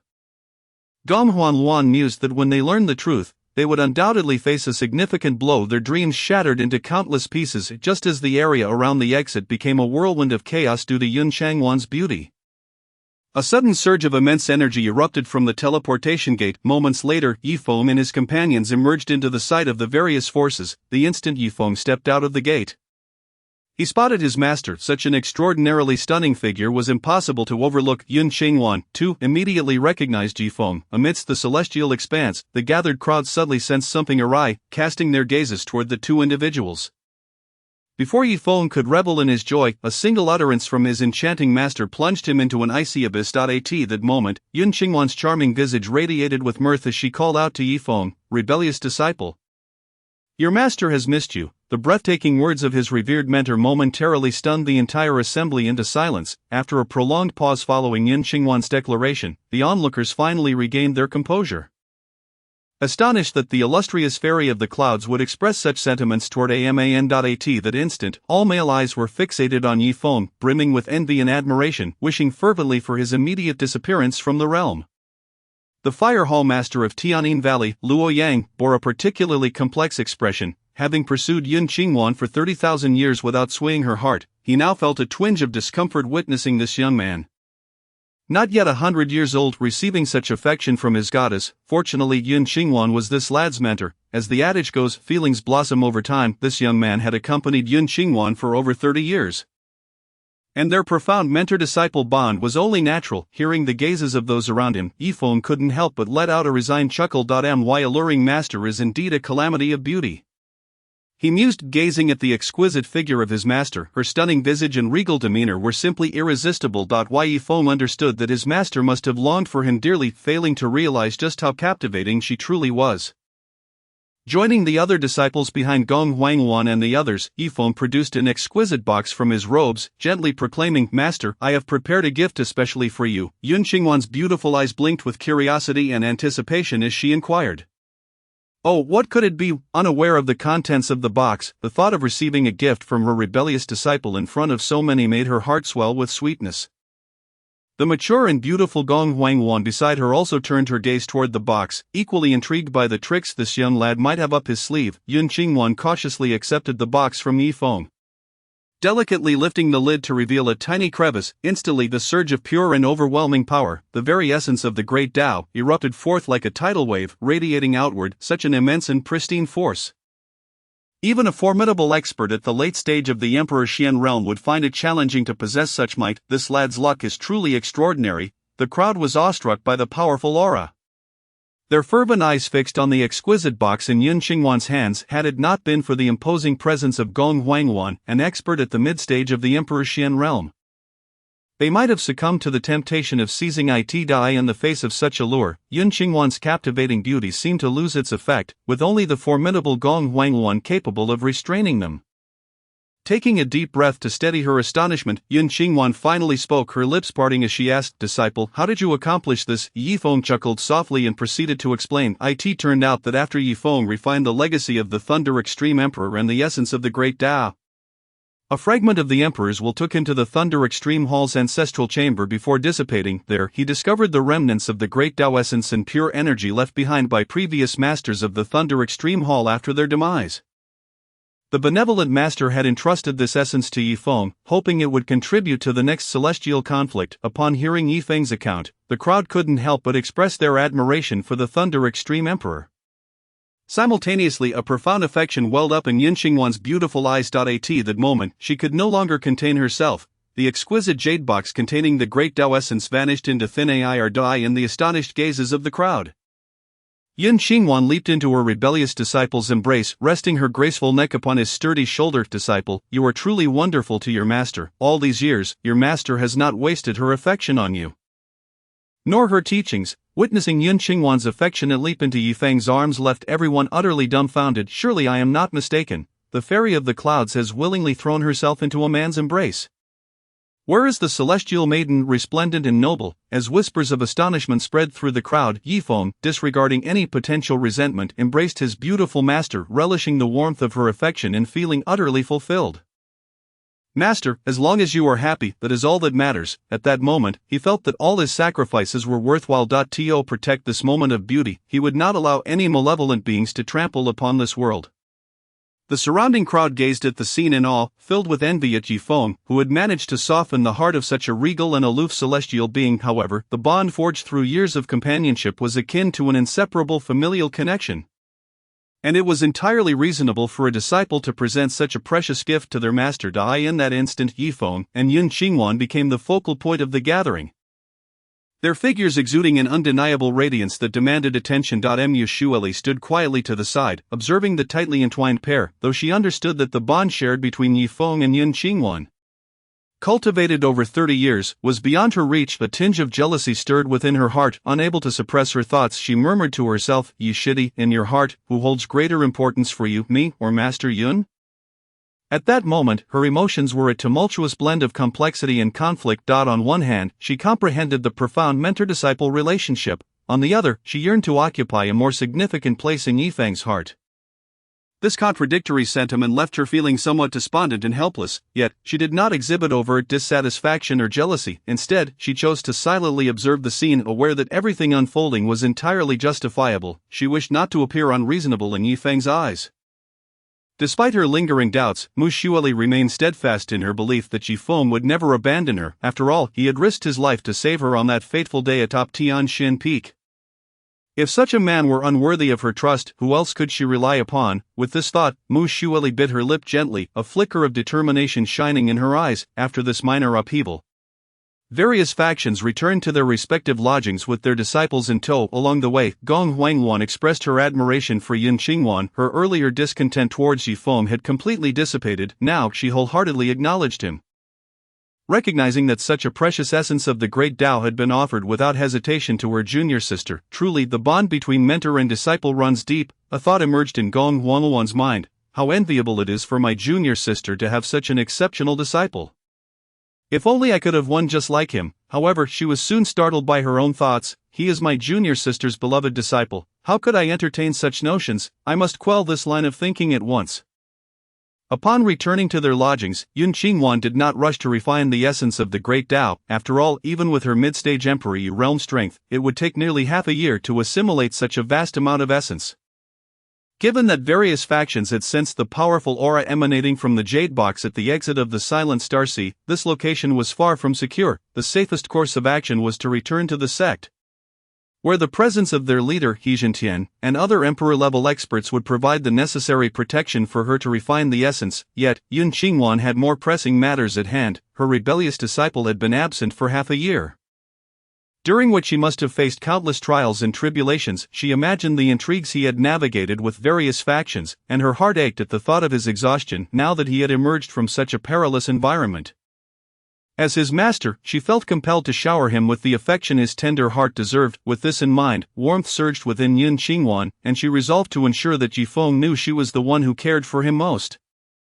At this moment, Yifeng remained oblivious to his master's sentiments. He was lost in his thoughts, reminiscing about the past 6 months. Sitting beside Yun Qingwan, he gently grasped her small hand with one large hand while the other playfully caressed her abdomen through her flowing red skirt, a foolish grin adorning his face. "Master, why hasn't your belly grown yet?" Upon hearing such audacious words from her rebellious disciple, Yun Qingwan's face flushed a deep crimson as she lightly tapped his head with her delicate hand.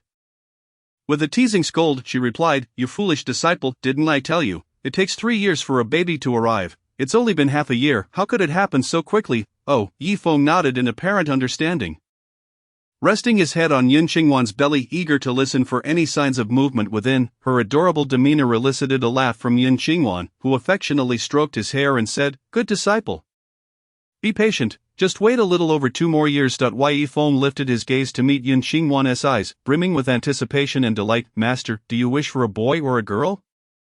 Yun Qingwan responded with a gentle smile. "What is it that you desire?" Without a moment's hesitation, Yifeng declared, "Of course, a girl. With my striking looks and your unparalleled beauty, she will surely grow up to be as lovely as you." Yun Qingwan pouted slightly. "I would rather not. You would be utterly smitten with a little girl, and what if she competes for my affection?" As she pouted, 2 delicate dimples appeared at the corners of her mouth. To her, whether a boy or a girl mattered little. After all, this was their first child together. Yet, upon hearing her rebellious disciple's preference for a girl, she could not help but instinctively retort. Witnessing this adorable side of his master filled Yifeng with warmth. He recalled how she usually maintained her dignified and serious demeanor, yet now she displayed such captivating charm, leaving him both intrigued and enamored. He swiftly moved closer, drawing her into his embrace, eliciting a soft gasp from Yun Qingwan as he held her tightly. Feeling the softness of his rebellious disciple pressed against him, Yun Qingwan's heart raced, as though it might leap from her chest. However, Yifeng was not finished. His large hand gently rested on her abdomen, caressing it tenderly. "Master, don't be upset. Even when our little one arrives, you will always be the most important person in my heart. Please don't be unhappy, alright?" Hearing her disciple's coaxing words, Yun Qingwan huffed softly. "You rebellious disciple, always trying to charm me with sweet nothings. I won't fall for your tricks." Upon hearing her response, Yifeng sighed and fell silent. Noticing his sudden quietness, Yun Qingwan's heart tightened. Had she perhaps overreacted? Her precious disciple had been entangled in a web of intrigue for the past 6 months, and now that they finally had a moment to relax, she had let her temper flare. Even though she knew she was being a bit petulant, he still spoke soothingly to cheer her up. The thought tugged at her heartstrings. Gently writhing in his embrace, she turned to face him, her delicate hand rising to tenderly stroke his cheek. The warmth radiating from her palm made Yifeng look up at his master, and in that instant, he was mesmerized. Yun Qingwan's stunning beauty was now suffused with a softness that captivated him. Her eyes filled with affection and longing, rendering him utterly entranced. Before Yifeng could utter a word, Yun Qingwan wrapped her arms around his neck and kissed him. "Your lips are as cool as jade." A true delight, this kiss felt like a gentle spring breeze brushing against his heart, enveloping Yifeng in warmth. Time seemed to slip away until Yun Qingwan reluctantly withdrew her lips, her hand still caressing his cheek. In a soft, playful tone, she said, "Be good, your master shouldn't be upset with you, and you shouldn't sulk. Please don't ignore me, alright?" Her voice rang like celestial music, laced with a hint of playful reproach and affection, making it impossible to refuse. Hearing his master call him good, Yifeng understood that she had recognized her mistake. She had always spoken to him in such an endearing manner when she wished to placate him after being a bit petulant. Seeing her acknowledgement of her error emboldened Yifeng, he swiftly flipped over, enclosing the enchanting figure of his master in his arms. Yun Qingwan felt no discomfort. Instead, her lovely face burned with a heat akin to flames. As if she might ignite, despite her inner turmoil of shyness and indignation, she strove to suppress her rising anger. After all, she was the one who had acted petulantly first, so perhaps she could indulge her rebellious disciple just this once. With a triumphant smile, Yifeng leaned down and pressed his lips firmly against Yun Qingwan's. She shyly turned her face away and murmured, "You rebellious disciple, are you satisfied now?" Yifeng shook his head vigorously. His gaze filled with determination and resolve. "No, master, your playful demeanor is simply too enchanting. I can't help but want to tease you further." His tone was laced with jest, yet it was clear that his affection for this exquisite master was genuine. Without hesitation, Yifeng wrapped his arms around her slender waist, his movements fluid and practiced, as if he had rehearsed this countless times. He then leaned in, capturing Yun Qingwan's alluring lips, relishing the sweetness of the moment. Yun Qingwan's neck arched slightly, resembling a blooming peach blossom, exuding an intoxicating fragrance. Her eyes sparkled with a mesmerizing light, revealing a sense of enchantment. In that moment, she finally grasped her mischievous disciple's true intentions. Was this not precisely what she had longed for? With a delicate wave of her hand, a dazzling array of colors erupted from her palm. In an instant, an impenetrable barrier, capable of perfectly shielding them from any prying eyes, enveloped the small room, cloaking the entire space in its protective embrace. Chapter 36, Gong Huangluan, Little Junior Sister, you should indulge him. A day after the disciples of Tianxian sect emerged from the void of oblivion, Gong Huangluan commanded their return to the sect. During their journey, they did not fly on foot but rather aboard a grand spirit vessel. The spirit vessels of Tianxian sect were immensely large, accommodating over 1,000 individuals. The elite disciples from the Seven Peaks, along with several casual elders and stewards, were comfortably housed within 4 spirit vessels. On one vessel, Gong Huangluan stood in the center pavilion, her mature and charming face radiating satisfaction. The disciples had experienced significant growth, with most advancing 3 or 4 minor realms, while Mu Xueli and Bai Xuanyu even broke through to the 8th stage of Quasi-Emperor. This journey had granted the current generation of Tianxian sect disciples immense improvement. Had it not been for the sudden appearance of the Void of Oblivion, these youngsters might have waited decades, or even centuries, to reach such heights. Yun Qingwan gracefully approached Gong Huangluan, gently linking her arm with hers, and spoke in a soft tone, "Sister, with such remarkable progress among the disciples, upon returning to the sect, the master will surely insist that you rest for a few days, allowing brothers Hua to handle the sect's affairs." Gong Huangluan shook her head slightly. "That one do, the sect's affairs are numerous. I cannot trust them solely to brothers Hua. However, I do admit I am somewhat fatigued and perhaps could use a bit of relaxation." Yun Qingwan smiled. "Sister, you are far too responsible. Sometimes, you must allow yourself a break. I trust brothers Hua will manage the sect's matters well. Let us enjoy some leisure time." Gong Huangluan nodded, contemplating that perhaps she did need some time to recalibrate her state of mind. However, noticing Yun Qingwan's flattering words, she realized that her little sister likely had a request. Without needing to think, she knew it pertained to her precious disciple. "Are you wishing for me to keep your relationship with Yifeng a secret from the master?"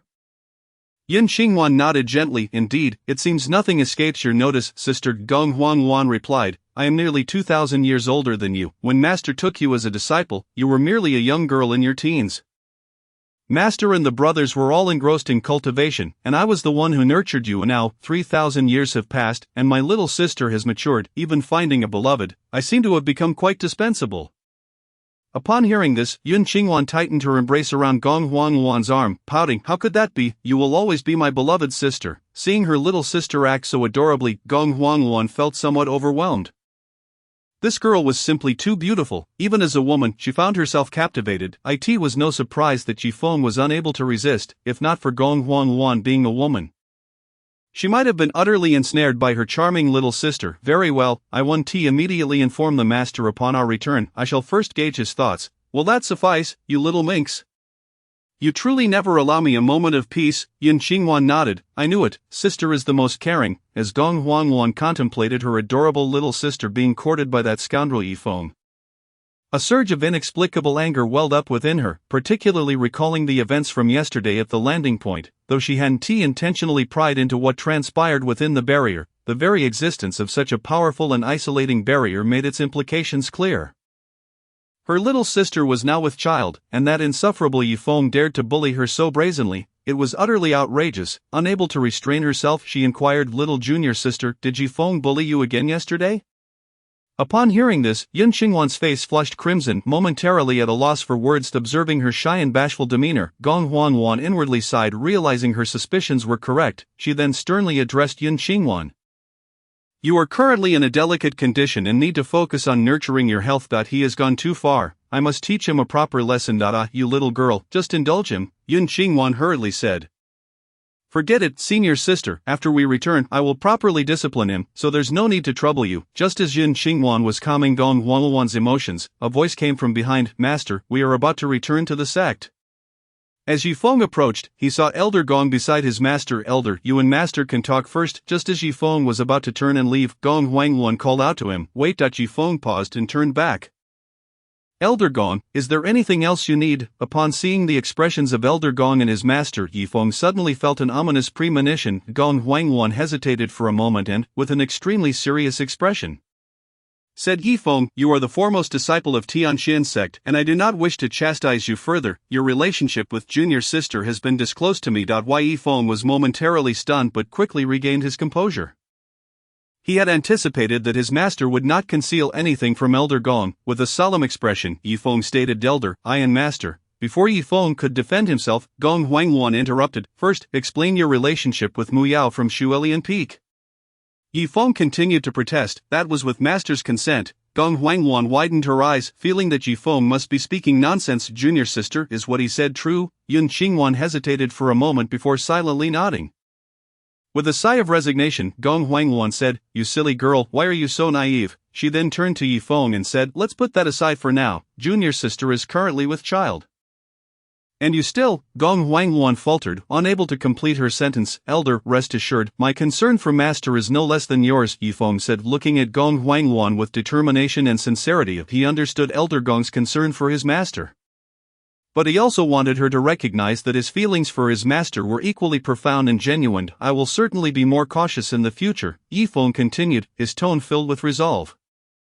Upon hearing Yifeng's words, Yun Qingwan's eyes brightened. A warm current surged within her heart, moved by Yifeng's deep affection. Facing her strong-willed senior sister, this rebellious disciple dared to express his love so openly, which filled Yun Qingwan with immense happiness and reassurance. Observing Yifeng's serious demeanor, Gong Huangwan also began to believe his words. Well, take care of yourself, she said, giving Yifeng a deep look before turning to leave. Although she still felt a bit uneasy, she could only choose to trust Yifeng. While Gong Huangwan chastised Yifeng, the spiritual energy vessel had unknowingly arrived at Tianxian sect. Chapter 37, Master in Closed Door Meditation. Elder Gong temporarily replaces Peak Master. It had been half a year, and they were finally back. Who would disagree? It is indeed better to stay within the sect, free from the daily anxiety of fear. Upon returning to Tianxian sect, disciples from various peaks hurriedly descended from the spiritual energy vessel, relishing the tranquil and harmonious atmosphere. In the silent Starsea, they faced the threat of death every day. A moment of negligence could cost them their lives at the hands of others. Only within this sect, where they felt a sense of belonging, could they truly relax, witnessing the joy of the disciples returning to the sect.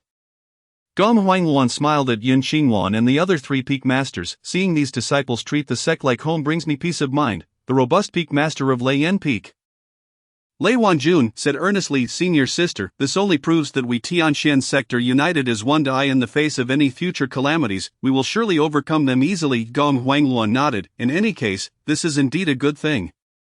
You three should return to your respective peaks. If anyone wishes to accompany me to meet with master, they are welcome to join. As soon as Gong Huangwan finished speaking, Yun Qingwan and the others vanished like shooting stars from Tianxian Peak. Observing their swift departure, Gong Huangwan shook her head in exasperation. It seemed this group of junior disciples had been too strictly disciplined by their senior brother during their early years of cultivation, leaving them with psychological scars. Ultimately, it was her, the senior sister, who bore the brunt of it all. At Yunsha Peak, after a brief moment of intimacy with Yifeng, Yun Qingwan prepared to enter seclusion to refine those fundamental sources of the Tao. Although she longed to spend a few more days with her rebellious disciple, she understood a crucial truth: only by enhancing her own strength could she provide a better growth environment for her rebellious disciple. This disciple possessed an exceptionally rare physique and harbored ambitions as grand as immortality. Thus, facing formidable foes ahead, she needed to gain even greater power to offer him robust support in the future. Reflecting on how her rebellious disciple would rely on her protection and gauge his actions by her demeanor, Yun Qingwan could not help but reveal a stunning smile and softly murmur, You troublesome rebellious disciple, pursue your heart's desires. No matter when, master will always be by your side, shielding you from the storms. As her words faded, Yun Qingwan gently closed her beautiful eyes. Outside, Yifeng gazed at the grand door in the barrier. Sighing inwardly, had he known, he wouldn't have gifted his master such a substantial present. Now it seemed he wouldn't see her for another 6 months. Nearby, Gong Huangluan heard Yi Feng referring to her junior sister with disbelief. She suspected she had misheard, but the reality confirmed that she had not. No wonder junior sister always referred to you as a rebellious disciple. You truly are quite audacious, she then chuckled and continued. However, I can see that junior sister still cares for you. Yi Feng explained, master is just being insincere. Although she pretends not to care for me, deep down, she truly likes me. Gong Huangluan rolled her eyes in exasperation. Thinking, this kid has quite the thick skin, she gracefully turned and began to walk away. While your master is in closed-door meditation, the master brother has asked me to temporarily manage Yunxia Peak. As the chief disciple, you cannot slack off in your cultivation just because your master is absent. I will ensure you are well disciplined. Upon hearing this news, Yi Feng was somewhat surprised. He had not anticipated such a change.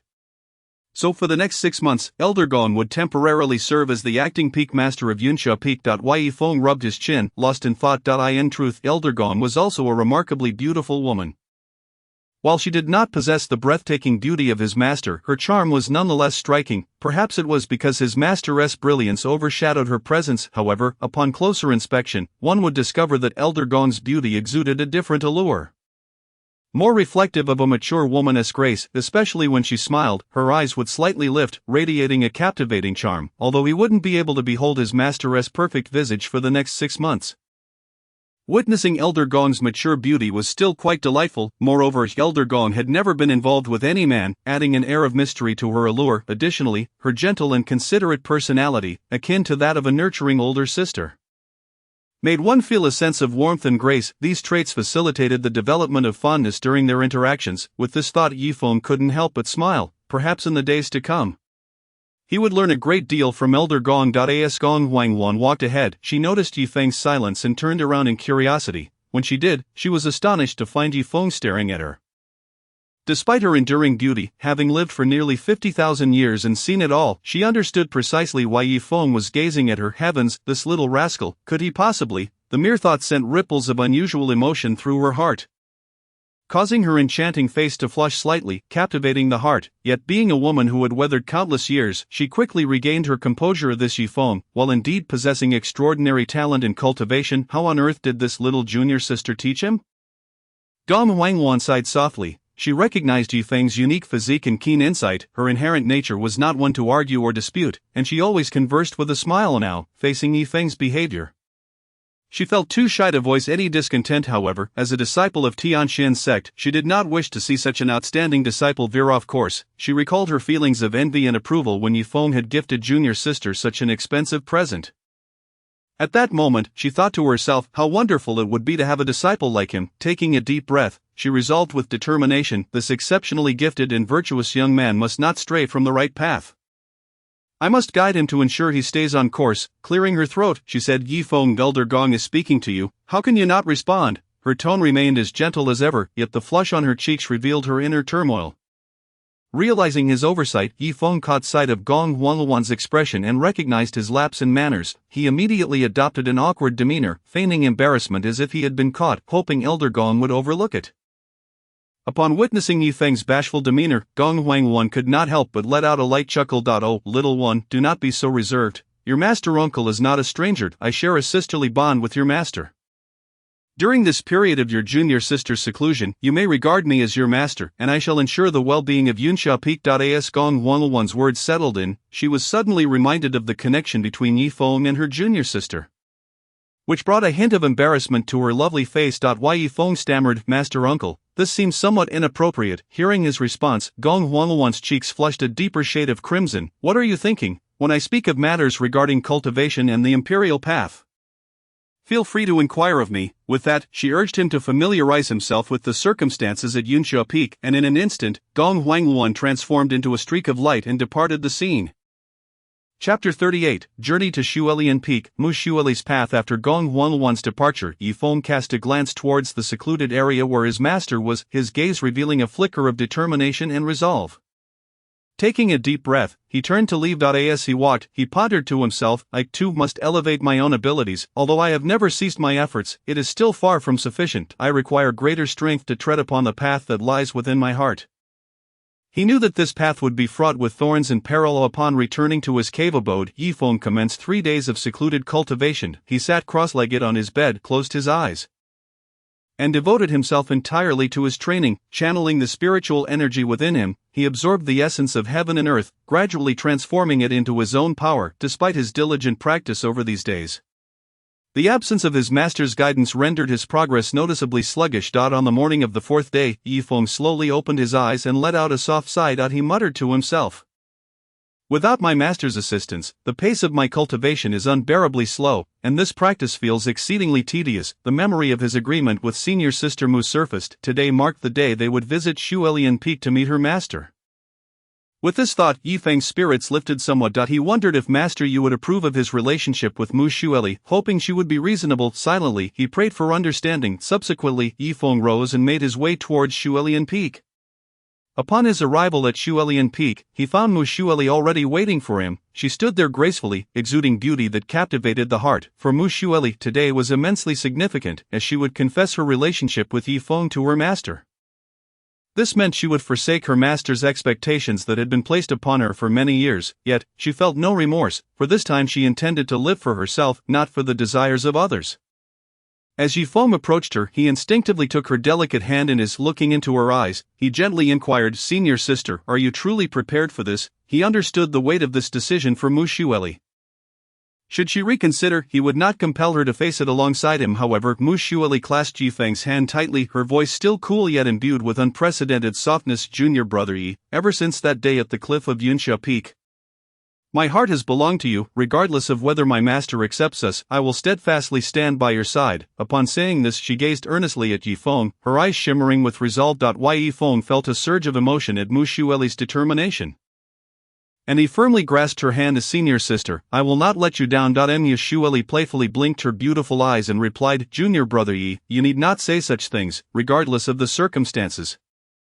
I shall never be disappointed in you." Yifeng nodded, choosing to remain silent. Together, they ventured deeper into Shuelian Peak, prepared to confront their destiny. Upon reaching the main hall of the peak's sovereign, Yifeng was delighted to meet Mu Xueli's master, Yu Shuang. During his years at Tianxin sect, Yifeng had the fortune of encountering Yu Shuang several times, a woman clad in a flowing white gown, her skin as pale as snow and her figure strikingly impactful. However, her demeanor was rather peculiar. True to her name, Yu Shuang wore a perpetual expression of frostiness, as if perpetually encased in ice. Noticing Yifeng holding her disciple's hand, Yu Shuang's eyes narrowed slightly. "Ah, Yifeng, the disciple of the junior sister from Yunsha Peak, I have some recollection of you. What brings you from Yunsha Peak to my Shuelian Peak?" Yifeng had not anticipated that their first encounter would lead to such an accusatory remark from Master Yu. She seemed to harbor a distinct disfavor towards him, yet Yifeng possessed a resilience that surpassed ordinary bounds. With a composed demeanor, he offered a respectful bow and replied, "Master, you jest, I would never presume to overstep my bounds. It is merely that senior sister Mu and I share mutual affections, and I hope you will grant us your blessing." Upon hearing this, Yu Shuang's eyes bore into Yifeng with a chilling intensity, and she scoffed internally. This young man dared to boldly declare his affection for her disciple. How audacious! She coldly retorted, "Blessing, do you understand the implications of your words?" Yu Shuang's tone was icy and grave, as though she sought to freeze the very air around them. Yifeng felt the hostility emanating from her but did not waver. Instead, he resolutely replied, "Master, I am aware that matters of the heart are not to be taken lightly. Yet my feelings for senior sister Mu are genuine. I hope you can empathize with our sentiments." A slight smirk crept upon Yu Shuang's lips, tinged with sarcasm. "Humph, you young people always perceive emotions too simplistically. One day, you'll find yourselves battered and bruised. Only a heart that yearns for the great path is the correct choice." Turning her gaze towards Mu Xueli, she inquired, "Leer, do you truly wish to be with this boy?" Mu Xueli fixed her determined gaze upon her master, nodding gently. "Master, throughout these years, I have never defied your will. However, this time, allow me to indulge myself just once and choose my own path." Yu Shuang was momentarily taken aback. She had not anticipated her ever-obedient disciple would voice such a sentiment. Staring incredulously at Mu Xueli, her lips trembled as she struggled to find words. After a brief pause, Yu Shuang's expression softened, and she spoke quietly, "If that is your wish, then follow your heart." She gazed deeply at Mu Xueli and added seriously, "Leer, I hope you do not come to regret today's decision." Mu Xueli nodded slightly in acknowledgement. Her eyes sparkling with gratitude, she had not expected her usually strict master to so readily acquiesce to her request. Though she recognized that this choice might disappoint her master, she was resolute in following her true feelings. Taking a deep breath, she softly replied, "Thank you for your understanding, Master." Yifeng promptly expressed his gratitude to Yu Shuang as well, saying, "Thank you, Master Yu, for your blessing." At that moment, as they conversed, Yu Shuang suddenly vanished from the hall without warning. As though she had melded into the surrounding air. Moments later, her voice resonated from above, tinged with a note of warning. Yifeng, should you betray my disciple, I will undoubtedly seek out the junior sister of Yunxia Peak for an explanation. Chapter 39, Senior Sister Mu gives everything to Yifeng. Yu Shuang's voice echoed through the hall, and Yifeng's lips curled into a confident smile as he declared, "Rest assured, Master Yu. I will take good care of Senior Sister Mu." As the words left his mouth, he gently tightened his grasp on Mu Shueli's hand, drawing her closer to him. Mu Shueli leaned against his shoulder, her delicate frame trembling slightly, resembling a frightened little bird, evoking a sense of protectiveness within him. Yifeng's hand instinctively wrapped around her slender waist, relishing the soft and warm sensation against his palm. A ripple of emotion swelling within him. He leaned closer to Mu Shueli's ear and whispered, "Senior sister, from this moment forth, you are mine, and this is with Master Yu's consent." Upon hearing this, Mu Shueli's cheeks flushed a deep crimson. Resembling a ripe apple, radiating shyness, she averted her gaze, unable to meet Yifeng's eyes for fear of revealing her inner turmoil. "But what about Master Yun? She hasn't spoken yet, and it seems she does not favor me."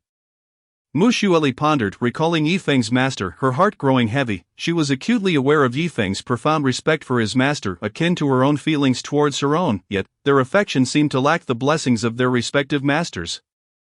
While her master had come to an understanding, the situation with Master Yun remained a challenging predicament. Yifeng, with his unyielding nature, could persuade his master, but she lacked the confidence to confront Master Yun.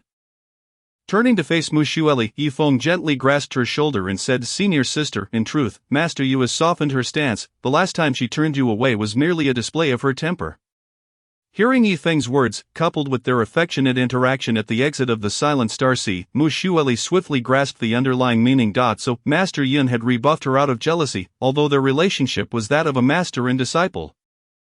From the moment Yifeng became Yun Xian's sole disciple at the age of 18, Yun Shixiang had regarded him as the most significant person in his life, with no partner and no children of his own over these 30 years. It was evident that Yun Shixiang had long considered Yi Shidi as the focal point of his existence, reflecting on the fact that Yi Shidi nearly lost his life while saving him on Tianxin Peak. It was entirely understandable that Yun Shixiang might have reservations about him. The effort Yi Shidi must have exerted to persuade his master to agree to this matter was undoubtedly immense. Contemplating the hardships involved, even someone as composed as Mu Shueli could not help but feel a wave of indescribable emotion swell within her, her delicate nose tinged with a hint of sorrow. And her beautiful eyes shimmered with unshed tears, as if they were on the brink of falling. Without hesitation, she extended her arms and embraced Yifeng tightly. Yi Shidi, I am truly delighted to have met you." A gentle smile graced Yifeng's lips as he wrapped his arms around Mu Shueli's slender waist, softly inquiring, "Shiji, are you not due to fulfill your promise?" At these words, Mu Shueli's body trembled slightly, a fleeting look of panic and shyness flickering in her eyes. Despite her overwhelming bashfulness, she had once vowed to Yifeng that, as long as her master consented to their union, she would willingly give herself to him. Now, with not only her master's approval but also Yun Shixiang's support, she found it difficult to conjure any rationale to refuse Yifeng's reasonable request. Moreover, deep within her heart, she harbored no resistance towards Yifeng. Instead, there was an undercurrent of anticipation. Aware of her own feelings, Mu Shueli did not wish to betray her heart. In a soft and melodious voice, she replied, "Yi Shidi, I wish to be with you forever. Let us go to Yunxian Peak. I fear my master may change her mind and seek you out." Yifeng gently shook his head, stating, "Shiji, our relationship is above board. I have no fear of you, Sherbua. Instead, let us remain here on Shuelian Peak. I am curious to see what your dwelling is like." Upon hearing this, Mu Shueli's heart skipped a beat. If she were to take Yifeng to her residence, and her master were to discover it, who knows what action she might take. The very thought of her master reprimanding Yifeng made Mu Shueli hastily decline. Yi Shidi, let us go to Yunxian Peak. Shall we? Ultimately, Mu Shueli could not withstand Yifeng's insistence and had no choice but to obediently lead him to her abode. Mu Shiji resided in the outer hall of the Peak Masteress Palace, for she was the chief disciple of Shuelian Peak and the most cherished direct disciple of Peak Master Yu Shuang. Thus, it was not surprising for her to dwell in the palace. Yifeng also resided in the Peak Master's palace, enjoying even better treatment as he could occasionally stay in the Peak Master's chambers, where he was personally attended to upon entering Mu Xueli's boudoir. Yifeng was enveloped by a delicate fragrance distinctly different from that which he had encountered in his master's chamber. This scent was fresh and unique to the room of a youthful maiden. Invigorating and delightful, unable to resist, Yifeng inhaled deeply several times, attempting to etch this singular aroma into his memory. Subsequently, he naturally reclined upon the fragrant couch where Mu Shiji usually rested, as if it were his own home. Observing Yifeng lying in her usual resting place, Mu Xueli was overcome by an indescribable sensation. She found herself momentarily dazed, countless thoughts swirling in her mind. At that moment, she suddenly felt herself lifted off the ground. Yifeng, noticing that Mu Xueli stood there motionless, had unhesitatingly risen and swept her into his arms. He gently seated himself, allowing Mu Xueli, cradled in his embrace, to settle onto his lap, nestled closely against him. At this moment, the distance between them was so minimal that they could distinctly feel each other's breath. Clad in her blue and white dress adorned with exquisite lotus patterns, Mu Xueli epitomized beauty. Her ice-like purity radiating vividly, her bare calves were wrapped in a layer of translucent light-colored knee-high stockings. With a blush gracing her cheeks, Mu Xueli gently squirmed in Yifeng's embrace, whispering, "Yi Shidi, hold me tightly. I adore being held by you." Following this, she elegantly tilted her swan-like neck, gently brushing her nose against Yifeng's cheek. Her demeanor resembled that of a kitten seeking its owner's affection. As Yifeng felt the softness of Mu Shiji's delicate form in his arms, a profound sense of accomplishment filled his heart. He understood well that Mu Shiji was inherently a cool and aloof individual. Yet she had willingly engaged in actions contrary to her nature simply to bring him joy, captivated by the rosy hue on Mu Shiji's cheeks and her lovely legs clad in sheer stockings. Yifeng was deeply moved. He reached out to caress her porcelain-like face, and as their gazes locked, the distance between them vanished, their pupils reflecting one another. "Shiji, for my sake, you are willing to change so much. I truly admire you." In response, Mu Xueli did not utter a word but leaned down, gracefully brushing her pale neck against Yifeng's lips in a soft kiss. Yi Shidi, it was you who risked your life to save me. You have shown me how beautiful it is to be loved. You have taught me that the most splendid way to live is to follow one's heart. Yi Shidi, I am willing to do anything for you. Even if it means sacrificing my life and setting aside my pride. Hearing such words from the typically composed Mu Shiji ignited a surge of excitement within Yifeng. He recognized that these were her heartfelt sentiments. Thus, without hesitation, he responded with action. He embraced her tender form tightly, slowly rising to his feet, and then gently setting her down. At that moment, Mu Shiji's face was suffused with a shy blush, her eyes glistening with unshed tears of shyness. Faced with the enchanting sight of Mu Shiji, Yifeng could no longer contain his emotions, and without hesitation, he lunged towards her, kissing her fervently. This kiss was imbued with the love they held for one another. Their lips pressed tightly together as if seeking to meld into one. Yifeng's hand once again found the ribbon tied around her slender waist. However, this time, Mu Xueli did not resist. Instead, she eagerly assisted him.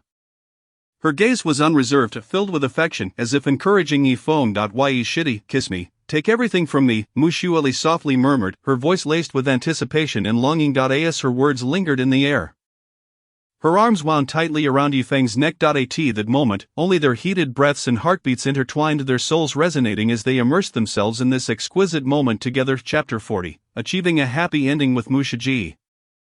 Mu Xueli reflects on the past. Time seemed to flow indefinitely as Mu Xueli nestled comfortably in Yifeng's embrace, listening to the powerful rhythm of his heartbeat, her stunningly beautiful face still adorned with a lingering blush. As she listened to the heartbeat of the one she cherished, Mu Xueli felt an overwhelming sense of satisfaction and happiness. Once she had felt profoundly lonely, as if her existence was solely for the monotonous practice of cultivation. But now everything had changed. From this moment forward, she would no longer live merely for cultivation. Instead, she would strive to cultivate alongside Yi Shidi, enhancing their strengths together. When her master urged her to practice again, she would possess unwavering motivation and a clear direction, all for the sake of walking side by side with Yi Shidi, to be forever by his side. Yifeng tenderly extended his finger, gently brushing it against Mu Xueli's delicate nose, and softly declared, "Shiji, from this day forth, you truly belong to me." A faint blush graced Mu Xueli's cheeks as she gently shook her head, nuzzling against Yifeng like an adorable kitten. "Yi Shidi, I can hardly believe we are truly together. It feels as though I am dreaming." Mu Xueli spoke softly, her tone infused with a hint of shyness and happiness. "However, being with you brings me immense joy. Her voice gradually softened, as if she were revealing the most sincere emotions from the depths of her heart. In that moment, Mu Xueli's radiant smile illuminated her face, her beautiful eyes sparkling with unmistakable delight.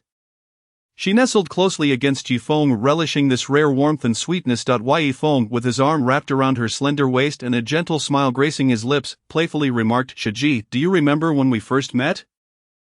"Of course I do. Back then, you were an unrepentant rogue." Mu Xueli's expression shifted slightly as she followed Yifeng's lead and reminisced about their initial encounter. At that time, she was as pure and unblemished as an unopened ice lotus.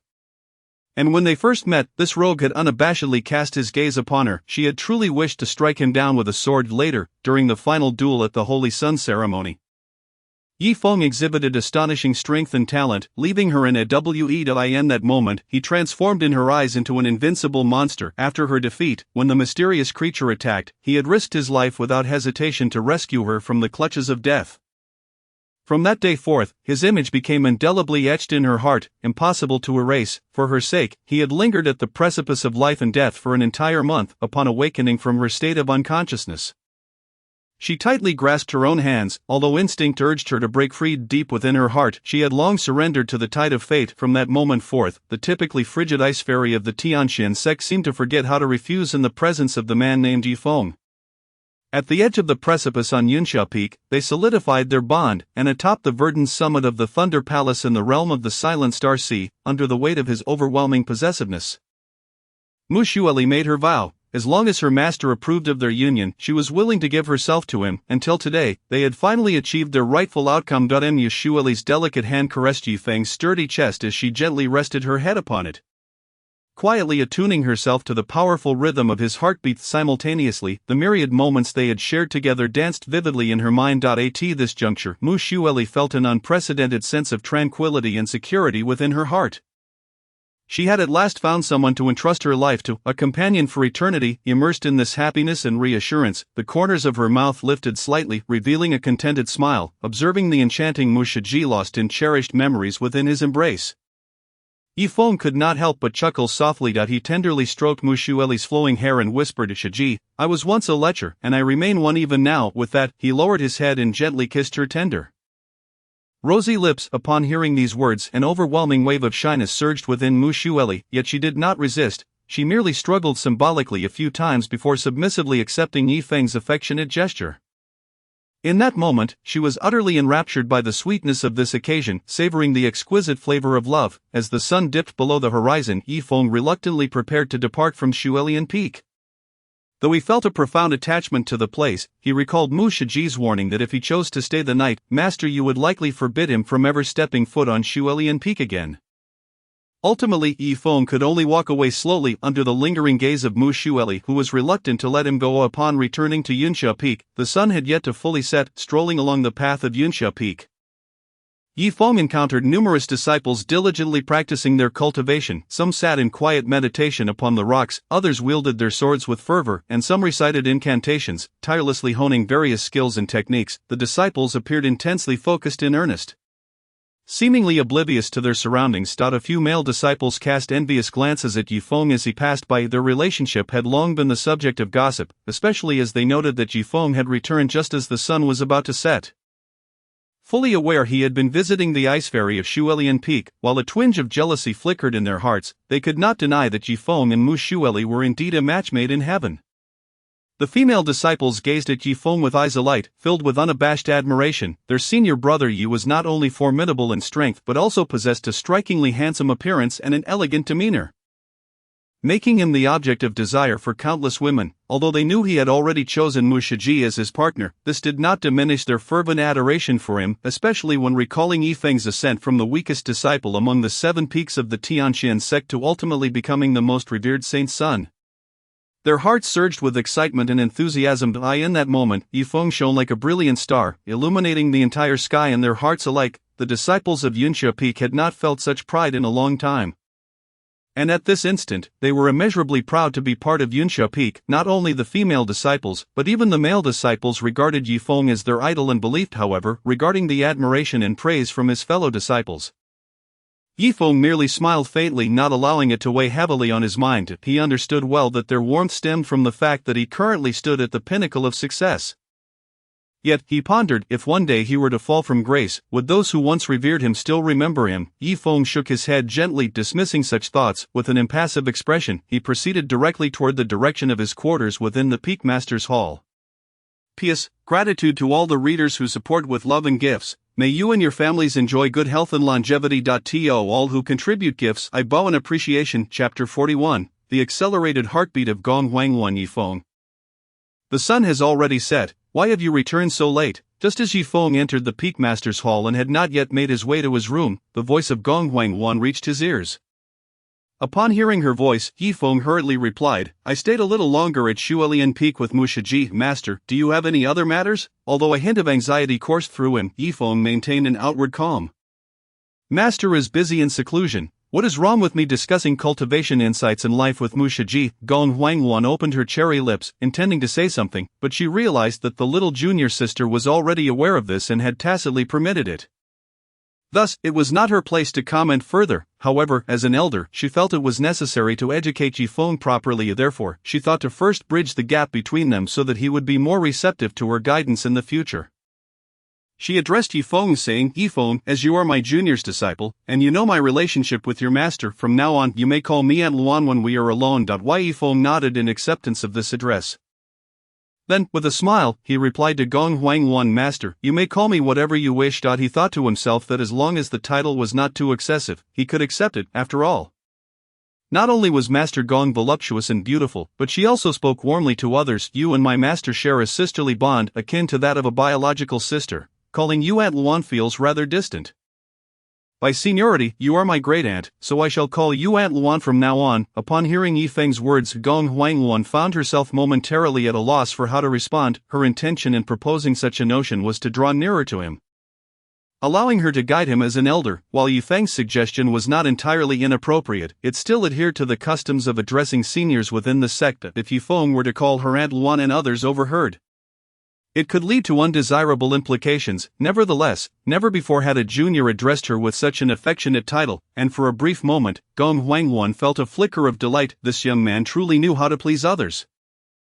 And his countenance was exceptionally handsome, coupled with impressive cultivation talent. It was no wonder her junior sister held him in such high regard. Who could possibly resist such a remarkable and considerate young man?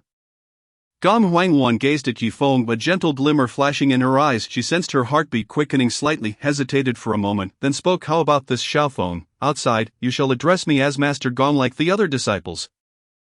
And when we are alone, you may call me Aunt Luan. Upon hearing this, Yifeng's heart leaped with joy, knowing that Gong Huangwan's attitude toward him had shifted. He contemplated for a moment and deemed this a splendid arrangement, allowing their relationship to grow closer. Thus, he cheerfully nodded in agreement. All right, from now on Master Gong will be my Aunt Luan. Aside from Master and Mushiji, you are the most important person to me. Yifeng was undeniably elated, fully aware that through his connection with his master he had significantly bridged the gap between himself and this formidable figure, Gong Huangwan, a mid-stage emperor's realm powerhouse. From this day forth, he had gained an additional powerful ally, and a rather graceful and cultured one at that. Yifeng could not help but marvel at how wonderful this feeling was. Indeed, the benefits of having such support were delightful. Previously, Gong Huangwan held a lofty position as the vice master, and despite her amiable demeanor, her status had kept him from being too familiar. Yet now, he could interact with his Aunt Luan more freely. Reveling in the special treatment this relationship afforded him. As their bond significantly deepened, Yifeng found himself once again admiring Gong Huangwan before him, though she had lived for nearly 50 millennia. She showed no signs of aging. Her hair remained dark, her face unwrinkled, and her appearance resembled that of a mature woman just stepping into middle age, standing nearly at the same height as his master. While she might not possess the extraordinary beauty or the captivating figure of his master, she was undoubtedly a rare beauty among mature women, and her voluptuous form was even slightly more pronounced than that of his master. Upon hearing the first half of Yifeng's statement, Gong Huangwan felt a surge of joy, but upon hearing the latter part, her spirits plummeted, a sense of indescribable disappointment washing over her. Instinctively, she glanced at Yifeng, intending to speak, only to find him gazing at her with an expression that seemed to harbor infatuation. Gong Huangwan was taken aback. She had never considered that she could captivate someone so profoundly. This sensation was both novel and somewhat overwhelming. She could not help but recall how this young man had looked at her previously, and she pondered, could it be that he truly harbors special feelings for me? With this thought, a blush crept onto Gong Huangwan's cheeks, and a hint of joy blossomed within her heart. However, upon realizing that her thoughts might be somewhat extravagant, she hastily turned away, attempting to conceal her embarrassment. After all, Yifeng was her junior, and as an elder, she ought not to entertain such fanciful notions. Meanwhile, she recalled what her junior sister had once told her about Yifeng's chaotic constitution, and couldn't help but sigh how wonderful it would be if Yifeng could assist her as he did with her junior sister. At that moment, Gong Huangwan suddenly realized that her thoughts were somewhat inappropriate. She chastised herself internally. How could I harbor such thoughts? He is indeed the beloved disciple of my junior sister. With this in mind, Gong Huangwan's cheeks flushed even more, and she resolved to expeditiously rid herself of this unrealistic fantasy to avoid jeopardizing her relationship with her junior sister in the future. Moreover, she needed to guide him onto the right path. Xiaofeng, come here. Aunt Luan has something to discuss with you, she said, leading him down the corridor towards the side room of the Peak Master's hall. Yifeng wore a puzzled expression, unable to grasp Gong Huangwan's intentions, yet he knew she was a good senior sister of his master and thus would not wish him harm. Furthermore, he was quite pleased to converse with a mature and graceful woman like Aunt Luan. Once inside the room, the two sat facing each other on a long bench. As Gong Huangwan observed the little fellow's gaze fixed upon her, she felt her heart involuntarily quicken. This little guy had not dared to look at her so boldly before. Ever since he had witnessed her intimate moments with her junior sister, it seemed he had grown bolder. Gong Huangwan pushed these thoughts aside temporarily and regarded Yifeng, posing a probing question. Xiaofeng, how do you feel about your master? Yifeng met her gaze without hesitation, replying, of course, she's wonderful. My master has given me everything. To me, no one in this world is more important than her. Aunt Luan, why do you ask? Yifeng looked at Gong Huangwan, his eyes brimming with confusion, sensing something was amiss with her demeanor. Chapter 42. Aunt Luan's heartfelt guidance. The Gong clan. Gong Huangwan took a deep breath and spoke earnestly. Xiaofeng, since your master treats you so well, you should repay her kindness. Don't always be the cause of her sorrow. As for the matter of Mu girl from Shuelian Peak, let us not dwell on that. You must learn to resist external temptations and refrain from frivolous pursuits. Yifeng pondered for a moment, recognizing the validity of Gong Huangwan's words, yet he found it challenging to resist his fondness for mature, gentle women. However, to prevent causing his master distress, he resolved to engage in clandestine endeavors henceforth. Yifeng had a particular affinity for mature women, much like his master and the enchanting Aunt Luan before him. Although his master was exceptional, he could not bring himself to forsake the charming allure of those who complemented her beauty. The flowers possess their own allure, just as the leaves have their merits. Aunt Luan, rest assured, I will not bring sadness to my master. Observing the earnest expression on Yifeng's face, Gong Huangwan felt a twinge of unease. Many actions once begun tend to repeat, thus she realized she must frequently guide this young man. Nonetheless, she found comfort in Yifeng's attitude. Amidst her satisfaction, a hint of disappointment emerged within her as she acknowledged an inexplicable fondness for this little fellow. Surely, it was his audacious gaze that had influenced her.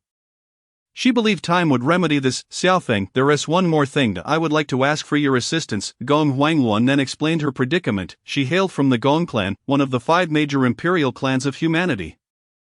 Currently, her elder brother, Gong Qian, was the clan leader, and in 2 months, he would celebrate his 80,000th birthday. Naturally, as his sister, she was expected to return for the occasion. However, the clan comprised not only their lineage but also 3 other branches, which fostered a competitive atmosphere among them. Every time Gong Huangwan returned to the clan, she encountered comparisons made by the matriarchs of the other branches, despite her formidable strength and impeccable appearance, which left them with little to criticize. They often showcased their own descendants for comparison. In the past, Gong Huangwan had always returned alone and frequently endured their disdain, but being of the same clan, they knew not to overstep. Her amiable nature deterred her from engaging in disputes, leaving her to silently endure small grievances. Even the most congenial individuals may retaliate after experiencing too much unkindness. Thus, for this visit, she decided to bring Yifeng along. If they insisted on such comparisons, then let Gong Huangwan demonstrate that not only was she more beautiful and powerful, but that even her prodigy surpassed theirs. Upon hearing Gong Huangwan's explanation, Yifeng felt invigorated. Aunt Luan, rest assured, when we arrive at your clan, I will ensure you do not lose face. He hadn't had the chance to stretch his legs for quite a while, and who wouldn't relish the opportunity to assist a mature and captivating beauty like Aunt Luan? Thank you, Xiaofeng, your willingness to help brings me great joy, Gong Huangwan replied, her excitement causing her to grasp his hand. Listening to Gong Huangluan's account, Yifeng felt a surge of anger. His Aunt Luan was superior to those women in every conceivable way, her strength eclipsing theirs. Why should they impose any indignities upon her? Was it merely because she possessed a gentle temperament? Should good people be subjected to mistreatment? Yifeng tightened his grip on Gong Huangluan's delicate hand and declared, however, if those individuals require a thrashing, I will need Aunt Luan to have my back. Gong Huangluan smiled. Aunt Luan understands. You are helping me. When we arrive at my clan, I will ensure your safety. If anything happens to you, my junior sister might not recognize me as her elder sister upon emerging from her seclusion. Moreover, I would never forgive myself for feeling the softness in Gong Huangluan's words. Yifeng's grip on her hand tightened slightly. The warmth of her soft hand, coupled with the care reflected in her words, enveloped Yifeng in a profound sense of comfort. Why Yifeng aspired to attain eternal life while simultaneously harboring a particular fondness for mature, gentle women like his master Yin Qingwan and his aunt Gong Huangluan. Having lost his parents at a young age and suffered the ravages of this world, it was only after joining the Tianxian sect that he experienced unprecedented warmth from his master. This was the very reason Yifeng yearned for immortality and was so infatuated with Yin Qingwan. Only through eternal life could he witness the beauty of this world. Only mature and graceful women like his master and Aunt Luan understood the essence of caring for others. His affection for Mu Xueli was purely driven by a fleeting moment of attraction, leading him to unwittingly fall for her. Moreover, although Mu Xueli was not particularly old, she was exceptionally considerate of Yifeng, making it difficult for him to refuse such a delightful person. Isn't the purpose of living in this world to experience its beauty? As Yifeng contemplated life, Gong Huangluan also realized that she had become overly excited while holding the young man's hand, and he had reciprocated her grasp. Would he truly entertain peculiar thoughts about her? The moment that thought crossed her mind, a wave of unusual emotions surged within her. She recalled the way this little fellow had looked at her in recent days. The accidental touches, the moments of eye contact, and his occasional displays of concern and care, all of this made her begin to question her feelings. The mere possibility of such a notion filled her with an indescribable sensation. Her heart raced, and her breath became unsteady. As an unfamiliar emotion spread within her, she attempted to suppress this feeling, but the more she tried to ignore it, the more it fiercely occupied her thoughts. Hurriedly she withdrew her hand from Yifeng's grasp. All right, Xiaofeng, I shared everything I needed to say, you should return and rest now. Seeing Gong Huangluan's flustered demeanor, Yifeng couldn't help but chuckle inwardly. He knew that their relationship had taken a significant step forward today, and pressing further would be excessive. Thus, he nodded obediently, stood up, and bid farewell to Gong Huangluan, saying, Aunt Luan, please rest early as well. I truly appreciate your efforts in managing the affairs of Yunxia Peak these past few days. After Yifeng finished speaking, he was ushered out by Gong Huangluan. Once he had departed, she closed the door and touched her flushed cheeks with her delicate hand. Pondering her thoughts, with a gentle sigh, a hint of a helpless smile graced her lips. Although she had always regarded Yifeng as merely a little boy, it now appeared that he was no longer just that. As for the peculiar feelings stirring within her heart, she dared not delve deeper. After all, she was his elder, and there was also her junior sister standing between them. Chapter 43, Aunt Luan's Transformation. Journey to the Gong clan. In the month that followed, Yifeng dedicated most of his time to refining his techniques and powers. Presently, he had mastered 4 imperial path techniques, each possessing remarkable prowess. Yet, his strength remained at the 7th level of the quasi-imperial realm, preventing him from unleashing the true potential of these techniques. Beyond these imperial path techniques lay a terrifying ability known as the Art of Destruction. As its name implies, its power is capable of obliterating heaven and earth. Should its execution occur in a space devoid of special rules, an area containing hundreds of ancient life stars could be rendered irreparably damaged in an instant. This technique, imbued with the laws of heaven and earth, could only be comprehended by those standing at the pinnacle of this world, the mighty emperors. Now, Yifeng has mastered 4 divine abilities of the imperial path: the Cungyun Jietian Finger, the Chaos Divine Demon Flame, the Chaos Kaitian Blade, and the Thunderous 9 Heaven Seal passed down to him by the Thunder Emperor. The first 3 techniques have already been perfected by Yifeng. Thus, during this month of cultivation, he devoted most of his time to the Thunderous 9 Heaven Seal. While Yifeng immersed himself in enhancing his strength, Mu Xueli would occasionally visit Yunxia Peak to share tender moments with him. After all, a month ago, Mu Xueli had entrusted her body to Yifeng, and the two were now in the throes of passionate romance. Each time Mu Xueli emerged from Yifeng's quarters, her enchanting face would be adorned with a rosy hue, her heart brimming with sweetness. During this time, Mu Xueli also learned about her young boyfriend's impending journey to the Gong clan's imperial lineage with Master Gong. In this vast expanse of the myriad realms, countless domains exist beneath the boundless starry sky, each domain containing numerous continents and ancient life stars adrift in the vast void. The size of each continent and star varies significantly. The Tianxian sect is situated on the Tianxian continent, which lies at the heart of the realm governed by the human race, while the Gong clan's imperial lineage is located on a star at the northernmost edge of the territory controlled by humans. The distance between the two is immensely far. Even the spiritual power vessel of the Tianxian sect requires half a month to arrive. Upon realizing all of this, Mu Xueli cherished every moment spent with Yifeng even more. Each time she visited Yunxia Peak, Gong Huangluan would sense her presence. Whenever Mu Xueli left Yunxia Peak, content, and preparing to return to Xuelian Peak, Gong Huangluan would feel an indescribable sensation in her heart. Tinged with envy. As an elder, Gong Huangluan could only silently suppress that hint of envy within her. As Yifeng focused intently on improving his strength, a month passed in the blink of an eye. The following morning, as a beam of sunlight appeared in the sky, Yifeng and Gong Huangluan stepped aboard a small spiritual power vessel. Inside the vessel's cabin, Gong Huangluan was briefing Yifeng on some essential matters. Xiaofeng, once we arrive at the Gong clan's imperial lineage, try to stay close to Aunt Luan as much as possible. The competition among the various clans within the family is fierce, and you may encounter some difficulties from the elders of other clans. Yifeng smiled casually. Rest assured, Aunt Luan, I'm not a child anymore. I know how to conduct myself. I certainly won't go provoking them without reason. Being able to stay by the side of a beauty like you is far more appealing than wandering aimlessly. Observing the concern etched on Aunt Luan's face, Yifeng found himself increasingly drawn to this mature and voluptuous woman.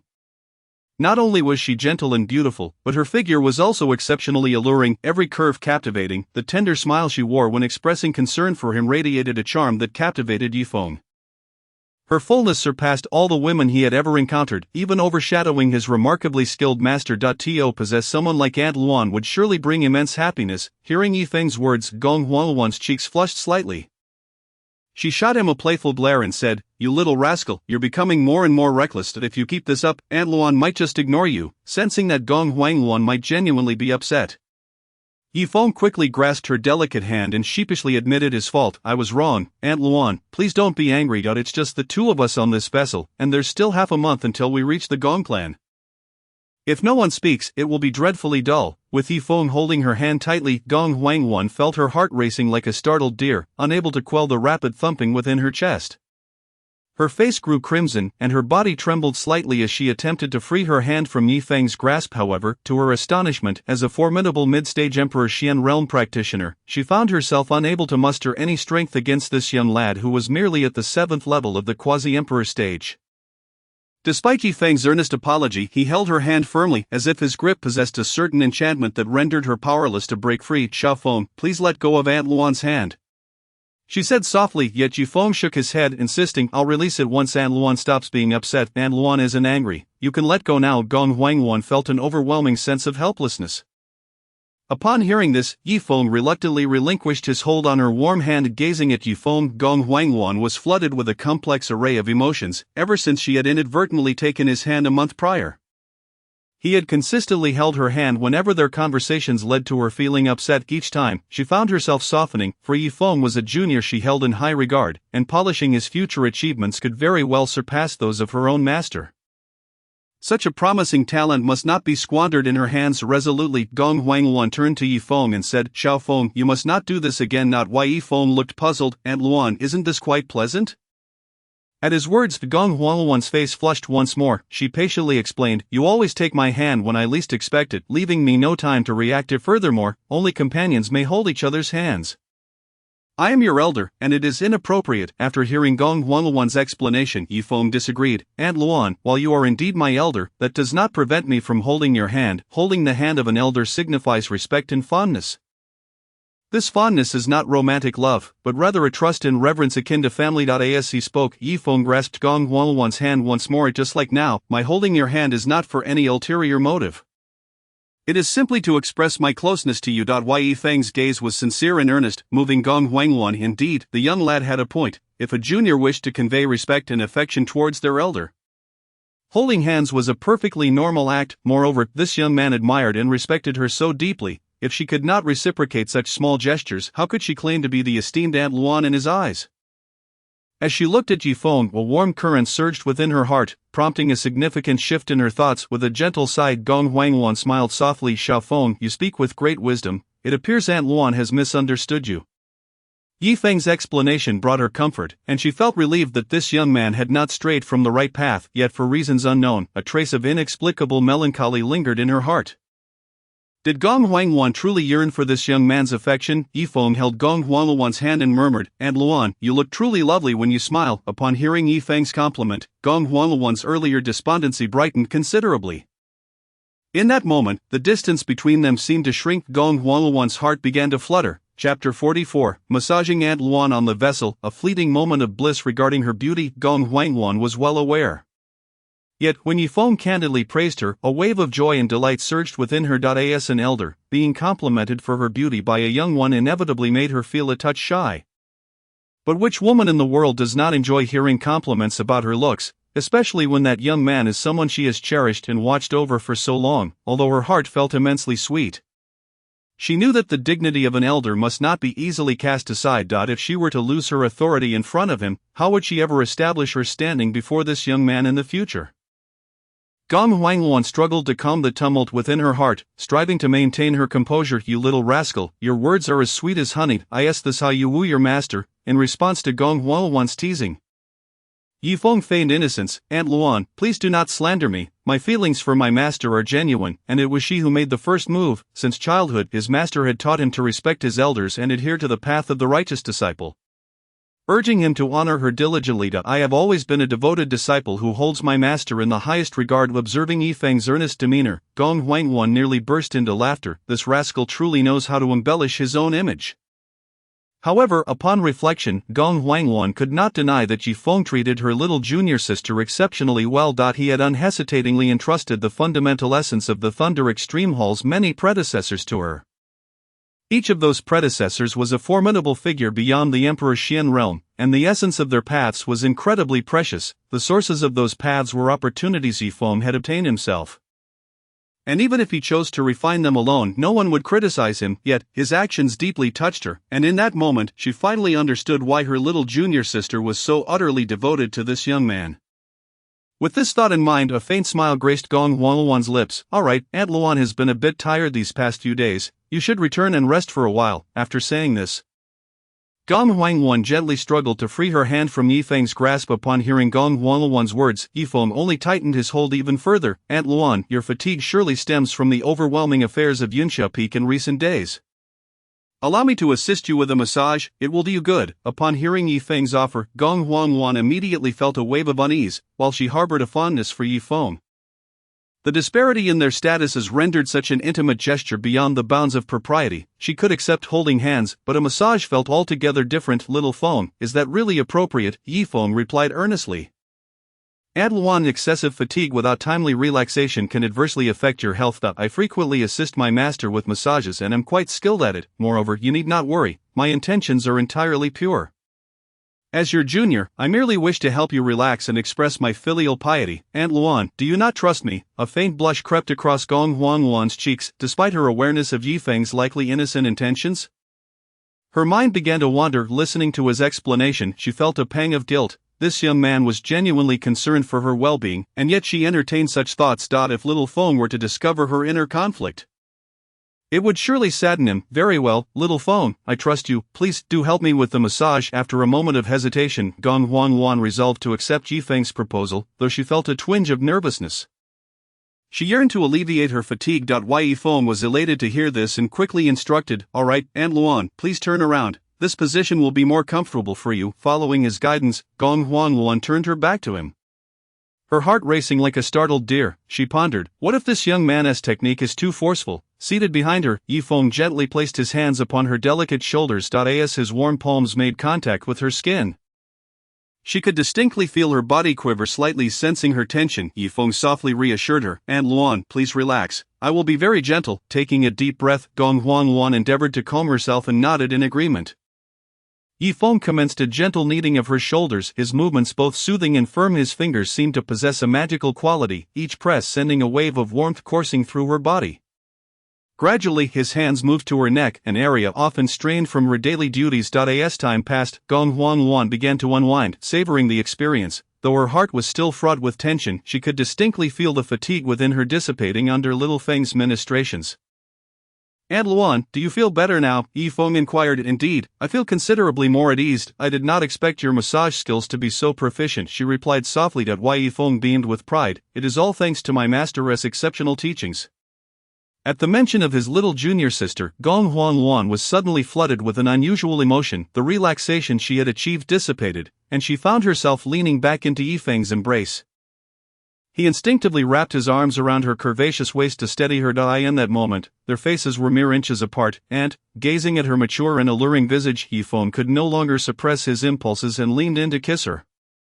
The moment his lips brushed against hers, he was met with a refreshing coolness that was quickly enveloped by warmth. He gently captured Aunt Luan's lips, relishing their softness and sweetness. As time passed, Gong Huangwan's entire being began to radiate warmth. She stared wide-eyed in disbelief, never anticipating that this young man would boldly seal her lips. At that moment, she wished to speak but found herself rendered speechless. Desiring to resist yet feeling utterly powerless, it was as if her body had relinquished control, succumbing to Yi Feng's whims. Most importantly, apart from a minuscule flicker of resistance, her heart was overwhelmed with an undeniable joy. She could not fathom why she felt this way, yet the sensation ensnared her completely. With a soft sigh, Gong Huangwan closed her eyes, resigning herself to savor this fleeting moment of bliss.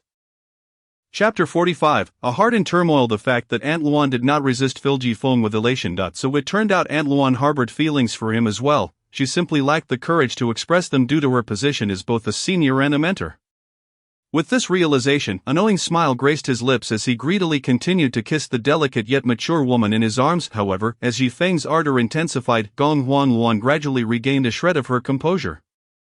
Beginning to squirm an attempt to escape his embrace, her cheeks flushed like apples, and after much hesitation, she found herself at a loss for words, ultimately shutting her eyes, feeling flustered and uncertain. At that moment, Gong Huangwan's heart was in chaos, torn between her desires and her loyalty to her little junior sister, yet, deep down, she acknowledged her genuine affection for this young man. Throughout the years, numerous suitors had sought her attention, but none had ever captured her heart until this young man had gifted her little junior sister an extravagant present, igniting her fondness for him. Gong Huangwan was a normal woman, and like anyone, she possessed emotions and desires. Her lack of romantic relationships over the years was not due to disinterest, but rather a result of not encountering someone who stirred her heart.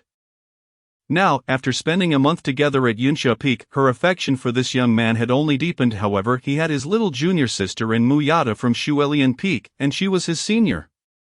Yet she understood that Yi Feng was not the type to abandon his commitments. He would treat the woman he loved with utmost sincerity and devotion. In that moment, Gong Huangwan found herself at an impasse.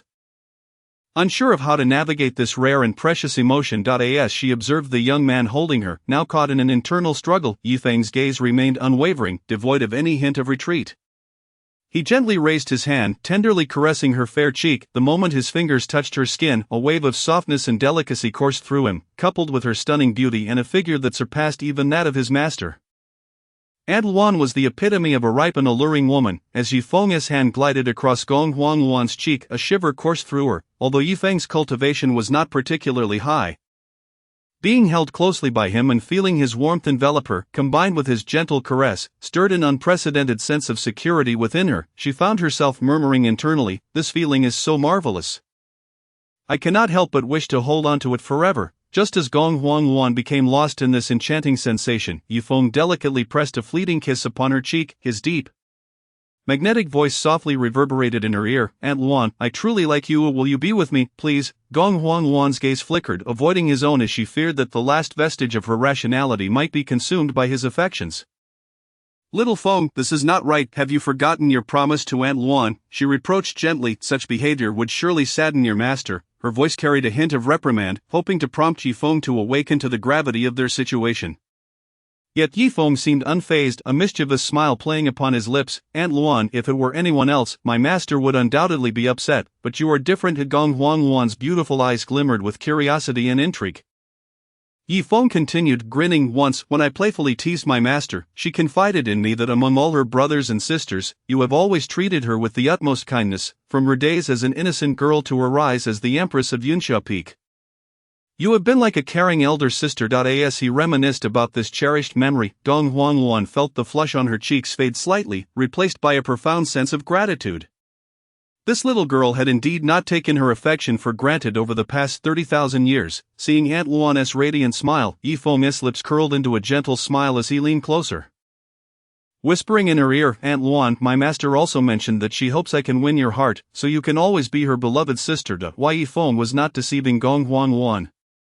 His master had indeed spoken in jest. However, the mere fact that such words had been uttered implied that she had entertained that notion. In this light, his actions could be viewed as fulfilling his master's unspoken wish. Upon hearing Yifeng's soft words, Gong Huangluan's face blushed a fiery shade once more. She playfully chided, "What a mischievous little girl, how could she even think such a thing?" Yifeng held Gong Huangluan close, gazing deeply into her eyes as he continued, "Aunt Luan, can you now agree to be with me? Rest assured, my feelings for you are genuine and not merely a reflection of my master's wishes. I truly cherish you. You have endured a solitary and desolate existence for half a lifetime. Would you permit me to care for you from now on?" Yifeng's words were imbued with sincerity and deep affection, as if they possessed the power to melt hearts. A ripple of emotion stirred within Gong Huangluan as she sensed Yifeng's genuine warmth and enthusiasm, yet she found herself unable to relinquish the constraints of reason that bound her. She yearned to respond affirmatively in that very moment, but trepidation gripped her heart. She feared the discovery by her junior disciple, the scrutiny of her fellow disciples, and, most of all, the possibility that this relationship might not be sanctioned by them. Inciting public censure, nevertheless, it was evident to her that this young man harbored a profound affection for her. His gaze was suffused with sincerity and fervor, his actions imbued with care and consideration. His love was so pure and passionate that it was impossible to overlook. At that moment, Gong Huangluan found herself in a quandary. On one hand, she longed to acquiesce, on the other, anxiety weighed heavily upon her. She was uncertain how to choose, left to silently endure the anguish of her internal conflict. Observing his beloved aunt lost in silence, Yifeng understood that he needed to stoke the flames of her heart, urging her to break free from her inner restraints. Thus, he gently caressed Gong Huangluan's silky hair and softly murmured, "Aunt Luan, I love you, please do not leave me." Upon hearing these words, Gong Huangluan's body trembled slightly. She lifted her gaze to meet Yifeng's profound and earnest eyes, a warm tide surging within her heart. However, at that moment, Yifeng audaciously turned her delicate form around, positioning her in his lap to face him directly. He then enveloped his aunt in a tight embrace, silencing her with a passionate kiss upon her lips. Gong Huangluan's mind went blank, thoughts eluding her grasp. All she could perceive were Yifeng's fervent breaths and gentle caresses. As if he were destined to dissolve her very being, instinctively she struggled briefly, but soon found herself enveloped by Yifeng's ardor, gradually succumbing to the depths of his passion, after what felt like an eternity. Gong Huangluan gasped for breath. Regaining a semblance of clarity, she extended her delicate hand, gently pushing Yifeng's head away, exhaling a fragrant sigh as she said, "Little Feng, please do not act this way." Gazing at her flushed face, Yifeng did not cease his actions but instead continued, "Aunt Luan, let us be together, shall we?" Chapter 46. Aunt Luan's response. The yearning within reason dictated that Gong Huangluan must reject Yifeng's unreasonable request. Yet upon witnessing the expectation in his eyes, the softest parts of her heart were stirred. Her gaze softened, as if she could glimpse his innermost desires through his eyes. Gong Huangluan gently raised her hand, tenderly caressing Yifeng's jade-like visage. Her fingers glided softly across his cheek, absorbing his warmth as if wishing to transfer this comfort to him. "Little Feng, I truly did not anticipate your profound affection for me. I understand your feelings clearly, yet this situation is so sudden that I need time to contemplate it. May I have a moment to gather my thoughts?" Gong Huangluan spoke softly, her voice tinged with resignation and a plea. Upon hearing this, Yifeng's brow furrowed as he fell into contemplation. He recognized that Aunt Luan was a woman of conservative values, highly esteemed within their sect as the right-hand elder. Her reputation and standing were significant, naturally making her mindful of societal perceptions and judgments. Therefore, her response did not surprise him. However, for someone as traditional and noble as Aunt Luan, what she needed most was a person who genuinely cared for and cherished her. Yifeng was confident that with sufficient patience and time, he could gradually dismantle Aunt Luan's psychological defenses, allowing her to willingly embrace him. After all, he understood her character. She was a kind-hearted and gentle woman. With this thought, a spark of determination flickered in Yifeng's eyes. He knew he could not simply abandon his pursuit. He must strive to win Aunt Luan's heart. Thus, he grasped the delicate hand resting against his cheek. Holding it tightly, as if to convey warmth to her, Aunt Luan, I shall not compel you to do anything. I only wish for you to be sincere in your desire to be with me. For it is only in this way that we can attain true happiness. Your joy is my joy, so please do not harbor any reservations. Trust me, will you?" Upon hearing Yi Feng's earnest and heartfelt words, Gong Huangluan felt a subtle stirring within her heart. Initially, she had believed Yi Feng's feelings to be a mere whim, yet it now seemed he was genuinely serious. She had not anticipated that this young man cared so deeply for her well-being. Even willing to sacrifice everything for her happiness, this realization touched her profoundly. How could she still hesitate, causing him such sorrow? Was this truly right? As these thoughts coursed through her mind, Gong Huangluan was engulfed by a wave of guilt and self-reproach. Driven by this sense of guilt, she found herself inexplicably wrapping her arm around Yi Feng, willingly offering her lips to him, as if wishing to keep him by her side forever. Yi Feng's eyes widened in astonishment. He had not expected Aunt Luan, who had just spoken of needing time to consider, to suddenly become so proactive. This unexpected change left him somewhat bewildered, yet he could not suppress the joy swelling within him. With the beauty willingly offering her kiss, Yi Feng cast aside all reservations and fervently reciprocated. He reveled in the sweetness and warmth of the moment, as if time itself had come to a standstill. After what felt like an eternity of kissing, Gong Huangluan slowly withdrew, the color of her cheeks blooming like a sunset. Shy and delicate, her enchanting eyes glimmered with emotion as she shyly regarded Yi Feng. Softly stating, "Little Feng, today Aunt Luan can spend the day with you, but you must not act inappropriately." Upon hearing this, Yi Feng's heart soared with delight, and he eagerly nodded in agreement. "Rest assured, Aunt Luan, I shall not disappoint you." Yi Feng was well aware of Gong Huangluan's thoughts. As long as he could share this beautiful moment with her, everything else seemed trivial. Gong Huangluan continued, "I understand your intentions. Before we return to the sect, I will provide you with a definitive answer." After speaking, she gently closed her eyes, uncertain of how to confront the young man before her. Yi Feng felt an overwhelming sense of joy.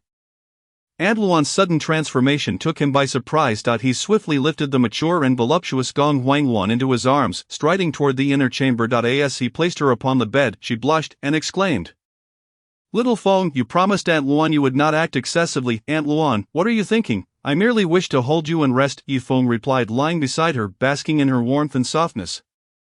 His heart brimming with happiness, he gently wrapped his arm around her supple waist, then tenderly placed a feather-like kiss upon her brow, as gentle as a spring breeze caressing flowers. "Aunt Luan, did you not already cast a defensive array aboard the flying vessel?" he continued, his eyes glimmering with drowsiness. Gong Huangluan exhaled a quiet sigh of relief. Her heart, once laden with tension, gradually eased as she absorbed Yi Feng's words. Simultaneously, she felt a twinge of annoyance with herself. Little Feng merely wished to hold her as they drifted off to sleep, yet she had allowed herself to entertain so many doubts and anxieties. How unreasonable, lying there in Yi Feng's warm embrace.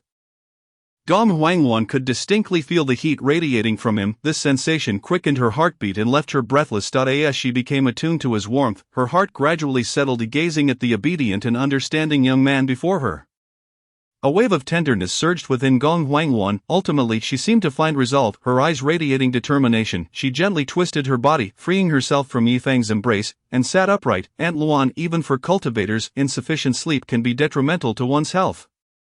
Hearing Yi Feng's continued concern for her well-being fortified Gong Huangluan's resolve. She bestowed upon him a radiant smile, saying, "My dear, Aunt Luan shall give you the very best." Yi Feng was momentarily stunned by the warmth of Gong Huangluan's gentle smile. Time slipped by, and before long, she shyly nestled against him, her hands covering her flushed face, unable to meet his gaze. Yi Feng tenderly removed her hands, his eyes sparkling with joy as he beheld the bashful beauty before him. "Aunt Luan, I truly adore you." With that, he planted a fervent kiss upon her rosy lips. Gong Huangluan instinctively wrapped her arms around Yi Feng's back, relishing the lingering warmth of his kiss, her cheeks growing increasingly warm. "Little Feng, my dear, please embrace Aunt Luan and rest. I am truly feeling quite sleepy." Upon hearing this, Yi Feng ceased his playful banter, cradling the beautiful woman in his arms as they drifted into a deep slumber. Chapter 47, Aunt Luan's Unwillingness to Resist. Arrival at the Gong clan's imperial family. The author's previous work, Aunt Truly Understands Me, will be released from the small black room on December 6, 2024. Featuring a noble, elegant, and tenderly caring CEO aunt, a sweet childhood friend, various charming aunts with distinct personalities, a fiery black stocking senior, a soft and pure schoolflower, a glamorous and aloof instructor, and a starlet aunt. Each character is simply delightful. Interested readers may wish to explore. As the sun rose on the following day, a beam of sunlight streamed through the window, illuminating the room with an extraordinary brightness. As if drawn from the vast void by a mystical vessel. Yi Feng, still dazed, slowly opened his eyes, yet before he could adjust to the dazzling light, he was captivated by the enchanting scenery before him. Memories of the previous day with Aunt Luan flooded his mind, replaying those tender moments in his thoughts. At that instant, the mature and gentle beauty lay beside him, snugly embraced by his arms around her curvaceous waist. A delicate arm and a fair, slender leg rested possessively upon him, as if fearing he might suddenly escape. The sight of her charming visage stirred a ripple of emotions within Yifeng's heart. Sensing his ardent gaze, Gong Huangwan gradually awakened. Upon opening her eyes, the first thing she beheld was the affectionate look in his eyes, fixed intently upon her. Moreover, she realized one of her hands and a leg were unconsciously draped over him. Entwined tightly, witnessing this scene, Gong Huangwan's face flushed crimson, and a wave of embarrassment surged within her. Despite her verbal promise to consider her response, her body had acted otherwise, although she remained pure. She had spent the night held in his embrace. The thought of having a nearly 50,000-year-old woman being so intimately cradled by a mere youth in his 50s made her feel as if her face were aflame. At that moment, she yearned for Yifeng to release her leg, sparing her further embarrassment. "Xia Feng," Gong Huangwan exclaimed anxiously, yet Yifeng, unfazed, chuckled in response. "It's all right, Aunt Luan, let it rest upon me. I truly relish this feeling." Upon hearing these words, Gong Huangwan's cheeks deepened in hue, and she hurriedly explained, "Darling, you promised not to put Aunt Luan in a difficult position. I wouldn't want you to perceive me as a bad woman." In truth, Gong Huangwan did not detest such intimate contact with Yifeng. She even found herself rather fond of it. However, she feared that her recent actions might lead Yifeng to misconstrue her as a frivolous woman lacking self-respect. Despite Yifeng being her junior, he was the first in years to capture her attention so profoundly. She desperately wished to present her most perfect self before him, unwilling to leave any negative impression. Yifeng gazed deeply into Gong Huangwan's eyes, gently assuring her, "Aunt Luan, you truly overthink. How could I ever regard you in such a way?" He continued to express his genuine feelings. "Aunt Luan, your willingness to engage in such intimate contact with me is something I cherished. I would never perceive you as that kind of person. Rather, my affection for you would only grow." Hearing Yifeng's heartfelt words, Gong Huangwan looked into his eyes with a mixture of disbelief and hope. "Darling, are your words truly sincere?" she asked softly, her eyes sparkling with anticipation. In response to her inquiry, Yifeng answered earnestly, "Aunt Luan, every word I speak is sincere. I would never consider you a bad woman." Gazing at the enchanting figure of Gong Huangwan, whose demeanor now resembled that of a shy young woman, Yifeng could not resist leaning in to plant a gentle kiss upon her. "I genuinely like you, Aunt Luan, rest assured. I will not think of you as you feared," he whispered soothingly, calming the turmoil within her heart. "Aunt Luan, please allow it to remain there, just for a while longer, won't you?" Yifeng said softly, his tone laced with a hint of pleading. With his reassuring response, Gong Huangwan felt a sense of relief and abandoned the notion of moving her leg. Although she felt a twinge of shyness, she chose to trust Yifeng. "Darling, I believe in you." Upon witnessing Gong Huangwan's realization, Yifeng chuckled playfully, "Aunt Luan, I never expected our right-hand master of Tianxian sect to possess such a delicate side." Hearing the playful undertone in Yifeng's words, Gong Huangwan's cheeks flushed once more, and she shot him a mock glare before lightly biting his shoulder. "You rascal, I feel as though I owe you from my past life." With that, Gong Huangwan could no longer contain herself and playfully bit his lip, pulling him into a close embrace. In this blissful moment, they soon arrived at their destination, the ancient life star of the Gong family. Chapter 48, Gong Lingxi. "Auntie, does this handsome young man have a partner?" The ancient life star of the Gong family is situated at the periphery of the realms ruled by the human race. While various other imperial families and sects exist on this planet, the Gong family undoubtedly holds a dominant position. Being one of the 5 ancient imperial families, its prestige is not to be casually questioned. Throughout the long, evolving ages of this dimension, countless imperial families have risen and fallen, yet none have been able to shake the status of the 5 ancient families. Only those sects with similarly ancient lineages can stand beside them. As Gong Huangwan and Yifeng arrived at the Gong family, Gong Huangwan's elder brother, Gong Qian, had already dispatched someone to await them outside the city where the Gong family resided. Just as they descended from the mystical vessel, a melodious voice, as crisp as a lark, reached their ears. "Auntie," a charming young girl, resembling a porcelain doll, joyfully dashed towards Gong Huangwan, her face brimming with delight as she leapt into her embrace. This girl was none other than Gong Huangwan's little niece, Gong Lingxi. Clad in an elegant dress that fluttered with the wind, she appeared like a fairy descended from the heavens. Her beauty was striking. Akin to a radiant pearl, exuding a dazzling brilliance, her long fair legs were adorned with a layer of delicate, translucent fabric enhancing her graceful and ethereal figure. Beside Gong Lingxi stood a tall, distinguished young man. His eyes sharp and profound, emanating a powerful aura. Upon closer inspection, one would find that he had achieved the late phase of the Emperor's Radiance realm, a truly impressive feat. Gong Huanluan smiled warmly, gently caressing Gong Lingxi's hair, her eyes filled with affection. Lingxi, it has been years. You have blossomed into even more exquisite beauty. Hearing her aunt's praise, Gong Lingxi's face flushed with a charming hue, reminiscent of a ripe apple. Thank you for the compliment, Auntie. With her enchanting eyes sparkling with curiosity, Gong Lingxi turned her gaze towards Yifeng beside Gong Huanluan. This young man appeared youthful, yet he possessed a unique charm that was quite endearing. Moreover, his appearance was striking, compelling her to steal another glance. She tugged at Gong Huanluan's arm, asking, Auntie, who is this young man? Observing her niece's inquisitive expression, Gong Huanluan smiled gently and was about to respond when Yifeng interjected. Introducing himself, Miss Lingxi, I am Yifeng, the chief disciple of Tianxian sect, and I am Aunt Luan's apprentice. Gong Lingxi looked up in surprise, scrutinizing him. You are Yifeng from Tianxian sect, regarding the rumors surrounding the supreme saint of the Tianxian sect. She had heard a few whispers herself, and upon encountering Yifeng today, her curiosity was piqued. Ultimately, she arrived at a conclusion. Despite her ignorance of his true strength, he was undeniably an exceptionally handsome young man. She discreetly leaned towards Gong Huanluan's ear and inquired, Aunt, does this dashing young gentleman have a partner? Upon hearing her niece's question, Gong Huanluan was momentarily taken aback. Was her little man being noted by her own niece? You little girl, why not find someone within our family instead of eyeing the members of our sect? Gong Huanluan smiled and turned her gaze to the young man beside them. Junfeng, Lingxi's heart has stirred.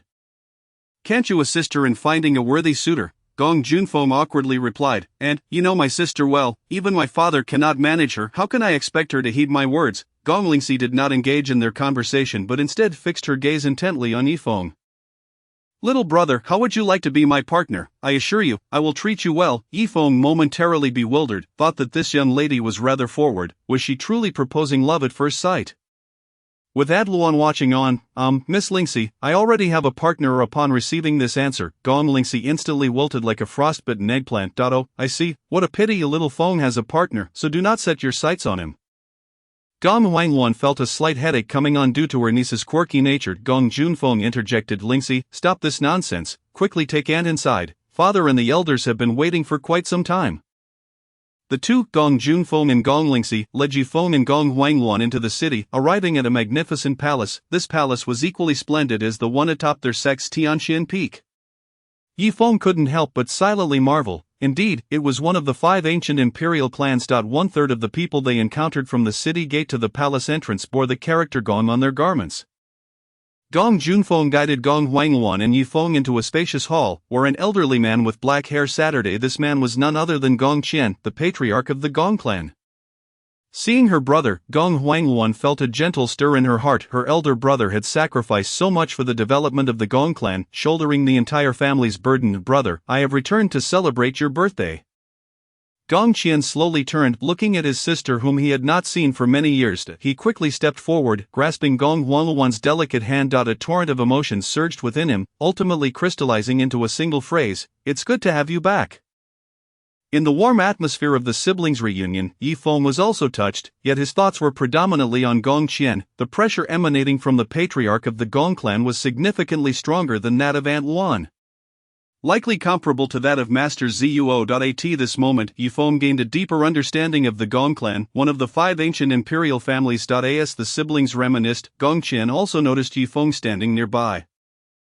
Huanluan, who is this young friend? Gong Huanluan quickly responded, Brother, this is my little sister's disciple, my apprentice. Yifeng. Gong Qian nodded slightly, understanding why his sister had brought a young lad back with her. Junior Yifeng of the Tianxian sect. I pay my respects to the clan leader. Gong Qian's gaze swept over Yifeng, smiling as he nodded. To possess such strength at a young age, quite impressive. Junfeng, arrange accommodations for this young friend. Hearing this, Gong Huanluan hastily spoke up, Brother, let this young lad stay with me. Gong Lingxi couldn't help but interject, Aunt, haven't you always preferred tranquility, enjoying solitary living in your own courtyard? Gong Qian was momentarily taken aback. He knew his sister well. Realizing her slip, Gong Huanluan quickly explained, Brother, I have some unresolved issues with the other three main branches of our clan, and I worry they might deliberately cause trouble for little Feng because of me. Therefore, having him stay with me would provide me greater peace of mind. Moreover, he is my little sister's disciple, and our bond is quite unique. If he were placed elsewhere, I would be quite concerned for his well-being. Yi Feng wisely chose to remain silent, knowing that any words he spoke would be futile. Li Gongchen nodded slightly, affirming, "In that case, you may go settle in. There are some clan matters I must attend to personally." Once their accommodations were confirmed, Yi Feng quietly exhaled in relief, internally grateful. Thank goodness we won't be separated. Aunt Luan is truly supportive, and now I have another opportunity to cultivate my relationship with her. Observing the unmistakable smile on Yi Feng's face, Gong Huangwan felt a sweetness in her heart, playfully chiding him. This little rascal must be up to some mischief, plotting to take advantage of her. What a troublesome little scamp. Chapter 49. Gong Huangwan's heart in turmoil. The final struggle after Gong Chen departed. Gong Lingxi transformed back into her playful, quirky self. She bounced over to Gong Huangwan's side. "Aunt, let me accompany you." She took hold of Gong Huangwan's arm, her eyes darting towards Yi Feng. As a princess of the Gong clan, she had encountered many types of men, yet this exceptionally handsome and powerful young man left her utterly unable to resist. Even if this charming young man had a partner, she could still make a move with enough effort. Even an iron pestle could be ground into a needle. Yi Feng noticed the fiery gaze of Gong Lingxi upon him. Though she was pure and charming, he had little interest in her. Besides, he was still pursuing Aunt Luan. If she misunderstood his intentions, it would be troublesome watching her niece's eager eyes fixated on her favored young man. Gong Huangwan felt a strange sensation rise within her. This little girl was undoubtedly up to something ulterior. Though I haven't returned in a long while, I am quite familiar with my own family. You need not trouble yourself to lead the way, dear niece. Rejected by Gong Huangwan, Gong Lingxi could only pout in resignation. Moments later, Yi Feng and the others arrived at an exquisitely decorated courtyard. Though Gong Huangwan had not resided in the clan for many years, as the sister of the clan leader, her living arrangements were naturally of the highest quality. Once inside the courtyard, Yi Feng naturally chose a side room as his own. How he wished he could share a room with Aunt Luan. However, they were not on a secluded vessel anymore, so he couldn't be too reckless. After tidying up, evening had fallen, and Gong Huangwan called Yi Feng into her chamber. Sitting together, she gently spoke. "Little Feng, there are still half a month until my brother's birthday. You should settle in here peacefully for this duration." Yi Feng naturally took her delicate hand in his, saying, "Aunt Luan, rest assured, I will not disgrace you when the descendants of any main branch come forth to make their presence known." When Yi Feng grasped her hand, a subtle blush crept onto Gong Huangwan's exquisite face. Yet she showed no inclination to resist. Over the past half-month, during their private moments, Yi Feng had often held her hand, and at times even engaged in affectionate gestures. Gong Huangwan had gradually grown accustomed to this intimacy and even began to relish it. Nonetheless, she steadfastly maintained her inner boundaries. As long as Yi Feng did not cross that line, she was willing to embrace these sweet and warm moments. Deep down, Gong Huangwan understood that although she had yet to decide if she would be with Yi Feng, she had long since fallen for this young man. Her indecision was not due to any doubts or grievances towards Yi Feng, but stemmed from her desire not to betray her little sister. At this moment, Gong Huangwan couldn't help but recall Yi Feng's heartfelt confessions. Her little sister had not only entrusted herself to this young man but had even encouraged him to tease her. Whenever she thought of this, an inexplicable shyness washed over Gong Huangwan. No wonder this little rascal was so mischievous. It turned out the root of the issue lay elsewhere. However, upon further reflection, she realized that this predicament was partly her own fault. As an elder sister, she had failed to educate her little sister properly, and in turn, her little sister had imparted some odd notions to this young man, leading to the current situation. With this thought, Gong Huangwan couldn't help but let out a bitter smile, internally chiding herself. Meanwhile, observing the flustered and blushing Gong Huangwan, Yi Feng surmised that his Aunt Luan must be reminiscing about her master. A sly smile crept onto his lips. Just as Gong Huangwan was lost in thought, Yi Feng suddenly activated his passive skill, Sneak Attack. He swiftly wrapped his arms around Gong Huangwan, pulling her into his embrace. The moment she realized what was happening, Gong Huangwan's eyes widened, and her face turned crimson as she hastily pushed against Yi Feng's chest with her delicate hands, attempting to break free. However, in her flustered and nervous state, her actions appeared somewhat feeble. The truth was she had no real desire to resist. In that moment, an unprecedented sense of shyness enveloped Gong Huangwan's heart. On ordinary days, the gentle and lovely visage has transformed into the alluring and mature beauty of a refined woman. "Sha Feng, please let Aunt Luan down." We are in the Gong family, not aboard a flying vessel. If the family learns of this, how shall I hold my head high? At this moment, Gong Huangluan felt an overwhelming sense of shame as she realized she was seated on his lap in such a manner. Yi Feng held her tightly. Aunt Luan, what is there to fear? You have no partner. There is nothing wrong with us being together openly, yet, Aunt Luan is your elder, your master uncle. It would not be proper if someone were to see us. Yi Feng softly enticed. It doesn't matter, Aunt Luan, age is truly no issue. Before Gong Huangluan could respond, Yi Feng pressed his lips against hers. Her eyes widened in shock, her mind blank, her body stiffened. Completely at a loss, however, Yi Feng did not relent. He continued to kiss her. Finally, Gong Huangluan snapped back to reality, her delicate hands pressed against Yi Feng's chest, attempting to push him away, only to find her limbs utterly weak. Her heart raced, her breath became uneven, and an unfamiliar yet intense emotion surged within her. Sensing her reaction, Yi Feng felt a surge of joy in his heart and embraced her even tighter. Deepening the kiss, Gong Huangluan's resistance gradually waned, her gaze becoming hazy, her body trembling slightly. She couldn't comprehend why she was feeling this way. She ought to refuse, yet deep within, an inexplicable desire beckoned her. At that moment, Yi Feng released her lips, whispering, Aunt Luan, do not resist me. You like me too, don't you? Gong Huangluan's face flushed crimson, her eyes flitting about in a panic, unable to meet his gaze. She lowered her head, softly breathing. Her heart was a tempest of contradictions. She felt she ought not to act this way, yet could not suppress her feelings. Yi Feng, captivated by her bashful demeanor, cherished her all the more. Drawing her close again and gently caressing her back, Aunt Luan, I adore you, regardless of how the world perceives us. I wish to be with you. Gong Huangluan raised her head, her beautiful eyes glistening with unshed tears. Xiaofeng, this is the Gong family. My relatives are all around. We cannot act in such a manner. I am your Aunt Luan, your master uncle, your elder. Please, calm down. Yi Feng interrupted her, gazing into her eyes as he murmured. Aunt Luan, my affection for you is profound. Your beauty, your gentleness, and the unique allure of your maturity captivate me completely. You embody the perfect mature woman in my heart. Dearest Aunt Luan, cease your attempts to evade this. Surrender to your heart and join me. Gong Huangluan was utterly astonished. She had not anticipated being viewed as so perfect in this young man's eyes. She thought of her little junior sister, her fellow disciples, and the gazes of the world upon her. She reflected on the deep affection they shared and so many other thoughts. In that moment, Gong Huangluan found herself engulfed in an unprecedented internal struggle.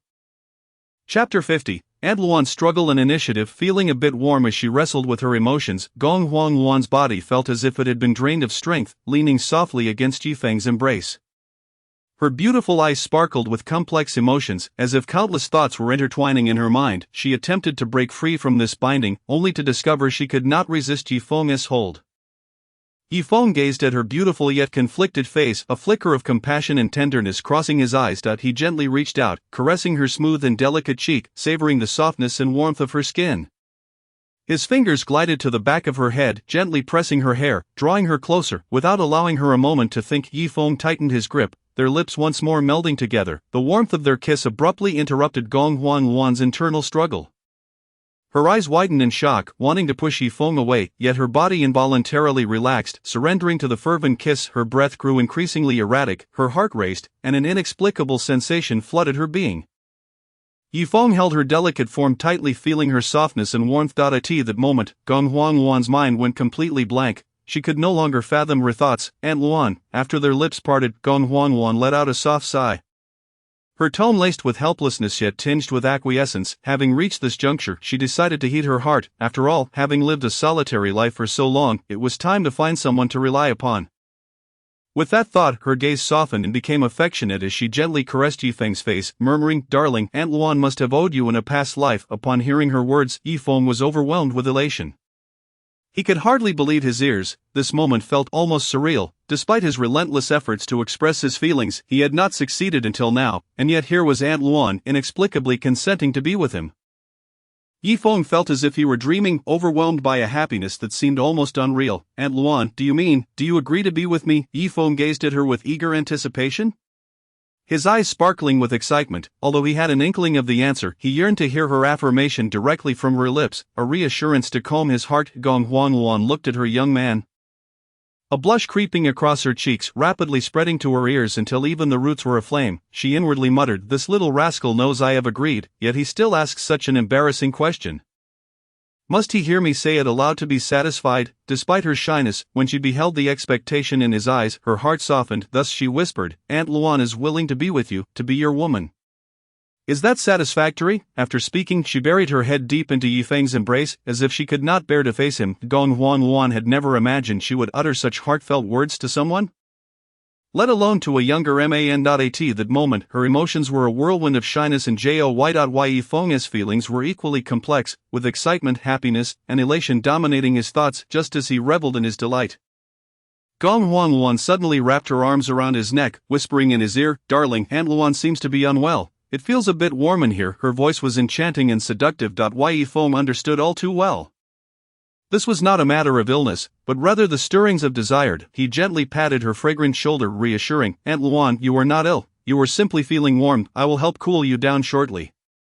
It won't be long before you feel comfortable. As soon as the words left his lips, Yifeng pressed his mouth against Gong Huan's and carried her into the room. The moment he set her down, she pounced on him, kissing him fervently. Yifeng had not anticipated Aunt Luan to be so proactive after shedding her inhibitions, yet upon reflection, it was quite natural.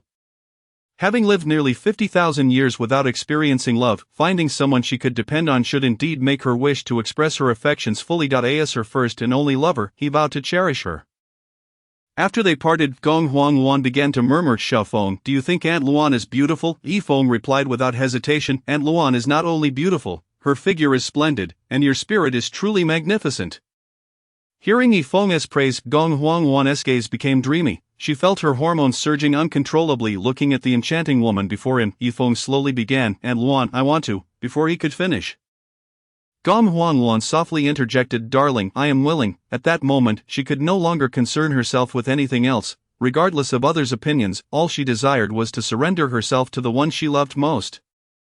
Hearing her unhesitating agreement filled Yifeng with joy. He continued earnestly, Aunt Luan, before we proceed, could you grant me one wish? What wish? Aunt Luan, I wish to see you in transparent knee-high stockings and high-heeled boots. Yifeng's request momentarily stunned Gong Huan. She had not expected him to propose such a desire. How could she don such provocative attire? Xiaofeng, I have never worn such clothing. It would be too embarrassing. Upon hearing this, Yifeng's expression fell slightly. If that is the case, then it is of no consequence. As long as Aunt Luan is not put in a difficult position, that suffices. Observing the disappointment in Yifeng's eyes, Gong Huan felt a pang of guilt. This young man adored her so deeply. If she could not fulfill even this small wish of his, how could she ever repay his love? Darling, Aunt Luan will comply with your wish. As long as you like it, I will oblige. Her voice was soft and filled with allure. Yifeng's heart leapt with surprise. Aunt Luan, perhaps you should wear something that matches your skin tone.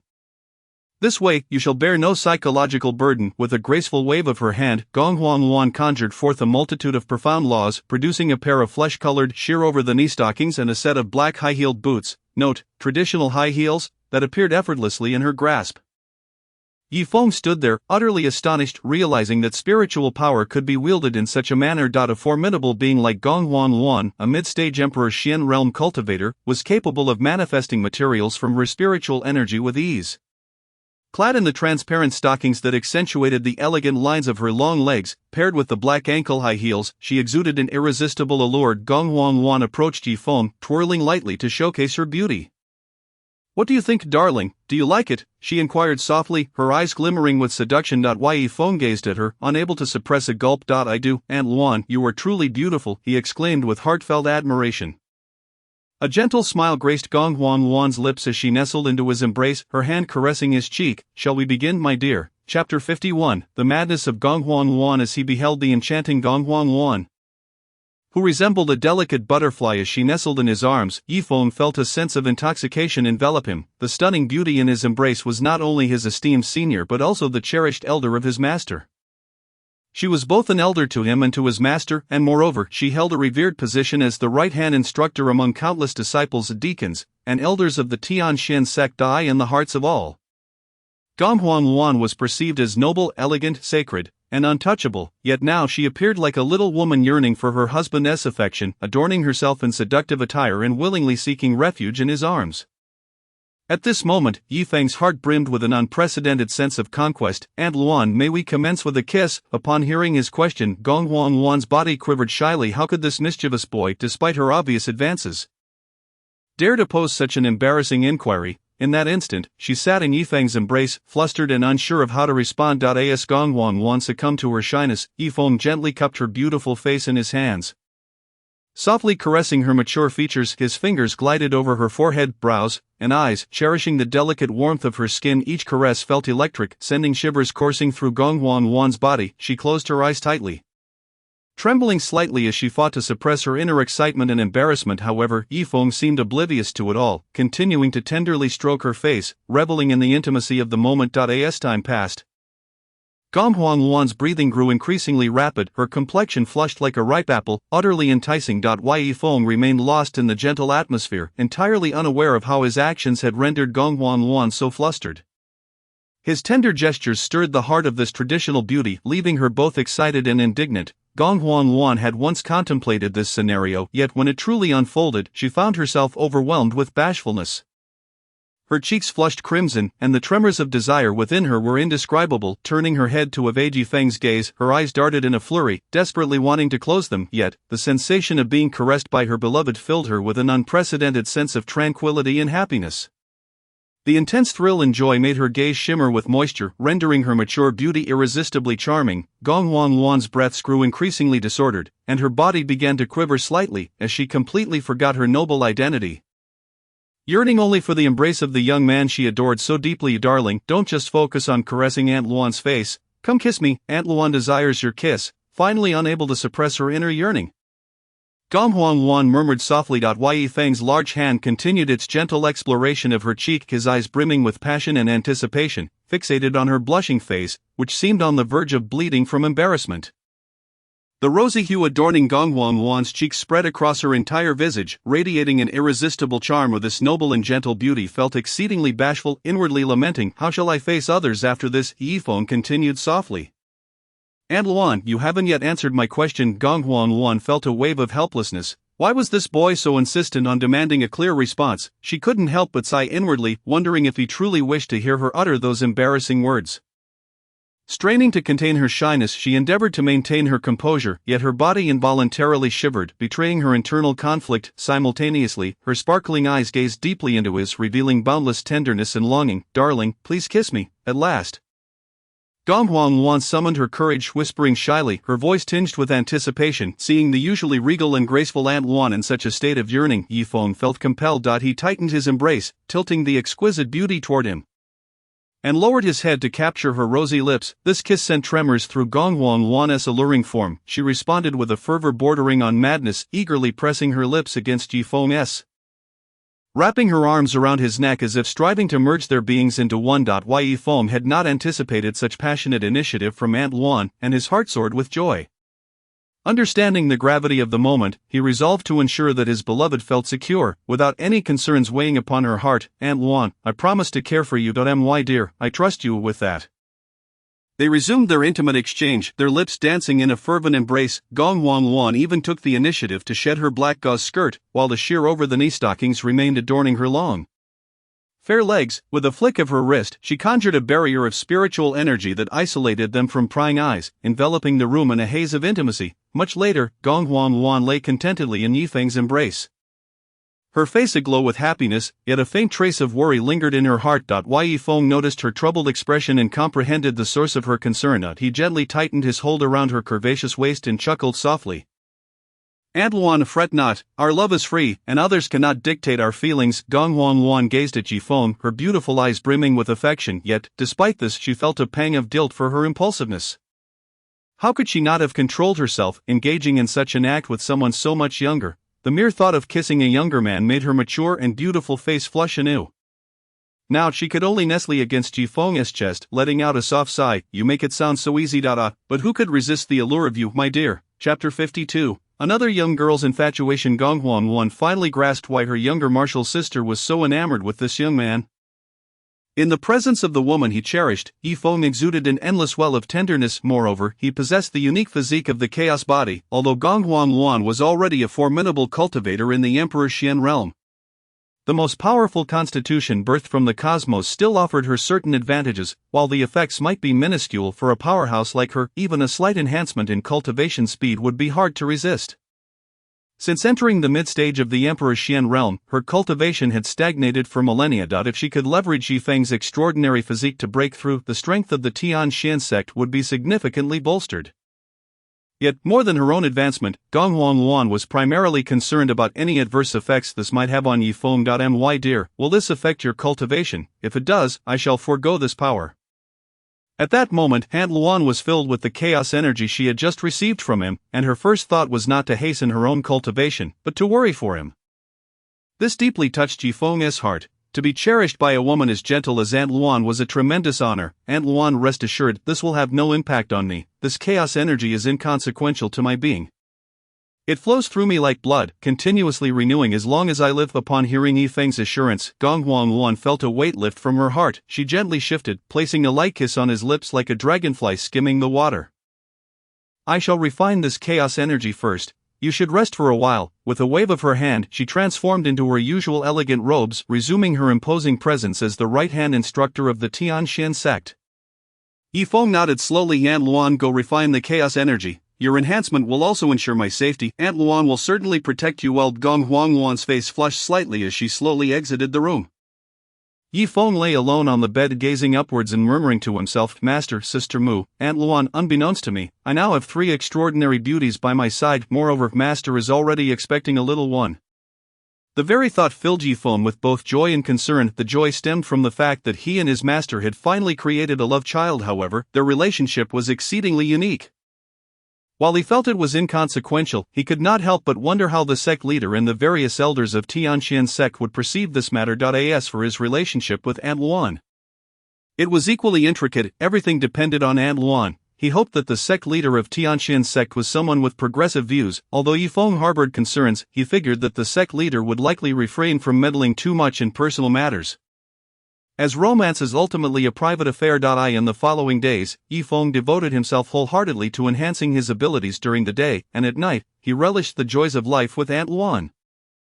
Since their first intimate kiss, Gong Huangluan had gradually transformed from her initial nervousness and shyness into someone bolder and more proactive. Previously, she had been particularly concerned about others' opinions. Now, with the presence of her beloved, she could no longer afford such worries. A person, regardless of how well they may perform a task, will always encounter criticism. It is impossible to satisfy everyone now, as long as she remains true to her conscience and is loved by her precious one. The opinions of others mattered little. During the day, Yifeng diligently practiced, seeking guidance from Gong Huangluan whenever he encountered perplexing issues. By night, he would still approach her for advice, but in these moments, she became not just his master but also Aunt Luan. As the days passed in this delightful manner, only 3 days remained until the grand birthday celebration of Gong Qian. Throughout this time, various factions surrounding the ancient lifestar where the Gong family resided began to arrive, all with the intent of celebrating the birthday of their patriarch, Gong Qian. Meanwhile, as Gong Huangluan's sister, she too became busy with preparations. Yifeng, seizing the opportunity, wished to meander through the city, concerned that individuals from other branches of the family might seize the chance to trouble Yifeng. Gong Huangluan decided to have Gong Lingxi accompany him. Naturally, Gong Lingxi was more than willing. Although Gong Huangluan was aware of her little niece's feelings for Yifeng, she felt compelled to ensure his safety.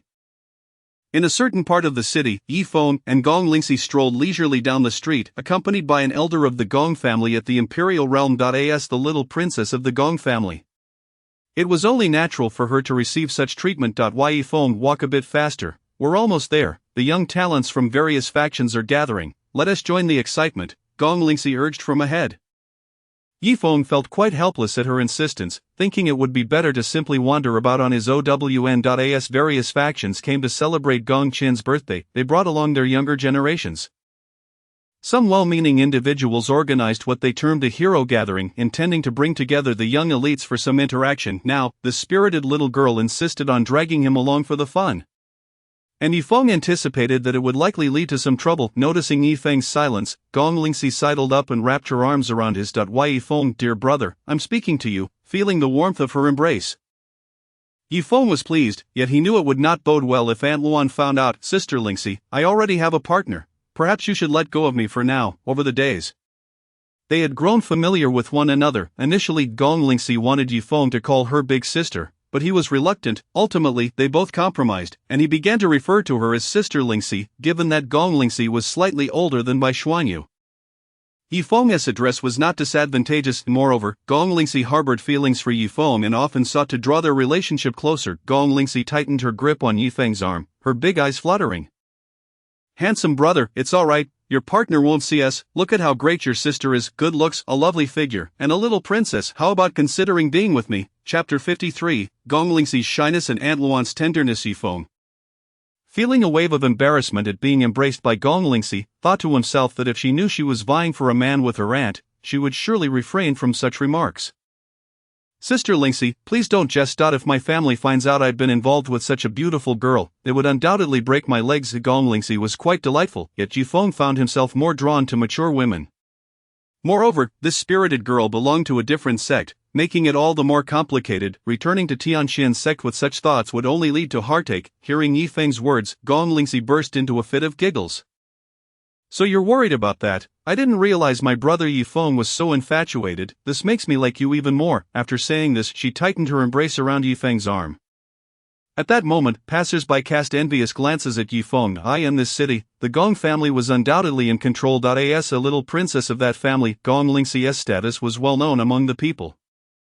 And her pure, sweet appearance had captured the hearts of many young men. Now, witnessing their goddess displaying such warmth towards an unknown boy sparked jealousy among the crowd, yet, due to Gong Lingxi's status, they could only watch from afar. Fuming, Yifeng realized that this little girl was resolutely intent on teasing him today. Rather than be a passive target, he decided to take the initiative resolutely. Yifeng extricated his arm from Gong Lingxi's grasp and, with both hands, encircled her slender waist. Gong Lingxi's heart raced as she found herself suddenly embraced by Yifeng. It was her first time being held this way by a male, especially in public. The thought of being the center of others' attention made her cheeks flush. He wouldn't do anything inappropriate here, would he? That would be utterly embarrassing. Though Gong Lingxi outwardly appeared playful and spirited, she was still an innocent girl. Being embraced openly by Yifeng left her feeling shy, observing her transformation from someone who seemed ready to devour him to a bashful young lady. Yifeng felt inclined to tease her a little. "Sister Lingxi, if you weren't joking, I might take you seriously." Gong Lingxi's heart fluttered at Yifeng's gaze, filled with longing. She had only intended to jest, never anticipating the situation would escalate to this. Stretching out her delicate arms, she placed her fair hands against Yifeng's chest. "Good brother, I was merely joking. Please let me go, alright? People are watching. This is so embarrassing." At that moment, Gong Lingxi had lost her earlier bravado, appearing quite deflated. Seeing the flustered little princess of the Gong family, Yifeng felt a swell of pride. Once Yifeng released her, Gong Lingxi, her cheeks flushed, said, "Let us head back." And now Gong Lingxi had no interest in going anywhere else. She simply wished to return home and calm down. Yifeng had no objections to her suggestion, as he had no desire to attend the so-called gathering of elites. Attending would only serve to compare backgrounds, talents, and abilities. Did the foremost disciple of Tianxian's sect really need to compete with them? Once back, Gong Lingxi shut herself in her room. Even now, the warmth on her cheeks had yet to fade. The little girl touched her face, lost in thought. Upon returning to his quarters, Yifeng found Gong Huanluan seated, seemingly deep in contemplation. He quietly approached her and sat down obediently, careful not to disturb her. After a while, Gong Huangwan slowly opened her eyes, immediately spotting Yifeng before her. A gentle smile graced her lips as she softly inquired, "Darling, why are you back? Weren't you out with Lingxi?" Having spent nearly a month together since leaving Tianxian's sect, Gong Huangwan had grown accustomed to affectionately calling Yifeng darling in their private moments. In the presence of others, she maintained her composure and referred to him as Xiaofeng. Without allowing her any time to respond, Yifeng suddenly embraced her from behind, his arms tightening around her as if he wished to meld her into himself. This unexpected embrace startled Gong Huanluan momentarily, but she soon relaxed, savoring the warmth of the moment. Yifeng held her tightly, leaving no space between them, even preventing the air from circulating. This close contact allowed Gong Huanluan to feel the depth of Yifeng's affection. Filling her heart with happiness and contentment, gently patting Yifeng's arms, she said softly, "Alright, darling, don't hold me so tightly. I can hardly breathe." Upon hearing these words, Yifeng relaxed slightly, yet he remained reluctant to fully release Gong Huangluan. He rested his chin upon her shoulder, pressing his cheek against hers, savoring her warmth and breath. "Aunt Luan, you have been so busy these past few days, spending many days away from this little courtyard. I miss you dearly," Yifeng murmured softly, his voice imbued with tenderness. In recent days, Gong Huangluan had been preoccupied with preparations for Gong Qian's grand birthday celebration, attending to numerous matters, however, as Gong Qian's sister. Her involvement was understandable to Yifeng. If he had an elder sister hosting such a grand banquet at this age, he would undoubtedly offer his assistance as well. Gong Huangwan smiled and tightly grasped Yifeng's large hand in her own, replying, "I miss you too, my dear, but now that we are together, I surely cannot escape, can I?" It had been several days since Yifeng had held Gong Huangwan like this, and being able to embrace her again filled him with a profound sense of reassurance. "Aunt Luan, when shall we return to the sect?" Gong Huangwan gently parted her lips, saying, "My dear, how about we stay here for another month? It has been so many years since I last returned. And I wish to spend quality time with our family." Yifeng deeply understood the profound affection Gong Huangwan held for the Gong clan, a bond that was impossible to sever. In contrast, he had long been deprived of familial warmth since childhood, a regret that stirred a faint sadness within him. Yet, love is also a beautiful thing, and this warmth and sweetness were gradually transforming into a familial affection. Yifeng tenderly set Gong Huangwan down, enveloping her in a tight embrace. He lowered his head and unhesitatingly kissed her cherry-like, tender lips. "Aunt Luan, please wear those black sheer thigh-high stockings today." Gong Huangwan's cheeks flushed slightly, and she shyly lowered her gaze, yet softly replied, "As long as my dear likes it, Aunt Luan is willing to do anything." Chapter 54, The Birthday Banquet begins. Yifeng's rival 3 days swiftly passed, and soon it was the day of Gong Qian's grand birthday celebration. At this moment, the Gong family's reception hall was bustling with voices, an atmosphere of vibrant jubilation. The hall was adorned with banquet tables, filled with powerful figures from various factions who had come to offer their congratulations. Surrounding the hall stood the Gong family's guards, clad in uniform attire. Exuding an aura of formidable strength, their presence not only showcased the Gong family's might but also maintained order, ensuring that no one dared to cause trouble during their patriarch's birthday feast. When Gong Huangwan and Yifeng arrived at the banquet hall, most seats had already been occupied, leaving only a few vacant spots. However, this did not concern them. As Gong Qian's sister and an important figure in the Gong clan, Gong Huangwan's status and influence remained formidable even after her long stay at the Tianxian sect. As Gong Huangwan stepped into the venue, all eyes were drawn to her. Admiration evident in the gazes of the various factions present. Gong Huangwan was already exceptionally beautiful, and on this significant occasion she had adorned herself splendidly. Dressed in a magnificent palace robe, her long gown was embellished with countless exquisite patterns and golden threads. Resembling a star-studded sky, coupled with her elegant demeanor and noble status, she captivated countless hearts. Upon entering, Yifeng began to take note of the younger generation from various factions. Most of them were slightly older than the leading figures of the Tianxian sect. And in terms of cultivation, many had reached the 7th or 8th level of the quasi-emperor realm. Among them, some outstanding individuals had even attained the 9th level of the quasi-emperor realm. However, this did not imply that these factions produced more exceptional successors than a top-tier sect like the Tianxian sect. It merely indicated a slight age advantage. After Gong Huangwan took her seat, Yifeng settled into the seat directly behind her. His gaze swept across the surroundings until it landed on a powerful middle-aged man. His expression tightened. The aura radiating from this man was somewhat inscrutable. This man was Gong Huanong, one of the patriarchs of the other 3 main branches of the Gong clan. His strength surpassed Yifeng's, being at the late stage of the Emperor Xian realm, making him the strongest among the other main branch patriarchs. As Yifeng observed the middle-aged man with a serious expression, Gong Huangwan's voice reached his ears. "Xiaofeng, do not be deceived by his appearance as a middle-aged man. His age is hardly less than that of my brother." The man seated behind him is his son, Gong Changming, who has long coveted Lingxi. "You must be cautious of him." Upon hearing this, Yifeng immediately turned his gaze towards Gong Changming. This young man was quite handsome, yet compared to Yifeng, he paled significantly. Moreover, at his age, he had only reached the 9th level of the quasi-emperor realm, which struck Yifeng as rather mediocre. However, what did Aunt Luan mean by saying he had long coveted that little girl? Glancing at Gong Huangwan's ambiguous smile, Yifeng felt certain she had misunderstood something. Communicating telepathically, he said, "Aunt Luan, please do not think too much. I have no interest in your grandniece." Gong Huangwan chuckled softly in response. "I did not imply anything about you and that little girl."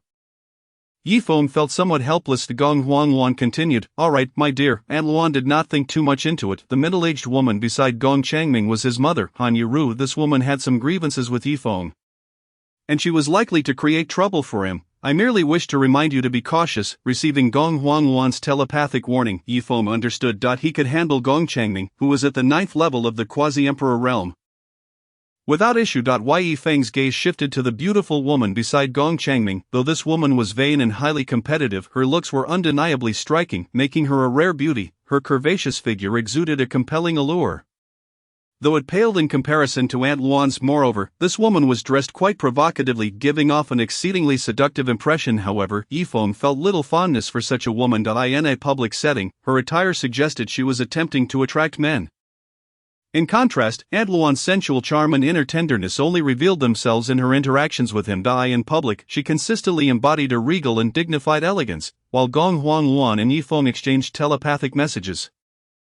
Han Yuru and her son Gong Changming were engaged in conversation. Changming, you are aware of the grievances between me and Gong Huangluan. I will find a way to incite a conflict between you and that young man behind her. Ensure you give him a good beating, and let them lose face at this birthday banquet. Hearing his mother's words, Gong Changming cast a fierce look at Yifeng. Do not worry, mother, I will teach him a lesson and avenge you. As one of the standout talents of his age within the Gong clan, Gong Changming possessed his own pride. However, he held a sense of reverence and fear towards his mother from a young age. Han Yuru had been exceptionally strict with him, constantly comparing him to other children. Though he respected her, he could not help but acknowledge that his mother was indeed a vain person. In contrast to his vain mother, he found himself drawn to the gentle and kind Gong Huangluan. During his childhood, he often faced his mother's cold indifference, yet despite everything, she was the one who had given him life. And he continued to love her deeply. Once, in a particularly low moment, he wandered alone outside. That time, Gong Huangluan, returning from the Tianxian sect to visit her brother, encountered him, after listening to his troubles. His aunt comforted him with kind words and a warm smile, providing him with an unparalleled sense of solace. From that moment on, he developed feelings for this gentle woman. Over time, the stark contrast between his mother's coldness and his aunt Gong Huangluan's warmth solidified the latter's place in his heart, surpassing that of his mother. He understood that Gong Huangluan was his elder. His affection for Gong Lingxi also stemmed from her being the niece of the gentle and kind Gong Huangluan. Now, with Gong Huangluan returning to the Gong clan, she was accompanied by Yifeng. Although he could not hear their telepathic exchanges, the uncontainable joy radiating from his beloved aunt's beautiful face was something he had never witnessed before. He was determined to teach Yifeng a harsh lesson, not merely to appease his mother's vanity, but because this detestable young man had obtained the warmth he could not attain. Chapter 55, The Clown Han Yuru. Gong Huangluan's anticipation as the hour of the birthday banquet approached, with Gong Qian's hearty laughter echoing, the entire hall erupted into a lively celebration. Various factions raised their glasses in congratulations. For any faction present, establishing a rapport with the Gong clan, one of the 5 ancient imperial families, would prove immensely advantageous, just as the hall basked in this atmosphere of joy and harmony. Han Yuru approached Gong Huangluan with Gong Changming by her side. Sister Huangluan, as the right-hand disciple of the Tianxian sect, you have numerous sect affairs to attend to. It truly moves me that you have taken the time to return to the family to celebrate our patriarch's birthday. Gong Huangluan chuckled lightly and nonchalantly remarked, it is quite normal for a younger sister to return and celebrate her brother's birthday. After saying this, she chose not to engage further with Han Yuru, as she held little fondness for the woman before her. Each time she returned to the clan, this woman would invariably contrive ways to trouble her. Although Han Yuru's cultivation was merely at the early stage of the imperial realm, her knack for instigating conflict was far from weak. Ultimately, it stemmed from vanity and a desire for comparison. Observing Gong Huangluan's demeanor, Han Yuru paid little heed. As a woman enamored with vanity, she understood well that seeking out an enemy's weaknesses was essential for striking effectively. In terms of appearance, grace, and cultivation, Gong Huangluan was beyond her reach. Han Yuru's gaze inevitably fell upon Gong Huangluan's bosom, igniting within her a rage fueled by jealousy. This woman excelled in every aspect. Her figure was enviable, and her assets were substantial. At that moment, the flames of jealousy within Han Yuru were thoroughly ignited. However, as with any individual, there exist vulnerabilities. In Han Yuru's perception, Gong Huangluan's greatest weakness was her failure to cultivate exceptional descendants. Han Yuru puffed out her own impressive chest. Although it paled in comparison to Gong Huangluan's, it nonetheless bolstered her confidence in their conversation. She directed her gaze towards Yifeng, immediately discerning his cultivation level. At the 7th tier of the semi-emperor realm, he was indeed a source of embarrassment. Turning her attention back to Gong Huangluan, she inquired, is this little fellow the genius your sister brought from the Tianxian sect? His talent is commendable, yet he pales in comparison to my son, Gong Changming. Though Han Yuru could not ascertain Yifeng's age, she was aware that the Tianxian sect was the foremost power among the righteous and human races. She had heard rumors about Yifeng, the prodigious youth from the Tian Shan sect, who, despite being under a century old, had already displayed astonishing talent and strength. His speed of cultivation was indeed prodigious. Leaving countless in awe, even someone as self-important as Han Yiru had to concede that Yifeng possessed extraordinary abilities, yet, her son Gong Changming was over 1,000 years his senior, and his current prowess far surpassed that of Yifeng. In Han Yiru's eyes, regardless of how the future unfolded, at least in terms of nurturing the next generation, Gong Huangluan could not compete with her. What a thick skin my sister has. Gong Huangluan thought to herself, shaking her head in resignation at Han Yiru's self-aggrandizement. Nevertheless, Han Yiru remained unperturbed, scoffing derisively. Geniuses are as plentiful as reeds along the riverbank, yet how many of these so-called geniuses ultimately fade into the annals of history? Only those who can truly thrive and stand the test of time are worthy of the title. Upon hearing this, Gong Huangluan's brows furrowed slightly, pondering, this woman truly knows how to exploit openings. Always finding various justifications to defend herself, Gong Huangluan replied calmly, the superiority of these two youngsters will be revealed in due time. I see no reason to debate this with you. Her gaze swept over Yifeng and Gong Changming. Yifeng was the cherished little one in her heart, and she wished to shield him from any harm that might arise from their confrontation. Gong Changming, in her eyes, was merely a pitiable junior within her family, reduced to a tool for his mother's vanity. Han Yiru was indifferent to Gong Huangluan's thoughts. Her sole desire was to humiliate the woman who seemingly outshone her in every regard during this birthday banquet, while simultaneously allowing her son to display his formidable prowess to satiate her own vanity. Since you insist, why not have Changming compete with the little fellow you brought along? Let us see who is truly superior. Gong Changming stepped forward as well, stating, as the holy son of the Tian Shan sect, I too am eager to engage in a friendly match. Yifeng, upon hearing this, chuckled softly, a contest is unnecessary. In my view, Gong Changming looked puzzled. I do not quite understand your meaning, Yifeng. Stepping forward, Yifeng coldly retorted, what I mean is, you are unworthy. As soon as the words left his lips, an astonishing aura erupted from him. Observing the surge of spiritual energy emanating from Yifeng, Gong Changming's expression darkened considerably. The overwhelming force that radiated from Yifeng made him feel suffocated, as if his own spiritual energy feared this power. How could this be? The onlookers in the grand hall felt the shift in energy and turned their gazes toward the source, though the intensity of Yifeng's power was only at the peak of the semi-emperor realm. The incongruity of such strength emanating from a mere 7th-tier youth was astonishing. Who was this young man, and how could he be so extraordinary? This power contained an aura reminiscent of the primordial chaos. And if the old man's deductions were correct, he must be the widely spoken of holy son, Yifeng, from the Tian Shan sect. As Yifeng's spiritual energy receded, Gong Changming lost all desire to fight. With strength comparable to the peak of the semi-emperor realm, bolstered by the power of chaos, Yifeng was not an opponent he could contend with. Yifeng turned his attention to Han Yiru and smiled politely. If it is your wish for your son to remain bedridden for half a month, I would not mind engaging in a little exercise. Seeing her son utterly frightened, Han Yiru's complexion shifted between shades of green and white. Her body trembling with rage, she gritted her teeth. I truly underestimated my sister. Han Yiru conceded. With that, she led her ineffectual son away from the grand hall, retreating like a defeated clown, having lost face before so many powerful factions. A woman as vain as Han Yiru could not bear to remain any longer. At this moment, Gong Huangluan felt quite pleased. She softly transmitted to Yifeng, darling, tonight, Aunt Luan intends to reward you handsomely.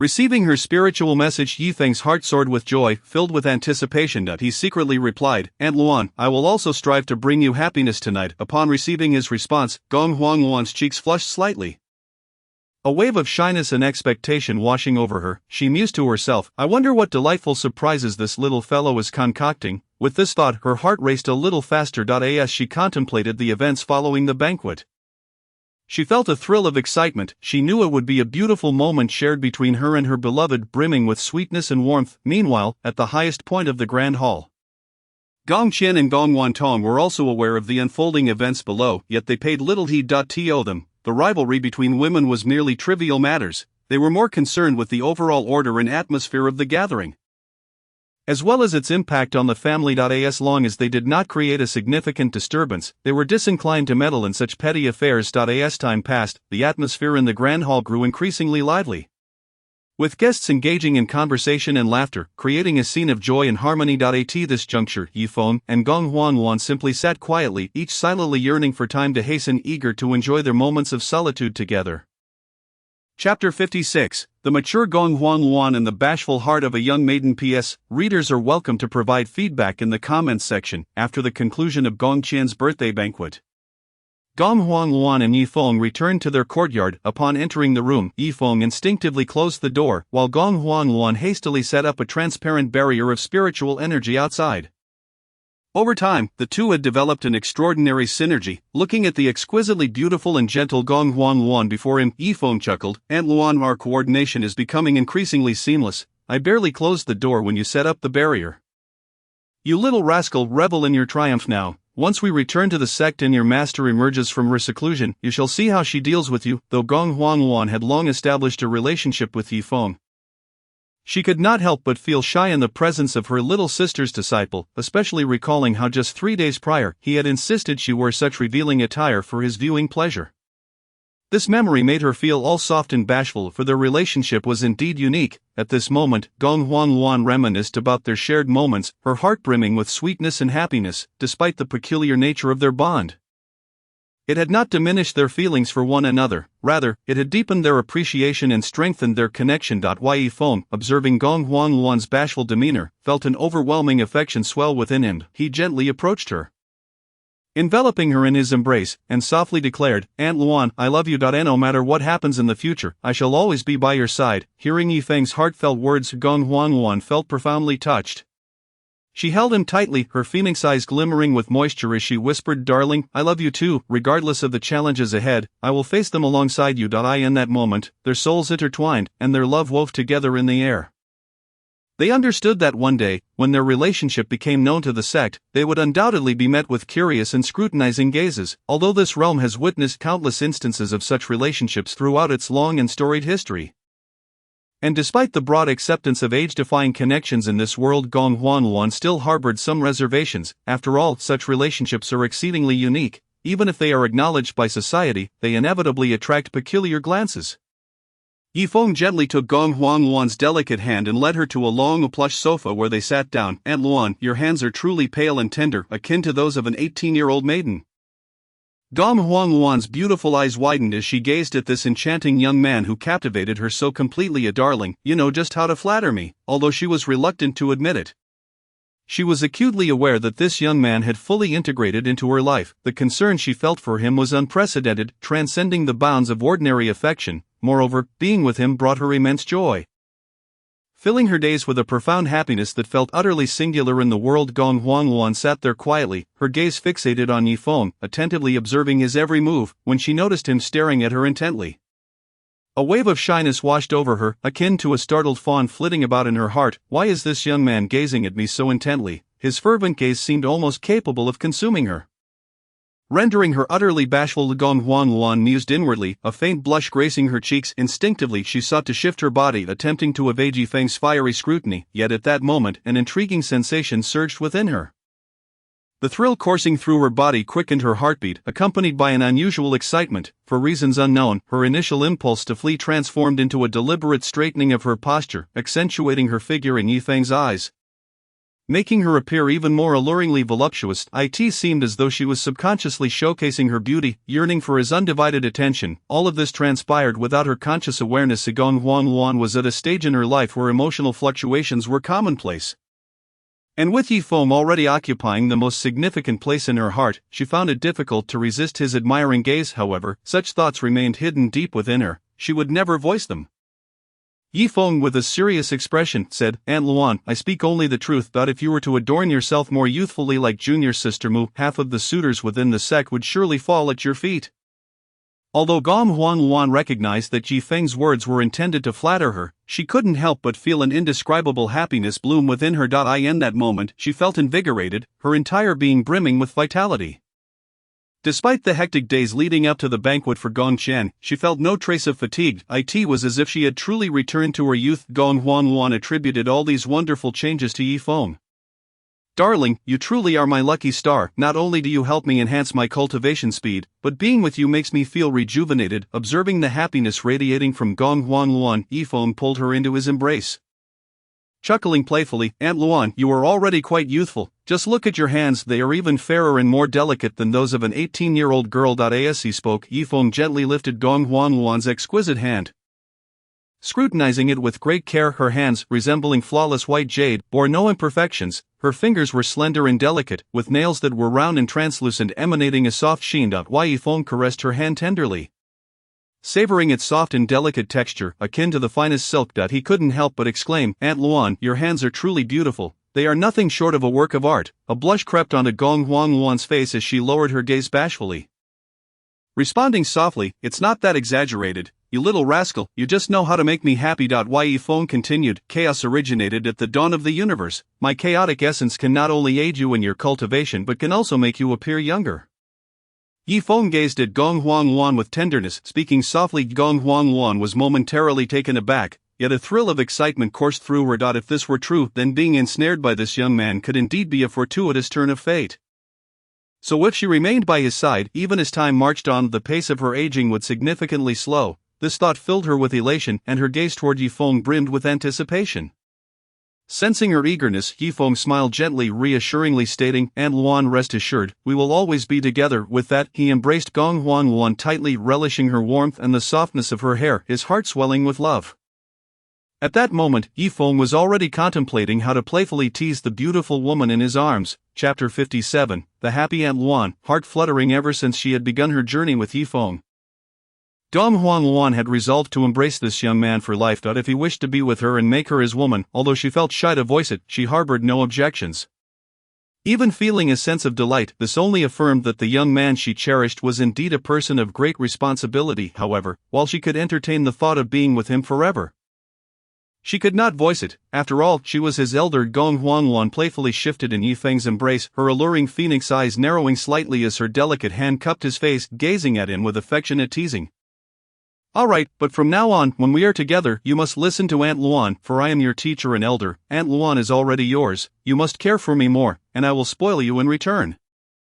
Hearing her words, Yifeng felt a surge of joy. However, upon reflection, he sensed a deeper meaning in her words, making it seem as though he were her pet. Yifeng understood that Aunt Luan was teasing him. Yet as a man, how could he allow a young woman to toy with him? Aunt Luan, you dare to treat me as a pet, I shall have to punish you for that. Yifeng chuckled mischievously, a glint of cunning in his eyes as he leaned in and kissed the lips of the beautiful woman in his arms without hesitation. The sudden action enveloped the room in an instant stillness. As if time itself had paused, Gong Huang Luan's cheeks flushed bright red like a ripe apple, her beautiful eyes sparkling with shyness as she gazed at Yifeng, her heart brimming with astonishment and bashfulness. Beyond the overwhelming sense of shyness, an indescribable happiness began to bloom within her. This intimate connection with the one she cherished was an experience she had long yearned for. She found herself utterly entranced, savoring this unique warmth. However, when she became aware that she, an elder of considerable age, was being treated so intimately by a young man not yet 100 years old, a wave of intense shame washed over her. She couldn't help but lament, how have I become like this? Where has the noble and graceful version of myself gone? Yet, this side of herself would only ever be revealed before her young man. To others, she remained the gentle and elegant mature woman. Gong Huang Luan gradually pulled her thoughts back, forming her delicate hand into a soft fist and gently tapping Yifeng's chest, pouting playfully. You little rascal, you only know how to bully me, you shall pay for this. A smile curled at the corners of Yifeng's mouth as he tightened his embrace, pulling the enchanting woman closer to his chest. The sudden, firm embrace elicited a startled gasp from Gong Huang Luan. As her lips parted, the fragrant aroma wafting from her mouth enveloped Yifeng, intensifying the atmosphere. The ambience shifted into a flirtatious intimacy. With both Gong Huang Luan and Yifeng's hearts racing fervently, cradled in warmth and softness, a wave of bliss surged from Yifeng's soul, spreading throughout his entire being. He gazed down at Gong Huang Luan, his eyes glimmering with deep affection, softly stating, Aunt Luan, hitting is a form of affection. This only proves my feelings for you. Gong Huang Luan paused momentarily, her cheeks flushing as she shyly lowered her head, softly replying, you little rascal, so slick with your words. Before she could finish, Yifeng sealed her lips with his. They locked gazes, as if time had come to a standstill, after a moment of shared silence. Gong Huangwan could no longer endure the turmoil within her heart, and overwhelmed with shyness she closed her eyes. With her eyes shut, Gong Huangwan cast aside her bashfulness, transforming into a different person altogether. She wrapped her slender arms around Yifeng's neck, initiating a bold advance. In that moment, they forgot everything else, lost in the depths of their profound emotions. After their lips parted, Yifeng gently lifted his head.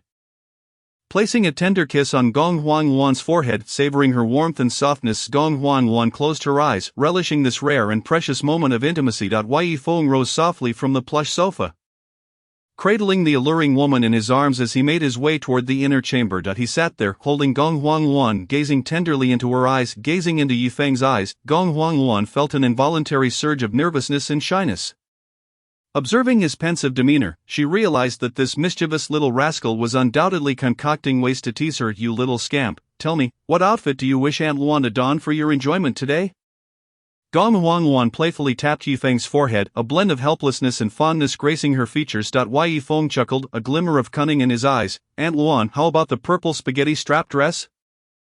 And don't forget the black sheer knee-high stockings." As he spoke, he envisioned the captivating sight of Gong Huangwan adorned in such attire, a wave of anticipation welling within him. Hearing Yifeng's request, Gong Huangwan's cheeks flushed slightly as memories of once donning a similar outfit before him flooded her mind, recalling her shy yet enchanting allure. "Darling, that would be far too seductive. Aunt Luan finds it a tad overwhelming."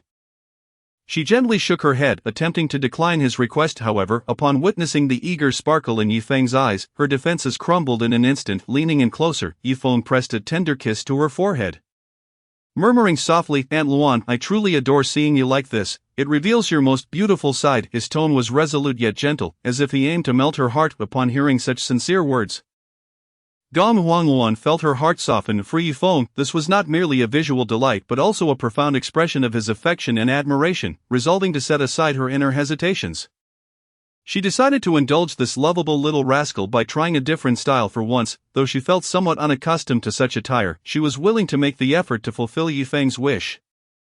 Biting her lip gently, her cheeks tinged with pink, she replied, "All right, as long as it brings you joy. Aunt Luan is willing to try anything, for your happiness is my greatest bliss." Her gaze sparkled with love, akin to a radiant star illuminating the entire room. Once dressed, Yifeng was rendered speechless by her beauty. "Aunt Luan, you are simply breathtaking and irresistibly charming." Without hesitation, he swept this mature beauty into his embrace and kissed her fervently. Hearing Yifeng's words, Gong Huangwan was filled with immense joy. As she reciprocated his kiss, she stammered, "Darling, it only just left yesterday. Today it feels quite secure. Aunt Luan loves you." Feeling the softness of Gong Huangwan's figure, Yifeng held her even tighter until there was hardly a breath of air between them. Chapter 58. Return to the sect. Reunion with Sister Mu. Over a month later, Gong Huangwan returned to Tianshan sect with Yifeng aboard a spirit-powered flying vessel. After all, she was the right sect leader of Tianshan sect, and numerous affairs awaited her return. Furthermore, she was also temporarily serving as the master of Yunsha Peak, thus she had responsibilities to uphold. It had been precisely 3 months since Mu Qingwan entered seclusion. Upon arriving at Tianshan sect, Gong Huangwan first visited Tianshan Peak to greet sect leader Heijin Tian. As soon as she stepped into the Peak Master's Hall, Yifeng began to act mischievously. Observing this little one's affection and obsession with her, Gong Huangwan felt a surge of delight. However, since departing from Tianshan sect, she had been incessantly pestered by this little rascal, and she found it increasingly difficult to bear. Cradled in Yifeng's arms, she gently struggled, "Darling, please stop. Aunt Luan has matters to attend to. Allow me a few days of respite before you resume your antics. Besides, it's been 2 months since we left the sect, and I can see that Mu Yao is deeply invested in you. You should go see her." Hearing Gong Huangwan mention Mu Shueli caught Yifeng by surprise. In truth, he had intended to soothe Aunt Luan's emotions before seeking out Mu Shueli, as he felt it was only right to spend more time with her after such a long absence. He had initially worried that Aunt Luan might sulk like his master, yet he was pleasantly surprised by her understanding nature. "Aunt Luan, aren't you jealous?" Upon hearing this, Gong Huangwan chuckled softly, a hint of warmth and tolerance shining in her eyes as she replied, "At my age, how could I possibly compete with a young girl for affection?" After speaking, she gently patted Yifeng's arm, whispering, "Off you go now. Mu Yao must be longing for you." Witnessing the earnestness in Gong Huangwan's demeanor stirred a wave of emotion within Yifeng. Gratefully, he took her delicate hand and kissed the back of it softly. "Aunt Luan, you are truly wonderful." Yifeng's voice brimmed with excitement, causing Gong Huangwan's heart to flutter. She gazed at the young man before her, her eyes reflecting pride and contentment. Yet, at that moment, an odd feeling surged within her. She realized that her previous words were not entirely sincere. Deep down, she felt a twinge of disappointment and jealousy. However, she chose not to voice this, wishing to spare the little rascal any distress. Striving to mask her complex emotions, she smiled at Yifeng and said, "All right, enough chatter. Off you go now, I must busy myself. Or else Yunsha Peak will descend into chaos by the time your master emerges from seclusion." Yifeng repressed his emotions and slowly exited the Peak Master's Hall, having spent ample time with Aunt Luan. It was indeed time to visit Sister Mu. In his heart, he felt a profound sense of compassion and tenderness towards Mu Shueli. This frosty yet alluring figure had devoted countless years to the elusive aspirations set by Elder Yu Shuang. Throughout her life, she had never forged a single friendship, her existence steeped in solitude, just as she resolved to open her heart and live for herself, boldly choosing to walk alongside Yifeng. He had failed to dedicate sufficient time to accompany her. Given Mu Shueli's character, he dreaded to think of her reaction upon discovering the nature of his relationship with both his master and Aunt Luan. As he traversed the path to Shuelian Peak, Yifeng couldn't help but let out a soft sigh. This revelation was one that Sister Mu would inevitably learn of. Yifeng had firmly resolved to divulge everything to his sister. For it was far better to inform her proactively than to let her uncover it herself. Taking a bold step forward was the only way to grasp a glimmer of hope. Upon reaching Shuelian Peak, the many disciples and elders did not impede his passage, as the relationship between Yifeng and Mu Shueli was already well known throughout Tian Shan sect. Both were exceptional talents within the sect, and as a pair, they were deemed a match made in heaven. Having previously visited Mu Shueli's quarters, he swiftly arrived at his destination. Standing at her door, Yifeng straightened his attire and gently knocked. A melodious, icy voice resonated from within. "Today is a day of rest. No visitors are welcome." As the voice echoed, Yifeng couldn't suppress a chuckle. "Sister, you won't even see me." Hearing that familiar voice, Mu Shueli, who had been meditating and absorbing her cultivation techniques within, felt a jolt of disbelief. She swiftly opened her eyes, incredulity flashing in her gaze as she hurried to the door. Creak, the door swung open, and their eyes met, gazing at the familiar visage she had longed for. Mu Shueli stood momentarily frozen. Yifeng offered a gentle smile and spoke, "Sister Mu, it's been 2 months, you have become even more beautiful." At that moment, Mu Shueli wore her characteristic blue and white attire, though this dress was less conservative than her previous ones, allowing her long slender legs to be prominently displayed, exuding an air of dominance and allure. Since being with Yifeng, her once icy demeanor had gradually begun to thaw, revealing a newfound gentleness, albeit only in his presence. After speaking, Yifeng naturally wrapped his arms around Mu Shueli's slender waist, feeling the softness and smoothness beneath his touch. "Sister, your waist has grown even softer." Initially lost in the joy of reunion, Mu Shueli's cheeks flushed a rosy hue at Yifeng's unabashed compliment. "Junior brother Yi, shall we step inside and close the door? Others might see." Chapter 59. The charm and tenderness of the ice fairy. Yifeng was acutely aware that while Mu Shueli may outwardly appear as a frigid ice fairy, she was, in fact, quite bashful. Observing the girl in his embrace, her anxious demeanor and shy expression prompted him to step forward. Closing the door behind them, he then embraced her tightly, gently pushing her onto the bed. At that moment, Mu Shueli was clad in a pale blue long dress that billowed like lotus leaves, the neckline slightly open to reveal her fair skin, accentuated by a white silk ribbon around her waist. Enhancing her graceful figure, her long hair cascaded like a waterfall over her shoulders, brushing against Yifeng's arm, imparting a refreshing sensation. Gazing at Mu Shueli's exquisite appearance, an overwhelming joy surged within Yifeng. Unable to contain himself, he exclaimed to Sister, "You look absolutely stunning today." In anticipation of Yifeng's return to the sect, Mu Shueli had been secretly planning, hoping to surprise him, throughout the days leading up to his arrival. She had taken special care to adorn herself, choosing to remain in her quarters and decline visitors. The crystal-colored phoenix hairpin held her tresses high, while 3,000 strands of hair cascaded over her fragrant shoulders, bestowing upon her an air of nobility and seductive charm, brimming with feminine allure. Her pretty face was adorned with just the right amount of makeup, further enhancing her radiant beauty, especially her lustrous lips, tinged with a delicate peachy hue, appeared irresistibly inviting, almost tempting one to take a bite. Her perfectly rounded ears, under the illumination of her stunning visage, seemed translucent and ethereal, adding a touch of mature femininity to her originally spirited demeanor. The icy blue lotus mark between her brows accentuated her cold elegance and regal aura. In this moment, Mu Shueli fully embodied the enchanting allure of a mature woman, the semi-transparent fabric of her gown gracefully draped over her shoulders, Accentuating her slender waist and curvaceous form, such an astonishing ensemble rendered her flawless. Even to the most discerning of eyes, she resembled a blossoming flower, exuding an intoxicating fragrance that captivated all who beheld her. Every detail reflected her meticulousness and her anticipation for Yi Feng's return to the sect. At this moment, Mu Xueli appeared as if she had flawlessly merged the icy demeanor of a powerful woman with the grace of maturity.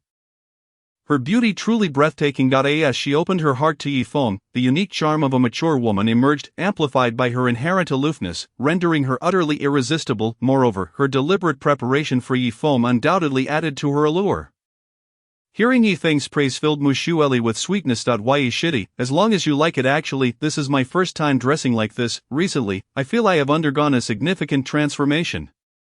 It is not just in terms of attire and personality, my mood and thoughts have also shifted dramatically ever since you made me understand that one should live for oneself. I no longer find life dull as I once did.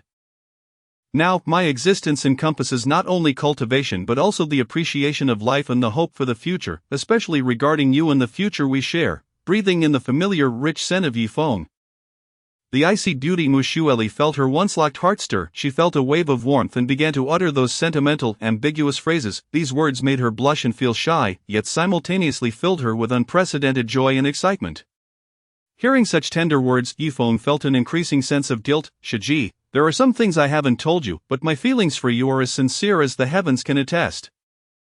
Yi Shitty, please don't say anything. I miss you. Mu Xueli gently pressed a delicate finger against Yi Feng's lips, whispering softly, her voice laced with seduction. Yi Feng responded, Shiji, I miss you too. His hand tenderly caressed Mu Xueli's cheek. Savoring her warmth and softness, their bodies embraced tightly, their breaths intertwining, and the room was silent save for their shared inhalations. Mu Xueli closed her eyes, relishing this moment of happiness and sweetness. She realized this was what she had longed for, the irresistible allure that captivated her. Shitty, I want you to kiss me, Mu Xueli softly intoned once more, her voice brimming with lingering affection and anticipation. After speaking, she tightened her arms around Yi Feng's neck, instinctively drawing their intimacy closer. Yi Feng met her advance, his lips gently pressing against Mu Xueli's fragrant ones, as they shared their passion and affection. In that instant, Mu Xueli felt herself utterly immersed in love. She was no longer the cold ice beauty but a woman radiating with warmth and vitality.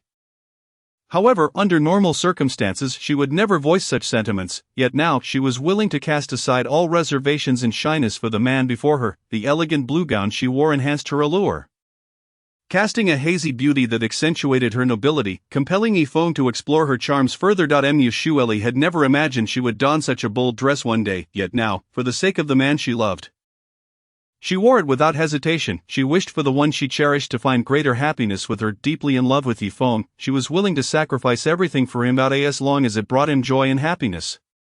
She deemed it worthwhile. Thus, despite feeling a twinge of nervousness and shyness, she bravely made her decision. Yi Feng held the enchanting Mu Xueli tightly in his arms, as if wishing to meld her into his very being. His hands caressed her back gently, feeling her delicate skin and soft touch. Shiji, your kissing skills have improved remarkably, and you've dressed so alluringly for me. I adore you. Yi Feng's voice was deep and magnetic, laced with a hint of flirtation. He leaned closer, softly biting her earlobe, then exhaled gently, causing Mu Xueli to shiver slightly. A jolt of electricity coursed through her, reddening her face, making her as tempting as a ripe apple. Although Yi Feng's words brought her immense joy and satisfaction, her heart remained bashful. She playfully pushed Yi Feng away, feigning annoyance. You naughty Shitty, it's all because of you that I've naturally improved. Mu Xueli's tone carried a hint of playful reproach and shyness, evoking a desire to cherish her. Her beautiful eyes sparkled with radiant light, dazzling like stars. This touch of bashfulness elevated Mu Xueli's charm in Yi Feng's eyes to an unprecedented pinnacle. Chapter 60, The Ice Fairy Melts. Shiji, ever since we became together, you have become increasingly mature and alluring, Yi Feng said with a mischievous grin directed at Mu Xueli. Upon hearing this, Mu Xueli's face flushed slightly, casting an exasperated glance at Yi Feng, yet her heart brimmed with sweetness. Yi Feng continued to tease, in the beginning, you were the aloof type, making it hard for anyone to approach you, and now, having spent more time with me, you've transformed from a girl into a perfect mature woman. As he spoke, Yi Feng's large hand roamed over Mu Xueli's exquisite figure, feeling her soft and elastic skin. Mu Xueli, her beautiful eyes filled with shyness, lowered her gaze and softly replied, You Shitty, please stop. If you keep talking, I won't pay attention to you. Ever since she began dual cultivating with Yi Feng, she had noticed a tremendous transformation in her body. It was as if she had undergone a second growth spurt. Her skin had become increasingly fair and delicate, as smooth and radiant as mutton fat jade. Her originally curvaceous figure had undergone further development, becoming fuller and more upright, with a slender waist, rounded hips, and long, straight legs. These changes astonished her and filled her with delight, for she understood that they were all due to Yifeng. However, these past few days, Yifeng had been absent from the sect, leaving her unable to inquire about it. At this moment, Mu Xueli's breathing became uneven, a blush creeping onto her cheeks, her eyes revealing a hint of confusion. Sensing this, Yifeng smirked and asked softly, "Shiji, are you curious about something?" Mu Xueli bit her lip, nodded gently, and said softly, I want to know why my body undergoes subtle changes every time we cultivate together." Yifeng smiled gently, stroking her cheek as he explained, "Shiji, it's because of my chaotic physique. Have you forgotten my unique constitution?" Mu Xueli's eyes lit up with understanding, and she murmured, "So that's why, no wonder I feel my strength has also improved."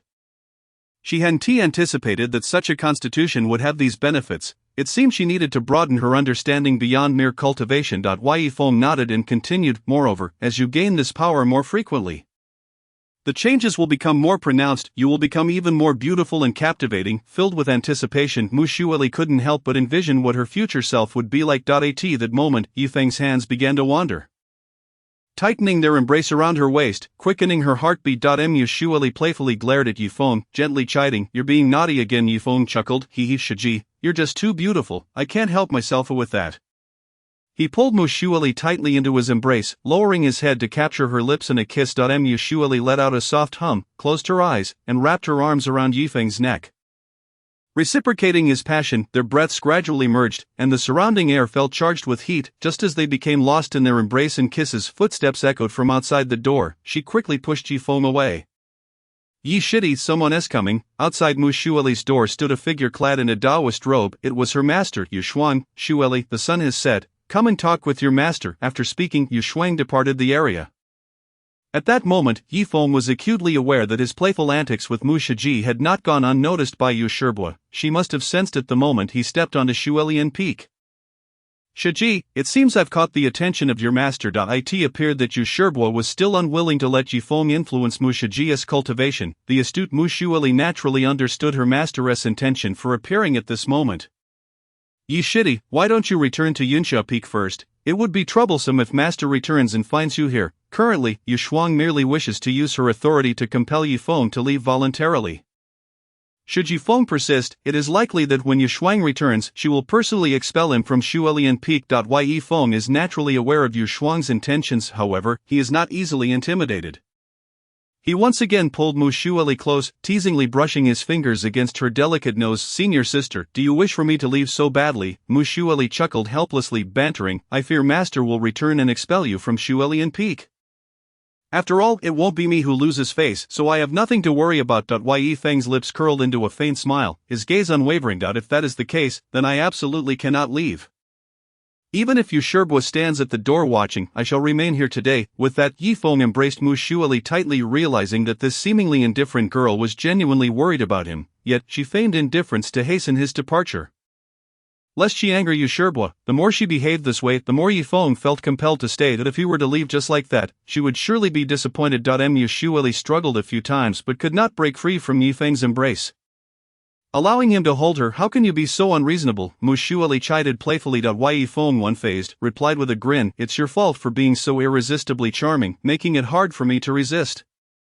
Mu Xueli felt a tinge of embarrassment at his words, her cheeks flushing like the most beautiful dawn when the sun rises, captivating the heart and mind, although she worried that Yifeng might be expelled. The thought of him being frightened away would undoubtedly leave her disheartened. After all, no woman wishes for the man she relies upon to be timid and easily intimidated by a mere word from her elders. In contrast, it is the confident and fearless Yifeng that she longs to see. At this moment, Yifeng's eyes sparkled with determination, his face adorned with a gentle smile. "Senior sister, I am going to bully you now. You are not allowed to resist." With a mischievous grin, Yifeng pulled Mu Xueli into his embrace once more. As he spoke, he kissed her again, his lips bore a faint warmth, each kiss sending a shiver through Mu Xueli.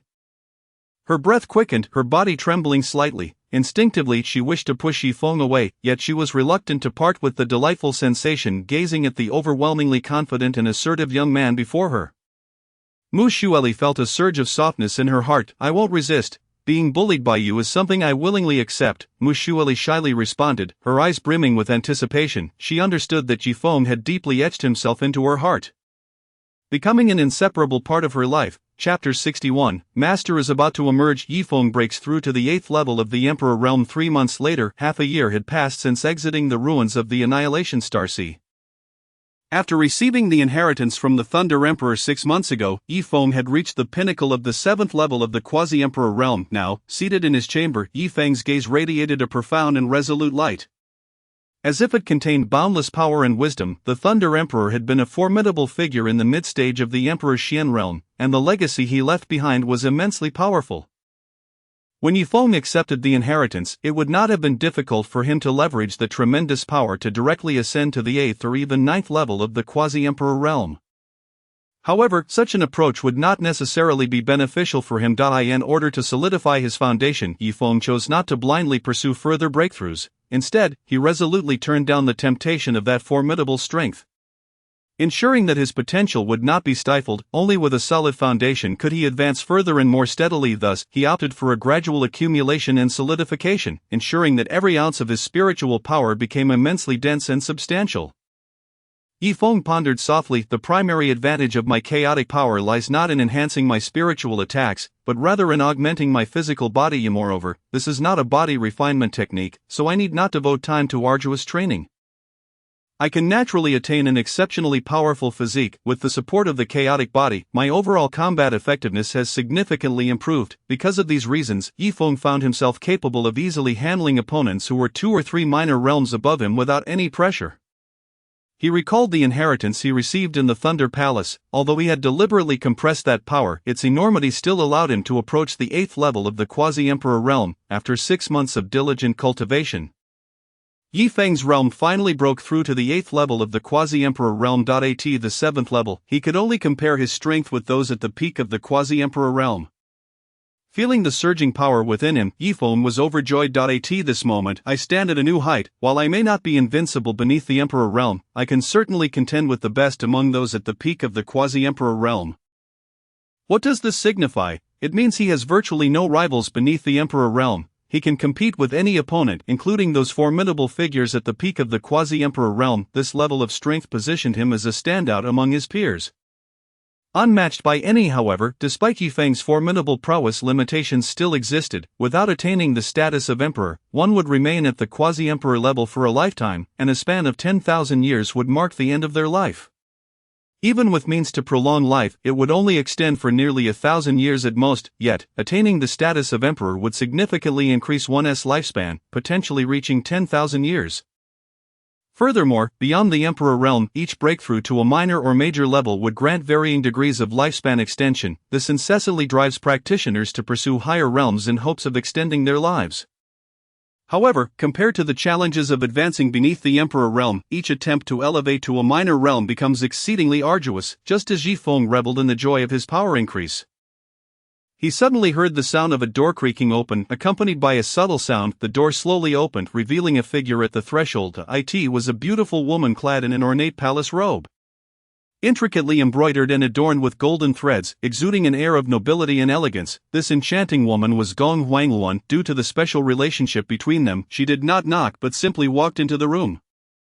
Upon entering, Gong Huangluan immediately sensed the changes in Yifeng. Xiaofeng, you have actually broken through to the 8th level of the quasi-emperor realm. Surprise sparkled in her beautiful phoenix eyes. Yifeng smiled in response.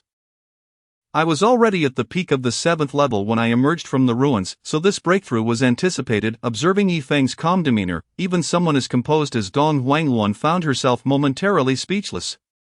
In her youth, she had only just entered the quasi-emperor realm at this age, and the opportunities she encountered then paled in comparison to the treasures Yifeng had acquired. After all, the era she belonged to lacked the legacies of those ancient powerhouses. While Yifeng's achievements were undoubtedly influenced by timing and luck, were these not also part of his strength? Moreover, this young man was her beloved, which brought her immense joy and a brightened spirit. Darling, when your master emerges, she will surely be delighted to see her disciple's breakthrough. Hearing the beautiful woman address him so affectionately, Yifeng felt a rush of emotions. During the 3 months since returning to the sect, He had been preoccupied with enhancing his strength, while Luani had been busy managing the various affairs of Yunxia Peak. The time they spent together was scarce, especially this past month, during which he had been in seclusion for a full month due to his breakthrough. Yi Feng embraced Gong Huangwan, savoring the warmth of her familiar presence. He softly said, "Luani, I have missed you so much during this time apart." Gong Huangwan gently caressed Yi Feng's face, her eyes filled with concern and affection. She tenderly said, "Darling, you have worked hard during this period." Yi Feng grasped Gong Huangwan's delicate hand, gazing at her with longing. "Luani, it's been a month since I last saw you. Please stay here with me today." Gong Huangwan's face flushed like a ripe apple, and she shyly lowered her head. "Darling, your master is about to emerge in a few days. It wouldn't be good if she happens to catch us." Yi Feng tightly held Gong Huangwan's hand, offering her steadfast reassurance. "It's alright, Luani, we just need to be cautious. Moreover, Master would certainly hope you remain her dear sister forever." Upon hearing this, Gong Huangwan's face turned an even deeper shade of crimson. "Darling, your master is, after all, my junior. As her senior sister, it would be rather embarrassing if she were to discover us." Gong Huangwan intended to gauge Yun Qingwan's thoughts before gradually clarifying the matter with her. If her dear junior were to find her senior sister entangled with her beloved disciple just as she emerged from seclusion, Gong Huangwan could not fathom how she would face her junior sister afterward. Yi Feng pondered for a long time, fully understanding Gong Huangwan's concerns. In her eyes, Master was akin to how he regarded her, a cherished junior whom he had cared for meticulously for many years. If Master were to witness the intimate moment between Aunt Luan and myself, it would undoubtedly cause her great embarrassment as an elder sister. Considering the feelings of Gong Huangwan, Yi Feng could only forego the idea of getting too close to her. He lowered his gaze to meet Gong Huangwan's eyes, which brimmed with regret, and softly said, "Aunt Luan, I realize I have not been considerate enough. Let us proceed as you suggested. However, it has been so long since I last saw you. And I truly miss you. May I steal a kiss?" "It won't take much time." Upon hearing Yi Feng's words, Gong Huangwan hesitated for a moment, pondering to herself, surely the little junior sister wouldn't coincidentally emerge from her seclusion at this exact moment. The act of kissing would not demand much time, and after a month apart, Gong Huangwan longed for an exhilarating encounter with Yi Feng. Yet, with her junior sister's return imminent, she felt the need to restrain her emotions. Nonetheless, Yi Feng's suggestion undoubtedly opened a window to her heart, allowing her overwhelming feelings to find a slight outlet. Gong Huangwan gazed at Yi Feng, letting out a resigned sigh as she softly replied, "You little rascal, I truly find you impossible to resist." Her tone carried a hint of indulgence, as if she could not refuse Yi Feng's request. Realizing the acquiescence in Gong Huangwan's words, Yi Feng felt a wave of relief. After a month's separation, he could finally savor Aunt Luan's sweet lips once more. Chapter 62, The Tender Kiss with Aunt Luan interrupted by Master. After Gong Huangwan relented, Yi Feng wasted no time in drawing near. He fervently kissed Gong Huangwan, one hand firmly wrapped around her waist while the other gently caressed her delicate back. Gong Huangwan, her mouth covered, emitted muffled sounds. "Darling, we agreed to just kiss. Please, do not go overboard." Yi Feng slightly released his lips, taking a deep breath of fresh air, and Gong Huangwan seized the opportunity to catch her breath. "Aunt Luan, I understand my limits. You need not worry," he reassured her before sealing her lips once more, rendering her unable to speak. However, Yi Feng's large hand merely rested softly on her back, in her heart. Gong Huangwan reflected on the situation while feeling a twinge of comfort regarding Yi Feng's actions. She knew that for this young man, enduring his restlessness for her sake was no small feat. As long as he behaved appropriately in the meantime, she would make it up to him once she clarified things with her junior sister. With this thought, Gong Huangwan began to respond in kind. She understood that if she did not reciprocate promptly, it might lead to complications and prolong the tension. Thus, despite her lingering shyness, she resolved to take the initiative, hoping to help Yi Feng regain his usual composure more swiftly. "Darling, please kiss me a bit more tenderly. As long as you are happy," she murmured, her voice slightly muffled. With that, Gong Huangwan ceased her hesitation, her head tilted back as Yi Feng's lips found hers. Her arms wrapped tightly around his waist, instinctively drawing her body closer to him. Their breaths quickened and heated, as if the entire world had narrowed down to just the two of them. Though a hint of worry lingered in her heart, in that moment, Gong Huangwan felt immense joy, for she could sense Yi Feng's love and passion for her, filling her with indescribable happiness. Just as they were lost in their fervent embrace, the door to the room swung open without warning. "Disciple, what are you doing?" The voice, though not loud, reverberated through the room like thunder. Yi Feng's heart skipped a beat. And Gong Huangluan hastily extricated herself from his arms. Standing at the doorway was none other than Yifeng's master, his junior sister Yin Qingwan, adorned in a striking red dress, within the Peak Master's Hall. Apart from the path leading to the main hall, no elder or disciple was permitted to roam freely through the other rooms and corridors. The two had merely intended to share a kiss and relax. Harboring no ulterior motives, immersed in their sweet moment, they had let their guard down. Yin Qingwan stood at the entrance, her expression one of fury, her gaze fixed upon Yifeng and Gong Huangluan. Disbelief evident in her beautiful eyes. Caught off guard by her sudden appearance, Gong Huangluan was at a loss for how to face her. What troubled her further was that Yin Qingwan had previously confided in her about her relationship with this young man. She now found herself in an inexplicable predicament. Yin Qingwan's expression betrayed no overt emotions, yet her hand rested gently on her slightly rounded abdomen, sending a wave of panic through Gong Huangluan. "Junior sister, do not blame Xiaofeng. It is entirely my fault." Gong Huangluan's voice was filled with guilt and remorse. Yifeng, momentarily stunned, quickly regained his composure. "I never expected Master to emerge from seclusion at this time."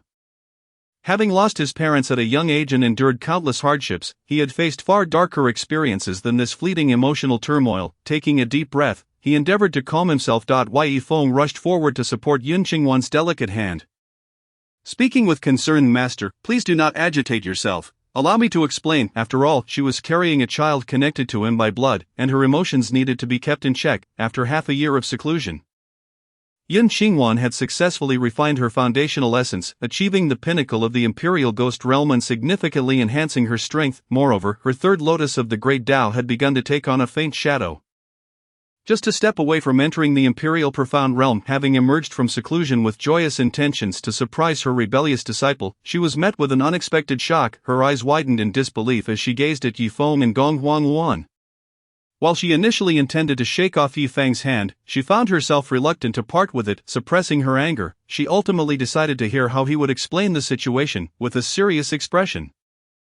Yin Qingwan declared, "You rebellious disciple, if you do not provide a satisfactory explanation today, I assure you, I will not let you off lightly." Moments later, Gong Huangluan and Yin Qingwan sat quietly together, while Yifeng found himself relegated to a solitary corner. Pushed aside by his master's presence, the atmosphere in the room grew heavy. Gong Huangluan spoke first. "Junior sister, it is all my fault. Please do not hold it against him any longer." Yin Qingwan regarded her elder sister, who had nurtured her since childhood. Though resentment simmered within her, she could not summon any true blame. "Sister, do not make excuses for this rebellious disciple. I know you have fallen for his charms." She was acutely aware of the personalities of both her sister and her disciple, and it was evident that this rebellious young man had bewitched her sister. At that moment, she yearned to vent the pent-up frustration she had accumulated. "Even if I were to join forces with that little girl from Snow Lotus Peak, it would not suffice. You dare to ensnare my sister as well. You are truly incorrigible," pointing towards her abdomen. Yin Qingwan exclaimed, "If your explanation does not satisfy me today, this little one will have nothing to do with you." Chapter 63, The Indulgence of the Master and the Unabashed Yifeng. Yifeng cast a somewhat sullen glance at Yin Qingwan. A hint of helplessness etched on his face. He understood that although his master appeared furious on the surface, she merely needed an opportunity to release her pent-up grievances. As long as he humbly acknowledged his mistakes and made an effort to appease her, with Luan's support, this matter could be diffused. Taking a deep breath, Yifeng resolved to confess everything to his master. "Master, you know I have been an orphan since childhood, deprived of parental love. Ever since you entered seclusion, Aunt Luan's arrival at Yunsha Peak has brought me immense care and warmth." As he spoke, sincerity radiated from his voice. Upon hearing this, Yin Qingwan's heart softened, recalling the hardships her disciple had endured. She felt a pang of sympathy, fully aware of the suffering and loneliness he had faced. Naturally, he would develop a sense of dependence on her gentle sister's presence. However, she had also treated him with great affection since she recognized his talent and accepted him as her sole disciple over 30 years ago. Showering him with love and even sacrificing herself for him, now, he was openly praising another woman in her presence. Though that woman was her beloved sister, it still irked her. "Is this your explanation? Rebellious disciple, are you implying that Master is not good enough or gentle enough for you?" Gong Huangluan interjected. "Junior sister, you misunderstand this young man's intentions." Watching her sister defend the rebellious disciple while recalling the earlier kiss, Yin Qingwan felt as if she were an outsider, stirring a sense of grievance within her. "Please, sister, if you were to resist, with your cultivation, how could you have fallen to this rebellious disciple? You are indeed the most respected person in my world.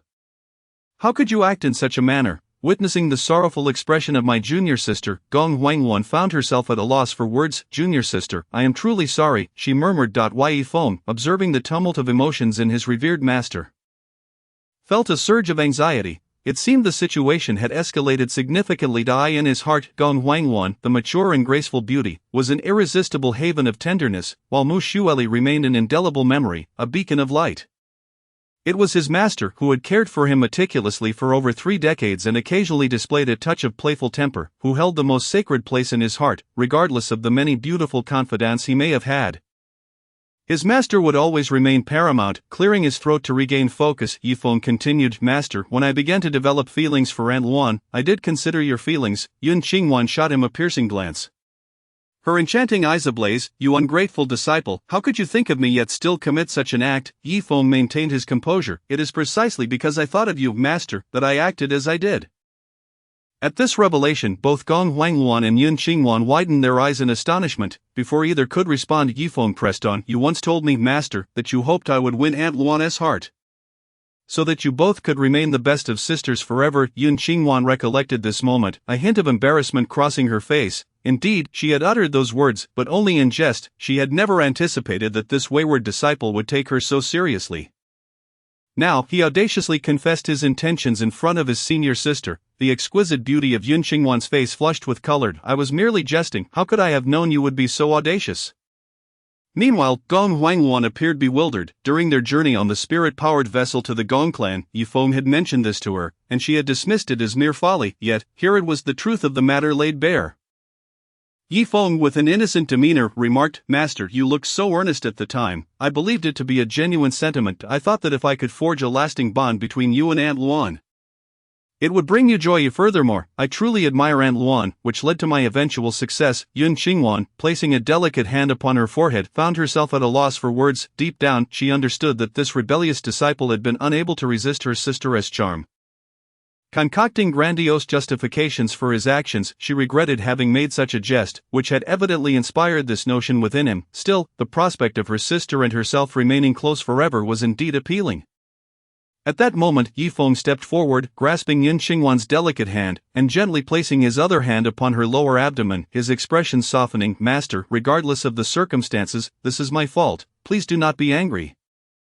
It is not good for you or the baby. Yun Qingwan was taken aback by his sudden gesture, yet his sincere words diminished her ire significantly. Raising her gaze to meet his, she saw genuine concern and remorse reflected in his eyes, which softened her heart. Had she known better, she would not have made such a jest, inadvertently becoming his scapegoat. With a hint of resignation, she whispered, But do not take pride in this, you may escape the death penalty, but the living punishment awaits. A faint blush graced her cheeks as she spoke. Observing the tender exchange and the softened demeanor of Yun Qingwan, Gong Huangwan felt a twinge of surprise. She had not anticipated that her junior sister would forgive Yifeng so readily, and the intimate rapport between the two was apparent. It seemed that her junior sister was excessively indulgent toward this young man. After Yun Qingwan accepted Yifeng's somewhat dubious explanation, the atmosphere in the room fell into a contemplative silence. For at that moment, the dynamics among the three had shifted yet again. Both Gong Huangwan and Yun Qingwan's lovely faces bore a delicate blush. Gong Huangwan exuded a mature allure, while Yun Qingwan, though lacking in her senior sister's seasoned beauty, possessed a captivating essence that was equally enchanting. This allure was not something she consciously projected. Even without expression, her dignified and aloof demeanor radiated an irresistible charm. As Yun Qingwan reached the pinnacle of the Emperor Yu realm and approached the Emperor Xian realm, her innate allure grew even more potent. Even Gong Huangwan found herself subtly influenced by the aura emanating from her junior sister. Yifeng, regaining his composure, looked at his revered master and Aunt Luan, steeling himself to break the silence that enveloped the room. Master, you have heard my explanation. All of this originated with you. Do you still harbor any grievances regarding my relationship with Aunt Luan? After Yifeng spoke, Yun Qingwan's eyes widened in disbelief. She had not imagined that this rebellious disciple would concoct such schemes, leading her senior sister astray, and then attempt to absolve himself while placing all the blame upon her. Displaying an exceedingly gentle expression, she reached out to caress Yifeng's face tenderly. My dear disciple, you are correct. Everything began with me. In the next moment, her gaze sharpened, and her hand, which had been gently caressing his handsome face, swiftly pinched his ear. You ungrateful disciple, you have truly grown bold. after committing such mischief, you wish to cast the blame upon me. To have captured the heart of my esteemed sister, yet portray yourself as the victim, how shameless! Yi Feng yelped, Master, please be gentle, my ear is about to fall off. Gong Huangwan watched as Yi Feng whimpered under Yun Qingwan's playful grip, a smile escaping her lips. It seemed that only her junior sister could bring this young man a heel. Though she felt a pang of sympathy for him, as the elder sister, she felt it inappropriate to intervene in her junior sister's chastisement of her disciple. Moreover, given their complex relationships, she was uncertain how to navigate her interactions with Yun Qingwan. Just as Gong Huangwan pondered her next steps, a gentle hand grasped her arm. Yun Qingwan cast a stern glance at the rebellious disciple she had just reprimanded and turned to Gong Huangwan, saying, Sister, do not harbor any guilt. From the moment I entered the sect, you have showered me with love. I am delighted that we can become family. My frustration lies with this disciple who fails to cherish the bond we share. But thankfully, with you, I shall continue to receive the same affection I have always known. Seeing the reliance in her junior sister's gaze, Gong Huangwan felt increasingly guilty toward her, yet she was equally fond of Yi Feng. With her junior sister's words, her heart brimmed with joy. Although reason urged her to sever ties with Yi Feng, she could not forget the tender moments they had shared. Every moment spent with him filled her with profound happiness. Since she could not let go, she resolved to follow her heart, knowing it would never lead her astray. Gong Huangwan gently grasped Yun Qingwan's hand, her voice warm. Thank you, junior sister, for your understanding and acceptance. Yun Qingwan leaned her head against Gong Huangwan's soft shoulder, caressing her lower abdomen as she said, Sister, in my heart, you will always be my beloved elder sister. When the baby arrives, we shall care for him together. As for this rebellious disciple, let him find solace elsewhere. Yun Qingwan's words elicited a light laugh from Gong Huangwan. Yi Feng, upon hearing this, widened his eyes in disbelief. Master, do not be so heartless, after all. We share a bond as teacher and disciple. Though Yun Qingwan had accepted the reality, she still harbored some resentment toward Yi Feng, torn between her affection for her elder sister and her feelings for her beloved disciple. She could only acquiesce reluctantly, and nevertheless she resolved that this rebellious disciple must face severe consequences. Who is your master? I would never claim such a disciple. Seeing that his master remained irked, Yi Feng could only sigh in resignation. Lamenting internally, alas, he had truly shot himself in the foot. Now it seemed these two sisters had grown closer, leaving him as an outsider. He had become a mere pawn in this intricate game. Yet, upon reflection, Yi Feng's spirits lifted once more. Regardless of the circumstances, his master had consented to Aunt Luan's inclusion in their family. This matter had been resolved, albeit imperfectly, within acceptable bounds, and now he could relish this extraordinary fortune, accepting the minor setbacks along the way. All that remained was to inform Mushiji of these developments. Having just returned to the sect after his first visit to Yunsha Peak, he had been unable to voice his thoughts due to Mushiji's overwhelming affection, which had left him with no opportunity to speak. In the following 2 months, they had met several times, yet Yi Feng remained uncertain about how to broach the subject, and in the last month, he had secluded himself for cultivation. Upon returning to the sect, during their first encounter, just as she was about to speak, Sister Mu obstructed her lips, preventing her from uttering a word. It seemed she had an inkling regarding the relationship between herself and the master. It would be prudent to seek an opportunity to candidly express her feelings to Sister Mu. Once she accepted everything, matters would unfold perfectly. While Yi Feng was lost in delightful reverie, the mature sister duo, Gong Huangwan and Yun Qingwan, ceased their sweet exchanges. Gong Huangwan rose and said, Since you, little junior sister, have emerged from your seclusion, I must return to Tianshan Peak to report to senior brother Zhangjia. You and little Feng have not seen each other for half a year. I shall not intrude upon your master-disciple bond. A blush adorned Yun Qingwan's fair cheeks as she retorted, Sister, what nonsense are you spouting? I shall not easily forgive this rebellious disciple. Gong Huangwan smiled gently, saying nothing further. She understood her little junior sister all too well. Sharp-tongued yet soft-hearted though she feigned strength now, it would not be long before she succumbed to Yi Feng's sweet words. Purring like a docile kitten in his embrace, Gong Huangwan had experienced Yi Feng's silver tongue firsthand. Even a woman as worldly as herself could not resist the charm of his honeyed phrases. Very well, I shall take my leave for Tianshan Peak. Little Feng, take good care of your master. Do not vex her into a fit. With that, Gong Huangwan transformed into a streak of light, vanishing from the room. In the chamber, only Yun Qingwan and Yi Feng remained. Yun Qingwan sat silently, her gaze fixed on Yi Feng, her annoyance palpable.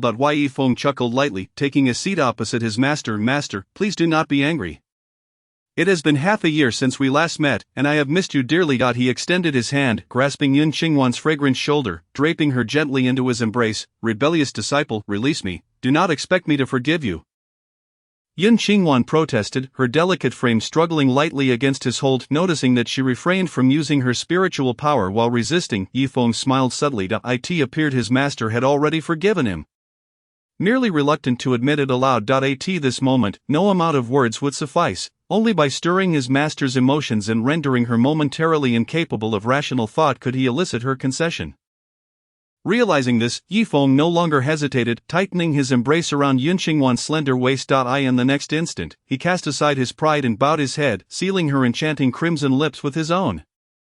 Chapter 65, The Adorable Master and Her Rebellious Disciple. At that moment, Yifeng held Yun Qingwan closely, as if to meld her into his very being, rendering her immobile within his embrace.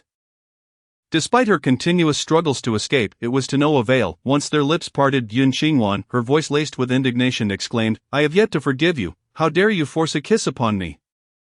You rebellious disciple." Her tone was filled with fury and dissatisfaction, tinged with a hint of shyness. How despicable, utterly detestable. As she chastised Yifeng, she playfully pounded her delicate fists against his chest, venting her pent-up emotions. Only when she grew fatigued did she cease, breathing heavily as she glared at him. Yifeng, feigning innocence, looked back at her, a glimmer of amusement in his eyes. Throughout this exchange, he continued to embrace her slender waist, allowing her to express her feelings for someone with his formidable physique. Yun Qingwan's playful hits were nothing more than a gentle annoyance. He found the experience rather delightful, thinking how endearing his master was at that moment. Yun Qingwan's cheeks flushed crimson as her anger gradually subsided. She realized her reaction was somewhat childish, yet felt too embarrassed to admit it. Her demeanor resembled that of a pouting young bride. Evoking a chuckle from him, observing his master's adorable blend of anger and reluctance to strike him, Yifeng gazed into her eyes softly, stating, "Master, I truly know my error. Please forgive me." Yun Qingwan was acutely aware of Yifeng's intentions. This rebellious disciple relied on her affection for him to act so boldly. "You rebellious disciple, I indulged you once with that girl from Shuelian Peak, yet now, you have caused trouble for my sister again. You profess a longing for eternity, yet your actions speak otherwise." This rebellious disciple had never offered her a promise of exclusivity, yet she had unwittingly succumbed to his charms. She had believed that with such lofty aspirations, he would not pursue other women, and thus had not taken his promises too seriously. But now, witnessing his numerous female companions, she could no longer remain composed. As she voiced her grievances, Yifeng felt a surge of guilt. Pressing his nose against her delicate one, he gazed deeply into her eyes, his voice tender. "Master, after all these years, do you still not understand my feelings for you?" A blush crept across Yun Qingwan's face as she gently pushed against him. Yet she did not break free. Instead, he held her tighter. Yifeng continued, "Regardless of my other ambitions, you remain paramount in my heart. No one and nothing can surpass your significance." His tone was resolute and sincere, allowing Yun Qingwan to sense the depth of his emotions. "Master, you are my everything. I cannot bear to be without you." His voice trembled slightly, as if confessing these words required immense courage. This was precisely what his master longed to hear, and the very sentiment Yifeng had yearned to express yet found difficult to voice. Yun Qingwan listened quietly, a flicker of emotion dancing in her eyes as a subtle smile graced her lips.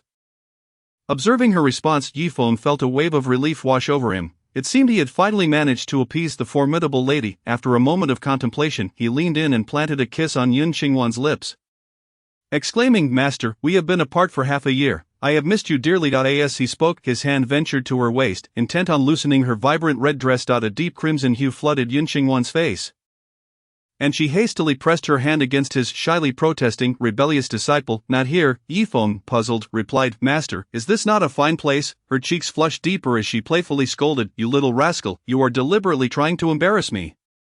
I refuse. I must return to my lotus platform." This mischievous fellow had just been embracing and kissing her sister here, and now he sought to take advantage of her too. How utterly infuriating.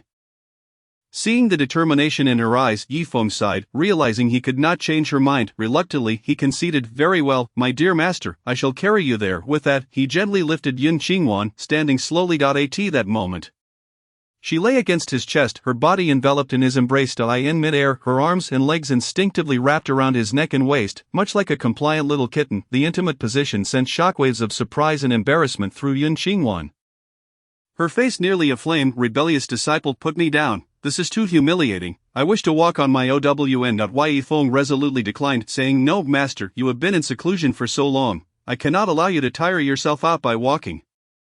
Cloud Xingwan, taken aback by Yifeng's refusal, felt a flutter of embarrassment in her heart, but being held by Yi feels too humiliating, yet Yifeng remained undeterred, striding forward while holding Cloud Xingwan in his arms.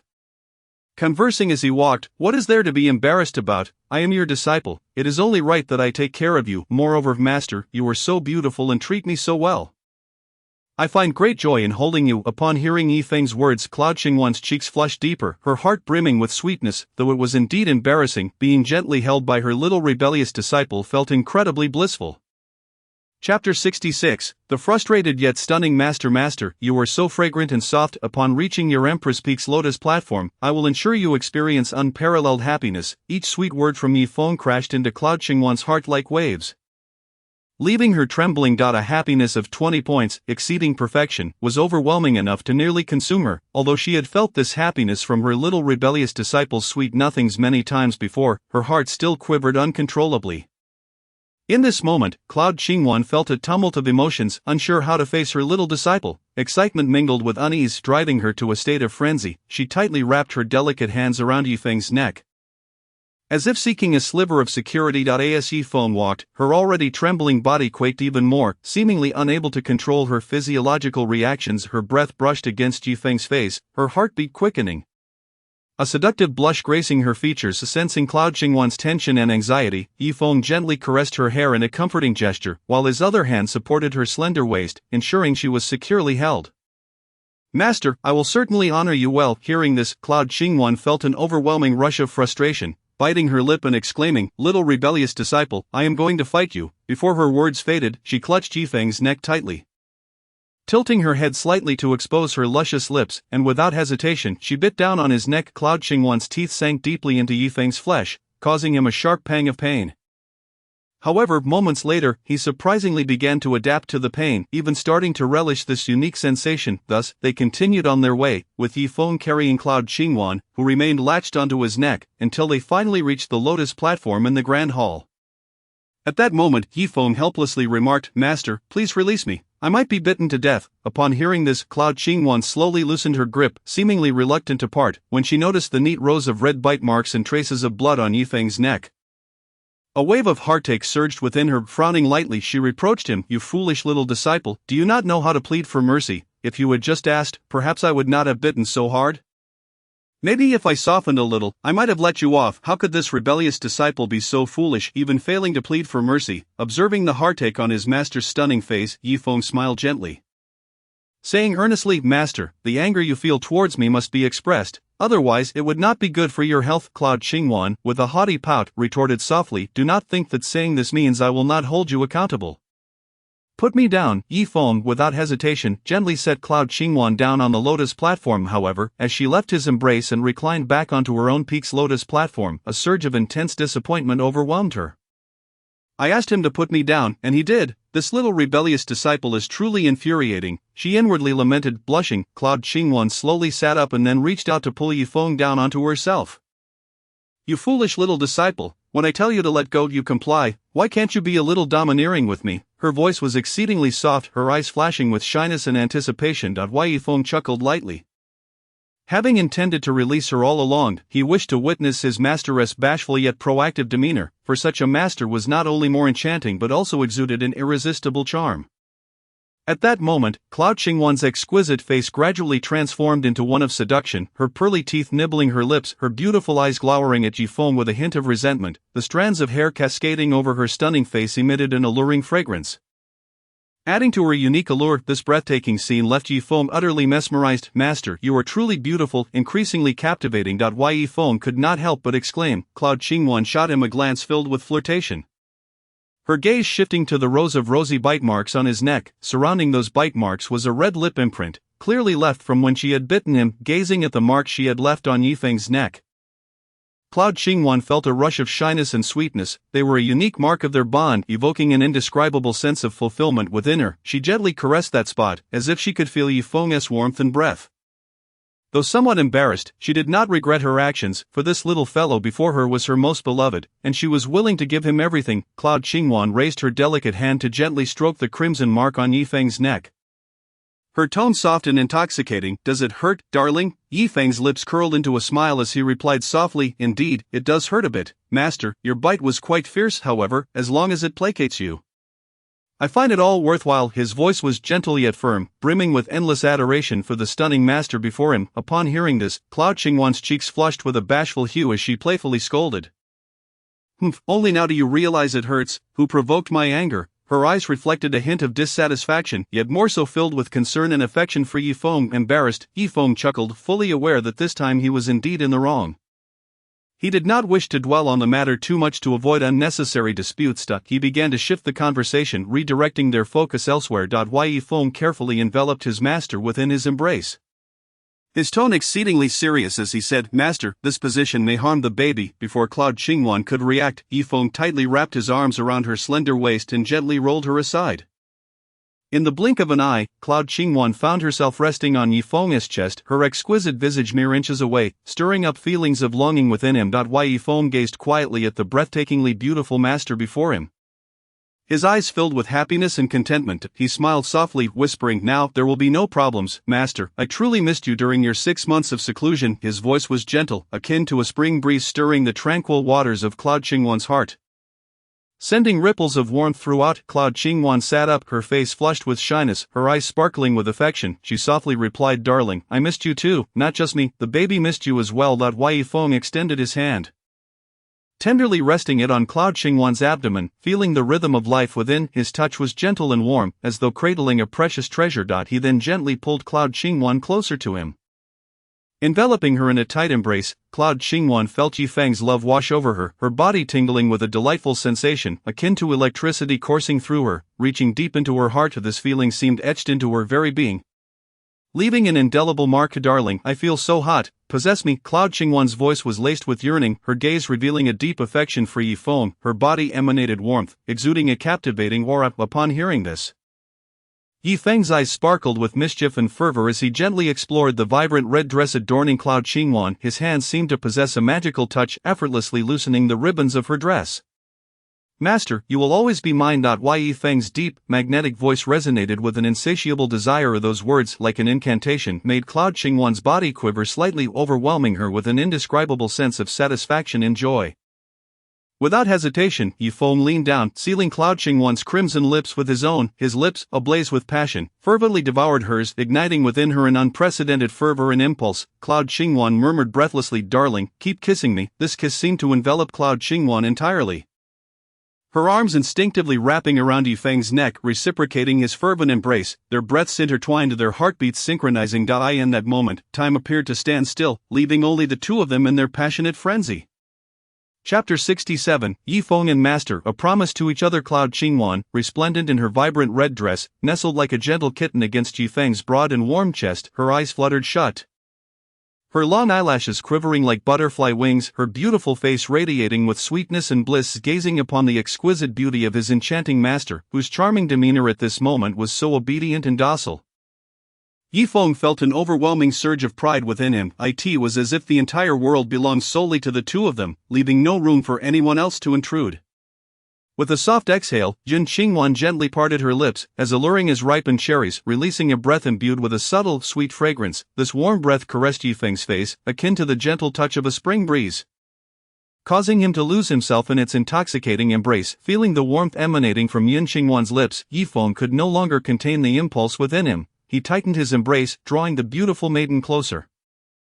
Simultaneously, he lowered his head, gazing deeply into her captivating visage, and softly murmured, Master, you truly are a bewitching little enchantress. Upon hearing Yi Feng's teasing yet affectionate words, Jin Qingwan did not take offense. Instead, she extended her delicate, jade-like hand to continue tracing gentle circles upon Yi Feng's sturdy chest. Her large shimmering eyes sparkled with an enchanting light, and a faint, alluring smile graced her lips as she playfully retorted, Even if I am an enchantress, I belong solely to you, my mischievous little disciple. I shall forever remain your exclusive little enchantress. With that, she playfully twisted her supple form, closing the distance between them even further. Yi Feng, upon hearing her words, felt an immense joy swell within him, a happiness that was indescribable. To him, his master was the most significant person in the world, and now, hearing such sweet words from her made him feel irreplaceable in her eyes.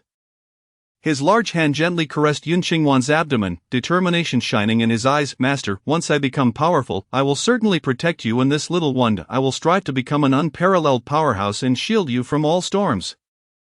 Seeing the profound affection and resolve in her disciple's eyes, a bewitching smile graced Yun Qingwan's exquisite face. She reached out her delicate hand to caress Yifeng's handsome features and softly whispered, "Dear one, Master does not wish for you to exert yourself so. As long as you are well, that is enough to satisfy me." Her voice was melodious and enchanting, akin to the gentle cooing of a nightingale.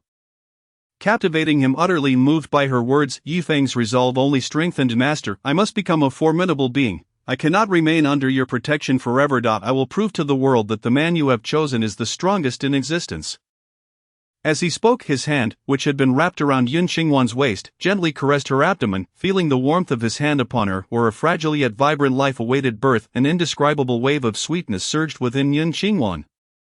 This sweetness was like the gentlest breeze of spring, softly brushing against her heartstrings. It sparkled like the stars on a summer night, dazzling yet cool. That hand seemed to possess a magical power, its warmth and strength illuminating the depths of Yun Qingwan's heart, penetrating every shadowy corner. This sensation enveloped her cells in a state of pure bliss, as if she were floating among the clouds, transcending earthly bounds. Moreover, Yun Qingwan held unwavering trust in her disciple. She believed wholeheartedly that Yifeng would fulfill the promise he had made to her. She was also acutely aware of the arduous journey ahead, fraught with countless challenges and trials. To become an unparalleled powerhouse, how could one not endure hardships? It would be a long and arduous path, filled with thorns and tribulations. Whenever she contemplated this, her tender heart would tighten with concern for her disciple. Yet she understood that once her beloved disciple set his mind on pursuing something, no one could shake his steadfast resolve, not even her, his teacher. All she could do was silently support him from behind, offering her unwavering backing and doing everything in her power to eliminate any obstacles that could hinder his progress. At this moment, a serious yet gentle expression filled Yun Qingwan's beautiful eyes as she gazed deeply at Yifeng.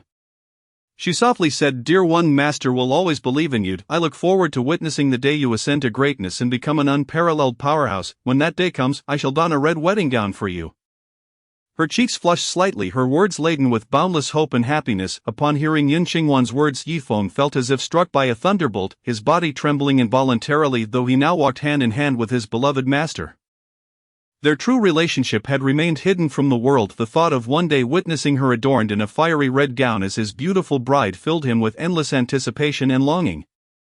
He yearned to grant this ethereal woman a dreamlike, flawless wedding night, yet reality was often cruel. Achieving such a goal would not be an easy feat. After all, to attain the status of an unparalleled powerhouse would require a long and arduous journey. "Master, are you not intentionally teasing your disciple? By the time I truly become that extraordinary master, the world may have changed beyond recognition." Yifeng sighed, a hint of melancholy lacing his words. Yun Qingwan, upon seeing his expression, couldn't help but smile, gently cupping Yifeng's youthful face in her delicate hands and letting out a melodious laugh. "Silly disciple, just moments ago, you vowed to become a powerful protector for me. Not because I pressured you. Besides, without sufficient strength, how could you ensure the safety of both me and our child?" Faced with her question, Yifeng found himself momentarily speechless, falling into a brief silence. Ultimately, he realized that he had inadvertently placed himself in a difficult position by boasting. After a moment's thought, Yifeng decided to change the subject and asked, "Master, how has the absorption and fusion of such vast sources of Tao power progressed?" Yun Qingwan gently extricated herself from Yifeng's warm embrace, rising gracefully like a blossoming lotus. In an instant, her aura surged like tumultuous ocean waves, intertwining with countless mysterious and obscure Tao rules. Forming an immense web above her ethereal head, two resplendent golden lotuses gradually ascended, each radiating brilliant golden light, encircled by three shimmering golden rings. However, upon closer inspection, one would notice a faint, ethereal silhouette of a golden lotus, elusive and ephemeral, as if it could dissolve into nothingness at any moment. Only through close observation could its existence be discerned. From a distance, it was easily overlooked. Witnessing such a miraculous sight, a smile graced Yun Qingwan's stunning face as she softly remarked, "At last, I have barely touched the threshold of the Imperial Xian realm. Dear one, you truly are my lucky star. Without your tireless efforts in uncovering those precious sources of Tao power for me, it would have taken me countless arduous years to break through this realm." With this realization, Yun Qingwan felt an even deeper affection for Yifeng. As for gratitude, it seemed unnecessary given the nature of their relationship. Observing his master's significant progress, Yifeng couldn't help but feel ecstatic. After all, with formidable allies like Aunt Luan and his master backing him, he could revel in the world outside, whether in the righteous or demonic path. He could easily teach a lesson to anyone he found displeasing, thanks to the strength of his powerful allies, just as Yifeng immersed himself in the delightful fantasy of wielding power over others with such a formidable background. A graceful figure suddenly swooped in like a whirlwind, landing seamlessly upon him. It was none other than his master, radiant and ethereal. She leaped lightly, akin to a swift swallow, and landed squarely in Yifeng's embrace. At that moment, her beautiful eyes sparkled with affection, gazing intently at him as if she wished to melt him with her ardent gaze. Yun Qingwan parted her ruby lips and softly said, "Dear one, master wishes to kiss you and continue to tease my adorable little disciple." Upon hearing these words, Yifeng was struck dumb, his heart surging with tumultuous emotions. He had never anticipated that his usually dignified and composed master would utter such bold and flirtatious sentiments. For a moment, he stood there, stunned and at a loss for words. As time passed quietly, several hours slipped away. At long last, Yifeng slowly rose to his feet, his body swaying slightly. He struggled to support himself against the wall. Taking painstaking steps toward the exit, each movement felt laborious, as if all the strength had been completely drained from his being. When he finally reached the doorway, he couldn't resist glancing back at the main hall. Murmuring to himself, "Truly, what an enchanting fairy," his words revealed an overwhelming sense of nostalgia and helplessness. In the blink of an eye, another 6 months had passed. During this time, Gong Huangluan had, both intentionally and unintentionally, broached the subject of Yun Qingwan and Yifeng to the headmaster. He Zhentian, the headmaster of the Tianxian sect, maintained a somewhat ambivalent stance, turning a blind eye to the matter. After all, as long as there were no blood ties and no moral transgressions, romantic feelings between men and women were generally acceptable. Upon hearing this news, Yun Qingwan felt a wave of relief wash over her. Yifeng also seized an opportunity to confess his feelings to Mu Xueli. Although Mu Xueli had anticipated this revelation, when Yifeng finally spoke, she found it difficult to accept. Nevertheless, it seemed she could no longer imagine her life without this troublesome junior brother. Under Yifeng's sweet words and tender demeanor, Mu Xueli ultimately had no choice but to relent. In a small chamber of the main hall atop Shusha Peak, Gong Huangluan and Yun Qingwan sat in positions of authority, while Yifeng and Mu Xueli stood before them. They regarded their esteemed elders, especially Yun Qingwan. Mu Xueli's delicate hands gripped her garment tightly, betraying a rare display of anxiety. Mu Xueli had previously encountered both Gong Huangluan and Yun Qingwan. Though Yifeng had informed her that these two elders had accepted their relationship, the fact remained that Yun Qingwan was Yifeng's master. Observing Mu Xueli, Yun Qingwan felt a twinge of jealousy. Realizing that this young girl had captivated her beloved junior disciple, "This little girl is indeed quite charming. No wonder my disciple is utterly enchanted by her." Mu Xueli felt a tightening in her chest.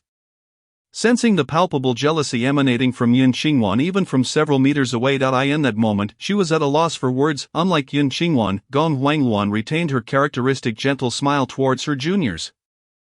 "Xueli, from now on, we shall be family. If little Feng mistreats you, do not hesitate to inform me and your master. We shall ensure he receives his due punishment." Standing beside Mu Xueli, Yifeng felt a tinge of embarrassment. He had previously promised his master that he would bring Mu Xueli to meet them and that she should not throw a tantrum, yet now the atmosphere was thick with jealousy. Fortunately, Aunt Luan was a mature and understanding woman. Yifeng tightly clasped Mu Xueli's delicate hand, signaling her to relax. "How could I ever mistreat Mu Xueli? Aunt Luan, please do not speak in jest." As he spoke, Yifeng cast a pleading glance at Yun Qingwan. Seeing the look in Yifeng's eyes, Yun Qingwan softened her tone, saying, "Very well, regardless of the circumstances, we are family from now on. Xueli, we must keep a close watch on this little rascal." After Yun Qingwan's demeanor softened, Mu Xueli also began to relax. "Rest assured, Master Yun, Yifeng is my man. When you're not around, I will certainly keep a vigilant eye on him." Why, Yifeng silently lamented, "Is it really so that I am regarded with such distrust?" As soon as Yifeng's words fell, both Yun Qingwan and Mu Xueli fixated their beautiful gazes upon him. Though they remained silent, their eyes conveyed a clear message. Gong Huangluan shook her head with a smile. "This young man is so exceptional, who knows how many young maidens might be unwittingly enchanted by him. We indeed need to keep a close watch. I have come to Shusha Peak with an important message for you. One that may present an opportunity for you youngsters." As she spoke of the chance to enhance their strength, Yifeng's expression turned serious, and Mu Xueli regarded Gong Huangluan with solemnity. Gong Huangluan continued, The sect has divined that the Tianyuan Imperial Palace is about to re-emerge into the world. The master of the Tianyuan Imperial Palace was, in his lifetime, a genuine powerhouse of the Emperor's extreme realm. Upon hearing this, Yifeng gasped sharply. Chapter 69. Another call for Master S assistance. The opportunity to attain the Emperor's realm. The Tianyuan Imperial Palace once stood as a transcendent force in this realm. Among the many domains governed by the human race, its influence rivaled that of the Tianqian sect. The master of the Tianyuan Imperial Palace was known as the Tianyuan Emperor, possessing cultivation that reached the Emperor's extreme realm. It was even rumored that he had touched upon the laws of the heavenly Tao. Being but a hair's breadth from the Emperor's realm, however, the mysterious catastrophe 30,000 years ago caused countless forces in this dimension to lose their legacies. Vanishing entirely from the annals of history, even the colossal Tianyuan Imperial Palace could not escape such calamity. As Yifeng and Mu Xueli felt the tremors of this revelation, Gong Huangluan elaborated. Through our sensing, the sect has confirmed that within 2 months, the Tianyuan Imperial Palace will undoubtedly re-emerge. Such a significant relic is exceedingly rare. Ancient remnants often share similar characteristics, as they carry the remnants of devastating techniques left behind by battles between emperors, extreme and even emperor-level powerhouses due to ancient wars. Such destructive power is acutely sensitive to those of formidable strength above the emperor's realm. Should an emperor-level powerhouse tread within, they would face tremendous peril. Yifeng listened intently to Gong Huangluan's explanation.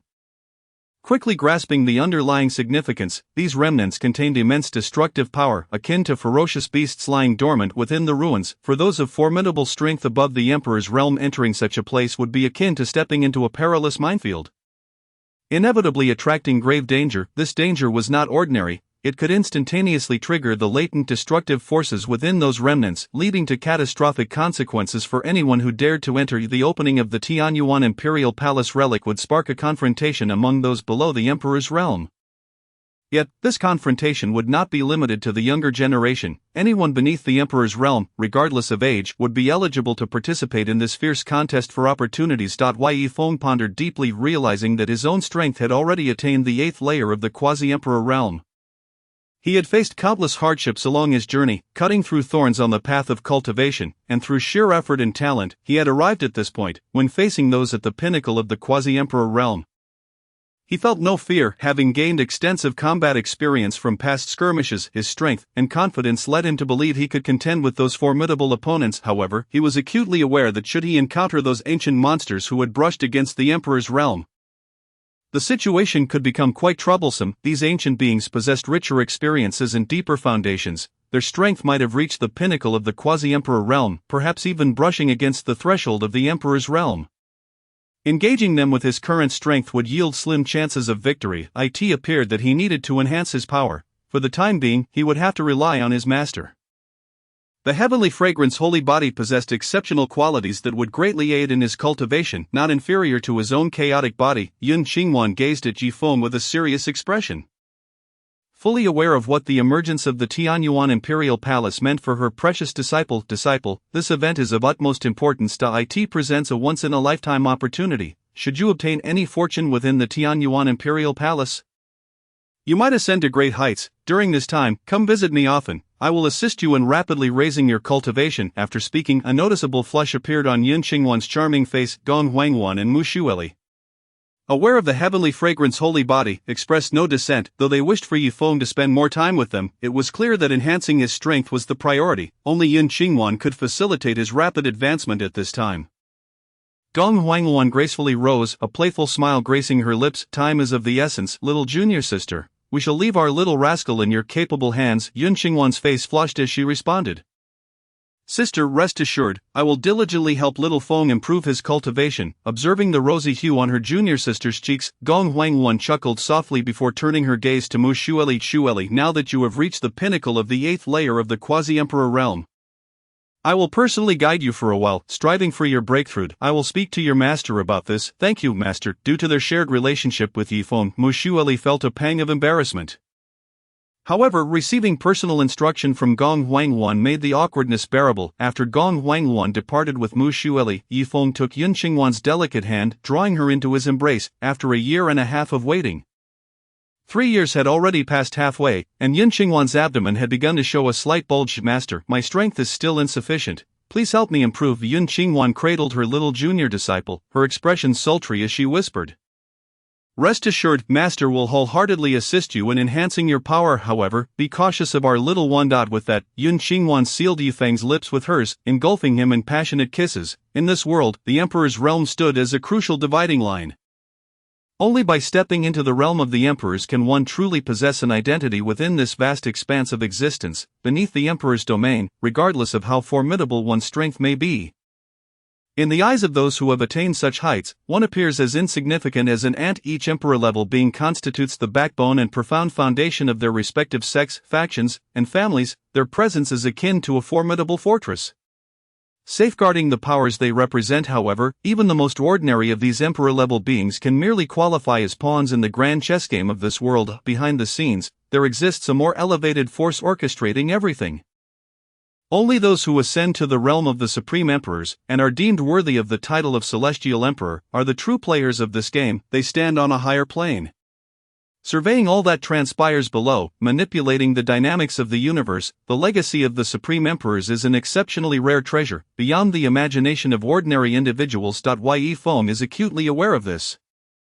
He harbors no doubt that should he obtain the legacy of the Celestial Emperor, it would undoubtedly propel his cultivation to the Emperor's Radiance Realm. The Emperor's Radiance Realm, the first level of the Great Emperor, represents an entirely new domain, one that countless cultivators yearn to attain. Once he steps into the Emperor's Radiance Realm, his cultivation will truly have entered the Hall of Mastery, marking a crucial step towards the pinnacle of cultivation, akin to acquiring a precious past that grants him the opportunity to reach greatness. This also represents the first step in fulfilling his promise to his master, becoming an unrivaled powerhouse, and pursuing immortality. Therefore, this opportunity to inherit the legacy of the Celestial Emperor is one that Yi Feng cannot afford to miss. Chapter 70, Breaking Through the Ninth Heaven. The enchanting master within the tranquil main hall of Yunxiao Peak. A sacred and secretive atmosphere permeates every corner. At this moment, the unparalleled beauty of Yun Qingwan lies languidly upon the lotus platform. Her long, smooth, and fair legs shimmer in the soft light, exuding a bright and alluring sheen akin to the most exquisite piece of art in the world. One of her delicate jade fingers rests gently upon her petal-like crimson lips. Her eyes filled with mirth as she gazes tenderly at Yi Feng, who is diligently seated on the meditation mat below. In her gaze lies both expectation for her disciple and a subtle sense of satisfaction. She murmurs softly, "After my dedicated guidance, my dear disciple is finally poised for further advancement." Seated on the meditation mat below, Yi Feng resembles a serene statue. His eyes are slightly closed, akin to a wise monk in deep contemplation. Surrounded by an array of profound runes that flicker with mysterious light, seemingly harboring boundless power, the spiritual energy within the hall, drawn by Yi Feng's cultivation, surges like a roaring tide, continuously converging into his body. These waves of spiritual energy crash upon him one after another, imbued with endless mysterious force, flooding into his being. They surge and flow within him, eventually gathering in the spiritual sea located in his dantian. The so-called spiritual sea is the crucial reservoir for a cultivator's spiritual energy, the source of their power. Yi Feng's spiritual sea exhibits a unique dark red hue. As the spiritual energy continues to converge, it gradually reaches a state of saturation. At this pivotal moment, Yi Feng suddenly opens his eyes, which sparkle as if filled with dazzling starlight, as if a tempest is brewing within. The instant he opens his eyes, he feels his spiritual energy begin to stir uncontrollably. This tumultuous energy rages within him like a ferocious beast, rampaging through his body. Yi Feng's expression contorts, his previously resolute face now etched with agony. He clenches his fists tightly, veins protruding, exerting every ounce of strength to suppress the chaotic force within. The air around him crackles under the pressure of his spiritual energy, as if it cannot bear the weight and is on the verge of being torn asunder. Observing Yi Feng's pained visage, Yun Qingwan chuckles softly. "Is it finally time for the critical moment? I wonder if this little rascal can break through." Though her heart harbors concern, it is overshadowed by hope that her little rogue can overcome this challenge. This is a necessary trial on Yi Feng's path of cultivation. Only by successfully breaking through can he ascend to a higher realm and possess the ability to provide a home for his beloved master in the future. As time ticks by, the torrent of spiritual energy that Yi Feng endures gradually dissipates. In that fleeting moment, an astonishingly powerful wave of spiritual energy erupts from within him. This surge resembles an invisible storm. Sweeping through the entire hall. Yi Feng's aura transforms abruptly, revealing his cultivation at the ninth heaven of the pre-emperor stage. His eyes gleam with confidence, a calmness that follows the breakthrough. Yi Feng smiles at Yun Qingwan. Master, I have succeeded. At this moment, Yi Feng's heart swells with excitement as he senses the immense power coursing through him. His emotions are beyond description. He is now merely a step away from the emperor's realm. Reflecting on the past, he recalls losing his parents at a young age, enduring scorn throughout his childhood. As a youth embarking on the path of cultivation, his lowly status and lack of background subjected him to numerous trials. Once his chaotic physique was discovered, he became a pawn and experiment for others. It was only upon joining the Tianxian sect, accepted as a disciple by his stunning master, that he experienced the warmth of the world.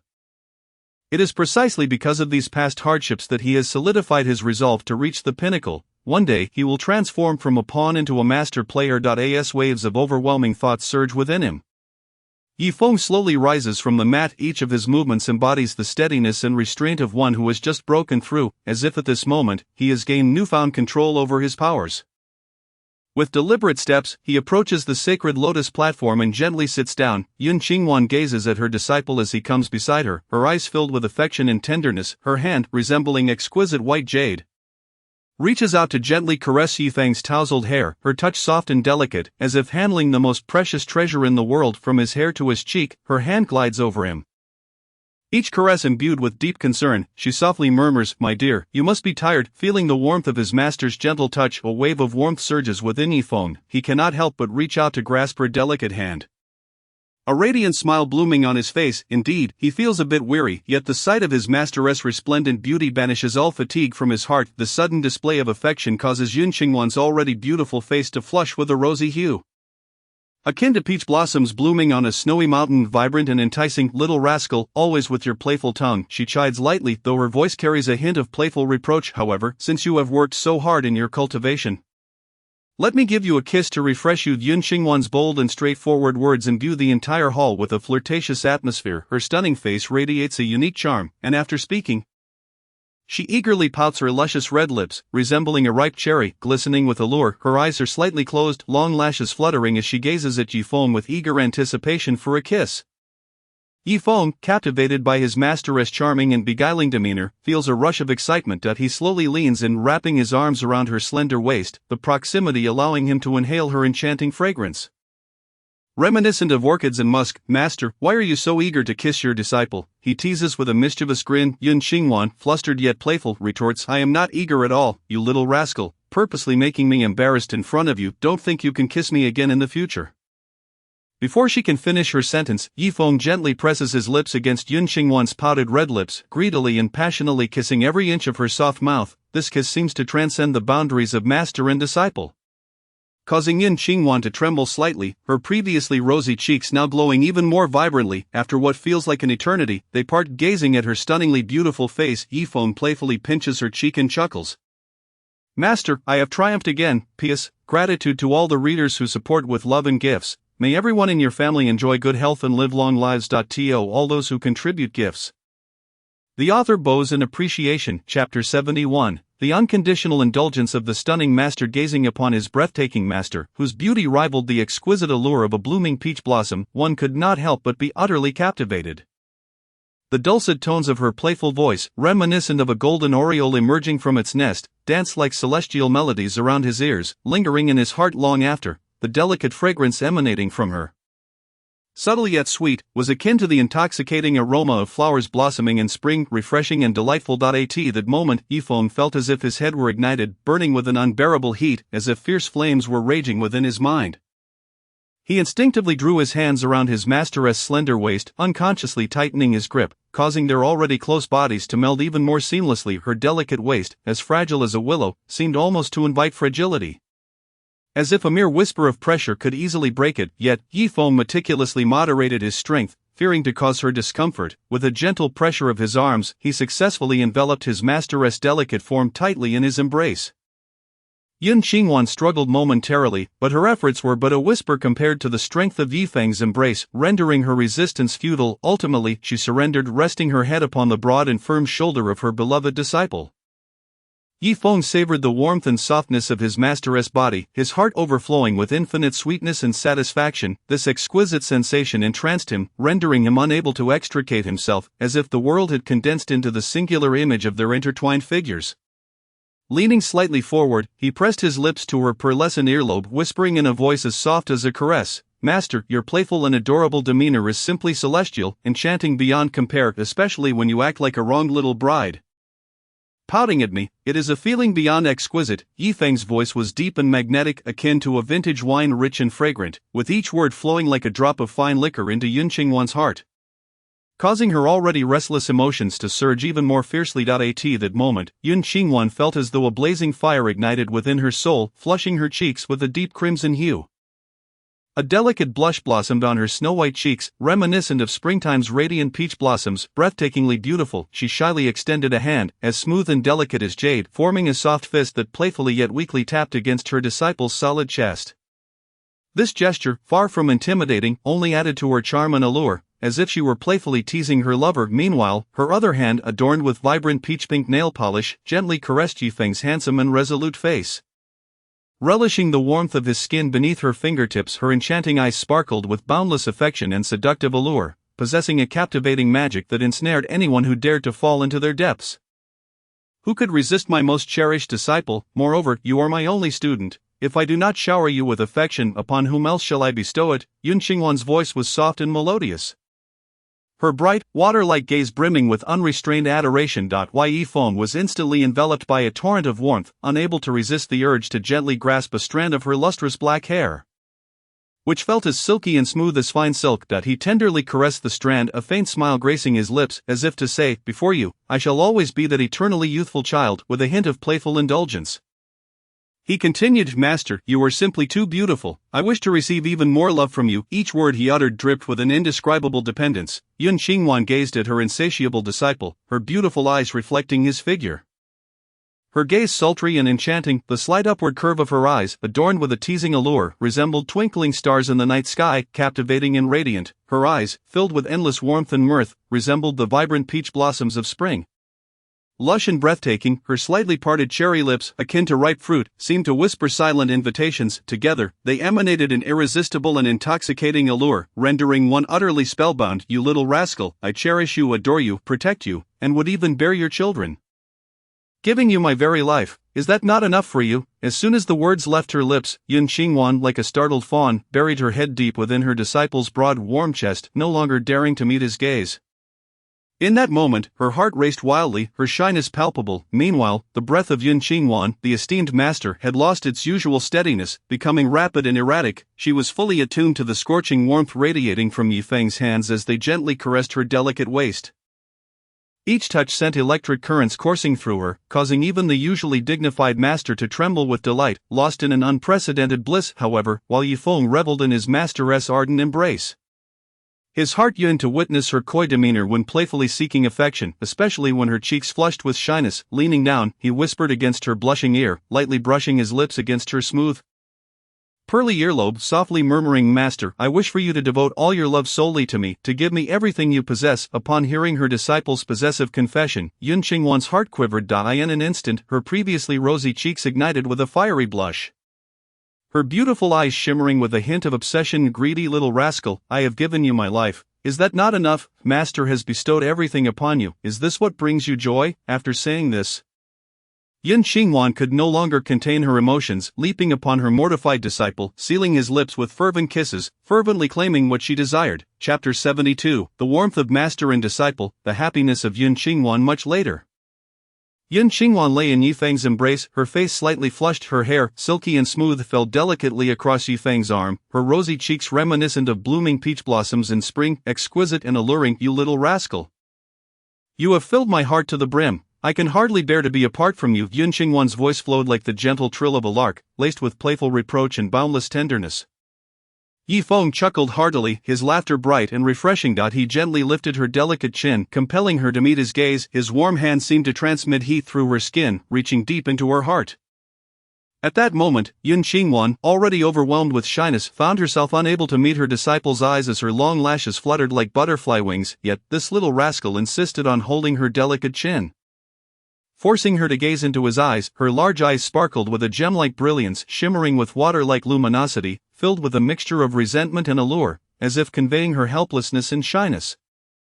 Imbued with infinite charm or this unique allure, a blend of feminine fragility and the authority of a master, wove together to create an enchanting tableau. What do you intend to do, little rascal? Yun Qingwan furrowed her brows slightly.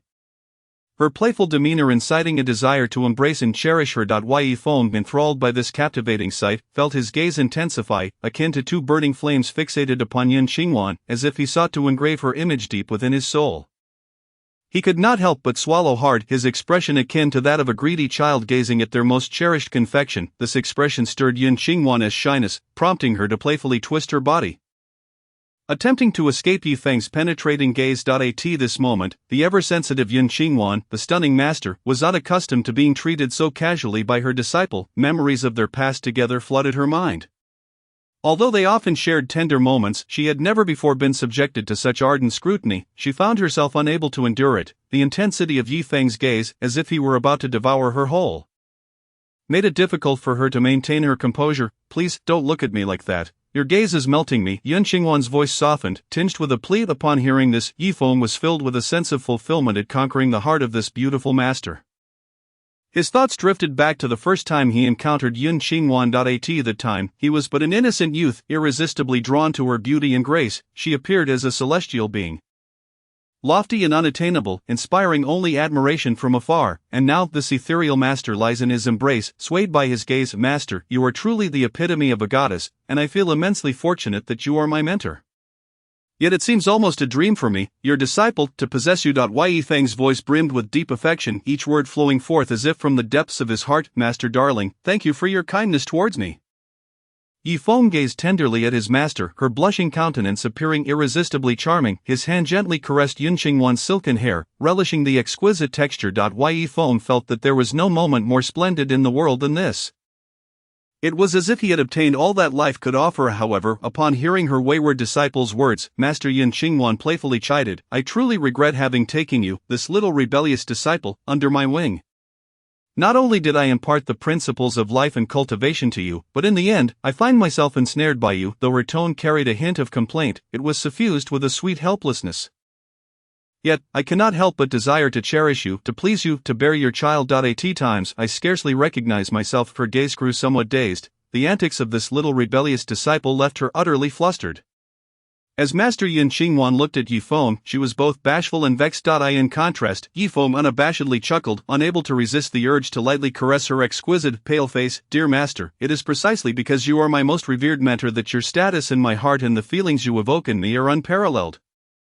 Master, I love you. I wish to be with you forever. Regardless of the challenges we may face, I shall never leave your side. Yun Qingwan's phoenix-like eyes sparkled with a clear, moist brilliance as she held Yi Feng tightly, her heart brimming with a profound sense of security. Little rebellious disciple, your master loves you too. We shall certainly remain together forever. No one can sever our bond. In Yi Feng's eyes burned a fierce possessiveness, akin to two blazing flames, dancing wildly. This desire surged within him like a tidal wave, manifesting itself in a fervent madness. It seemed that should anyone dare to approach his master, Yi Feng would annihilate them without a second thought, making them regret ever entering this world. That resolute aura emanated from the depths of his soul, exuding an undeniable dominance. Observing the slightly frenzied gaze of her little disciple, Master Yun Qingwan's heart trembled.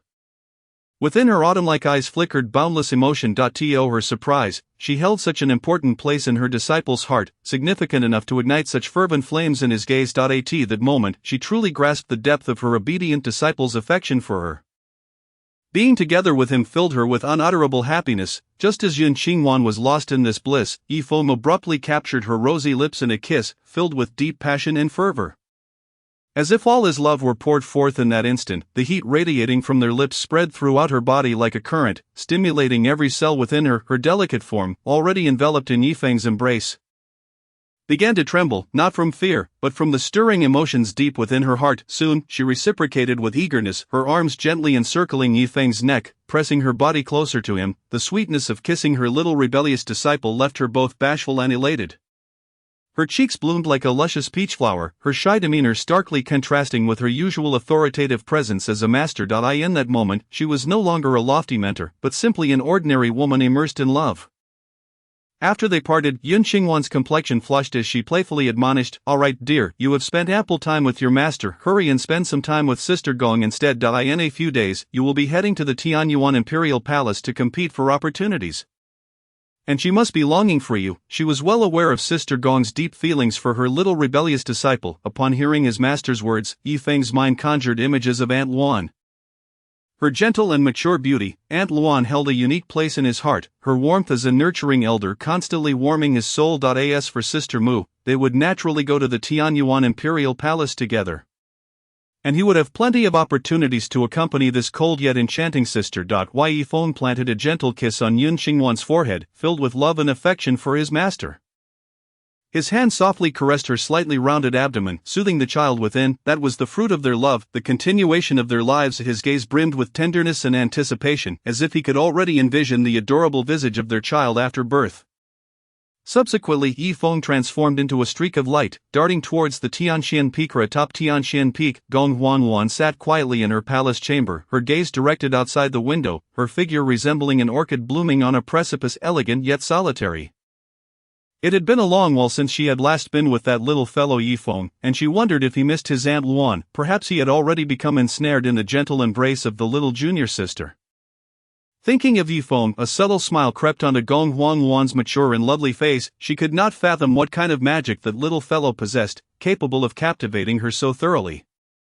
Chapter 73, Aunt Luan's warm embrace on Tianxian Peak. Yifeng's figure stood out remarkably as he walked towards Gong Huanluan's residence with a confident and expectant stride. Along the way, he encountered several elders and stewards of Tianxian Peak. As the holy son of the Tianxian sect, Yifeng held a prestigious position within the sect, having attained the 8th level of the quasi-emperor realm at such a young age. His talent and strength garnered the admiration of many.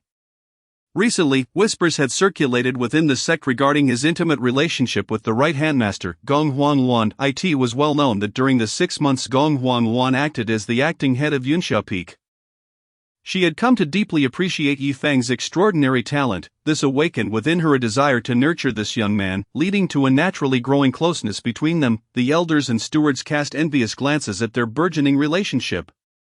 Though Gong Huanluan held the title of right-hand master, her mature charm, gentle temperament, and stunning beauty inevitably stirred admiration in the hearts of these elders. She resembled a resplendent flower blooming on the branches of time. Beautiful and captivating, little did they know that Yifeng had already broken through to the 9th level of the quasi-emperor realm. Had they been aware of this, they might have lamented in their hearts about wasting their time living their lives to the fullest. If they knew that Yifeng had forged an extraordinarily intimate bond with their esteemed right-hand master, they would likely be unable to suppress their indignation. When Yifeng arrived at the door of Gong Huanluan's chamber, he noticed a slight crack in the door. A faint smile graced his lips as he mused, "It seems Aunt Luan has been anticipating my arrival. She must have been waiting for quite some time." With her strength and cultivation, Gong Huanluan would surely have sensed his approach from afar. The intentionally left ajar door was undoubtedly a silent expression of her longing. Gently pushing open the door, Yifeng's gaze was instantly captured by the gentle beauty of the woman within, resembling a perfectly ripened peach. At that moment, Gong Huanluan was not facing the door, sitting quietly with her back turned, seemingly unaware of Yifeng's entrance, yet the slight tremor of her delicate form betrayed her true emotions, an intricate blend of nervousness and shyness. Yifeng regarded her feigned composure with a hint of playful amusement. He approached her slowly, each step resonating with a unique rhythm, as though orchestrating a melody solely for the two of them. His gaze fell upon Gong Huanluan's figure, even clad in splendid robes. Her voluptuous curves could not be concealed. The sight of her exquisite form set Yifeng's heart racing, and he suddenly realized the immense allure this woman possessed. Merely gazing at her stirred an irresistible attraction within him. Especially upon witnessing Gong Huanluan sitting there, seemingly at a loss for what to do, a wave of excitement surged through Yifeng. Teasing a mature and beautiful woman was an exhilarating endeavor for him. He envisioned embracing her, reveling in the bashful expression she would wear because of him, and allowing himself, as her younger counterpart, to kiss her. This thought ignited an indescribable feeling within him. In that instant, he desperately wished to envelop Gong Huanluan in his arms, to fully experience the warmth of her embrace. Yifeng had endured a shadowy childhood, having lost his parents at a young age, which instilled in him a unique emotional bond with older women. This sentiment, ignited by his encounter with Gong Huanluan, spread like wildfire. For him, the presence of such an exquisite and mature beauty was irresistibly captivating. Approaching Gong Huang from behind, he gently extended his arms, tenderly wrapping them around her supple, rounded waist. He whispered softly, "Aunt Luan, why haven't I seen you at Yunsha Peak lately? It's been so long since I've experienced the warmth of your embrace. And I truly miss you." Upon hearing Yi Feng's voice, Gong Huang felt a sudden flutter of panic within her. The moment she laid eyes on him, an overwhelming urge to flee surged through her. Moreover, as she sensed Yi Feng's unrestrained gaze appraising her, her heart raced uncontrollably, and a sense of unease began to spread within her. She attempted to compose herself and gently spoke, "Xiao Feng, what brings you here? The Tianyuan Imperial Palace is about to open. Shouldn't you be focusing on your cultivation?" Yi Feng replied with an air of nonchalance, "I have already broken through to the 9th level of the Quasi-Emperor realm.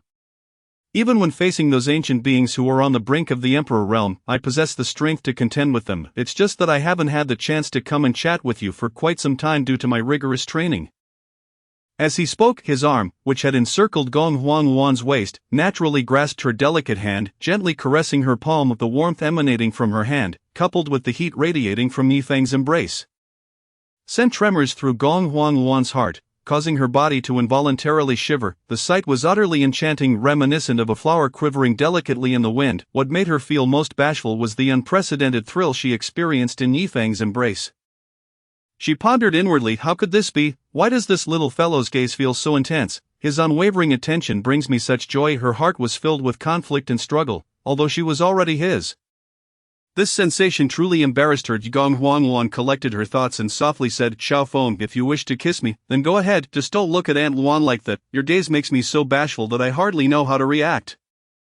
Upon hearing her words, Yi Feng's heart swelled with tenderness. He gently turned Gong Huang's body to face him, locking eyes with her, as if her gaze held infinite warmth and affection. Leaning down, Yi Feng slowly approached her lips. In that fleeting moment before their lips touched, it felt as though time had come to a standstill. Under Yi Feng's kiss, Gong Huang's body gradually softened. Her hands instinctively wrapped around his neck, reciprocating his kiss. The two were enveloped in a sweet atmosphere, as if all troubles and sorrows had faded away. After a considerable time, Yi Feng reluctantly released Gong Huang.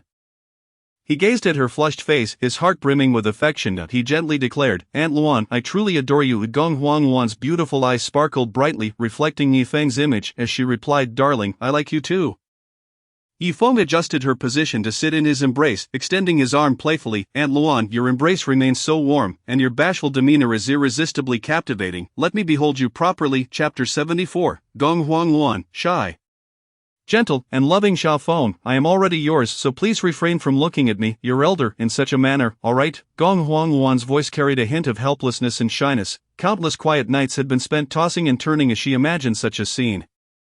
Though there was a flicker of hope that Yi Feng might exercise restraint and not gaze at her in that way, when the moment truly arrived, her heart was consumed by tension and confusion.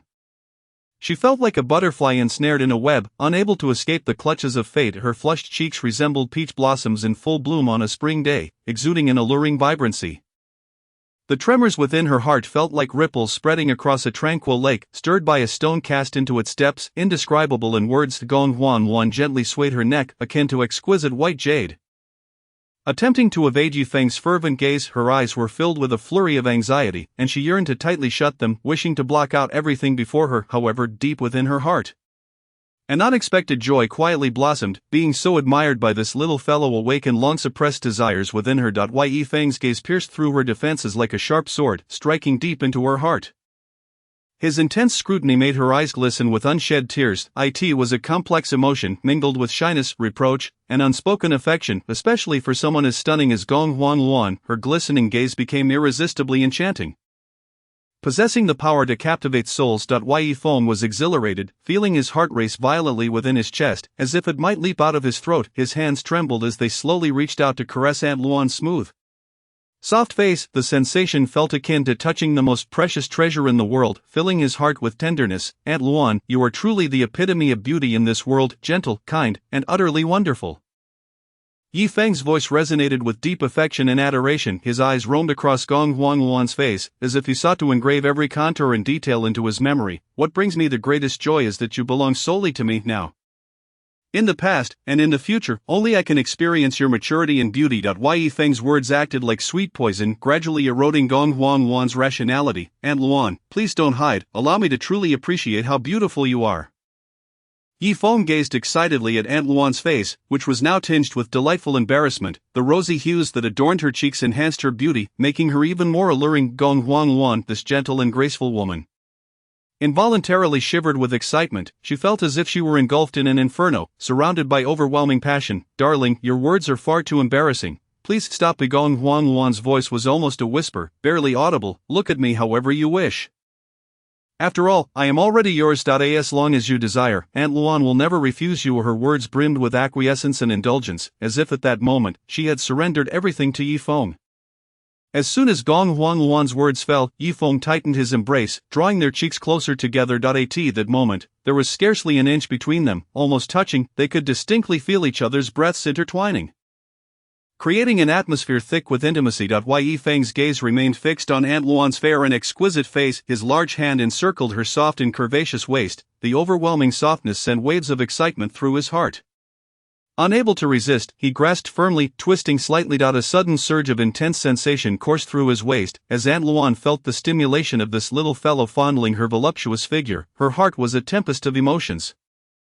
In her thousands of years of life, she had never encountered such a mixture of embarrassment and shame, yet, beneath that shame lay an indescribable impulse quietly stirring. It was a long-dormant yearning, a desire for intimacy that had been suppressed for far too long, now erupting in an instant. You actually pinched my waist, you little rascal. Do you intend to make me utterly mortified? Gong Huang Luan chided playfully. Her eyes held a hint of reproach, but more prominently was the indulgence and affection she felt for Yi Feng.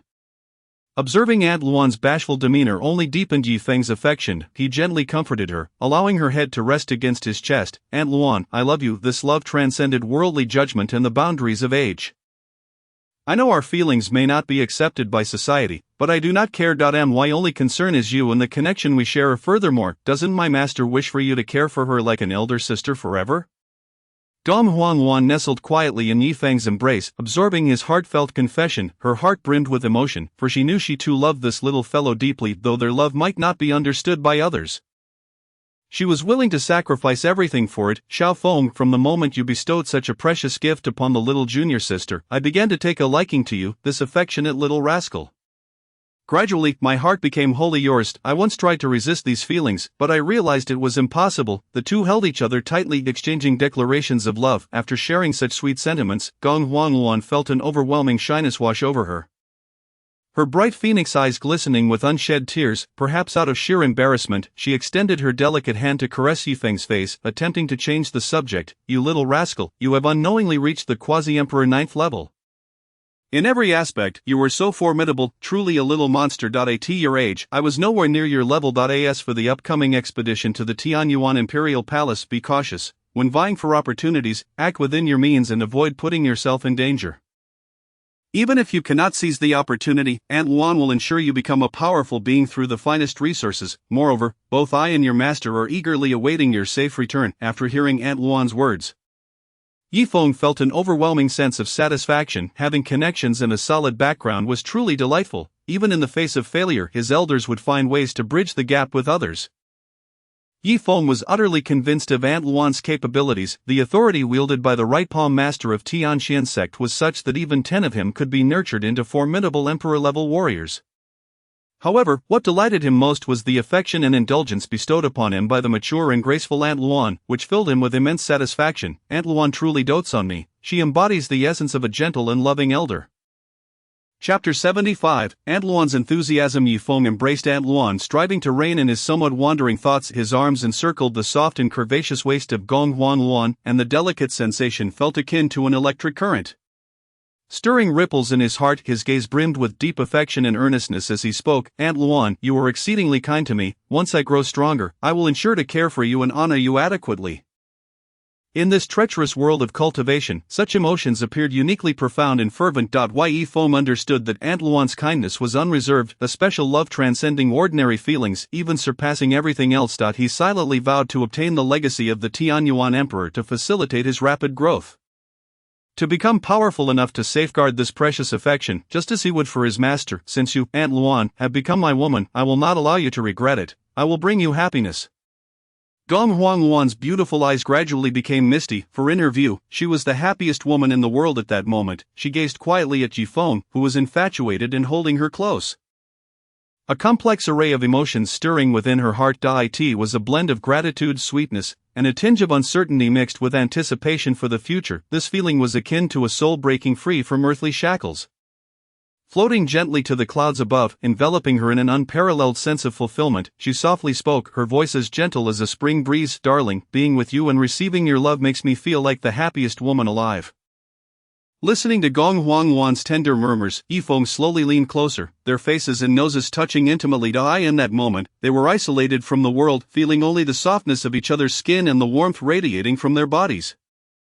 It was a unique intimacy that belonged solely to them, a communion of souls beyond words. Aunt Luan, you know of my affection for you. I will cherish you dearly. Yifeng's voice echoed in the still air. Today, Gong Huangwan donned a relatively loose dress that billowed gently in the breeze, hinting at the most beautiful scenery in the world. Yifeng's gaze was irresistibly drawn to her, the elusive beauty captivated his heart. As though an invisible hand tugged at his very soul, his eyes shone with fervor as he spoke again. Aunt Luan, a beautiful woman of your age and grace is truly irresistible. A woman matured by time is at her most exquisite. In Yifeng's eyes, Aunt Luan's beauty was a treasure forged by the passage of time, utterly unique. He continued, it is regrettable that for so many years, no one has been worthy of appreciating your beauty. His tone bore a hint of melancholy, as if lamenting those who had missed out on Gong Huangwan's allure. Such beauty unappreciated is indeed a waste. With a slight sigh, Yifeng's gaze reignited with passion. If that is the case, let your darling Xiaofeng admire your beauty and honor you properly. His words stirred Gong Huangwan's heart, causing her delicate form to tremble involuntarily. Her fragrant hair danced freely in the air. Akin to a lively spirit. It was a joy derived from love and appreciation, a passion surging from the depths of her heart. Yifeng's eyes meticulously scrutinized Gong Huangwan, as if etching her beauty into his very soul. When his gaze fell upon her exquisite form, he was struck by a profound awe. In his heart, Aunt Luan's magnificence was unmatched, truly monumental. Gong Huangwan's delicate hands gently caressed Yifeng's cheeks. Her eyes ablaze with fervent desire as she whispered fervently, darling, kiss me, please kiss me. Her voice brimmed with longing, a yearning for love and intimacy. Aunt Luan is yours. I implore you, kiss me swiftly. An intense impulse surged within Yifeng as he slowly lowered his head, drawing closer to Gong Huangwan's luscious lips. In that moment, time seemed to stand still, the surroundings blurred, leaving only the sound of their heartbeats echoing in their ears. Finally, their lips met in a fervent and passionate kiss, encapsulating their love and cherishment for one another. Yifeng embraced Gong Huangwan tightly, fearing she might vanish, while she immersed herself in the sweetness of the kiss, her hands entwined around his neck. Responding to his ardor, after what felt like an eternity, their lips slowly parted. The beautiful and mature Aunt Luan and Yifeng exchanged glances, both eyes shimmering with happiness. Yifeng gently caressed Gong Huangwan's hair, softly stating, Aunt Luan, I will always be by your side. No matter what challenges lie ahead, we shall face them together. Gong Huangwan nodded, her face radiant with a blissful smile. Darling, with you by my side, I fear nothing. Yifeng's eyes sparkled with a mischievous yet fervent glow as he leaned in, whispering into Gong Huangwan's ear, Aunt Luan, were those black sheer over-the-knee stockings? Just imagine if you don those black sheer stockings.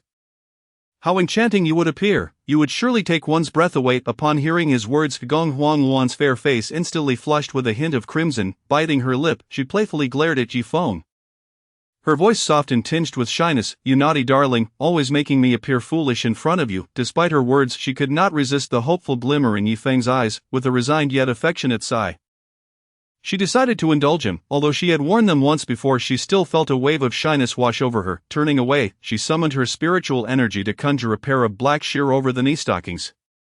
As she slowly slipped them on, her already long and fair legs appeared even more alluring, shrouded in an air of mystery. Yifeng's eyes fixated on her, captivated by her unique beauty, unable to tear his gaze away. Gong Huangwan shifted uncomfortably, her cheeks still flushed like a ripe apple. Yifeng, unable to contain his excitement, stepped forward and enveloped her in his embrace, their lips once again melding together. In that passionate kiss, Yifeng murmured indistinctly, Aunt Luan, your kissing skills are unparalleled. Each kiss sends me into ecstasy. This feeling is simply divine. Gong Huangwan's eyes sparkled with tender laughter as she softly replied, darling, Aunt Luan will not disappoint you. Whatever your desires may be, if it brings you joy, I am willing to try it. With that, Gong Huangwan initiated another kiss with Yifeng, as if seeking an insatiable fulfillment. As time passed, their kisses grew increasingly fervent, enveloping the room in an atmosphere of sweet intimacy. This ambience, akin to invisible threads, tightly entwined their hearts, allowing them to forget the outside world and immerse themselves in this moment that belonged solely to them. Chapter 76, The Source, Where Lies the Path. Several hours later, Yifeng held Aunt Luan in his embrace. In this tranquil moment, time seemed to pause for the two of them. Gong Huang Luan, one of the three leaders of Tianqian sect, exuded a unique charm with her mature and voluptuous figure. At that moment, a lingering blush adorned her enchanting face, reminiscent of early spring peach blossoms.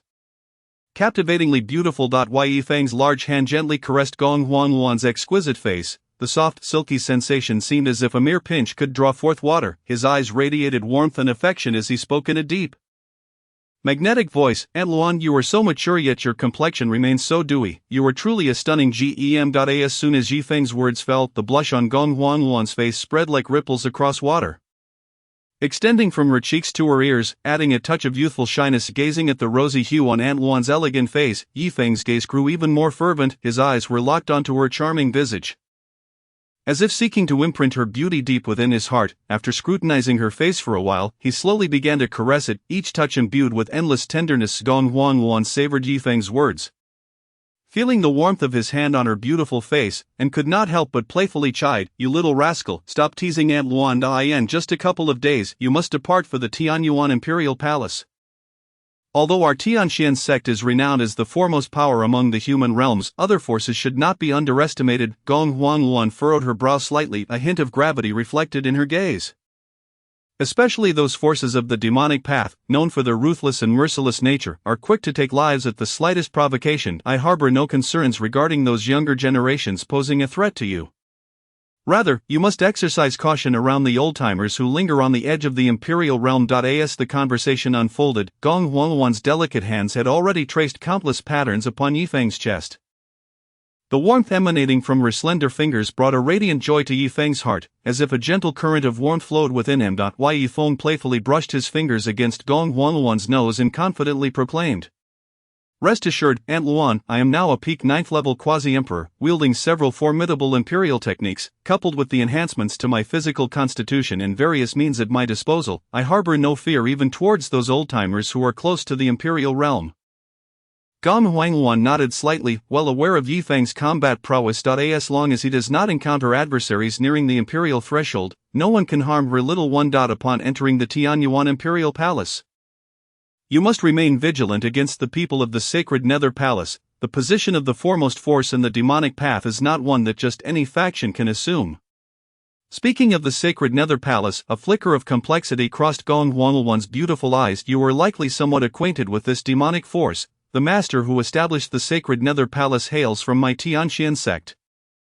Upon hearing this, Yifeng displayed little surprise, as the peculiar power within him was indeed bestowed by this master of the sacred Nether Palace. My master has shared some insights with me. And during my encounter in the Silent Star Sea realm, I met the saintess of the sacred Nether Palace and learned some of its origins. Gong Huangluan sighed softly, a hint of nostalgic sorrow glimmering in her eyes. The master of the sacred Nether Palace, named Feng Daoyuan, was the second disciple under my master's tutelage. He was once the second senior brother to both your master and the peak leaders of the Tianqian sect. Yifeng fell into a brief silence. He had long been aware of this news, yet he feigned a facade of shock. I only knew that the sacred Nether Palace had some connections with our Tianqian sect, but I had not anticipated the depth of those ties. Yifeng's expression was grave, concealing any hint of flaw. Gong Huangluan chuckled ruefully, stating, "In terms of talent, even the headmaster's senior brother pales in comparison to him. However, he was excessively radical, thirsting for power. Ultimately, he became tainted by that peculiar force and defected from the sect." Yifeng furrowed his brow slightly and inquired, "Aunt Luan, what truly transpired back then?" Leaning against Yifeng's shoulder, Gong Huangluan felt his steady heartbeat, which brought her immense comfort. She softly whispered, "My dear, Aunt Luan will clarify everything for you. 30,000 years ago, a peculiar tribe invaded this realm, prompting all the races within to rise in rebellion." Gong Huangluan's gaze turned distant, as if traversing time and space, transporting her back to that ancient calamity. At that time, our Tianqian sect was, as it is now, the most powerful force in the entire realm.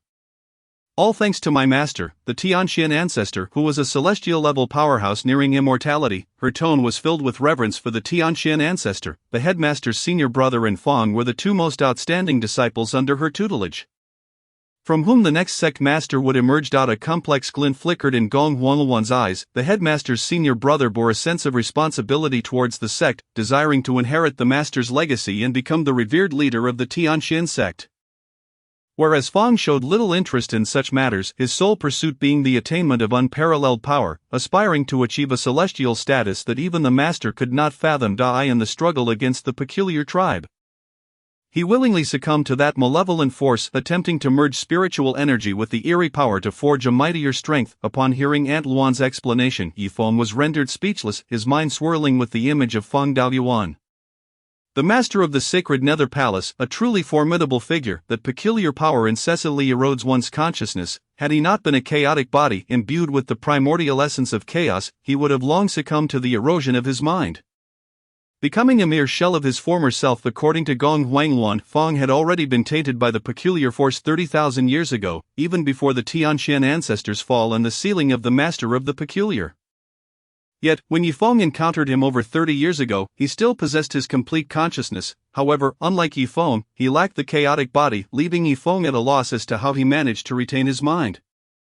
While Yifeng was deep in thought, Aunt Luan continued to gently explain in his ear, "This power is malevolent beyond measure. Those who succumbed to its influence and could not be saved in time lost their sense of self, transforming into ferocious and brutal beings of the peculiar. As time passed, both the sect and the various forces in the realm discovered that Fong had indeed become tainted by this sinister power.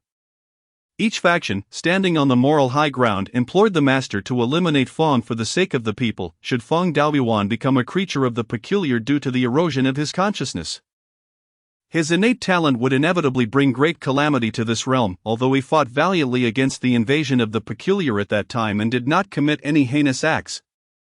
The Tianxian ancestor prepared to act for the greater good and eliminate his own kin. When Fong learned of this, he did not harbor anger towards his master. He understood her intentions. However, he could not afford to die yet, for he still harbored his own aspirations. Seizing the opportunity during the battle between the Tianxian ancestor and the master of the peculiar, Fong quietly departed from the Tianxian sect. Ultimately, the Tianxian ancestor sealed the master of the peculiar in the dimensional passage at the cost of her own life, leaving only remnants of the peculiar beings within this realm. A millennium after the battle, a demonic force known as the Sacred Nether Palace rose to prominence, becoming the hegemon of the demonic path. The master of the Sacred Nether Palace was none other than Feng Daoyuan, the most gifted disciple under the Tianxian ancestor. Yifeng listened quietly, his heart stirred by tumultuous waves. He began to re-evaluate this individual, who had also been tainted by the peculiar power, the one referred to by the world as the overlord of the demonic path. Revealing such a complex past, his heart brimmed with a desire for power, a yearning that compelled him to go to any lengths, even at the cost of being misunderstood and vilified. He was not a purely malevolent being, he too had fought for this realm against the invasion of the peculiar. Yifeng could not help but reflect on his own journey, as he too pursued power relentlessly. Yet he understood that power was not everything. He cherished those around him, his master, Aunt Luan, and Sister Mu. As for the plight of the world, it mattered little to him. Safeguarding those he cared for was sufficient. Yifeng embraced Aunt Luan tightly, as if drawing strength from her presence. However, he too had been tainted by that peculiar power, albeit against his will. Yet who would care about such nuances? If his secret were to be unveiled by the sect or the world, what path would lie ahead for him? Chapter 77, The Alluring Qiu Jian. The helplessness of the little ones. 2 days passed in the blink of an eye. The headmaster He Jintian remained in seclusion, while Zhuoxian was entangled in various sect matters, leaving the responsibility of selecting individuals to enter the Tianyuan Imperial Palace once again resting upon Gong Huangluan, the right headmaster. Among the disciples, only Yifeng, Mu Shueli, and Shaoihan met the criteria. Although Shaoihan's cultivation was only at the peak of the 8th level of Quasi-Emperor, his combat strength was comparable to some of the elite at the 9th level. Among the many elders of the sect, 4 were chosen, including a white-haired elder, a middle-aged man, and 2 middle-aged women. The white-haired elder, hailing from Tianxian Peak, was known as Elder Chen, thus everyone around him referred to him as Chen Lao. The middle-aged man came from Mo Hai Peak, while the 2 beautiful women were from Yunxia Peak and Shuelian Peak, respectively. The elder from Yunxia Peak, named Qiu Jian, was originally meant to have a male elder accompany her disciple. Yet most of the elders around her were female, and only Elder Qiu possessed strength closest to the imperial realm. With such a powerful figure by her side, she could rest assured about the safety of her rebellious disciple. Naturally, figures like the Tianyuan emperor would not entrust their legacies to those of mediocre talent. The primary duty of these elders was to ensure the safety of the younger generation while also seeking out other opportunities within. The operation of the sect requires the involvement of certain elders and stewards, so not all qualified individuals could be sent out. Furthermore, it is better to have a few elite figures than many. And 4 elders nearing the imperial realm were more than sufficient. Observing the beautiful elder sent by her master for protection, Yifeng raised an eyebrow slightly with her alluring figure, clad in a black and red ensemble and over-the-knee black stockings. She exuded a unique style. A touch of makeup enhanced her features, giving her an enchanting aura. With such a captivating woman accompanying him, the journey would surely be far from dull. Yifeng's status as a saint was beyond what Elder Qiu Jian could compare to. Although she was stronger than Yifeng, her identity rendered her merely a subordinate. Once everything was prepared, Yifeng and the others boarded the already arranged high-grade spiritual energy flying vessel. To facilitate the care of the 3 saints, the elders from each peak chose rooms adjacent to their respective disciples. After several days of travel through the void, while Yifeng was seated in meditation, a sudden, urgent knocking echoed from outside. "Saint, I have come to serve you with tea and water." Accompanying the knock was the charming voice of Elder Qiu Jian from Yunxia Peak. Upon hearing the voice of Qiu Jian, Yifeng remained largely unfazed. "Elder Qiu, please come in." After Qiu Jian entered Yifeng's chamber, she proceeded to pour a cup of hot tea. After gently blowing on it a few times, she gracefully approached Yifeng and respectfully offered it to him. "Your Excellency, the tea is ready." Yifeng's lips curled into a faint smile as he replied, "Elder Qiu, thank you. I can manage these matters myself from now on, so you needn't trouble yourself." As she gazed at the ethereal beauty of Yifeng, who resembled a celestial being, Qiu Jian felt a slight flush rise to her cheeks. "Your Excellency, you are too courteous. You are the chief of our Yunxia Peak, and before my departure, the Peak Master instructed me to ensure your safety. Attending to your needs is my duty." Yifeng couldn't help but privately scoff at her words. Day after day, she paraded before him in black knee-high stockings, swaying her delicate waist. Was she caring for him? Or was she tempting him? Taking a deep breath, Yifeng said, "Elder Qiu, I can handle simple tasks like pouring tea myself." Upon hearing his words, a flicker of disappointment crossed Qiu Jian's eyes. Though her talents were decent, they were not extraordinary. At 7,000 years of bone age, she had yet to break through to the imperial realm. When she reached 10,000 years, if she had not attained that level, she would begin to age and eventually perish. Fortunately, heaven had bestowed upon her both beauty and a commendable figure. If she could not break through within these 3,000 years, her only hope would be to find a gifted and powerful individual to assist her in overcoming the imperial realm, thereby extending her life. The strikingly handsome Yifeng, with unparalleled cultivation talent and his status as the holy son of the Tianxian sect, presented a golden opportunity for her. Being sent by the Peak Master to protect and serve the holy son was a fortuitous chance for them to be alone together. If she could seize this opportunity and become the holy son's confidant, her life would be imbued with hope. "Your Excellency, aside from pouring tea, I could also offer you a massage. You have exerted yourself with continuous cultivation for days.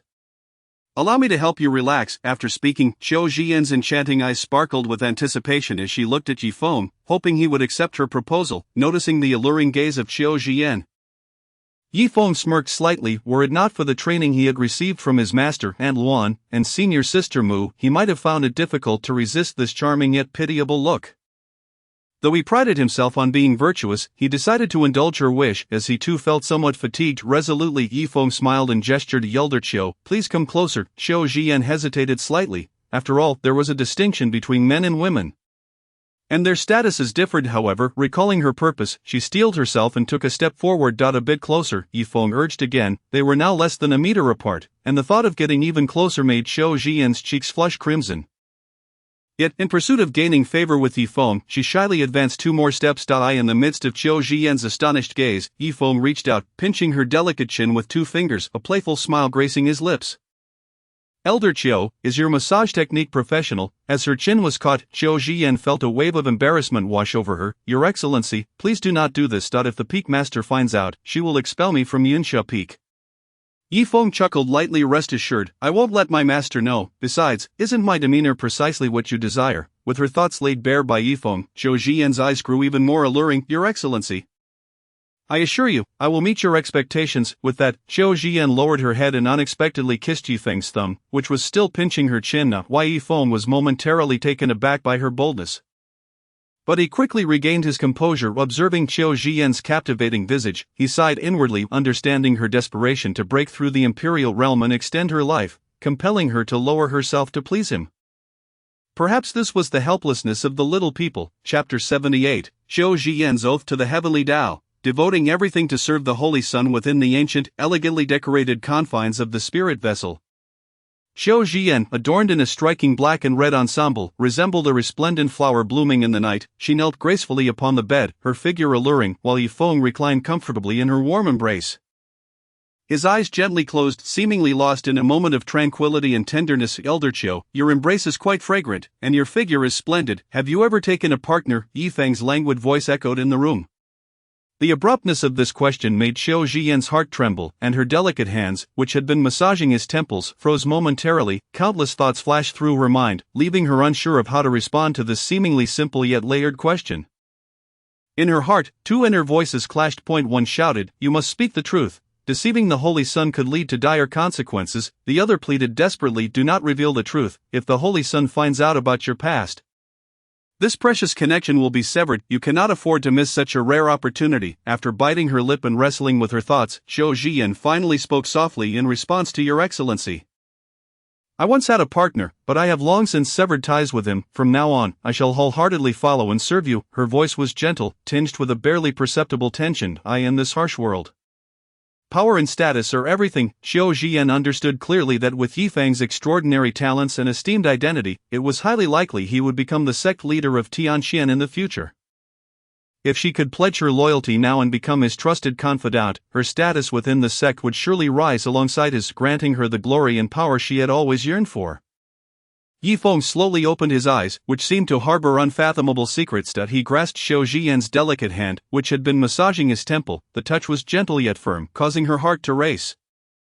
With a smile, Yifeng said, "Since Elder Qiu has expressed such sentiments, you shall henceforth be my subordinate. Serve me diligently, and this Holy Sun shall not treat you poorly." Upon hearing this, Xiao Zhiyan's heart soared with joy as she envisioned a future filled with boundless glory within the sect. Before she could voice her delight, Yifeng's tone suddenly shifted, his previously warm voice turning icy. "However, should you betray me or conspire against me, I will ensure that you suffer a fate worse than death."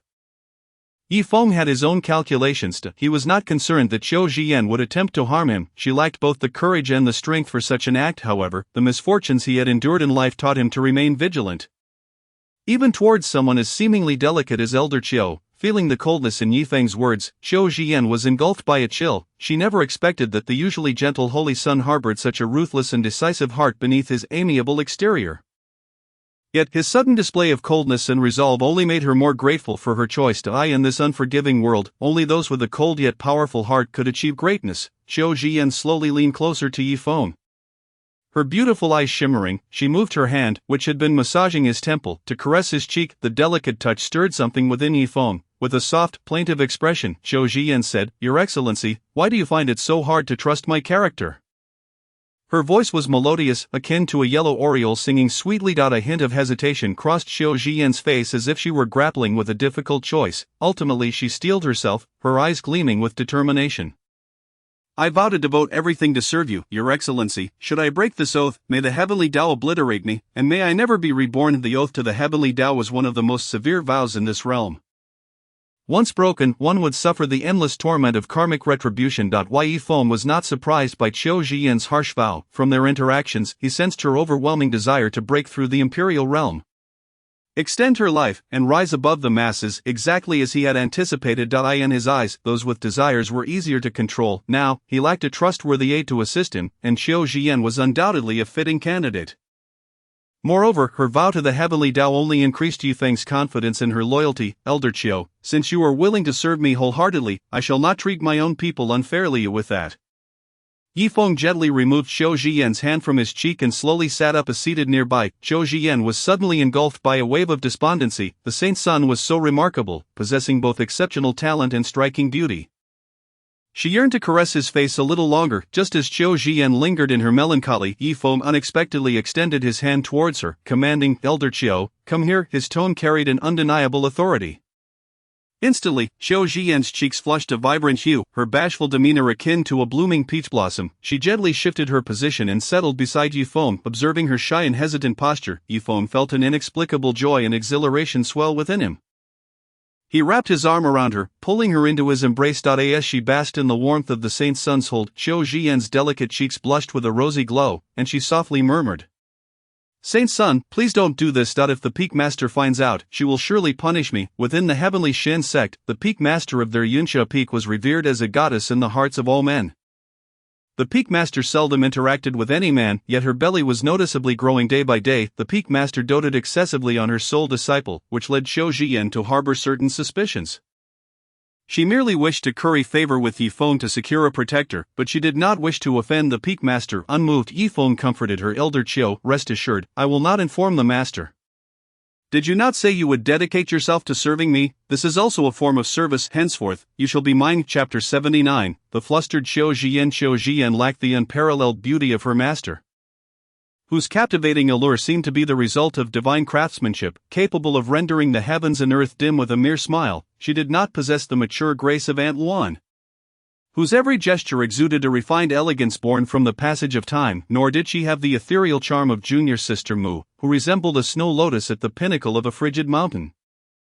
Exuding an air of detachment from the mundane world, yet, Xiao Zhiyan possessed a unique charm of her own. She emanated an allure distinct from others. Her enchantment was cultivated through years of expression and demeanor, a subtle accumulation of allure shaped by countless days and nights. Yifeng's gaze meticulously examined Xiao Zhiyan. Her delicate form was exquisitely proportioned, each curve perfectly defined. Her slender waist was plump yet devoid of excess, embodying an ideal artistic masterpiece. Though she may not have been as grand as Aunt Luan, her flawless silhouette was indeed rare and remarkable. Xiao Zhiyan felt Yifeng's intense gaze traverse her figure, akin to a gentle hand stirring her heart, sending ripples of emotion through her. Under the Saint Sun's scrutiny, she felt rejuvenated. The innocence and shyness of her past resurfaced. Her heart brimmed with boundless joy. She longed for Yifeng to gaze at her like this eternally, his fiery eyes igniting her very soul. Yet, amidst her delight, fear loomed like a shadow. The imposing visage of the Peak Master haunted her thoughts, and the mere mention of Yun Qingwan filled her with trepidation. Saint Sun, I am truly frightened. If the Peak Master discovers this, she will not spare me. A tremor laced her voice, betraying her genuine fear. However, such fears were natural. Who wouldn't be apprehensive about becoming entangled with the partner of their superior? Yifeng, witnessing Xiao Zhiyan's apprehension, felt a surge of compassion. He continued to soothe her patiently. Elder Qiu, fret not, the master shall remain oblivious, and she is not as unapproachable as you imagine. His voice was gentle yet resolute, imbued with an almost magical quality that gradually calmed her racing heart. Biting her lip, Xiao Zhiyan realized that at this moment, there was no turning back. Conflicting emotions surged within her, fear of the Peak Master on one hand, and admiration for Yifeng coupled with a yearning for cultivation resources on the other. She pondered, weighing the pros and cons, understanding that escape was futile. Slowly, a new thought began to blossom in her heart. Perhaps, becoming the Saint Sun's companion would not be so dire. Stealing glances at Yifeng, with his striking features, starry eyes, and tall stature, ignited a flutter of excitement within her. The Saint Sun was extraordinary, and the mere thought of being his was exhilarating. In this realm, status may not hold the utmost importance. Even without a title, merely being by his side would be an unparalleled joy. In this brutal world of fantasy, cultivation resources were invaluable. Xiao Zhiyan recognized that her path to advancement had reached an impasse. She yearned to break through to the imperial realm and extend her life. Yifeng was undoubtedly her best opportunity. She could leverage his power to acquire the coveted resources she dreamed of, enabling her breakthrough. Having reconciled her thoughts, Xiao Zhiyan shifted in Yifeng's embrace, gazing at him with newfound resolve. The hesitation and fear that once clouded her eyes had vanished, replaced by determination. She simply wished to become the Saint Sun's woman and attain all that she desired. In truth, I have a fondness for the Saint Sun. The Saint Sun is remarkably talented and outstanding. You are truly my ideal type, though I feel unworthy of you. A hint of self-doubt tinged Xiao Zhiyan's words, yet they were overshadowed by her admiration and affection for Yifeng. Hearing her confession stirred something within him. He gazed at the beautiful yet intricate woman before him, aware that her heart carried countless stories and unspoken struggles. Gently, he caressed her cheek, the delicate touch warming his heart. Elder Qiu, there is no need for self-deprecation. Tiomi, you possess a unique charm all your own. You are beautiful, with exquisite features that seem meticulously sculpted, each detail perfectly rendered. Your figure is alluring, with graceful curves that exude a distinctive allure. Moreover, you possess an innate ability to adorn yourself, showcasing your beauty splendidly. Yifeng paused momentarily, his gaze lingering on her black knee-high stockings. The black knee-high stockings you wear accentuate a woman's allure splendidly. They cling to your calves, revealing femininity and sensuality without reservation, each detail exuding a captivating charm. Xiao Zhiyan nestled against Yifeng, Enveloped in his warm embrace, which felt like the safest haven in the world, she could distinctly feel his heartbeat, the powerful rhythm resonating within her heart. Hearing the Saint Sun's candid praises ignited her already tumultuous emotions, sending ripples across her heart. Although Qiu Jian relished showcasing her allure, she typically did so in a subtle manner. Never before had she displayed her beauty so boldly as she did today. In her daily life within the sect, she donned dignified long skirts paired with knee-length sheer black stockings, a fitting attire for her status, elegant yet composed. This time, in embarking on a mission with the Saint Sun, she had dared to entertain different thoughts, opting for knee-high sheer stockings to reveal her unique charm, secretly hoping to secure a position alongside the Saint Son. At her age, she understood the significance of having a powerful ally within the sect. Yet, she never anticipated that the situation would exceed her expectations. Not only had she successfully secured her position, but she was now cradled in the Saint Sun's gentle embrace, becoming his. The thought of being a mature woman held by a youthful man like Yifeng, potentially engaging in intimate actions such as kissing, made Qiu Jian feel unbearably shy. Wishing to vanish into the ground, the warmth of her embarrassment spread from her core to her cheeks. Saint Sun, please, I wish to find a hole to hide in. Her voice was as soft as a whisper, her bashful demeanor undeniably endearing. Yifeng chuckled at her response, a mischievous glint in his eye. He reveled in the sight of this mature woman being so beautifully flustered by his flirtation. This unique sensation filled him with a distinct satisfaction. Elder Qiu, our relationship has grown so intimate. In our private moments, you need not address me as Saint Sun anymore, and I shall no longer refer to you as Elder Qiu. Yifeng spoke earnestly. Qiu Jian's bashful demeanor became increasingly evident. Her cheeks flushed as she softly inquired, "May I ask how the esteemed Sun wishes me to address you?" Yifeng smiled gently and replied, "You are already 7,000 years old, while I am merely in my 50s. By age you are considered my elder. When we are alone, I shall call you Aunt Qiu, and you shall refer to me as young master." Upon hearing this suggestion, Qiu Jian's face turned crimson, as if it might bleed. She had never anticipated that the esteemed Sun would make such a request. The thought of calling this youthful figure young master while being embraced by him was utterly mortifying. Just imagining that scenario made her head buzz, as if her very being were on the verge of collapse. Yifeng held her slender waist tightly, the softness of her form stirring something deep within him. He reached out, gently cupping her apple-like face, a faint smile gracing his lips. "Aunt Qiu, you must quickly adapt to how we address one another. Do call me young master, just to hear it." There was an undeniable authority in his tone. Although Yifeng wore a smile, Qiu Jian sensed the seriousness behind it. She knew she could not refuse. At that moment, her heart was a tumult of trepidation, shyness, and anticipation. She parted her rosy lips and whispered into Yifeng's ear, "Young master, Aunt Qiu likes you." The melodious yet enchanting words, "young master," lingered in Yifeng's ear like an ethereal melody, captivating his very soul. The sound was sweet and alluring, imbued with an almost magical allure that sent a delightful shiver through him. Qiu Jian's graceful figure was accentuated by a form-fitting black and red dress that beautifully outlined her curves. The hem swayed gently with her movements, exuding a unique charm. Her legs, clad in black thigh-high stockings, clung to her skin, enhancing her already exquisite legs, each line perfectly proportioned, radiating endless beauty. Her gaze towards Yifeng was imbued with tenderness and dependence.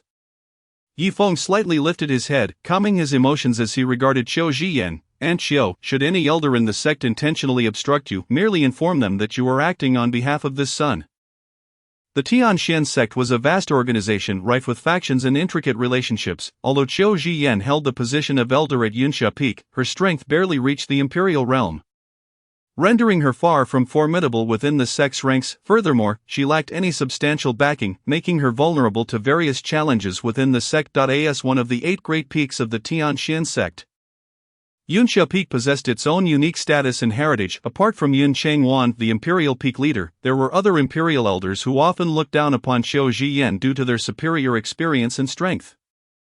Their lofty demeanor made her feel like a mere inconsequential figure in their eyes. The underlings of the same rank, wielding the influence of these imperial elders, also disregarded her. Yifeng was acutely aware of Qiu Jian's predicament within the sect, and a wave of sympathy surged within him. His words were a clear declaration that he would be her support moving forward. In the Tianxian sect, as the Sun, Yifeng held a revered position. Any elder who dared to confront Qiu Jian would be challenging him. The son of the sect, listening quietly to Yifeng's words, Qiu Jian's beautiful eyes glistened with unshed tears. In the past, she had relied solely on herself within the sect. The disdainful glares and difficulties imposed by the powerful imperial elders had pricked her pride like thorns, countless times in the solitude of night.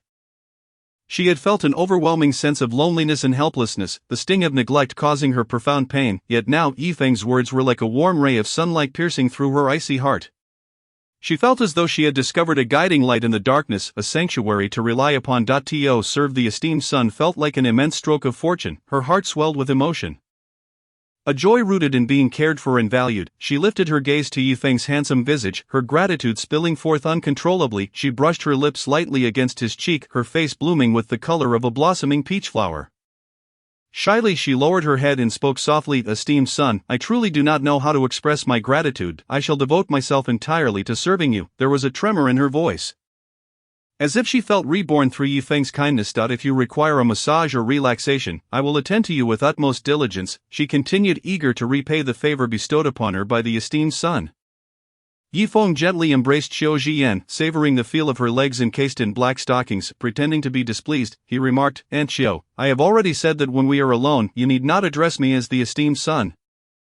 It was undeniable that Qiu Zhiyan possessed a unique charm. Her graceful, mature appearance was akin to a ripe fruit, exuding an enticing fragrance. Yifeng, captivated by her bashful expression, felt an urge to tease her. Wishing to mold her into a compliant Aunt Qiu, upon witnessing Yifeng's feigned displeasure, Qiu Zhiyan became anxious. Realizing her earlier slip of the tongue, regret washed over her. She thought that calling him young master was acceptable, as she was indeed meant to serve the esteemed son. "Young master, please do not be angry. I will remember from now on," she said, her tone laced with a hint of appeasement, not wanting to offend him. Yifeng, amused by Qiu Zhiyan's nervousness, pulled her closer, playfully pinching her rosy cheek, and chuckled, "If there is a next time, young master shall certainly impose a severe punishment, and Aunt Qiu, refrain from referring to yourself as this humble servant."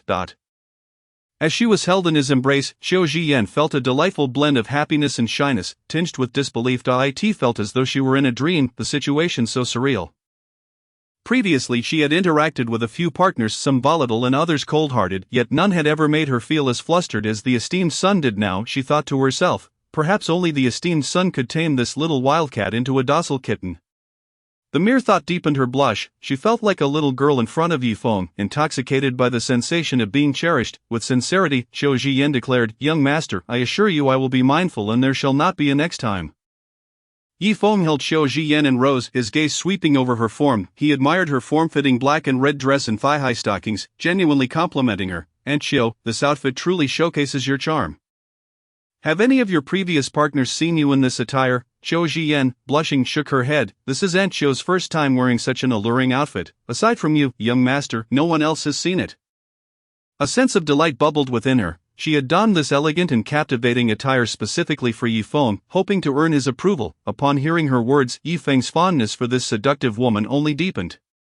He appreciated Qiu Zhiyan's thoughtful gesture and decided to enjoy the moment. "Since Aunt Qiu dressed for my eyes, I shall relish this sight," he said. Yifeng's gaze remained fixed on Qiu Zhiyan's enchanting face. Her exquisite features seemingly crafted by divine hands, her bright, lively eyes sparkled as if they contained the cosmos, and her peach-like lips parted slightly, radiating an alluring sheen. Without hesitation, Yifeng leaned in and kissed her, experiencing a sweetness like never before. Initially tense, Qiu Zhiyan gradually shed her shyness, her arms wrapping around Yifeng's neck as she ardently reciprocated his kiss. Their lips melded together, sharing each other's warmth, a collision of passion, an intertwining of love. Yifeng carried Qiu Zhiyan to the soft couch, his gaze drifting to her legs adorned in black stockings. The stockings shimmered softly in the sunlight, their beautiful contours captivating him. "Aunt Qiu, you look stunning in those stockings," he praised sincerely. Qiu Zhiyan, entwined around Yifeng's neck, felt an overwhelming shyness and responded, "As long as young master enjoys it, I shall wear it for you often."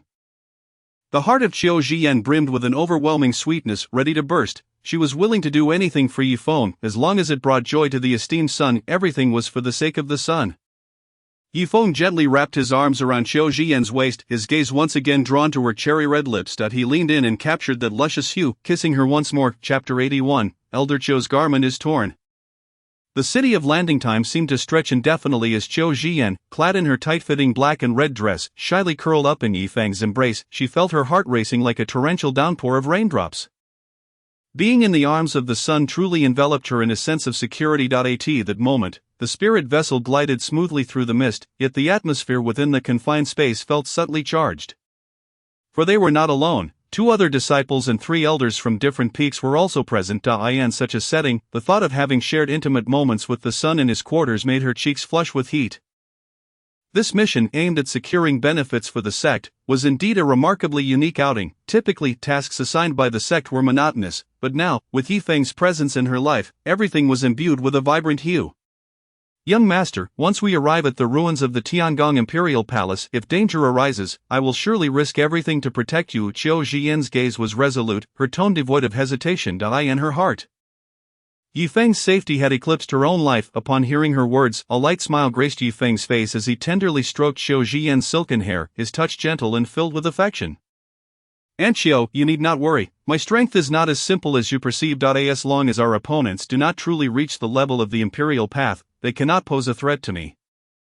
His voice resonated with confidence and absolute trust in his own abilities. As he spoke, his gaze inadvertently fell upon Qiu Jian's black thigh-high stockings, which clung closely to her skin, accentuating the alluring contours of her legs.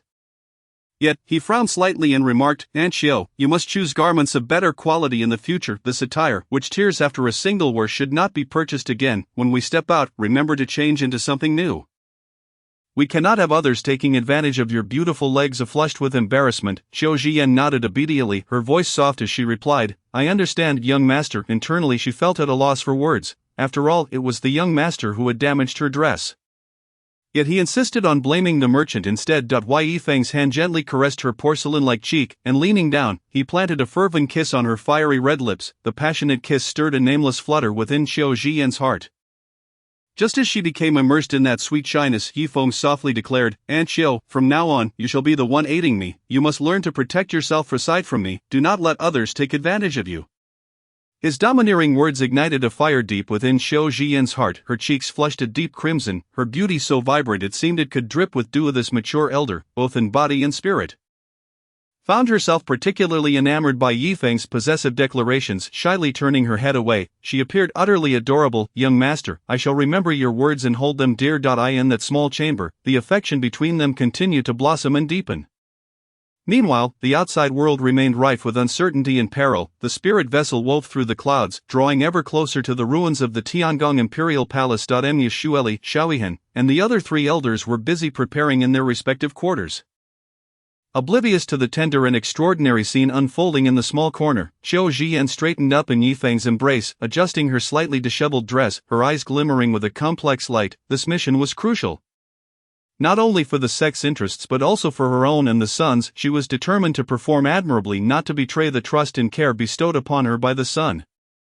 Observing Qiu Jian's earnest demeanor filled Yifeng with satisfaction. Though she displayed a shy and delicate side before him in critical moments, she was undeniably a reliable companion. After all, she was a genuine powerhouse, already half-stepping into the realm of the emperor, and she had sworn an oath to the heavenly Tao. Her heart and mind were now entirely his. In the ensuing hours, Qiu Jian would occasionally visit Yifeng's quarters to serve him tea, offer massages, and assist in various ways. Mu Shueli would sometimes set aside her icy demeanor to seek out her junior brother. Yifeng frequently ventured into Mu Shueli's chambers to discuss cultivation insights or practice together.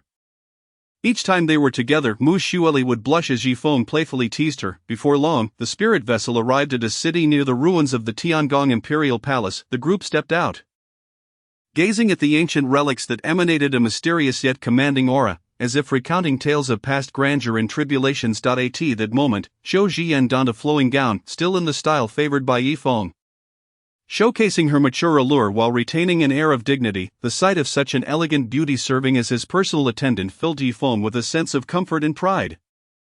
Chapter 82. Old acquaintance Kai Yiting, Sister Mu's possessiveness. Elder Chen of Tianxian Peak waved his withered hand, instantly shrinking the spirit vessel to a miniature form that floated into his grasp.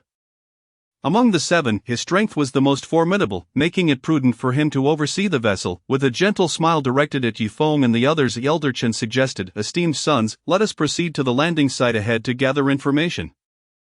Yifeng and his companions represented the future of Tianxian's sect, highly regarded by the 3 leaders. Despite being an elder of Tianxian Peak, Elder Chen dared not show any signs of negligence.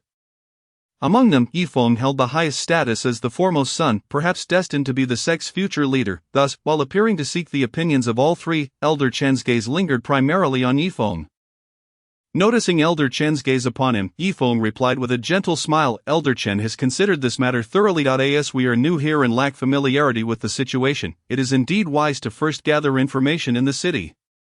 He then turned to Mu Shueli and the others, seeking their thoughts. Xiaoyihan, with a calm demeanor, remarked, "Given the multitude of factions converging here, the situation is exceedingly complex. I support Elder Chen's proposal." Zhou Jian and the other elders nodded in agreement with Elder Chen's suggestion. Mu Shueli looked at Yifeng, a hint of warmth flickering in her icy gaze. "Whatever you decide, I will follow your lead." Her straightforward words reflected her unconditional trust in Yifeng, catching him by surprise at her openness in such a setting. Yifeng extended his arm, taking Mu Shueli's delicate hand in his, causing a fleeting blush to cross her face as she subtly struggled against the pressure of so many eyes upon them. Feeling the softness of her hand, Yifeng leaned closer to her ear and teasingly whispered to Sister, "Do not resist, they are well aware of our relationship." Mu Shueli shot him a fierce glare but ultimately allowed him to hold her fair hand. The onlookers erupted in light-hearted laughter, teasing the pair. Only Zhou Jian, appearing outwardly composed, felt a pang of envy stir within her. How she wished to openly share such moments with the esteemed son. With a wry smile, she chased away that thought. After all, the beautiful girl from Shuelian Peak, like her young master, was a prodigy of the sect. How could she ever dare to compare herself to her? As long as she could remain by the young master's side, she would be content. A moment later, Yifeng and his companions entered the grand lobby of the most luxurious inn in the city. Preparing to check in. Representatives of Tianxian sect, they could not afford to tarnish the sect's reputation by staying in lesser establishments. However, even before entering the ruins of the Tiangong Imperial Palace, Yifeng felt the oppressive force in the air surrounding them. This terrifying pressure intensified with strength and diminished with weakness.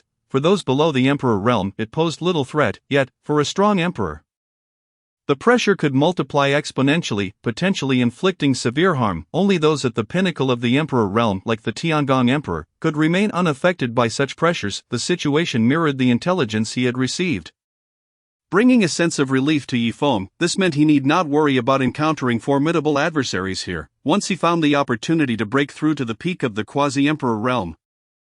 No one in this place would stand against him. Junior brother Yifeng, Tianxian sect arrived quite swiftly, as Yifeng pondered how to swiftly elevate his strength to the pinnacle of the quasi-emperor realm. A melodious voice drifted into his ears. Following the direction of the sound, Yifeng beheld a figure clad in a pink gown. This young woman, adorned in a flowing pink dress, was none other than Kai Yiting from Zishou Palace, whom Yifeng had fortuitously rescued upon his initial entry into the Abyssal Star Sea domain. Accompanying her were two other young ladies and an elderly matron. Standing at the center of this gathering was a breathtakingly beautiful woman in a resplendent golden gown, her attire further adorned by a layer of golden armor, exuding an air of valiant grace. She was none other than the sole saintess of Zishou Palace, Si Miaoyan. Upon recognizing a familiar face greeting him, Yifeng reciprocated with a warm wave to Kai Yiting. "Xiao Ting, is this the Heavenly Shin sect's foremost holy son you mentioned? He doesn't seem as formidable as you described," Si Miaoyan remarked, her gaze appraising Yifeng with curiosity. In response, Kai Yiting smiled brightly. "Miaoyan, this junior from Heavenly Shin sect." Yifeng managed to defeat the specter of Blood Moon Hall with a single strike upon entering the Abyssal Star Sea domain. Though he is ruthless towards his foes, he is quite affable in conversation with those around him. At that time, Si Miaoyan had only been at the 4th level of the quasi-emperor realm. While she had been capable of defeating the specter, it was certainly not as effortlessly as Yifeng had done. Moreover, Yifeng had merely been at the 2nd level of the quasi-emperor realm then. Hearing Kai Yiting extol Yifeng's prowess so highly, Si Miaoyan's lips curled into a playful smile. "Xiao Ting, you wouldn't have developed a fondness for this fellow, would you? Yet, he seems to already have a Dao partner." One of the charming young women beside them teased Kai Yiting. "Kai senior sister, I have heard he is the foremost holy son of Heavenly Shin sect. If you could win him over to our Zishou Palace, it would certainly bring honor to our sect." Blushing, Kai Yiting replied, "Miaoyan senior sister, Yiro junior sister, please refrain from jesting about me. I harbor no such intentions." However, despite her words, her gaze discreetly flitted towards Yifeng. Though she was aware of his Dao partner, how could she not be stirred by someone so exceptional? Observing Kai Yiting's bashful demeanor, Si Miaoyan wrapped her arm around Kai Yiting's slender waist. saying, "Since we have encountered my junior sister's old acquaintance, let us extend our greetings." As Kai Yiting and her companions approached, Yifeng gradually rose to his feet. Mu Shueli grasped Yifeng's arm, inquiring, "When did you become acquainted with so many beautiful maidens outside?" At her words, Yifeng broke into a cold sweat, exclaiming, "Senior sister Mu, this is unjust. I only know the one in the pink dress. And even then, we are not very familiar." Mu Shueli's icy gaze bore into Yifeng, clearly unconvinced by his protestations. "Fear not, when they arrive, all will be clarified." With Mu Shueli holding his hand, Yifeng felt no anxiety. After all, he had nothing to hide. However, he couldn't help but wonder when senior sister Mu had developed such possessiveness akin to their master. At that moment, Mu Shueli had already led Yifeng to face Kai Yiting and the others. "Kai senior sister, what a coincidence it is to encounter the Zishao Palace's entourage upon our arrival here," Yifeng greeted. Bearing the weight of Mu Shueli's scrutiny, "Zishao Palace has also just arrived." Wishing to gather useful information at this gathering point, Kai Yiting replied, her voice warm as she cast a glance at Si Miaoyan, who had her arm around her waist. "This is our saintess, Si Miaoyan, and beside her is junior sister Shui Yero. I have long heard of the impressive feats of the Holy Sun Yifeng from Kai junior sister. I shall surely seek your guidance when the opportunity arises," Si Miaoyan declared, her eyes glinting with spirited ambition as she regarded Yifeng. Yifeng, in turn, regarded Si Miaoyan with a knowing look. The saintess of Zishao Palace was indeed a stunning beauty, though it appeared she may have inclinations towards the fairer sex. Si Miaoyan noticed Yifeng's gaze and, while she did not share such inclinations, she was unperturbed by his scrutiny. She merely wished to engage in a contest of strength to discern who among them was superior. As Yifeng assessed the trio, he noted that Si Miaoyan's prowess matched his own at the 9th level of the Quasi-Emperor realm, while Kai Yiting and Shui Yiru were at the pinnacle of the 8th level. As prodigies of Zishao Palace, they undoubtedly possessed the ability to challenge opponents beyond their level, yet Yifeng remained skeptical of their capabilities. Even the strongest among them, Si Miaoyan, might struggle against any one of his companions. Mu Shueli, Xiao Shidi, or himself. After all, not every faction could rival the Heavenly Shen sect in nurturing such a multitude of exceptional talents. With the Tianyuan Emperor's palace soon to open, it seemed inappropriate to engage in battles now. Yifeng resolved to engage Si Miaoyan in earnest at a later date when the opportunity arose. Si Miaoyan nodded slightly, acknowledging the inappropriateness of the moment. Her gaze shifted towards Mu Shueli, who was a strikingly beautiful woman with an air of cold elegance. It appeared that her junior sister's chances were slim. Noticing Si Miaoyan's gaze, Mu Shueli smiled and introduced herself, "Holy Son of Heavenly Shen sect." Mu Exuli. As she spoke, she subtly adjusted her grip on Yifeng's arm, casting a glance at Kai Yiting. Clearly, among the Zishao Palace group, the one familiar with her Yishidi was this Kai Yiting. This realization made her feel a twinge of alertness. She intended to assert her claim, realizing she could not compete with Yun Shirshu and Gong Shirbua, yet could she not surpass this outsider? Kai Yiting chuckled lightly. "In the Abyssal Star Sea domain, I have heard Yifeng Shidi mention Shueli. I truly envy Shueli for being Yifeng Shidi's Dao partner." Upon hearing this, Yifeng felt utterly flabbergasted. "Kai Yiting, we have no enmity. You cannot do this to me. Holy Son, it is time for us to inspect our accommodations," called out Xiao Yi, and Yifeng felt she truly understood him. Indeed, mature women possess an innate compassion. "My apologies, Kai senior sister, but we must attend to our lodgings. We shall reminisce another time." Kai Yiting realized she might have misspoken and bore an apologetic expression. "Shueli, please do not misunderstand. I meant no offense." Yifeng had given up on resisting. This situation was only becoming more convoluted. After exchanging a few more pleasantries, Yifeng and his companions departed under the guidance of a man towards their lodgings.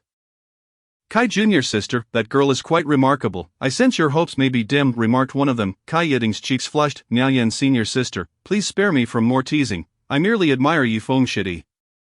Si Miaoyan pouted slightly. "I cannot believe you, senior sister." After settling into their respective lodgings, Yifeng could no longer contain his impulses and directly made his way to Mu Shueli's room. Inside, Mu Shueli lay upon a soft couch, preparing for a brief respite. Her graceful and flawless form was laid bare to Yifeng's gaze, every curve exquisitely defined, as though sculpted by divine hands. Upon sensing his entrance, Mu Shueli lifted her gaze to find Yifeng hastily sitting up, her beautiful eyes glinting with mock reproach and vexation. Yishidi, why didn't you knock?" Yifeng, seemingly unconcerned, seated himself beside her, grasping her porcelain-like hand, and with a playful grin remarked, "Senior sister Mu, given our close relationship, is there really a need for knocking?" Hearing this, Mu Shueli felt a sweet warmth envelop her heart, akin to tasting honey. However, the thought of Yifeng's acquaintance with Kai Yiting, whom he had failed to mention, stirred a wave of jealousy within her. So you, the busy man, have no time to catch up with that girl from Zishou Palace, yet you find time to visit me? The envy in her tone was palpable, as if it could be detected even through two closed doors. Ye Feng, sensing the underlying tension, quickly wrapped his arm around Mu Xueli, pulling her close and securing her waist. Holding her firmly against him, feeling the warmth of his embrace, Mu Xueli's cheeks flushed a delightful shade of pink, and in her shyness, she squirmed, attempting to escape his hold, yet, the more she struggled, the tighter Yi Feng held her. As if wishing to meld her into his very being, irritated, Mu Xueli protested, "Let go of me. Go reunite with your old acquaintances." Yi Feng, observing the jealousy radiating from Mu Xueli, chuckled helplessly, then lifted her into his lap. He softly explained, "Mu Senior Sister, I assure you, my connection with Kai Senior Sister is purely platonic." The implication of his words was clear. He urged her not to remain upset, however, Mu Xueli was having none of it. Her delicate hand pressed against Yi Feng's chest, attempting to push him away, her rosy lips pouting in discontent. "You call her Senior Sister so affectionately." Yi Feng laughed lightly at her pettiness. He had not anticipated that Mu Xueli would be so meticulous about such trivial matters. Her possessiveness rivaled that of their master. At that moment, Mu Xueli persisted in trying to escape his embrace, her stubbornness invoking both affection and empathy. Ye Feng believed that this little girl, who was so prone to jealousy, deserved a proper lesson. He paid no heed to Mu Xueli's struggles, firmly embracing her and then passionately kissing her soft, rosy lips. In that fleeting moment, Mu Xueli's eyes widened, her mind blank, yet she soon found herself unable to extricate herself from Ye Feng's kiss. Lost in its depths, all her jealousy and anger dissipated like smoke, leaving only the profound love that filled the air between them. They kissed for what felt like an eternity, as if pouring forth all the emotions they shared into that singular moment. As their lips slowly parted, Mu Xueli's cheeks, already flushed like the evening sky, burned even hotter, resembling a ripe apple in its allure. She lowered her head shyly, like a startled fawn, unable to meet Ye Feng's gaze. Her breath becoming slightly hurried, as if trying to conceal the indescribable fluttering within her heart. However, Ye Feng had no intention of letting Mu Xueli escape his attention. His deep, gentle eyes remained fixed on her. Filled with adoration and tenderness, sensing the sweet fragrance emanating from her, Ye Feng gradually lost himself. "For Senior Sister Mu, I only call you that out of politeness. My feelings for you are genuine. If it's not acceptable, how about I just call you my wife from now on?" Upon hearing this, the rosy hue on Mu Xueli's face deepened, making her even more enchanting. "We haven't even held a wedding yet." "Who said anything about being your wife?" she retorted, though her arms were honestly wrapped around Ye Feng's waist, and the smile at the corner of her mouth was impossible to suppress. Chapter 84, In the Room.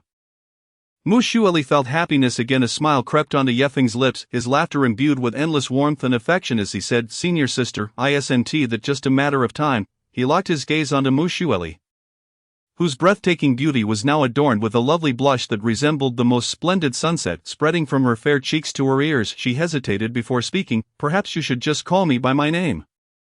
As she spoke, Mu Xueli slowly lifted her delicate head, her autumn-like clear eyes gazing at Ye Feng, seemingly containing a multitude of stars, each twinkling with affection, although deep down she resonated with Ye Feng's unique form of address and cherished the intimacy of junior brother Yi. Her traditional and somewhat conservative nature reminded her that such close terms of endearment might be premature. If she easily capitulated, how would he come to appreciate her worth? Ye Feng nodded slightly, unaware of Mu Xueli's inner thoughts. His strong arms enveloping her tightly, as if to merge her into himself. "Then I shall call you Lyre, and you must grant me a unique name as well," he gently suggested. Mu Xueli's beautiful eyes fluttered like butterfly wings. Lost in reminiscence, when we first crossed paths, you looked at me with those wide eyes, radiating mischief. I thought you were nothing but a rogue. Her voice carried a hint of playful reproach, interspersed with sweetness. But later, when you risked your life to save me, I could never forget this mischievous junior brother. A wave of warmth surged within Mu Xueli as memories flooded back, the first time their worlds collided. Ye Feng's intense gaze had made her somewhat uncomfortable, as if he could see into her very soul, leaving her with a poor initial impression of the man who had intruded upon her life. Even during the solemn ceremony of the Holy Sun, she had considered teaching this audacious fellow a lesson, yet fate proved to be wonderfully ironic, at the critical moment when her life was in peril. It was this rogue junior brother who unhesitatingly stepped forward, protecting her with his life. As they spent time together, it was Ye Feng who imparted a crucial lesson to her. In her moments of confusion and uncertainty about the meaning of her existence, He had told her that one should not live for others, but rather for oneself. From that instant, Mu Xueli felt as though she had found a guiding light in the darkness, beginning to re-evaluate her life and discover her purpose. Now she lived not only for herself but also for this robed junior brother who brought her a mix of embarrassment, annoyance, and profound happiness. Mu Xueli's heartfelt words fell like gentle spring rain, intricately permeating Yefeng's heart. The sensation of being cherished so deeply made him feel as though he were floating on clouds, nearly overwhelmed by bliss. This person was none other than his beloved senior sister, whom he had fallen for at first sight. A fleeting thought crossed Yefeng's mind: if any other woman were to utter such tender words to him, it could only be his stunningly beautiful master. Yefeng's hand gently caressed Mu Xueli's flushed cheek, a mischievous smile gracing his lips as he softly declared, "Beloved senior sister, from now on you shall call me the mischievous junior brother." His gaze burned with fervor, as if it could melt everything in its path. "Now let me warm your heart properly." Without allowing Mu Xueli a moment to react, he leaned in, his gentle yet assertive lips pressing against her petal-soft ones. As Mu Xueli was kissed by her mischievous junior brother, her heart raced with excitement, the blend of shyness and joy intertwining within her. She struggled to suppress these potent emotions, slightly lifting her long, fair neck, creating a graceful curve akin to nature's finest masterpiece. She began to engage Yefeng in the kiss earnestly, her involvement unprecedented. This kiss transcended time and space, binding their souls together. They were lost in the sweetness of their embrace, oblivious to everything around them. After what felt like an eternity, Mu Xueli slowly withdrew her hands from around Yefeng's neck, gently pushing him away. Their faces parted slightly, her cheeks resembling blooming peach blossoms, her lips glistening with the traces of their love. Sitting in Yefeng's embrace, her face blushing, she began to avert her gaze, as if unable to meet the intensity of his eyes. Shyly she remarked, "You mischievous junior brother. Why do you love kissing so much? It's truly impossible to deal with you." The continuous kisses had transformed the usually aloof Mu Xueli into a different person. At this moment, she appeared exceptionally charming, her bashful demeanor resembling the most exquisite painting in existence. Yefeng gazed at his senior sister, her enchanting appearance melting his heart. The blush had crept to her ears, her large eyes shimmering with unshed tears. To calm her flustered emotions, she delicately licked her pink tongue across her cherry-like lips, a tantalizing sight that made Yefeng's heart tremble. Yefeng's hand, which had been resting on Mu Xueli's slender waist, now gently caressed her delicate face. His eyes brimmed with tenderness and affection, as if he wanted to etch her image deep within his heart. "Mischievous junior brother, why do you gaze at me like that? We've already shared a kiss, what more do you desire?" Seeing Yefeng's fiery gaze fixated on her lips, Mu Xueli felt even more bashful. Unable to help but feel a rush of embarrassment, she turned her head, as if trying to evade his bold stare. Yet, Yefeng, captivated by Mu Xueli's alluring charm, felt his love surge uncontrollably, prompting him to hold her even tighter. "Beloved senior sister, your kissing skills have improved." Mu Xueli playfully chided. "If you keep this up, I won't talk to you anymore." Yefeng chuckled heartily. "Senior sister, let us continue kissing. I promise to make you very happy afterward." He captured Mu Xueli's lips once more, his hands deftly finding the ribbon at her waist and loosening it. Overwhelmed with shyness, Mu Xueli grasped Yefeng's hand in an attempt to stop him, but once she held his hand, her face flushed, and she began assisting him. Soon, the room was enveloped in a haze of intimacy. Chapter 85, Yefeng becomes the center of attention, the rift passage with a mischievous junior disciple by her side. Even the most tedious tasks of cultivation no longer felt so monotonous to Mu Xueli. Ever since childhood, her competitive spirit had driven her to excel, yet she had never anticipated that she would be so thoroughly outmatched by someone.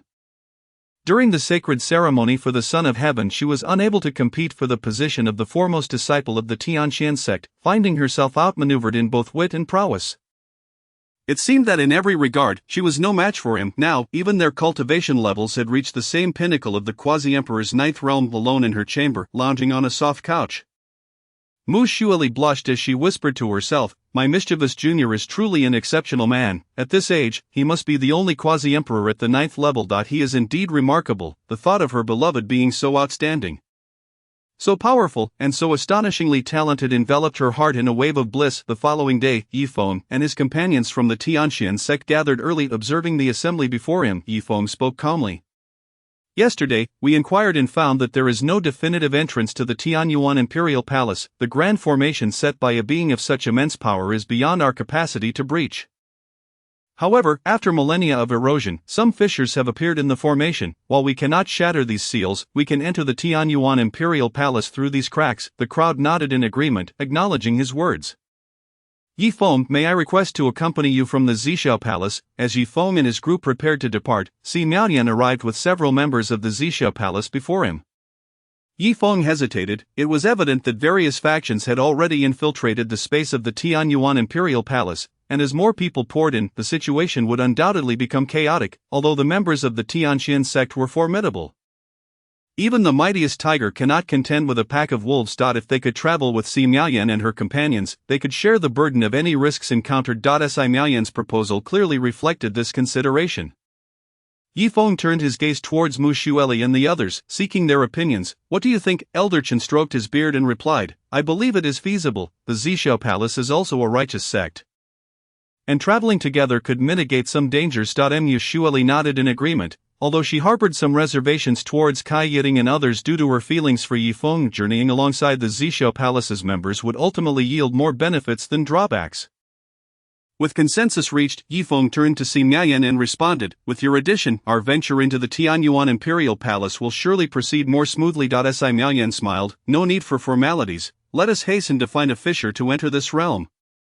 Yi Feng ceased further discussion, and the two factions transformed into streaks of light, soaring in the same direction. As time passed, the space around them grew increasingly lively. Disciples from various factions, along with prodigies from ancient imperial clans and princes and princesses of empires, gathered here. Even beings from realms close to the domains governed by the Li people had arrived, seeking to obtain the legacy of the Tianyuan Emperor. Amid this extraordinary atmosphere, Yi Feng and his companions spent several hours searching and finally discovered a fissured passage leading to the inner space of the Tianyuan Imperial Palace.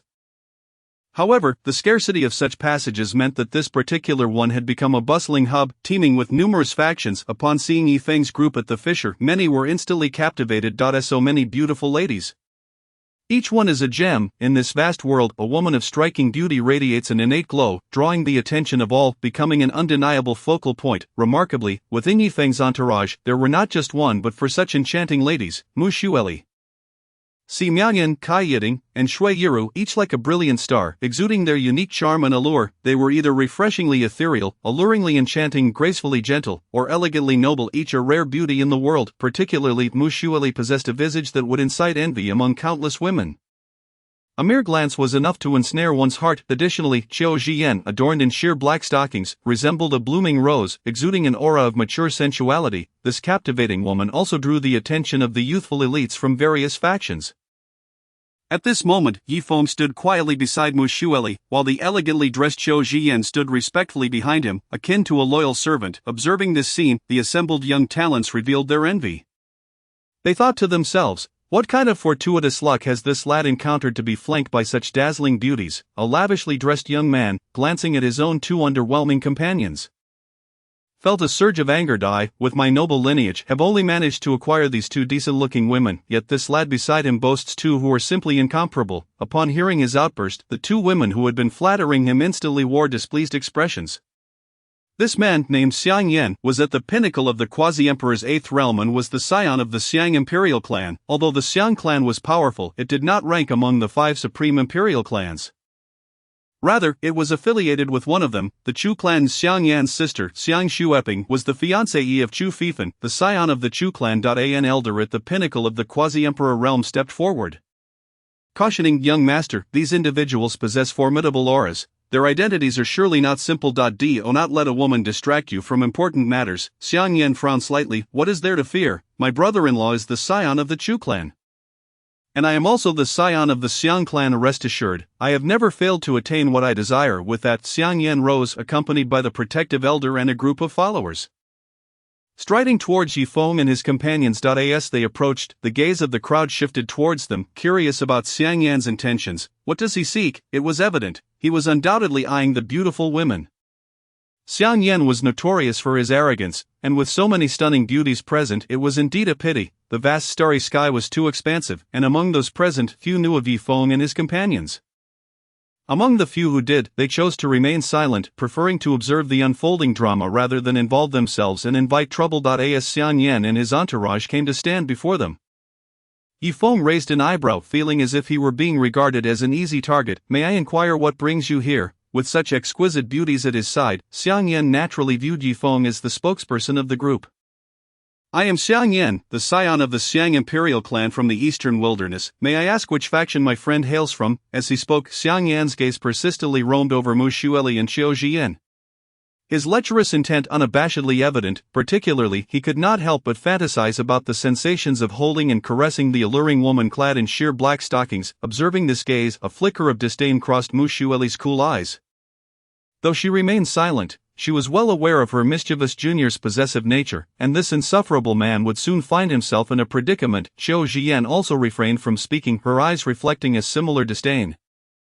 In her heart, she had long regarded herself as Yi Feng's woman. Only the Son of Heaven could make her feel bashful, while others gazing at her with such intent merely repulsed her. Yi Feng quickly discerned Xiang Yan's intentions. Daring to cast lustful glances at his women was an affront that warranted a lesson. I hail from an inconspicuous faction, the Xiang imperial clan of the eastern wilderness. I have indeed heard of your clan. It is said to be quite powerful. I did not expect you to come from such a prominent lineage. It is truly enviable. Flattered by Yi Feng's words, Xiang Yan felt a surge of satisfaction, yet his primary focus remained on the beauties before him. Feeling reassured by Yi Feng's remark about coming from an insignificant faction, his previously courteous demeanor shifted back to one of arrogance. To be frank, I have taken a liking to the two beauties by your side. If you would be so gracious as to gift them to me, I assure you safety within the Tianyuan Imperial Palace.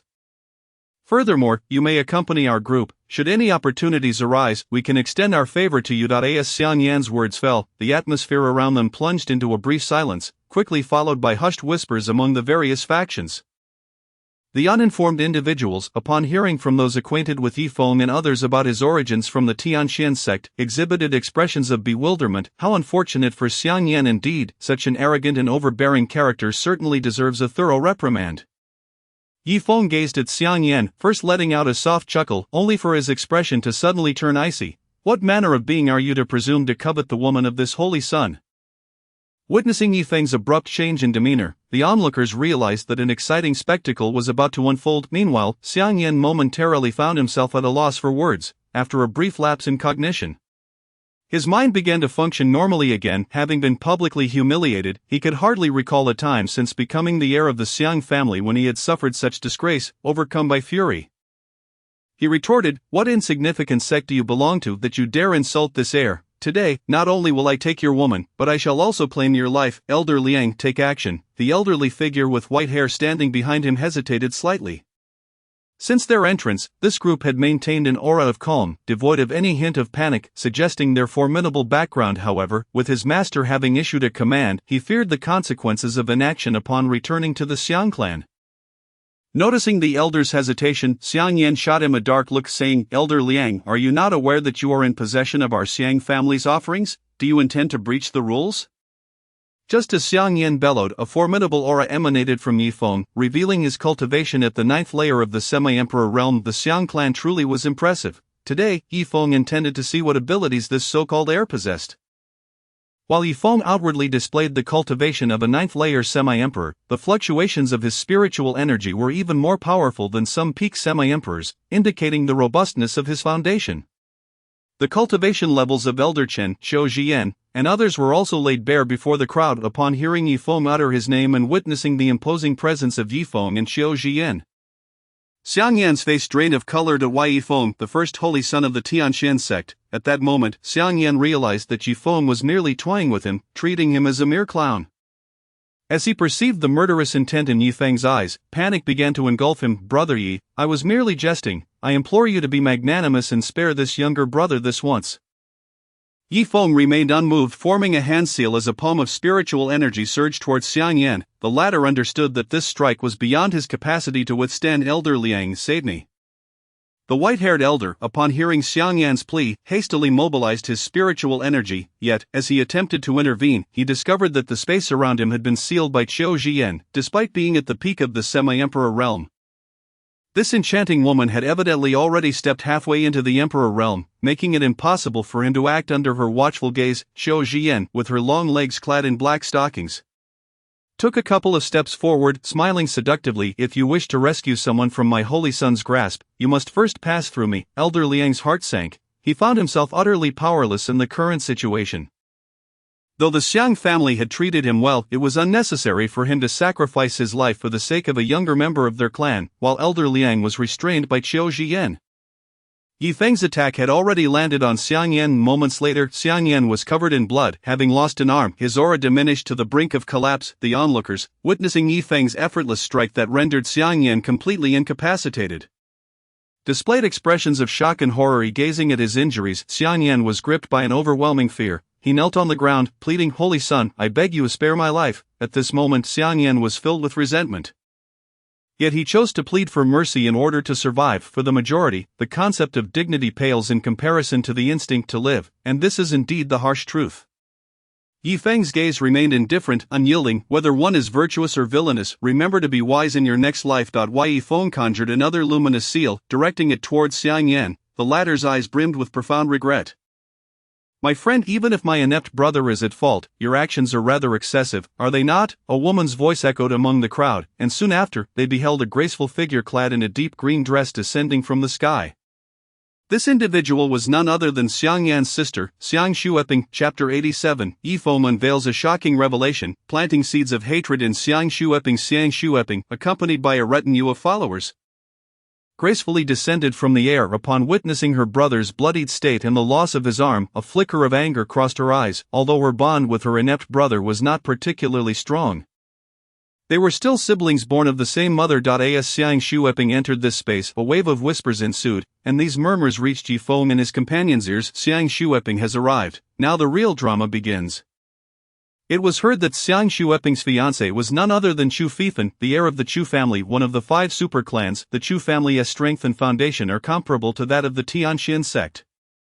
Xiang Xueping turned to face Yi Feng, exhibiting no signs of anger. It was evident that she had not lost her reason due to her brother's predicament, though she too was at the 9th layer of the semi-emperor realm.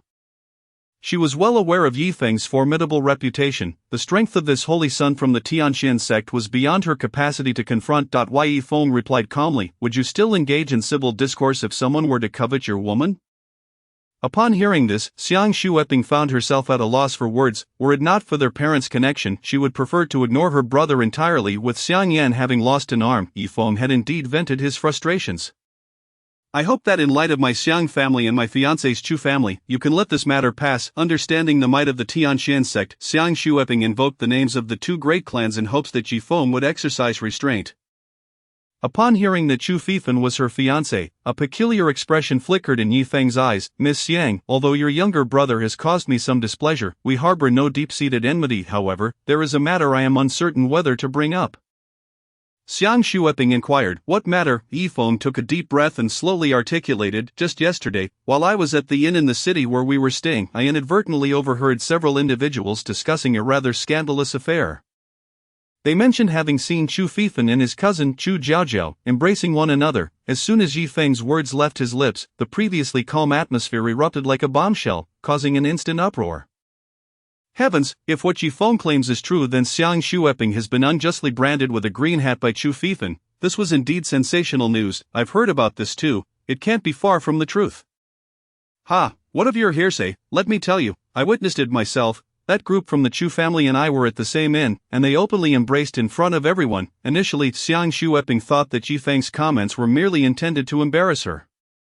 However, upon hearing the murmurs around her, she began to waver, gradually believing the truth of Yi Feng's words. Unable to restrain herself, she asked, "Young Master Yi, did you see this with your own eyes?" Yi Feng gently shook his head and replied, "Well, I did not witness it firsthand. I merely heard it circulating among the crowd." Kai Yiting, Si Miaoyan, and the others from Zishou Palace observed Yi Feng's serious demeanor, falling into silence. It was truly a case of killing without shedding blood. Mu Xueli and Qiu Zhiyan remained calm, knowing that Yi Feng had his reasons for his actions. Chu Fifan, the heir of one of the 5 super clans, carried a name synonymous with destiny from a particular continent or ancient star. This journey to the Tianyuan Imperial Palace would undoubtedly bring him trouble. Now, encountering Xiang Xueping provided an opportunity to divulge this explosive news to her, beginning to unravel the web surrounding Chu Fifan. It could be said that Yi Feng was already strategizing how to deal with this so-called child of destiny named Chu Fifan. The more uncertain his attitude, the more Xiang Xueping believed the veracity of his claims. She never anticipated that the man she sincerely cared for would betray her so grievously. No, I must confront him and clarify this matter. Xiang Shueping clasped her hands towards Yifeng, expressing her gratitude. Thank you, young Master Yi, for informing me of this. Yifeng waved his hand dismissively. I merely spoke casually. If this matter holds truth, what do you intend to do, Miss Xiang? Xiang Shueping fell into a contemplative silence upon hearing the news. Should Chu Fifan truly be entangled with his cousin Chu Jiaojiao, it would signify that Chu Fifan was exploiting her. Although the Xiang clan was one of the 5 great imperial families, they were not to be trifled with. And she resolved to ensure he would pay a price for his actions. Following a minor upheaval, various factions remained within their designated areas, awaiting the emergence of the fissure leading to the internal space of the Tianyuan Imperial Palace. After finding a clean stone wall, Yifeng sat down leisurely on the ground. Meanwhile, Mu Xueli gently leaned against his broad shoulder, and the two of them were immersed in this tranquil and beautiful moment. Those around them witnessed the scene, their faces betraying a mixture of envy, jealousy, and resentment. They murmured quietly among themselves or cast complex glances, yet none of this could disturb the unique rapport and warmth shared between Yifeng and Mu Xueli. During the lengthy waiting period, the Xiang clan's location was not far from where Yifeng and the others were situated. When Xiang Shueping caught sight of Yifeng tenderly embracing Mu Xueli, a subtle hint of envy stirred within her heart. Even the typically proud Xiang Shueping could not help but acknowledge with genuine admiration that among the many men she had encountered, Yifeng was undoubtedly the most striking in appearance, the most extraordinary in talent, and the most illustrious in lineage. Such an exceptional man perfectly aligned with all her innermost expectations for an ideal companion. In comparison, the treacherous Chu Fifan seemed nothing more than a mere clod. At this thought, a blush crept across Xiang Shueping's cheeks as she mused inwardly, how splendid it would be if I could gain the favor of young Master Yi. Chapter 88. Zhou Jian expresses her affection as the fissure leading into the Tianyuan Imperial Palace manifested. Yifeng, who was closely entwined with Mu Xueli, sensed its emergence. The spatial rift appeared like a yawning abyss, unfathomable and dark, emanating terrifying fluctuations that sent shivers down one's spine while igniting a fervor within. Everyone believed that upon entering, even a modest opportunity could result in a tremendous enhancement of their power. Subsequently, the various factions began to stir with excitement. Soon after, they commenced entering through the fissure in a continuous stream. Once assured of safety, Yifeng and his companions prepared to follow the throng into the internal space of the Tianyuan Imperial Palace, gazing at the seemingly endless dark passage before them. Yifeng's eyes burned with fervor. Countless individuals remained trapped at the pinnacle of the quasi-emperor realm, unable to take that crucial step throughout their lives. This was not due to a lack of effort or inferior talent, but rather the failure to seize opportunities. For Yifeng, that opportunity lay right before him. If he could grasp the final chance, he would undoubtedly ascend to the Emperor Realm. Tianyuan Imperial Palace, here I come. The fissure was a fragmented rift, where the rules of heaven and earth were tenuous. As they traversed the passage, everyone continuously released their spiritual energy to stabilize it. Fortunately, they encountered no peril, and Yifeng and his companions safely reached the internal space of the Tianyuan Imperial Palace. This space was imbued with an ancient, time-worn atmosphere akin to a sealed forbidden zone. Miaoyan, striding forward with her long golden-skirted legs, surveyed her surroundings with her beautiful eyes. The rules of heaven and earth here are not as complete as in the outside world. It gives off a sense of incompleteness. Yifeng, non-committal, replied lightly, it is entirely normal for the Tianyuan Emperor and that enigmatic demon emperor, both being supreme beings of the Emperor Extreme Realm, to have wreaked such havoc on the space and rules here. They were once beings who stood at the pinnacle of this world. If they lacked even this degree of destructive power, it would indeed be rather absurd. Then Yifeng turned his gaze around, observing the peaks and palatial structures suspended in mid-air, the expanse of this space stretching endlessly before him. Surrounding the palaces atop each peak was an aura of desolation and death. Devoid of any semblance of life, visible remnants of white bones and shattered imperial weapons littered the various peaks and halls, a clear indication of the catastrophe wrought by the invasion of the enigmatic race in ancient times.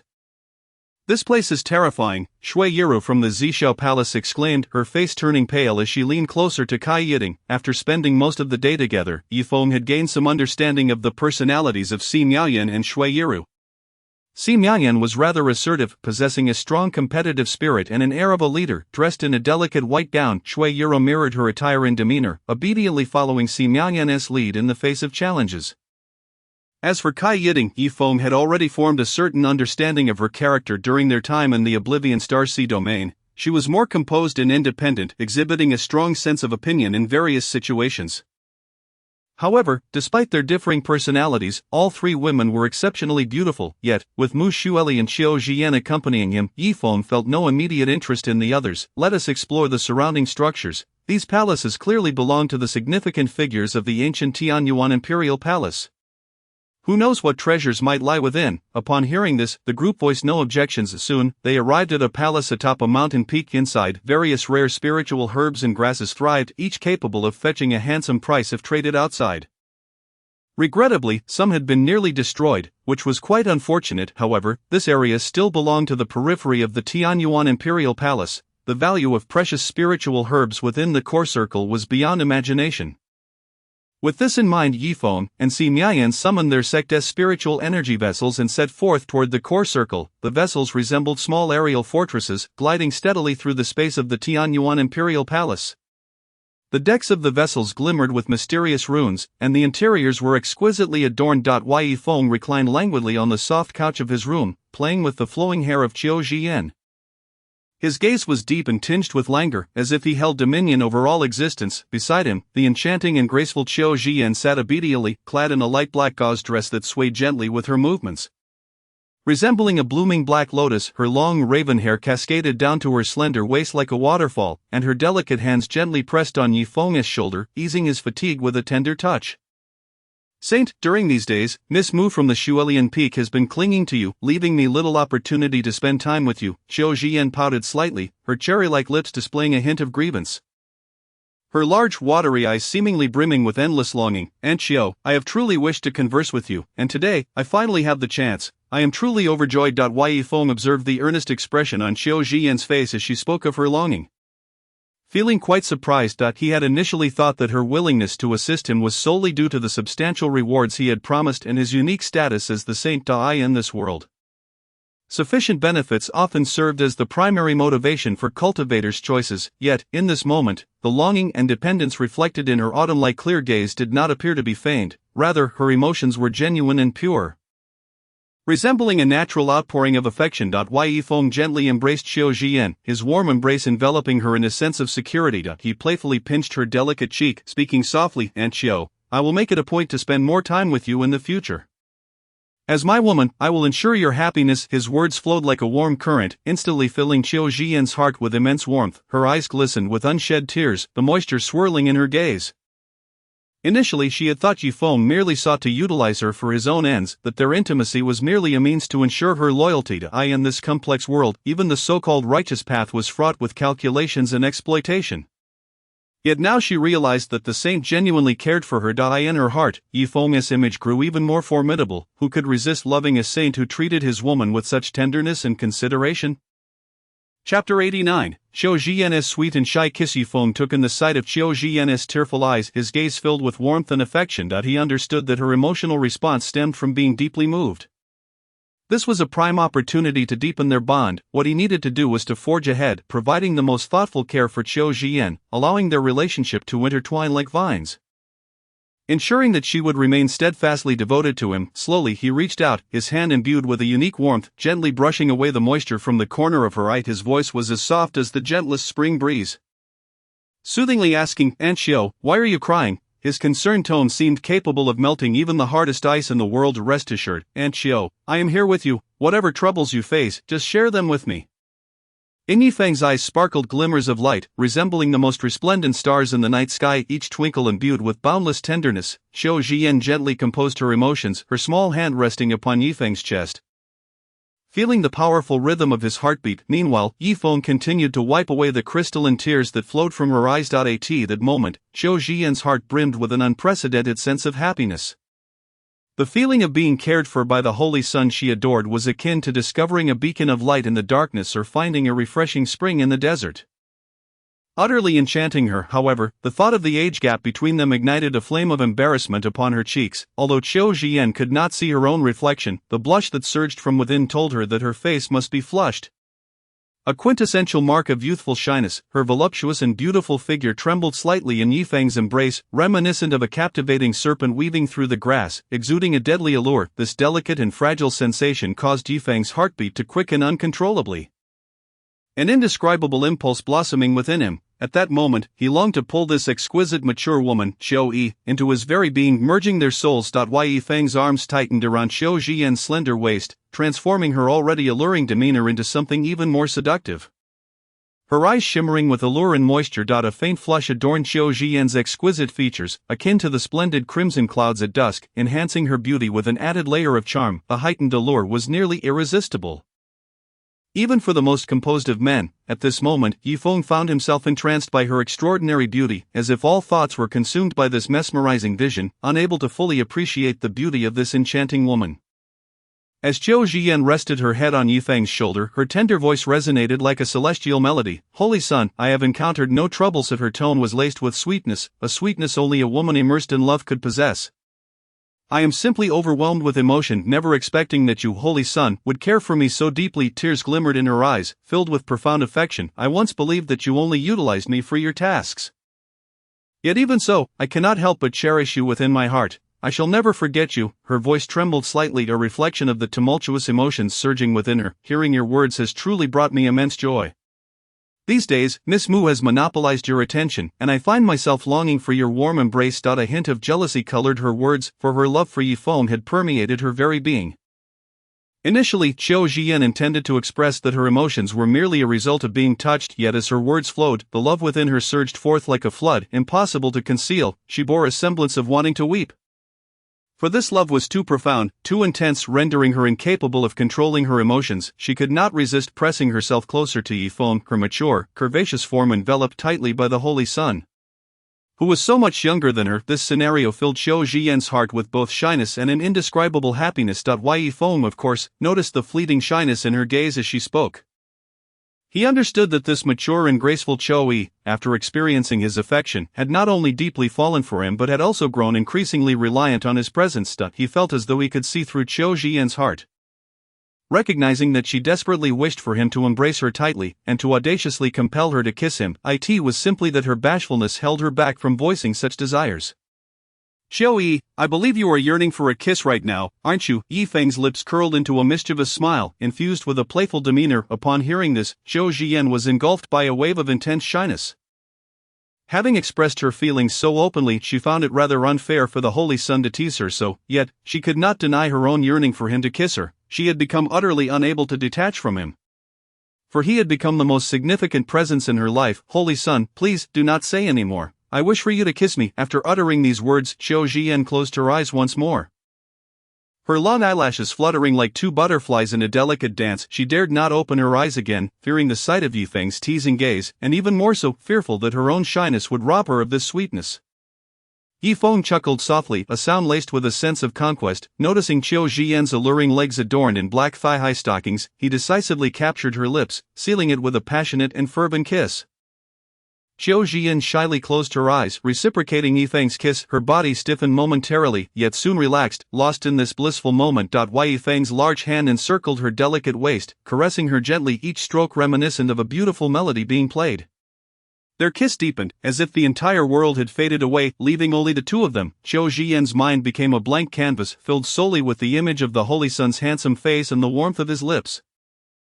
She was completely submerged in this happiness, feeling as though she floated among the clouds, weightless. Unconsciously, her arms wrapped around Yi Feng's neck, seeking a closer connection. Her heart brimmed with sweetness, a sweetness that came from being loved. She realized that she had utterly succumbed to Yi Feng's tenderness, unable to extricate herself from it. After what felt like an eternity, their lips slowly parted, leaving Qiu Zhiyan's face flushed, a beauty radiating from the nourishment of love. Her eyes sparkled with the light of happiness as she gazed at Yi Feng, as if beholding the most precious treasure in the world. Yi Feng gently caressed Qiu Zhiyan's hair, his tender touch akin to handling a fragile porcelain piece. "Qiu Yi, do you like it?" Qiu Zhiyan's face was adorned with shyness. "I do, Holy Son. I wish for another kiss." With that, Qiu Zhiyan leaned in to initiate the kiss once more. Chapter 90. Chu Fifan and Chu Jiajia. While Yi Feng and Qiu Zhiyan were immersed in their own affairs, in another part of the internal space of the Tianyuan Imperial Palace, the imperial scion of the Chu clan, Chu Fifan, and the imperial daughter, Chu Jiajiao, sat hand in hand together, dressed in a pink floral dress. Jiajiao languidly nestled against Fifan. "Brother Fifan, what do you plan to do about my relationship with Xiang Shueping?" Jiajiao broke the silence first, her eyes shimmering with complex emotions, a blend of deep affection for Fifan and a hint of helplessness and concern.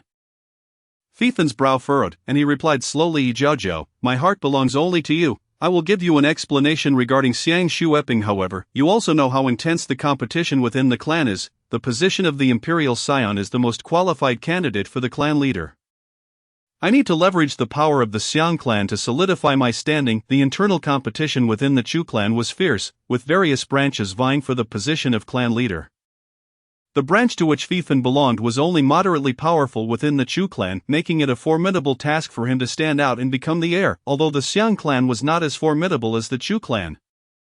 It was still a force to be reckoned with, especially since Xiang Shueping's father was the clan leader of the Xiang clan. Even if I were to marry Xiang Shueping as per the wishes of the elders behind me, my heart will only belong to you. Once my position is stable, I will undoubtedly make you my empress, Fifen proclaimed earnestly, attempting to soothe Zhao Zhao's anxious heart. Zhao Zhao's branch was one of the most prominent within the Chu clan. Fifen was acutely aware that if he could simultaneously harness the strengths of both clans, his chances of becoming the heir to the clan leader would be significantly enhanced, even as his relationship with Zhao Zhao remained ambiguous. The elders had already arranged a connection with the Xiang clan for him. Upon first meeting Xiang Shueping, he had indeed been captivated by her beauty and grace. For a man of his great ambition, marrying multiple women was, in his view, far from unusual. In his interactions with Xiang Shueping, she had made him feel an unprecedented sense of comfort, leading them to establish an engagement. However, Fifen had concealed the existence of Zhao Zhao. Zhao Zhao was fully aware of the circumstances, tightly gripping Fifen's hand as her beautiful eyes sparkled. Brother Fifen, I trust you. Just please do not make me wait too long for that day, alright? In Zhao Zhao's heart, Fifen was the most exceptional and perfect man in the world. She had heard rumors about Yifeng, tales of his immense strength, unparalleled beauty, and extraordinary charm, yet, to her, those were merely external praises. Only Fifen was worthy of such accolades. Seeing Zhao Zhao's unwavering attitude toward him, Fifen's face broke into a gentle smile. Zhao Zhao, my feelings for you are as steadfast as the heavens. I truly need the position of clan leader. Once I become the most powerful man in the Chu clan, you shall be the most powerful woman in the Chu clan. Fifen's words were laden with temptation, aiming to encourage Zhao Zhao to continue her support for him. Rest assured, once I acquire the legacy of the celestial sovereign, even without external support, I shall firmly establish my position. At the time, I will undoubtedly make our relationship public. As Chu Fifen spoke, he reached out to embrace Chu Zhao Zhao's slender waist, yet, despite his words, his thoughts were already calculating how to also win over Xiang Shueping. He was equally enamored by Chu Zhao Zhao's delicate demeanor and Xiang Shueping's exquisite figure and beauty. He even imagined that once he obtained the legacy of the celestial sovereign and ascended to the realm of emperors, both women would be utterly devoted to him, yielding to his every whim. By then, he could charm a few saintly maidens and princesses from the sects and dynasties, adding one or two unparalleled beauties to his harem. Relishing in the blessings of multiple partners, Chu Zhao Zhao was momentarily taken aback by Fifen's words. The notion of becoming the most powerful woman in the Chu imperial clan was immensely alluring to her. However, the thought of Xiang Shueping stirred a sense of unease within her, prompting her to instinctively evade Chu Fifen's embrace. Fifen Gij, perhaps we should refrain from this for now. I will assist you in obtaining the legacy, and once you make our relationship public, you may conduct yourself as you wish. Upon witnessing Chu Zhao Zhao withdraw from his embrace, a flicker of anger coursed through Chu Fifen's eyes, though he quickly masked it. I apologize, Zhao Zhao. It is my inadequacy. Once I secure the legacy and solidify my position, I will ensure that everyone knows you are my most cherished woman. His tone was laden with remorse. Yet it was merely insincere words spoken to placate Chu Zhao Zhao. Hearing this, a hint of softness emerged in Chu Zhao Zhao's heart, but she did not embrace him. Instead, she gently tugged at his hand in a gesture of comfort. It is alright, Fifen Gij. I believe in you, you will surely succeed, and Zhao Zhao will support you. Her actions left Chu Fifen feeling disappointed, as he silently contemplated, Chu Zhao Zhao, once I obtain the legacy and become the young patriarch of the family, I will ensure you obediently kneel at my feet. Unbeknownst to her, Chu Zhao Zhao was preoccupied with thoughts of who might pose a threat to Chu Fifen. After much contemplation, she concluded that the greatest threat would be Yifeng, the foremost disciple of the Tianxian sect. Setting aside the sect's formidable strength and profound heritage, Yifeng's impressive battle record alone was enough to pose a significant risk to Chu Fifen. It was said that Zhu Guanyu of the Zhu imperial clan had perished at the hands of the enigmatic demon emperor due to Yifeng's scheming, while she trusted that her Fifen Gij was far superior to Zhu Guanyu. she still felt the need to remain vigilant. Furthermore, the first force of the demon path, the sacred Nether Palace, also harbored formidable young talents. Thief and Gidge, in this contest for fortune, the recently rumored Yifeng will undoubtedly be your formidable adversary. And do be cautious of those demonic forces. Chu Fifan felt an immediate discomfort upon sensing Chu Zhao's doubts regarding his strength, although he was slightly irked by her comments about his relationship with Xiang Shueping. In his heart, he regarded Chu Zhao as his own. The childhood companion who had now become his woman was questioning his abilities compared to other men, which filled him with humiliation. Zhao, you must have faith in me. Your doubts regarding my strength truly sadden me. Upon hearing this, Chu Zhao sighed inwardly and chose to refrain from further comments. It was clear that her Thief and Gidge would not heed her words at this moment. In fact, it might only serve to irritate him further. She could only hope that he would exercise caution. Chapter 91, Ling Meiyao's humorous speculation on Yifeng's identity. Half a month later, Yifeng and his companions had thoroughly scoured the Celestial Sovereign's palace, acquiring numerous imperial weapons and spiritual herbs. Not only that, but after obtaining the legacy powers from the emperor-level experts under the Celestial Sovereign in various palaces, their strength had significantly increased. At this juncture, Yifeng and Mu Xueli had reached the pinnacle of quasi-emperor status, while Xiaoyihan had also broken through to the 9th level of quasi-emperor. Nearing the peak as well, the elders, including Qiu Jian, had also experienced some enhancement in strength, drawing closer to the Emperor realm. Some individuals were already qualified for a breakthrough to the Emperor realm.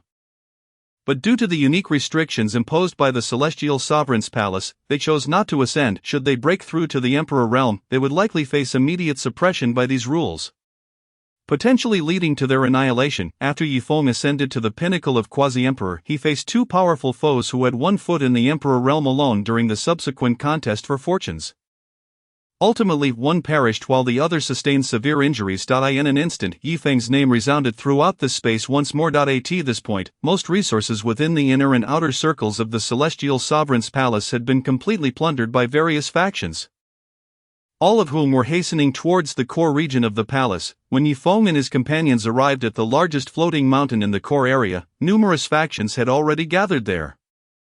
Among them were several familiar faces, including Ling Meiyao from the sacred Nether Palace, whose strength had also ascended to the pinnacle of quasi-emperor. Beside her stood a slender man in a black robe, whose expression was indifferent, his blood-red eyes emanating a chilling aura of aloofness. This man, possessing strength on par with Ling Meiyao, was presumed by Yifeng to be Imo Xiu, the saint son of the sacred Nether Palace.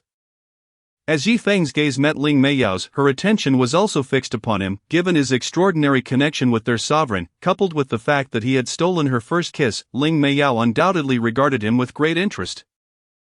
Observing the one who had claimed her first kiss, she could not resist the urge to accentuate her alluring curves and cast a flirtatious glance in Yifeng's direction. Yifeng, noticing this, felt a momentary stiffness, silently muttering to himself, "This enchantress is attempting to seduce me the moment we meet." Standing beside Yifeng like a snow lotus in full bloom, Mu Xueli promptly grasped his hand.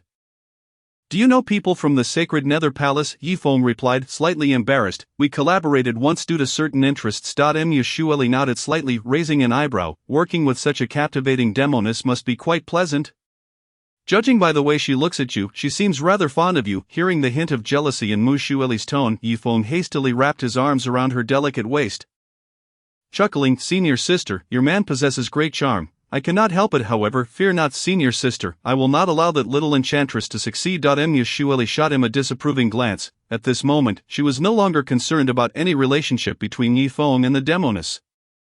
It was one thing to bully her in private, but this rogue was actually being so brazen in front of everyone. It was utterly vexing. Blushing, Mu Xueli struggled. "Let go of me. If you keep this up, I will inform Master Yun that you've been up to no good." Upon hearing that Mu Xueli was about to spread rumors to their master, Yifeng reluctantly released her waist. This little girl had learned to use their master as a means to pressure him. He would have to teach her a lesson when given the opportunity. Observing Yifeng's flustered demeanor, Mu Xueli couldn't help but chuckle inwardly, realizing that her mischievous junior brother wasn't as fearless as he appeared. This also made her ponder the significant status Master Yun held in Yifeng's heart. Nevertheless, Mu Xueli could understand this sentiment. After all, Master Yun had cared for Yifeng since he was young. Throughout the years, Master Yun had been Yifeng's only family, and her position in his heart was unshakable. However, now she was also part of his family, and she intended to care for him as thoroughly as Master Yun had. Mu Xueli reached out her delicate hand to grasp Yifeng's arm, saying, "You must behave yourself and refrain from flirting with others. Senior sister will accompany you." Well, not permitting him to hold her waist was due to her shyness. While holding his hand was her way of giving him some face in public, feeling Mu Xueli's tender gaze and considerate gesture, Yifeng tightened his grip on her small hand after spending considerable time together. He found that senior sister was increasingly resembling a mature woman. As Ling Meiyao cast flirtatious glances at Yifeng, the man beside her, Mo Xiu, followed her gaze, whether during the previous event in the desolate Star Sea or now in the celestial sovereign's palace. Their lord had mentioned Yifeng before their departure, however, as the saint son of the sacred Nether Palace. Missouri Xiu held his own pride, and he felt a deep sense of discontent knowing that someone like Yifeng had garnered the attention of such a significant figure. With an impassive expression, Mo Xiu conveyed to Ling Meiyao telepathically, "I have heard that you have grown quite close to Yifeng during the desolate Star Sea. Aren't you afraid that our Lord will punish you upon discovering this?" Ling Meiyao replied with a playful laugh. "Mo Xiu, are you worried that I might gain our Lord's favor and elevate myself to your level, thus relegating you to mere subservience?" she added with a teasing tone. "But alas, you are not a woman." Mo Xiu's eyes darkened. "Ling Meiyao, do not be too pleased with yourself. Perhaps in the eyes of our Lord, he merely sees him as a pawn. Your schemes may very well come to naught."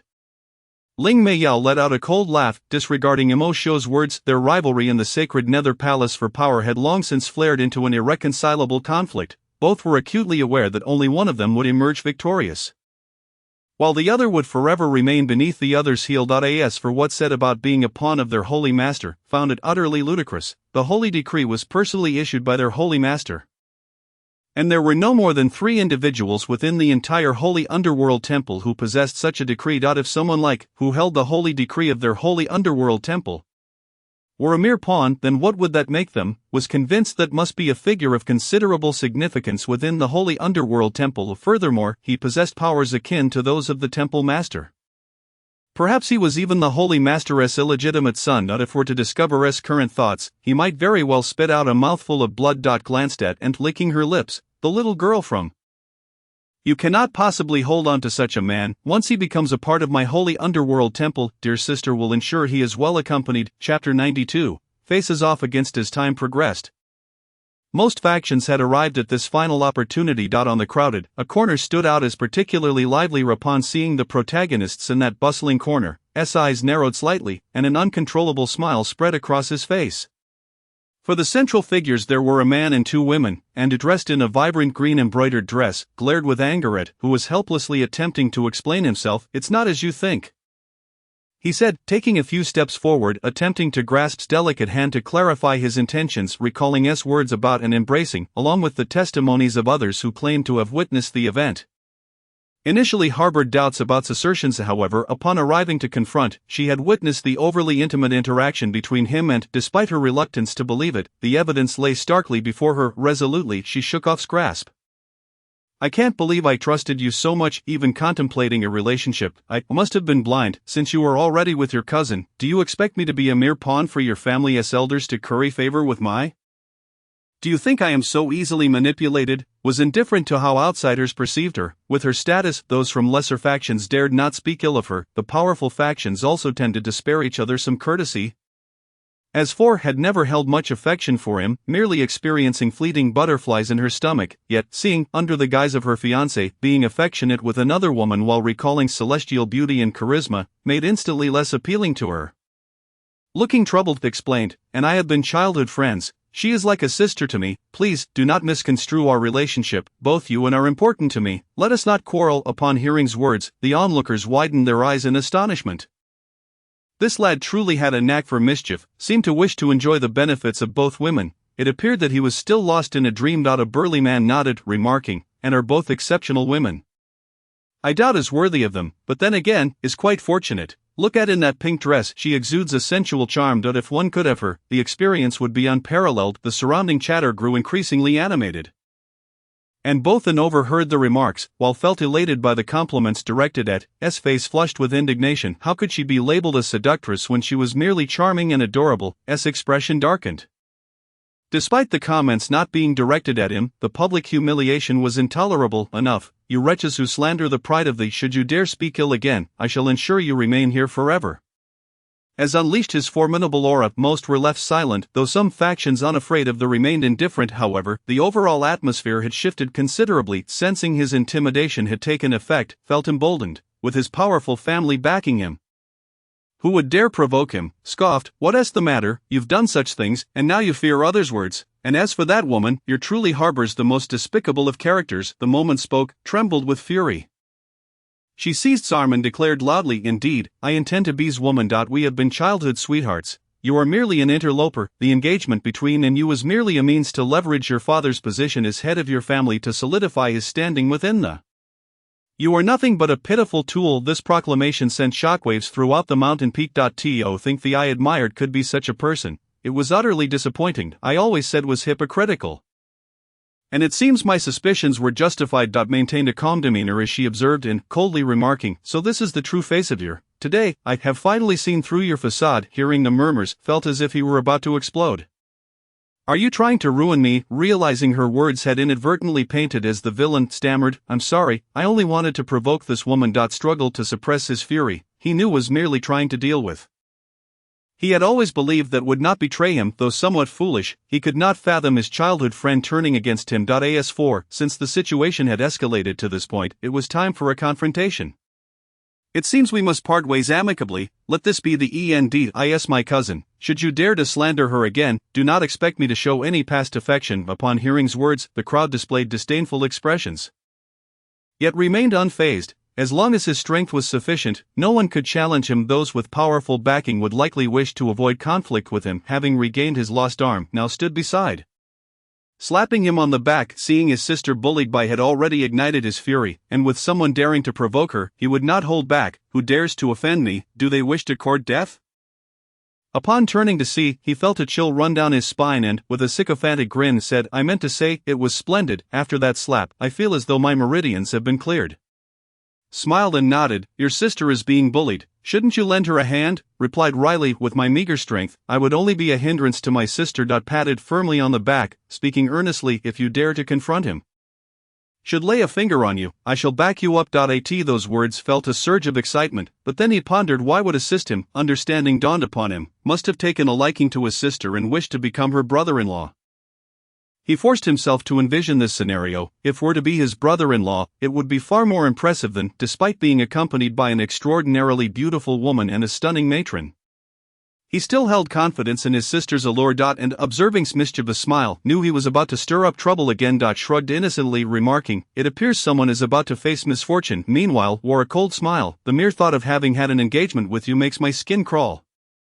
Felt his pride slipping away at words. Although he desired, it was evidently impossible at this moment. Since he could not possess her, he might as well ruin her. You truly are ungrateful. Just as was about to continue his tirade, began to address him, you scoundrel, how can someone like you even have the audacity to live? You've brought disgrace to the people like you. Waste land and spiritual energy by merely existing. If I were you, I would have long since ended my life. Upon uttering these words, exploded with rage. Chapter 93, takes action. Affection, you seek death. Figure transformed into a flurry of afterimages, barreling towards. Whilst disparagement of had merely irked him, insults had struck at his pride. For someone as inherently arrogant as this was simply intolerable. Xiang Shueping gazed at Chu Fifan, who was hurtling towards the direction of Xiang Yan. And in an instant, her delicate form surged forward. However, a figure suddenly obstructed her path. It was none other than Chu Jiao. Xiang Shueping, it would be prudent for you to remain here quietly. Your brother lacks manners. Let Fifengage teach him a lesson to prevent future troubles for you. A chill flickered across Xiang Shueping's face as she addressed Chu Fifan. Chu Fifan, should you dare to harm my brother? The Xiang Imperial clan will ensure that your Chu Imperial clan faces dire consequences. Upon hearing Xiang Shueping escalate the conflict to the level of their two great clans, Chu Fifan's expression darkened considerably. The relationship between the Xiang and Chu Imperial clans was relatively amicable. Should this incident lead to animosity between them, the elder factions of other clans would surely seize the opportunity to undermine his position as the son of the emperor. It was indeed troublesome, yet one must always pay a price for uttering unsuitable words. Once he obtained the legacy of the heavenly Yuan emperor, no one would be able to shake his standing.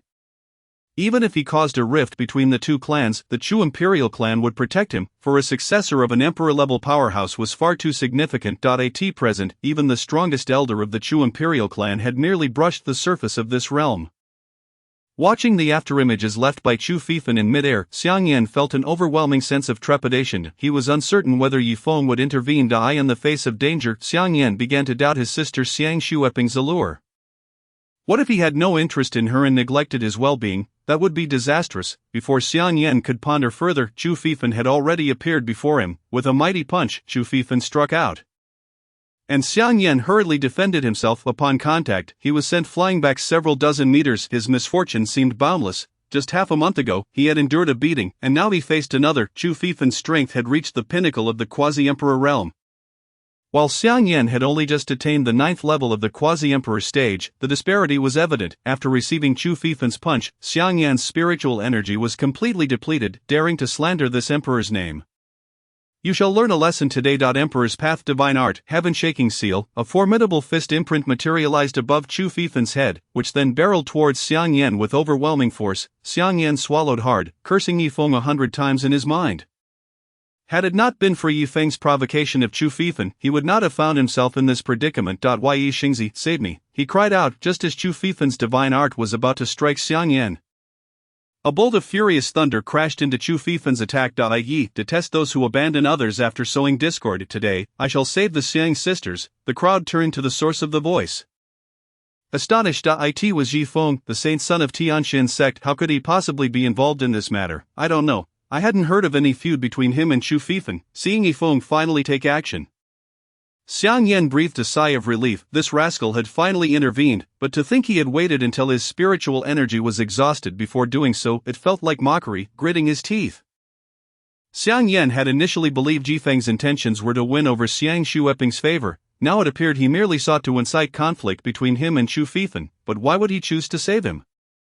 Xiang Yan was perplexed. Observing Yi Feng's timely intervention in saving Xiang Yan, and considering Yi Feng's words, Xiang Xueping felt a sense of impending happiness. Just half a month prior, Xiang Yan had offended Yi Feng, yet here he was saving him. Could it be that Yi Gongzi acted out of the fondness stemming from their brief acquaintance? The thought made Xiang Xueping's cheeks flush slightly. Although Yi Feng was already involved with Mu Xueli, she had witnessed the depth of their relationship once. Such a man was precisely what she desired. It was entirely normal for a man to have several confidants. Should she find herself with Yi Gongzi, she could accept having a good sister. As for Chu Fifan and Chu Jiao, she merely despised the feeling of being deceived and betrayed. If only Chu Fifan had been forthright with her, it would not have escalated to this point. But now that was all moot, for Xiang Xueping had encountered a far superior man. In her eyes, Chu Fifan was nothing but a mere fool. Chu Fifan frowned slightly, having not anticipated Yi Feng's intervention on Xiang Yan's behalf. But what did it matter? Despite Yi Feng's formidable nature, did he think Chu Fifan would be easily bested, even if you are the saint son of Tianxin sect? Do not presume to save anyone in my presence. Uncle Chu Xiong block him, an elder of the Chu clan, who had reached the threshold of emperor, immediately moved to obstruct Yi Feng, seizing the opportunity while Uncle Chu Xiong engaged Yi Feng. Chu Fifan unleashed his Emperor's Path Divine Art, the Heaven-Shaking Seal, once more towards Xiang Yan. Xiang Yan's face turned pale with fear as he sensed the approach of death. At this moment, the elders of the Xiang Imperial clan were already firmly restrained by members of the Chu Imperial clan. With a tremendous explosion, Xiang Yan's body was obliterated into countless fragments. The entire mountain peak fell silent once more. Chu Fifan had brazenly murdered the very person Yi Feng sought to protect right in front of him. How audacious! Though the Chu Imperial clan was powerful, they were still no match for the Tianxin sect. It remained uncertain whether Chu Fifan possessed true confidence or was merely bluffing, but the ensuing events were bound to be captivating. Chu Fifan regarded Yi Feng with disdain. Saint son of Tianxin sect, I have no quarrel with you. However, since you wish to make things difficult for me, I see no reason to extend you any courtesy. Gazing at Chu Fifan's brash demeanor, Yi Feng's expression appeared exceedingly grim, yet internally, he was filled with derision. Xiang Yan, daring to covet my woman, you truly are courting death. If he were to act personally, it would undoubtedly disrupt his subsequent plans. Now, using Chu Fifan's hand to eliminate Xiang Yan was the most perfect solution. Upon witnessing Xiang Yan's demise, Xiang Xueping was consumed by rage. Although their relationship had been rather ordinary, they were still siblings from the same mother. Chu Fifan, Xiang Xueping surged past Chu Jiao, attacking Chu Fifan. He sidestepped and retaliated with a palm strike that sent Xiang Xueping reeling. Although both were on the cusp of the quasi-emperor realm, A noticeable gap remained. As she landed, Xiang Shueping staggered back several steps, only to be caught by Yi Feng, who steadied her. Feeling Yi Feng's arm encircle her waist, Xiang Shueping's face instantly flushed crimson, and her body grew somewhat weak. Miss Shueping, are you all right? Xiang Shueping gently shook her head. Thank you, Yi Gongzi. I am quite well. The sensation of being embraced by Yi Feng was comforting, causing her to momentarily forget they were in the midst of battle. The onlookers observed this scene with shifting expressions. Wow, I recall Chu Fifan was just pleading for Miss Shueping's forgiveness. Now he must be feeling utterly humiliated. Some princesses and sect maidens, enamored by Yi Feng's charm, began to swoon. Not if it were me, I would also choose Yi Feng. How fortunate is this Xiang Shueping. With your disposition you should reconsider. Only I am worthy of Yi Feng. Chu Jiao of the Chu imperial clan felt somewhat uneasy upon hearing these remarks. Even she had to admit that Yi Feng surpassed her brother in charisma. In the past, wherever Chu Fifan went, he was the center of attention, a source of pride for her. Yet faced with the current situation, for the first time, Chu Jiao felt disillusioned. Chu Fifan, once brimming with self-satisfaction, now bore an increasingly sullen countenance. Despite their estrangement, he still held a strong desire for Xiang Shueping's beauty. Moreover, just a short while ago, she had been his fiancée, and now, witnessing her in Yi Feng's embrace, his rage was beyond containment. Chapter 94, Xiang Shueping's self-strategy. Slapping Chu Fifan's face through gritted teeth, Chu Fifan exclaimed, Yi Feng, you go too far. Although my relationship with Xiang Shueping has ended, to hold my former fiancée in your arms before my very eyes is utterly outrageous. Such an elegant woman as Xiang Shueping was meant to be his. Even though they had quarreled, seeing the stunning Xiang Shueping in another man's embrace incited profound irritation within Chu Fifan. Xiang Shueping, steadied in Yi Feng's arms, initially felt a hint of embarrassment and wished to swiftly conclude this ambiguous embrace. However, upon hearing Chu Fifan's shameless words, she felt no shame at all. She quickly regained her composure, breaking free from Yi Feng's hold. Yi Feng, not wishing to linger, had only intended to utilize her for his own purposes. Yet he bore no ill will towards her. Turning to Yi Feng with a gentle expression, Xiang Shueping said, Thank you, Yi Gongzi, for your assistance. I shall remember this kindness. Yi Feng smiled lightly. Miss Shueping, you are too kind. Tianqian's sect stands at the forefront of righteousness. Chu Fifan's actions, deceiving you in love, are the most disgraceful in the eyes of those who uphold virtue, even if the one oppressed were an ordinary rogue. Yi would still come to their aid. Upon hearing Yi Feng's assessment of Chu Fifan, Xiang Shueping couldn't help but chuckle. Your evaluation, Yi Gongzi, is indeed astute. The young lady is far from the remarkable individual that young Master Yi describes. It is largely thanks to him that I have come to recognize the true nature of the extraordinary young Master Yi. Your excellence is undeniable, and to receive your praise fills Shueping with immense honor.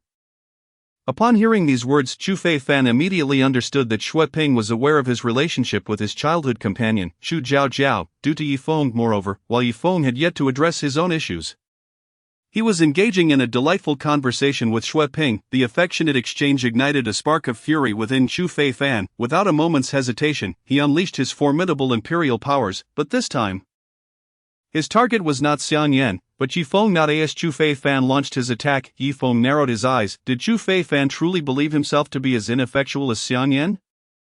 Standing with his hands behind his back, Yi Feng simply waved one hand forward, conjuring a colossal golden hand that materialized before the onlookers. An overwhelming surge of spiritual energy roiled around Yi Feng, akin to monstrous waves crashing in a river. Chu Feifan's powerful imperial strike was effortlessly countered by Yi Feng. The crowd was astonished by Yi Feng's ease in neutralizing Chu Feifan's assault. It was utterly terrifying. Truly, he was the foremost disciple of Tianqian sect, wielding abilities far beyond the reach of ordinary individuals. While Chu Feifan was indeed prodigious, he paled in comparison to the esteemed young Master Yi. Shueping's expression turned frosty as she addressed Chu Feifan. You shameless scoundrel, who deceived my affections and took my brother's life. I know you have long regarded me as your woman, and despite the turmoil we find ourselves in, you still harbor some semblance of hope. However, I must be unequivocal. In my heart, compared to young Master Yi, you are nothing but a lowly character. Lacking in both integrity and strength, the onlookers gasped, their eyes wide with disbelief at the ferocity of Shueping's retort. Indeed, Chu Feifan had lost all semblance of dignity, regardless of the circumstances. The Chu and Xiang families had yet to publicly dissolve their engagement. Nominally, Shueping remained his fiancée, yet she boldly declared that he was inferior to young Master Yi in front of all present. Any man would struggle to endure such humiliation. Perhaps behind closed doors, Xue Ping had already thrown herself into young Master Yi's arms, leaving Chu Fei Fan a pitiful figure. As the whispers in Xue Ping's words reached him, Chu Fei Fan's face turned ashen. He had always sailed smoothly through life and had never endured such a profound disgrace. With their engagement still unbroken by proper means, he felt as if he wore a green hat of infamy. Xue Ping, you are indeed remarkable. Today, I shall remember this, and you, Yifeng, I will repay this humiliation 100-fold in the future. Upon witnessing the determination in Chu Fei Fan's expression, the crowd was momentarily entranced. Envisioning him transforming into a mighty dragon soaring through the heavens. In that moment, Chu Fei Fan's demeanor radiated an unyielding conviction, evoking a sense of sympathy. He appeared to be the protagonist of his own tale. Having achieved the desired effect, Chu Fei Fan prepared to withdraw from the conflict with Yifeng, though it pained him to see the woman who should have belonged to him enamored with another. He recognized that he was no match for Yifeng at present. Patience and resilience were his only options as he awaited the right moment, just as Chu Fei Fan contemplated retreat. Yifeng stepped forward, a sly smile gracing his lips. You think you can attack this holy sun and simply walk away after uttering a harsh remark? How naive, Chu Fei Fan. The moment he turned his back, Chu Fei Fan's body stiffened. The plot had taken an unexpected turn, and according to the narrative, Yifeng should have underestimated him and allowed him to leave, only to be crushed beneath his heel once he had grown stronger. Struggling to turn around, Chu Fei Fan's expression soured. You took my woman. What more do you desire? Upon hearing Chu Fei Fan refer to herself as Yifeng's woman, Xue Ping felt a wave of embarrassment wash over her. Stealing a glance at Yifeng, she was relieved to find no trace of disdain on his face, which brought her a modicum of joy. However, the implication that she had once been Chu Fei Fan's woman filled her with revulsion. She could scarcely fathom how she had ever harbored any affection for such a scoundrel. Chu Fei Fan, do not presume to elicit sympathy here. Young Master Yi and I are merely friends, and I hold him in the highest esteem. Our relationship is one of pure friendship. Furthermore, do not entertain any of those sordid thoughts about me. They will only repulse me. I wish to avoid any misunderstandings regarding our relationship. After speaking, Xue Ping cast another furtive glance at Yifeng, the final words evidently directed at him. Why? Yifeng smiled softly, and as their eyes met, Xue Ping quickly turned away to mask her inner turmoil.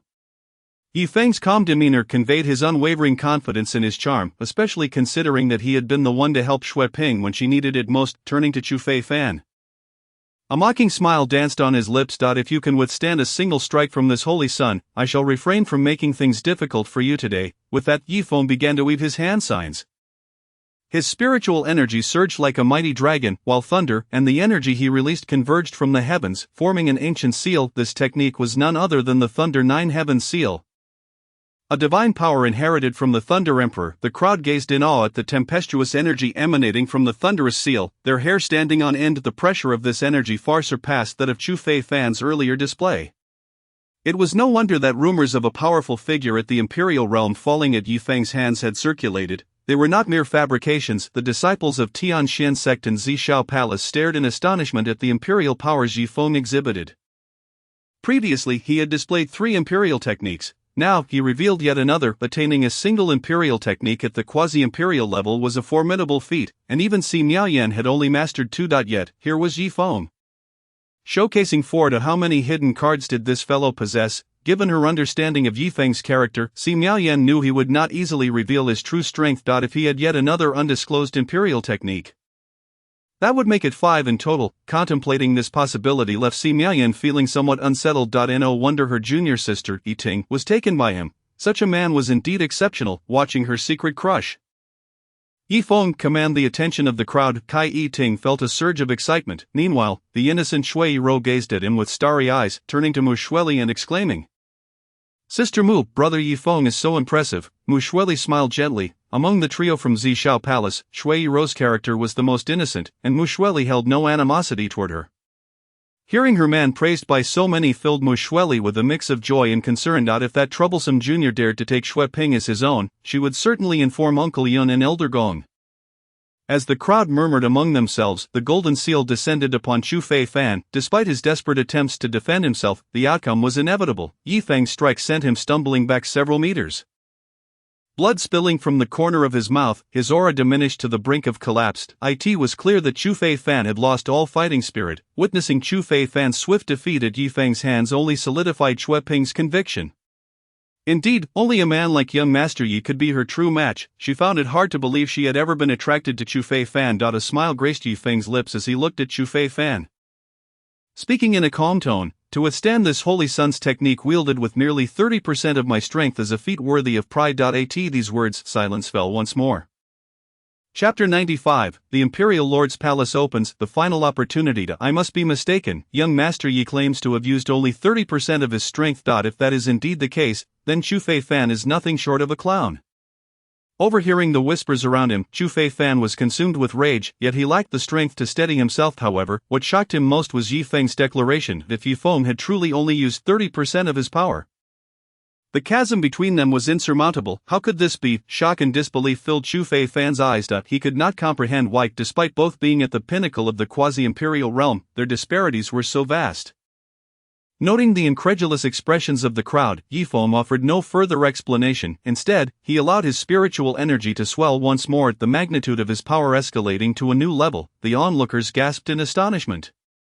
Was this truly the extent of young Master Yi's might? It was utterly terrifying. At that moment, Yi Feng had unleashed 70% of his power. Even so, the pressure of his spiritual energy caused the assembled quasi-imperial cultivators, those at the 8th and 9th layers, to feel a sense of oppression. Yi Feng maintained his composure, leveraging the residual force of his overwhelming victory over Chu Fei Fan to further assert his strength.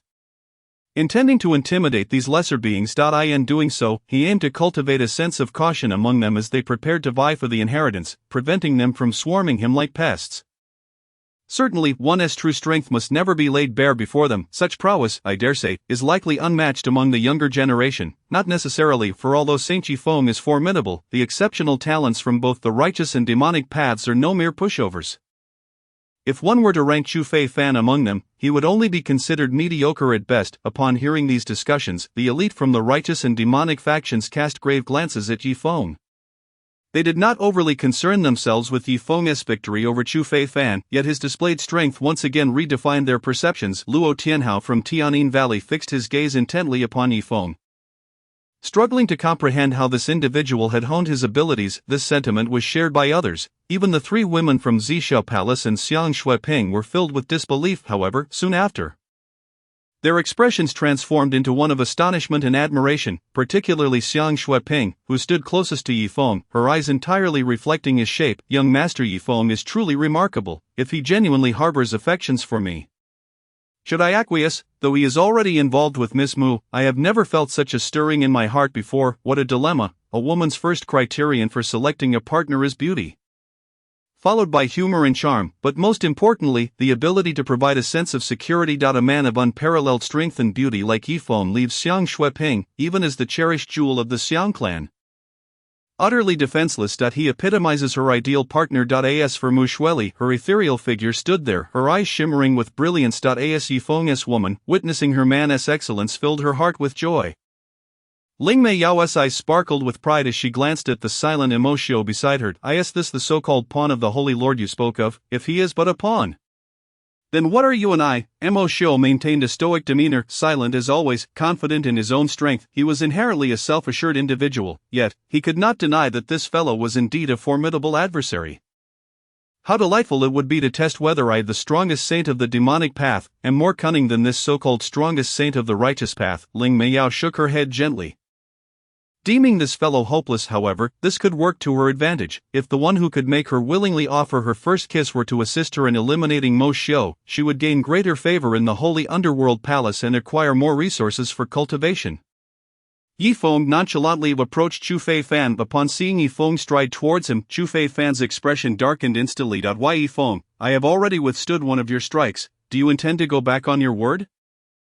The audacity of Chu Fei Fan's words drew scoffs from the assembled cultivators. It was evident that Chu Fei Fan's dignity had been utterly shattered by Yi Feng. Now, he merely wished to survive, for only then could he seek revenge. Xiang Shuiping looked at Chu Fei Fan with disappointment, unable to reconcile this version of him with the spirited Chu imperial scion she had first encountered years ago. Chu Zhaojiao, standing among the Chu clan, gazed at the unfolding scene with a hint of gloom in her eyes. The brother she once knew, brimming with confidence, seemed irretrievably lost. Yi Feng smirked, deridingly stating, "Rest assured, I am not like you. I am a man of my word, I reiterate. As a member of the Tian Shan sect, my greatest disdain lies with those who sow chaos and betray the feelings of others. Given the chance, I would still choose to aid the injured Miss Shueping. I have never held any fondness for your kind. Should you wish to avenge today's grievances, I am always ready to oblige. Following Yifeng's impassioned declaration, the crowd echoed their agreement. Indeed, such deceitful individuals deserve punishment. I stand with Saint Yifeng. I have drifted through life without encountering a true confidant, yet Chu Fei Fan, who straddles two boats, shows no appreciation for the bonds he has. Such a person must not be excused. Hearing the murmurs around him, Yifeng smiled with satisfaction, considering it a bit of motivation for Chu Fei Fan. Just as Chu Fei Fan was being ostracized by the crowd, a blinding light erupted from the direction of the main hall of the Tianyuan Imperial Palace, subsequently, to the astonishment of all. The Imperial Palace on the peak began to rise slowly from the ground. Moments later, the palace drifted high into the heavens. Between the mountain and the Imperial Palace appeared 10 steps leading to an endless horizon. With 10 floating stone platforms appearing 10 meters from the mountain peak, gazing longingly at the steps that extended several dozen meters away. An overwhelming pressure filled the space between the Imperial Palace and the mountain. Countless fragments of stone floated above the steps, and under such oppression, it was unlikely anyone could leap onto the steps. Witnessing this spectacle, all understood that only by traversing the guiding stones could they enter this final realm of opportunity. Ultimately, only 10 could stand upon those steps, and with the terrifying pressure, it was improbable that more than a handful would gain entry to the palace. Moreover, only the superpowers could claim these 10 spots. Yifeng's expression was one of exhilaration. This was the ladder to success. Should he enter this palace, he would step into the ranks of the emperors. At that moment, the skies would be his to soar, and the seas his to traverse, with no one left to obstruct his path. With an impassive demeanor, he strode forward. This first spot belongs to me. Should anyone object, feel free to challenge me. Chapter 96, The Path to Emperorship. Ascending the celestial ladder. Yifeng's voice suddenly resonated throughout the realm. The tone was neither joyful nor angry, remaining calm and unperturbed. Yet, within that voice, the assembled crowd felt an indescribable confidence. Had another spoken thus in this setting, mockery would surely follow. But before them stood Yifeng. Aside from his formidable backing, his self-assured prowess dissuaded all from stepping forward. Peering around, Yifeng noticed no one advancing to impede him, and a smile gradually appeared on his otherwise expressionless face. Since you all are inclined to concede, I shall graciously accept. Upon leaping onto a stone platform, a tremendous pressure surged towards him from all directions like a flood. The Tianyuan Emperor's legacy indeed proved formidable. Observing Yifeng firmly establishing himself upon a stone platform, envy filled the eyes of the onlookers. To step there symbolized eligibility for receiving the Tianyuan Emperor's legacy. However, that was merely the qualification. Following Yifeng, Emo from the Holy Underworld Palace also claimed a stone platform through his own intimidating presence. The two exchanged glances before silently diverting their gazes. Ling Meiyao scrutinized both Yifeng and Emo. A playful smile gracing her lips. If these two were to face off, it would surely be intriguing. Nonetheless, I harbor greater confidence in my little romantic interest, as a rival to Emo within the palace. Ling Meiyao was well aware of his capabilities. Regarding Yifeng, she understood just how extraordinary he truly was. No matter the perspective, she hoped Yifeng would seize this final opportunity. After Yifeng and Emo occupied their respective platforms, various factions on the mountain plunged into a fierce competition. Weaker powers prudently retreated to the surrounding peaks to avoid unnecessary casualties. This last opportunity was beyond their reach, yet they remained to witness the unfolding drama.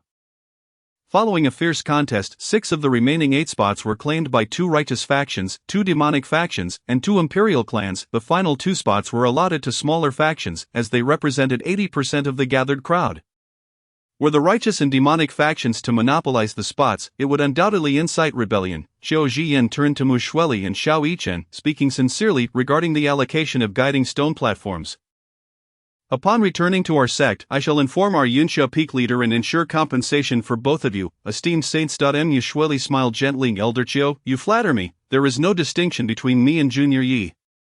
Moreover, I firmly believe that only he can earn the recognition of the esteemed Tianyuan Emperor. Xiao Yichen, maintaining a calm demeanor, added, while I too desire this opportunity, it is evident that our Tianshan sect is better represented by Senior Yi for this spot. Mu Shueli's strength ranks among the top 3 among the younger talents of all factions present. Though Xiao Yichen had merely entered the 9th realm of quasi-emperorship, his combat prowess placed him within the top 10. He and Yi Feng were of similar age, but the brilliance of Yi Feng eclipsed his own. Were it not for Yi Feng's presence, Xiao Yichen would surely be the most radiant one. Upon hearing their words, Xiao Zhiyan felt a twinge of envy towards Mu Shueli. If only one day I could openly acknowledge being the woman of the esteemed saint. Imagining such a scenario filled Xiao Zhiyan with joy. Moments later, 10 figures appeared upon the stone platforms. I and the righteous path, there stand Yi Feng of the heavenly Shen sect, Si Miaoyan of the Zixia Palace, and Luo Tianhao of the heavenly Sound Valley. In the demonic realm, there are Mo Xiu of the Sacred Shadow Palace, Wang Hushuan of the Heavenly Poison Sect, and Yen Ming of the Shadow Puppet Palace. From the Chu Imperial clan is Chu Fifan. And from the Dongfang Imperial clan is Dongfang Haoyu. Additionally, there are 2 men at the peak of quasi-emperors hailing from obscure small factions. Chu Fifan cast a grim glance at Yi Feng. A flicker of hatred flashing in his eyes. At this moment, Chu Fifan had already recovered from his injuries through the use of medicinal pills, though he was not a match for Yi Feng.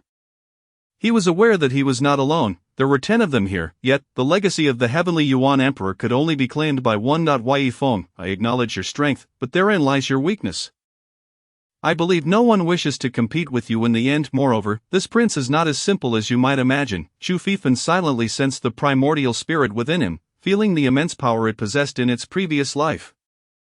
Ever since their fateful encounter years ago, he had been striving to seize control of his own body. However, over the years, they had reached certain agreements, and this primordial spirit had provided him with considerable assistance. Without its existence, Chu Fifan would find it difficult to achieve his current accomplishments. With Chu Fifan's aid, the strength of this primordial spirit was gradually being restored, indicating a mutual enhancement of their powers.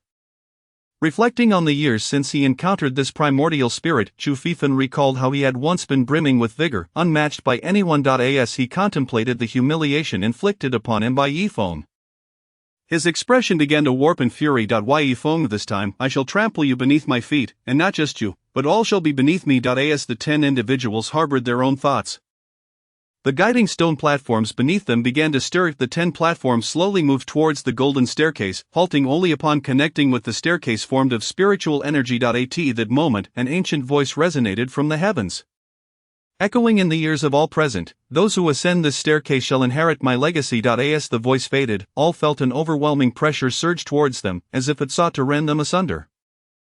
Yi Feng murmured to himself, is this the aura of an emperor-level being? Merely a remnant thought from 30,000 years ago possesses such might. I and the entirety of the heavenly Shin sect.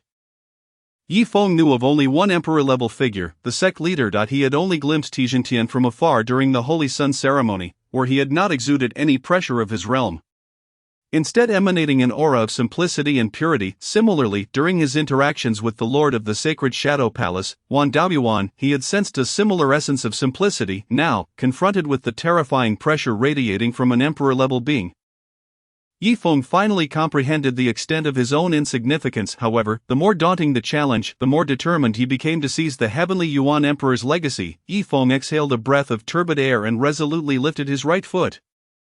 Taking a step forward. As his foot ascended to the first step, an immense pressure, several times greater than that on the stone platform, bore down upon him. Following Yi Feng's lead, the others on the platform also stepped forward.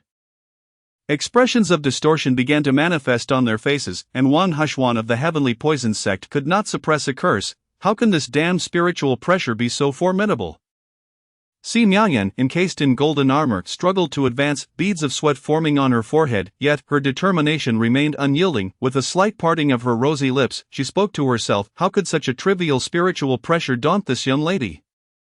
Unsurprisingly, the spiritual pressure on each individual grew increasingly oppressive, yet none faltered in their ascent. Who would willingly relinquish the opportunity to ascend to greatness? We have toiled since our arrival in this world.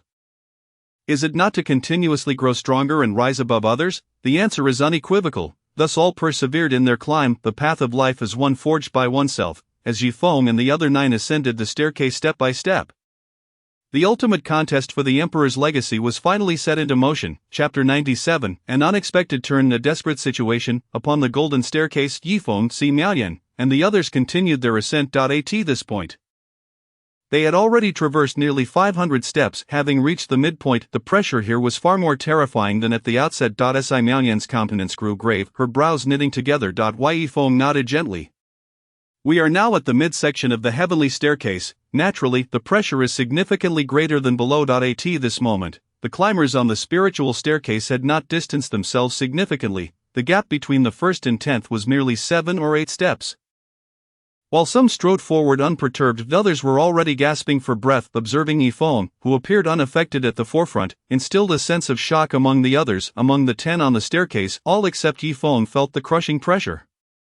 Even Imo Shio, who occupied the second position, found it hard to breathe. Only Yifeng moved leisurely, as if on a casual stroll. On the mountaintop beneath the heavenly staircase, various factions observed the shimmering light screen depicting Yifeng and the others ascending the spiritual staircase, igniting discussions among them. A man in a long robe exclaimed in astonishment, "I never imagined the spiritual pressure in this realm could be so overwhelming. If I were to ascend, I would likely be crushed to pieces in an instant."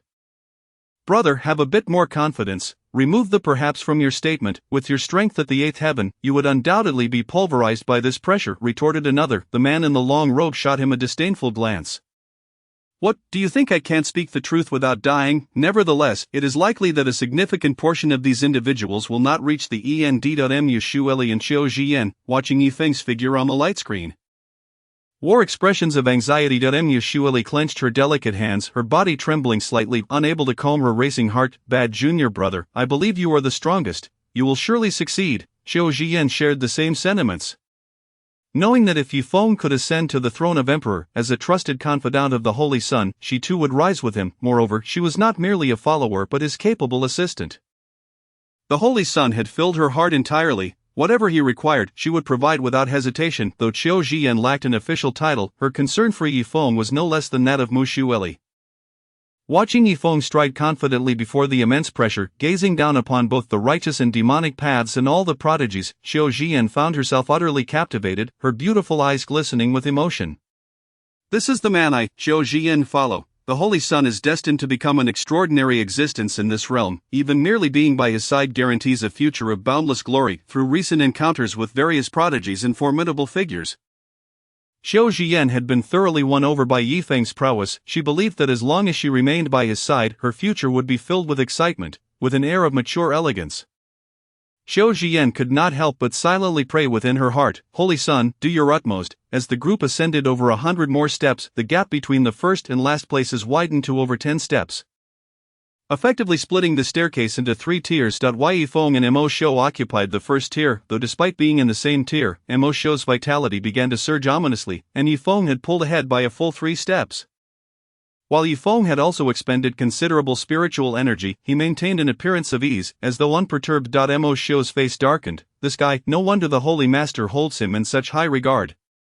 Si Mianyan, Luo Tianhao, Wang Hushuan, and Chu Fifan constituted the second tier, while the 2 men from the minor factions were relegated to the third tier. All eyes turned towards Yifeng. At this juncture, there was no doubt remaining. Yifeng was the mightiest among them. Even Mo Xiu, who was typically proud, could not deny this reality. Everyone understood that if this continued, Yifeng was the most likely to reach the end.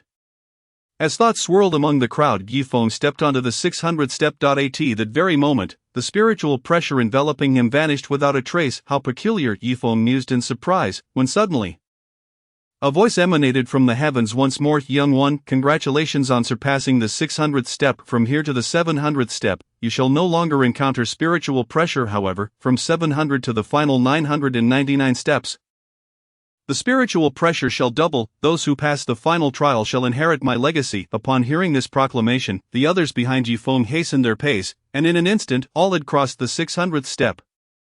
With the pressure dissipated, they collectively breathed a sigh of relief. Then, they turned to Yifeng with peculiar gazes. In that moment, it seemed as if, apart from Yifeng, the remaining 9 shared an unspoken understanding.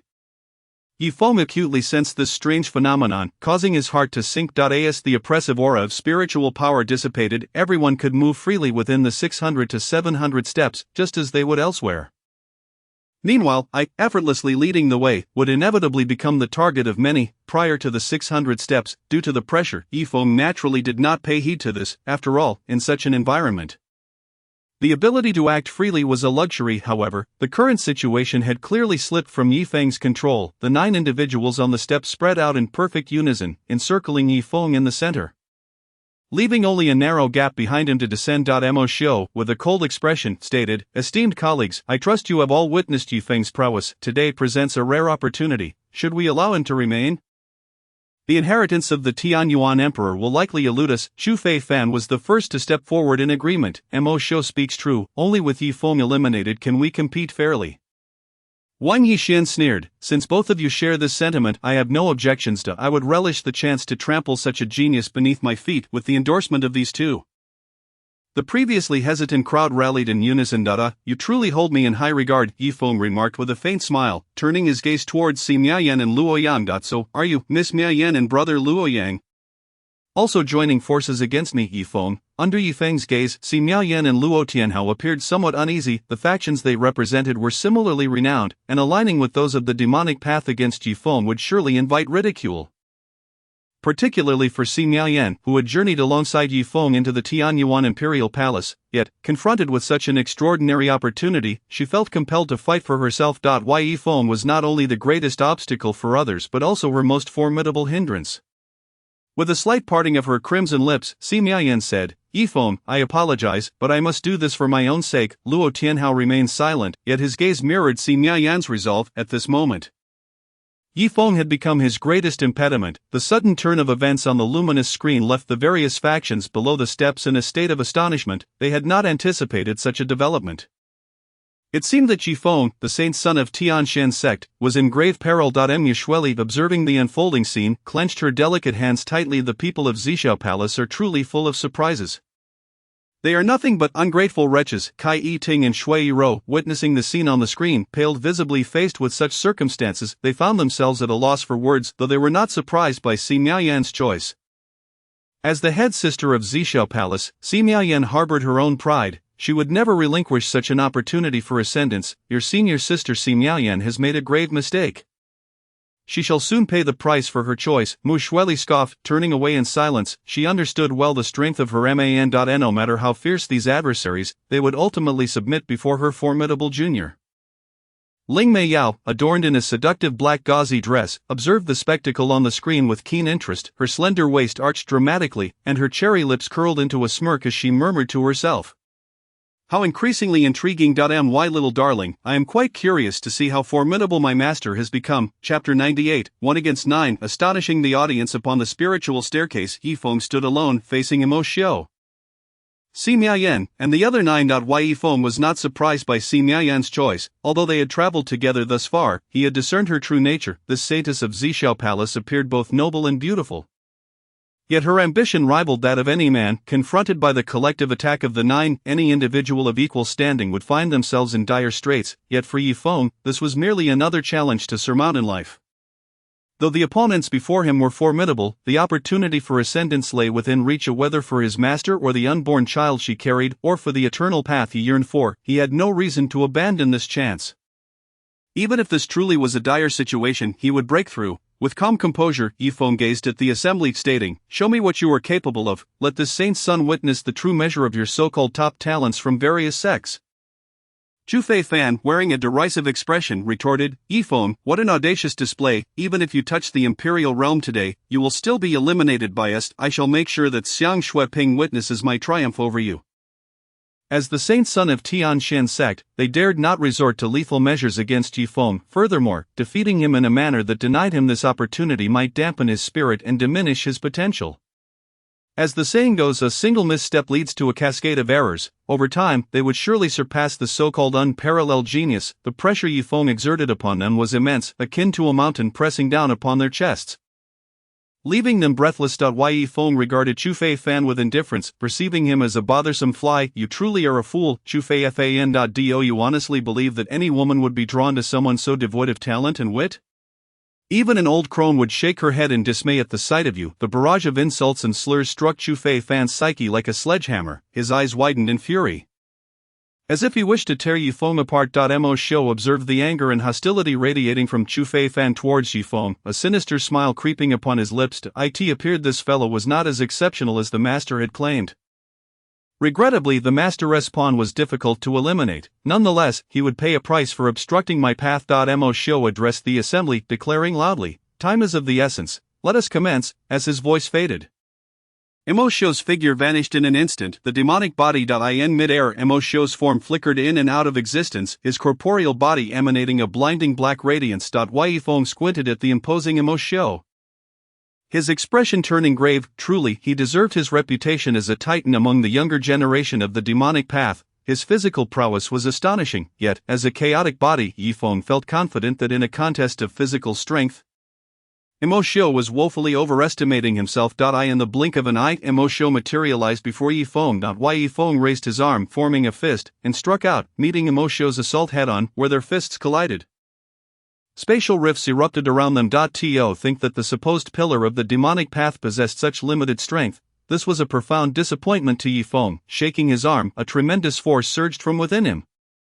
Converging upon that limb, the power capable of shattering mountains sent Imo reeling, causing him to stagger back several steps before regaining his footing. Imo astonished thought, indeed, the chaotic body is formidable, its physical power is truly remarkable. Glancing below, Imo felt fortunate to be fighting in midair. Had they been on the steps, he would surely have stumbled. Just as Yifeng prepared to press his advantage, 8 assaults surged towards his position from various directions. Yifeng swiftly dodged, and the area he had just vacated erupted with spatial fissures. Why Yifeng, today you shall become my stepping stone. Before Yifeng could catch his breath, Wang Yixin and Chu Feifan flanked him. Launching their attacks, Wang Yixin's palm glimmered with a green light, exuding an intense toxicity, while Chu Feifan unleashed a formidable spiritual technique. Why Yifeng scoffed, with mere strength like yours, you are courting death. The demon-suppressing fist. A terrifying force erupted around Wang Yixin and Chu Feifan, akin to two meteors plummeting towards Yifeng. Why Yifeng retaliated with a punch, and as their strikes converged, the surrounding space rippled once more. The very fabric of reality seemed unable to endure the cataclysmic force. A mocking smile graced Yifeng's lips as he gazed at the duo. Is this truly all you possess?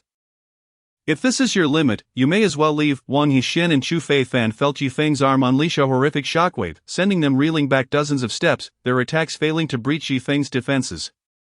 As they stumbled, Yifeng's form flickered and suddenly appeared beside Chu Feifan, whose expression shifted to one of sheer horror. Bang, bang, bang. The air was pierced by 3 resounding blows as the fierce winds from Yifeng's punches howled against Chu Feifan's abdomen and chest. Following the trio of strikes, Yifeng delivered a devastating knee to Chu Feifan's back. Subsequently, Chu Feifan's body was hurled into the air, repeatedly rising and falling, blood pouring from his mouth in a torrent. With a thunderous impact, Yifeng's fist sent Chu Feifan crashing heavily onto the spirit power steps, leaving his fate uncertain. Standing with his hands clasped behind his back, Yifeng cast a glance at the remaining 8 figures suspended in midair before turning his gaze back to Chu Feifan. This version of you aligns perfectly with the image I hold of you in my heart, he mused. Chu Feifan's aura was feeble, blood continuously escaping his lips as he regarded Yifeng with eyes brimming with fury and murderous intent. Old fool, lend me your power, I must kill him, urged the primordial spirit within Chu Feifan. Patience, young one, now is not the opportune moment, it advised. Chu Feifan's expression contorted as he replied, I can wait no longer. He has stolen my woman and made a mockery of me. To not slay him would leave my heart filled with unquenchable rage. Grant me your power, the primordial spirit reassured him. Fear not. When the time is ripe, I shall act. Should I bestow my strength upon you now, they may soon conspire with this Yifeng against us. In such a scenario, not only would you perish, but I would share your fate as well. Chu Feifan's expression shifted, ultimately resigning himself to endure. Why Yifeng, I shall see you dead. At that moment, the remaining 8 figures in the air, along with the various factions outside the light curtain, gazed in shock at the sight of Yifeng, who stood calmly with his hands behind his back. Among the factions atop the mountain, those with less fortitude could not help but swallow hard. How brutal can this be? Is Chu Feifan still alive? The crowd exchanged glances, uncertain how to respond. If he were indeed alive, it would surely be a fate worse than death. A voice from an unknown corner echoed this sentiment, sending a chill through the assembly. A diminutive cultivator among them remarked, Saint Sun Yifeng of Tianxian's sect appears remarkably at ease. He might truly be able to take on all 9 of them. If that were the case, it would be terrifying. That remains to be seen. While Saint Sun Yifeng is formidable, the others are not to be underestimated. Another voice chimed in. They had battled for so long yet had not managed to execute even a single imperial-level divine ability. At that moment, all present harbored a peculiar sense of anticipation regarding the outcome. Perhaps Yifeng would triumph, or perhaps he would falter. Regardless, from this day forth, within both the righteous and demonic paths, among the great imperial families and various factions, the name Yifeng would become an insurmountable mountain. This name would overshadow a generation, rendering all its geniuses unable to lift their heads to in the ranks of Tianxian sect.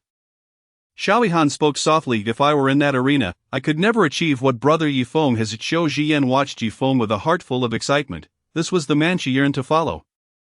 Mu Xueli, however, maintained an unusually calm demeanor, as if it were only natural for Yi Feng to reach such heights. Her gentle gaze lingered on Yi Feng's figure in the light curtain as she whispered, "Naughty junior brother, I believe you can achieve this. Senior sister awaits your return as an emperor." Chapter 99. Just this one move is sufficient. At this moment, Chu Fifan was drenched in blood. His garments tattered from the battle, the gruesome wounds on his body oozed fresh blood, revealing patches of stark white bone on his arms. His aura had diminished to its nadir, clearly devoid of any strength left. Yi Feng's actions were clearly intentional. Seeing Chu Fifan's woeful state, the other 8 were struck with disbelief. Luo Yang regarded Yi Feng with a glint of trepidation in his eyes. As a member of the righteous path, it was shocking to witness the brutal ruthlessness of Yi Feng from Tianxian sect. Luo Tianhao could hardly fathom that the ruthless Yi Feng hailed from a sect known for its kindness and hospitality. Wang Hushuan and Yen Ming both shuddered. Wang Hushuan of the heavenly poison sect could not help but murmur, "Are we the demonic path, or is he? Why do I feel like this guy is even more vicious than us?" The crowd regarded Yi Feng with lingering apprehension. They knew that should they suffer the same relentless barrage he had unleashed upon Chu Fifan, their fates would not differ much from his. Mo Xiu's eyes were deep as he fixed his gaze on the formidable Yi Feng, calling out to the assembly, "And now that we have acted, there is no turning back. I trust none of you wish to squander this opportunity?" All present had only just reached the pinnacle of quasi-emperor status, relying solely on their own efforts. Even with the support and cultivation of their sects, it would take them hundreds, if not thousands, of years to ascend to the imperial realm. After all, the time required to comprehend the imperial path necessary for ascension was exceedingly lengthy. However, should they obtain the legacy of a top-tier imperial powerhouse like Tian Yuan Emperor, they could directly inherit his insights, bypassing that arduous step. The terrifying power contained within the legacy of an imperial-level expert was more than sufficient to elevate a quasi-emperor peak cultivator into the imperial realm without any aftereffects. Therefore, they all coveted this legacy immensely. Mo Xiu surveyed the others and continued, "This lad is indeed strong, but surely we can handle him together." Luo Yang, who had remained silent until now, spoke up, "We underestimated Yi Feng's strength. If we strike together now, we can surely subdue him." Initially, Luo Yang felt such actions would tarnish the righteous image they sought to uphold, but in pursuit of this opportunity, he had no choice but to proceed. In the face of absolute benefit, the distinctions between righteousness and malevolence became meaningless. Those who acted under the guise of righteousness were merely seeking a grandiloquent excuse to justify their actions. Si Miayan fell into a brief silence. Throughout their journey, she had formed a bond of friendship with Yi Feng, yet, to fulfill her ambitions, she must remove Yi Feng as an obstacle. Turning to Yi Feng, she spoke with a hint of regret, "Friend Yi Feng, I apologize, your strength is simply too terrifying. Should you continue unimpeded, we may never have our chance, so I must regretfully bid you farewell." Even the prideful Si Miayan had to acknowledge that Yi Feng's might was beyond her reach. Had it not been for the singular nature of Tian Yuan Emperor's legacy, perhaps she could have become good friends with this exceptional individual like her junior sister Kyra. Alas, it was a pity. Yi Feng regarded the assembly with an unflinching demeanor. The situation before him was undoubtedly dire, yet it was far from hopeless. "So, you are prepared to strike together? Then come forth, this holy sun shall show you what despair truly entails." As his words fell, an explosive surge of spiritual energy erupted from Yi Feng's being, the intensity of which surpassed any previous display. The terrifying waves of spiritual energy coalesced around him, forming successive gales that rustled his robes. Yi Feng hovered in the air, his expression fierce and his demeanor exceedingly proud. "My time is precious, I have no leisure for games, let this single strike determine our fate." At his proclamation, anger flared in the eyes of the gathered crowd. They were all top-tier geniuses from their respective esteemed factions, yet Yi Feng's tone suggested he regarded them as inconsequential as stray animals. This blatant disregard for their prowess was an audacious display of arrogance. Even Mo Xiu, usually composed, could not suppress the twitching of his eyes, for as the foremost young talent of the demonic path, he had never been looked down upon in such a manner. "Yi Feng, I concede your strength. It is so formidable that we must join forces against you. However, your arrogance is excessive. We shall see whether you possess genuine skill or are merely all talk. Today, allow us to teach you the virtue of humility." Everyone attack. At the moment Mo Xiu uttered his final word, the spiritual energy within him erupted forth. He gathered his power into his tightly clenched fist. And in an instant, a massive black fist of energy, resembling a colossal beast, materialized before him. Imperial divine ability rending heaven's demonic fist, Mo Xiu unleashed his full might, clearly not underestimating Yi Feng, even with the collective effort of the group. Simultaneously, Si Miaoyan, Luo Yang, Wang Hushuan, and others unleashed their own spiritual energies in a torrent. Imperial Divine Ability, Crimson Feather Burning Heaven Technique. Si Miaoyan cried out, her surrounding spiritual energy coalescing into thousands of searing crimson feathers. The heat emanating from the fiery feathers sizzled the air around them. Wang Hushuan, upon invoking his Imperial Divine Ability, conjured a swirling mass of green poisonous mist before him, surrounded by numerous energy-laden green skeletons. The concentration of toxicity in that mist could easily turn even a quasi-emperor 9th-layer cultivator into a puddle of toxic sludge upon contact. Beside Yan Ming, a black puppet materialized, its power also reaching the pinnacle of quasi-emperor status. Amidst the astonished gazes of the crowd, a figure and a puppet merged into one, enveloping Yan Ming in a layer of dark armor instantaneously. The sight was terrifying in its own right. Mo Shou cast a scornful glance at Yifeng, the mockery evident on his lips. Why Yifeng, today I shall see how you break the deadlock, observing the 8 adversaries before him unleashing their Imperial Path divine abilities.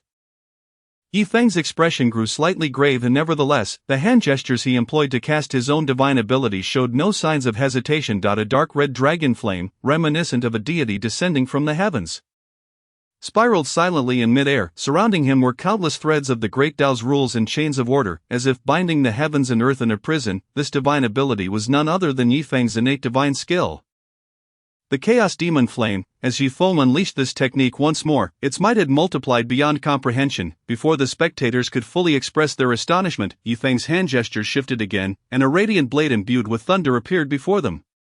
The Imperial Path divine ability, Chaos Opening Blade. The thunder and runes adorning the blade flickered madly, intertwining rules and order in a frenzy. The 2 divine abilities pulsated wildly on either side of Yifeng, the rampaging spiritual power threatening to explode at any moment. Mo Shou and the others stared at the scene, their eyelids twitching. How could he possibly wield 2 Imperial Path divine abilities simultaneously? Furthermore, how could a mere peak quasi-emperor manifest such power? The onlookers atop the mountain gazed at the imposing figure of Yifeng, surrounded by the Great Tao's rules and order, their souls nearly escaping in terror. Even some ancient figures from various factions who had brushed against the imperial realm could not help but murmur, the Tianxian sect is truly fortunate to have produced such a monstrous prodigy. They had initially believed a peerless genius would pay the price for his arrogance. But now the situation seemed increasingly unpredictable. Holding her 3-foot azure blade, Mu Shueli looked softly at Yifeng within the glowing screen. This is my man, Mu Shueli's man, the most exceptional individual beneath the vast expanse of the starry sky. Zhou Jian shared her excitement, having drifted through life, finally encountering someone who brought her hope. This glimmer of hope was so brilliant it nearly blinded her. Holy son, choosing to follow you was the most correct decision of my life. As exclamations of astonishment arose beyond the luminous screen, the atmosphere on the spiritual power stairway reached a pinnacle. Mo Shou's expression darkened as he said, Yifeng, even at this moment, you still resort to bluster? Wang Hushuan could hardly believe this reality, his gaze fierce as he spat. Kid, do you truly think you can defeat us all with just these 2 fused Imperial Path divine abilities? Such delusions. With the Chaos Demon Flame in his left hand and the opening blade in his right, Yifeng stepped forward, his gaze turning. I see why. To deal with you, this single strike will suffice. As his words fell, the 2 divine abilities surged towards Mo Shou and his companions. Realizing the gravity of the situation, the 8 adversaries wasted no time, unleashing their own divine abilities to collide with Yifeng's. A thunderous boom resounded, shaking the very fabric of space, while the screen was enveloped in a blinding light, obscuring the unfolding events. Moments later, as the brilliance faded, the figures of Yifeng and his companions emerged from the screen.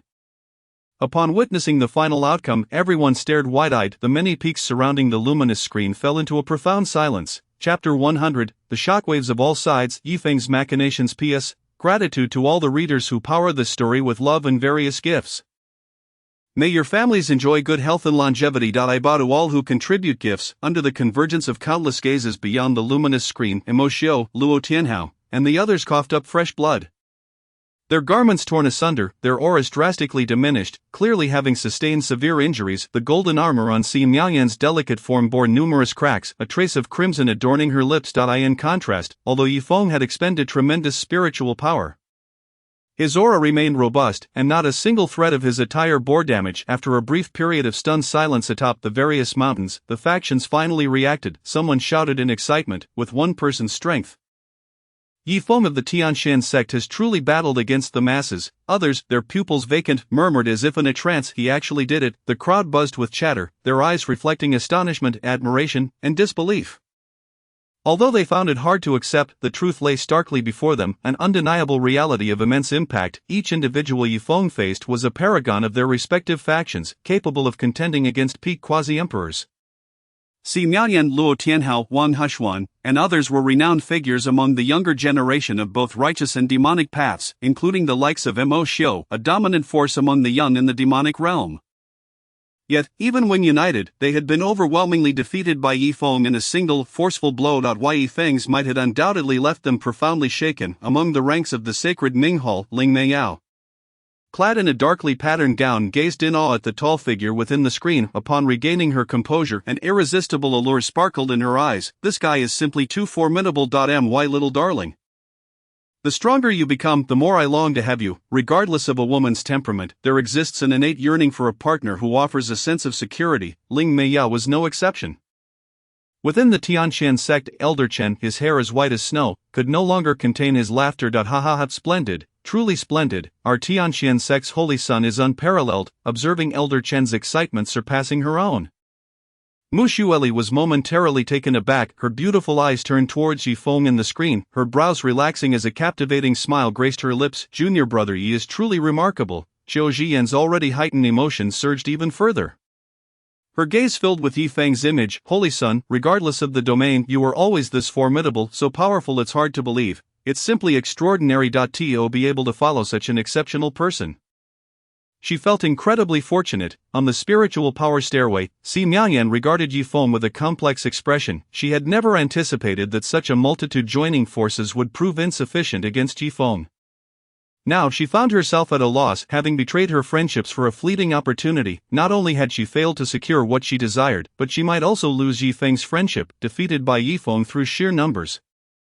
This failure struck a heavy blow to Xi Miaoyan's prideful heart, instilling a genuine respect for him for the first time. For a woman of her caliber, being bested in her strongest aspect was the most effective means of conquering her. Gazing at Yi Feng's composed demeanor, she felt an indescribable emotion rising within her. This guy is absurdly powerful. Had she known, she would not have involved herself in the affairs of the Tiangyuan Emperor's opportunity. Just as a flicker of regret ignited within Xi Miaoyan, Wang Hushuan beside her spat another mouthful of blood, and Yan Ming's puppet separated from him. At this moment, Yan Ming's puppet bore visible cracks, clearly having sustained significant damage while blood flowed continuously from Yan Ming's body. Two weaker combatants had fainted outright. Luo Tianhao's disheveled black hair fell haphazardly over his shoulders, his body trembling as droplets of blood dripped onto the stairway. The once self-assured and fierce gaze of this prodigy from the Tianin Valley grew dim, filled with a medley of expressions: terror, resentment, disbelief, and so forth. How could this be? Why was it that as a holy son of a righteous sect, his strength paled so drastically in comparison? Next to Yi Feng, he felt like a mere chicken. Luo Tianhao, once greatly esteemed and expected to achieve greatness by the elders of his sect, could no longer maintain his composure. Yi Feng's dark pupils remained tranquil as he regarded the unfolding scene. Defeating these so-called top geniuses seemed trivial to him. It appeared that this holy son could indeed vanquish them with a single strike. Yi Feng's eyes glinted with intensity as he directed his gaze towards Xi Miaoyan and the others, pronouncing with deliberate emphasis, "You have lost." The moment Yi Feng's words fell, an overwhelming sense of humiliation washed over the crowd. Some, unable to bear the weight of the disgrace, coughed up blood once more. Yi Feng advanced steadily, step by step, traversing each tier of the stairway, while Mo Xiu could only watch him ascend towards the final 300 steps. Just as Yi Feng reveled in the sensation of climbing towards the pinnacle, Chu Fifan suddenly erupted, his fist clenched, carrying a tremendous wave of spiritual power that surged towards him, brushing against the threshold of the imperial realm. Yi Feng die. As Chu Fifan drew near to Yi Feng, a hint of derision curled upon Yi Feng's lips. In an instant, Yi Feng's form transformed into a shimmering essence of spiritual energy, mere moments after Chu Fifan's strike connected.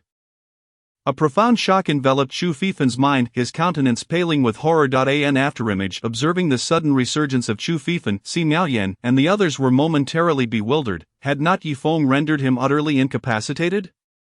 Now not only did he appear unscathed, but he had also unleashed a power that grazed the realm of the emperor. A heavy silence settled within them, as it became evident that both they and Yi Feng had been ensnared by Chu Fifan's scheme.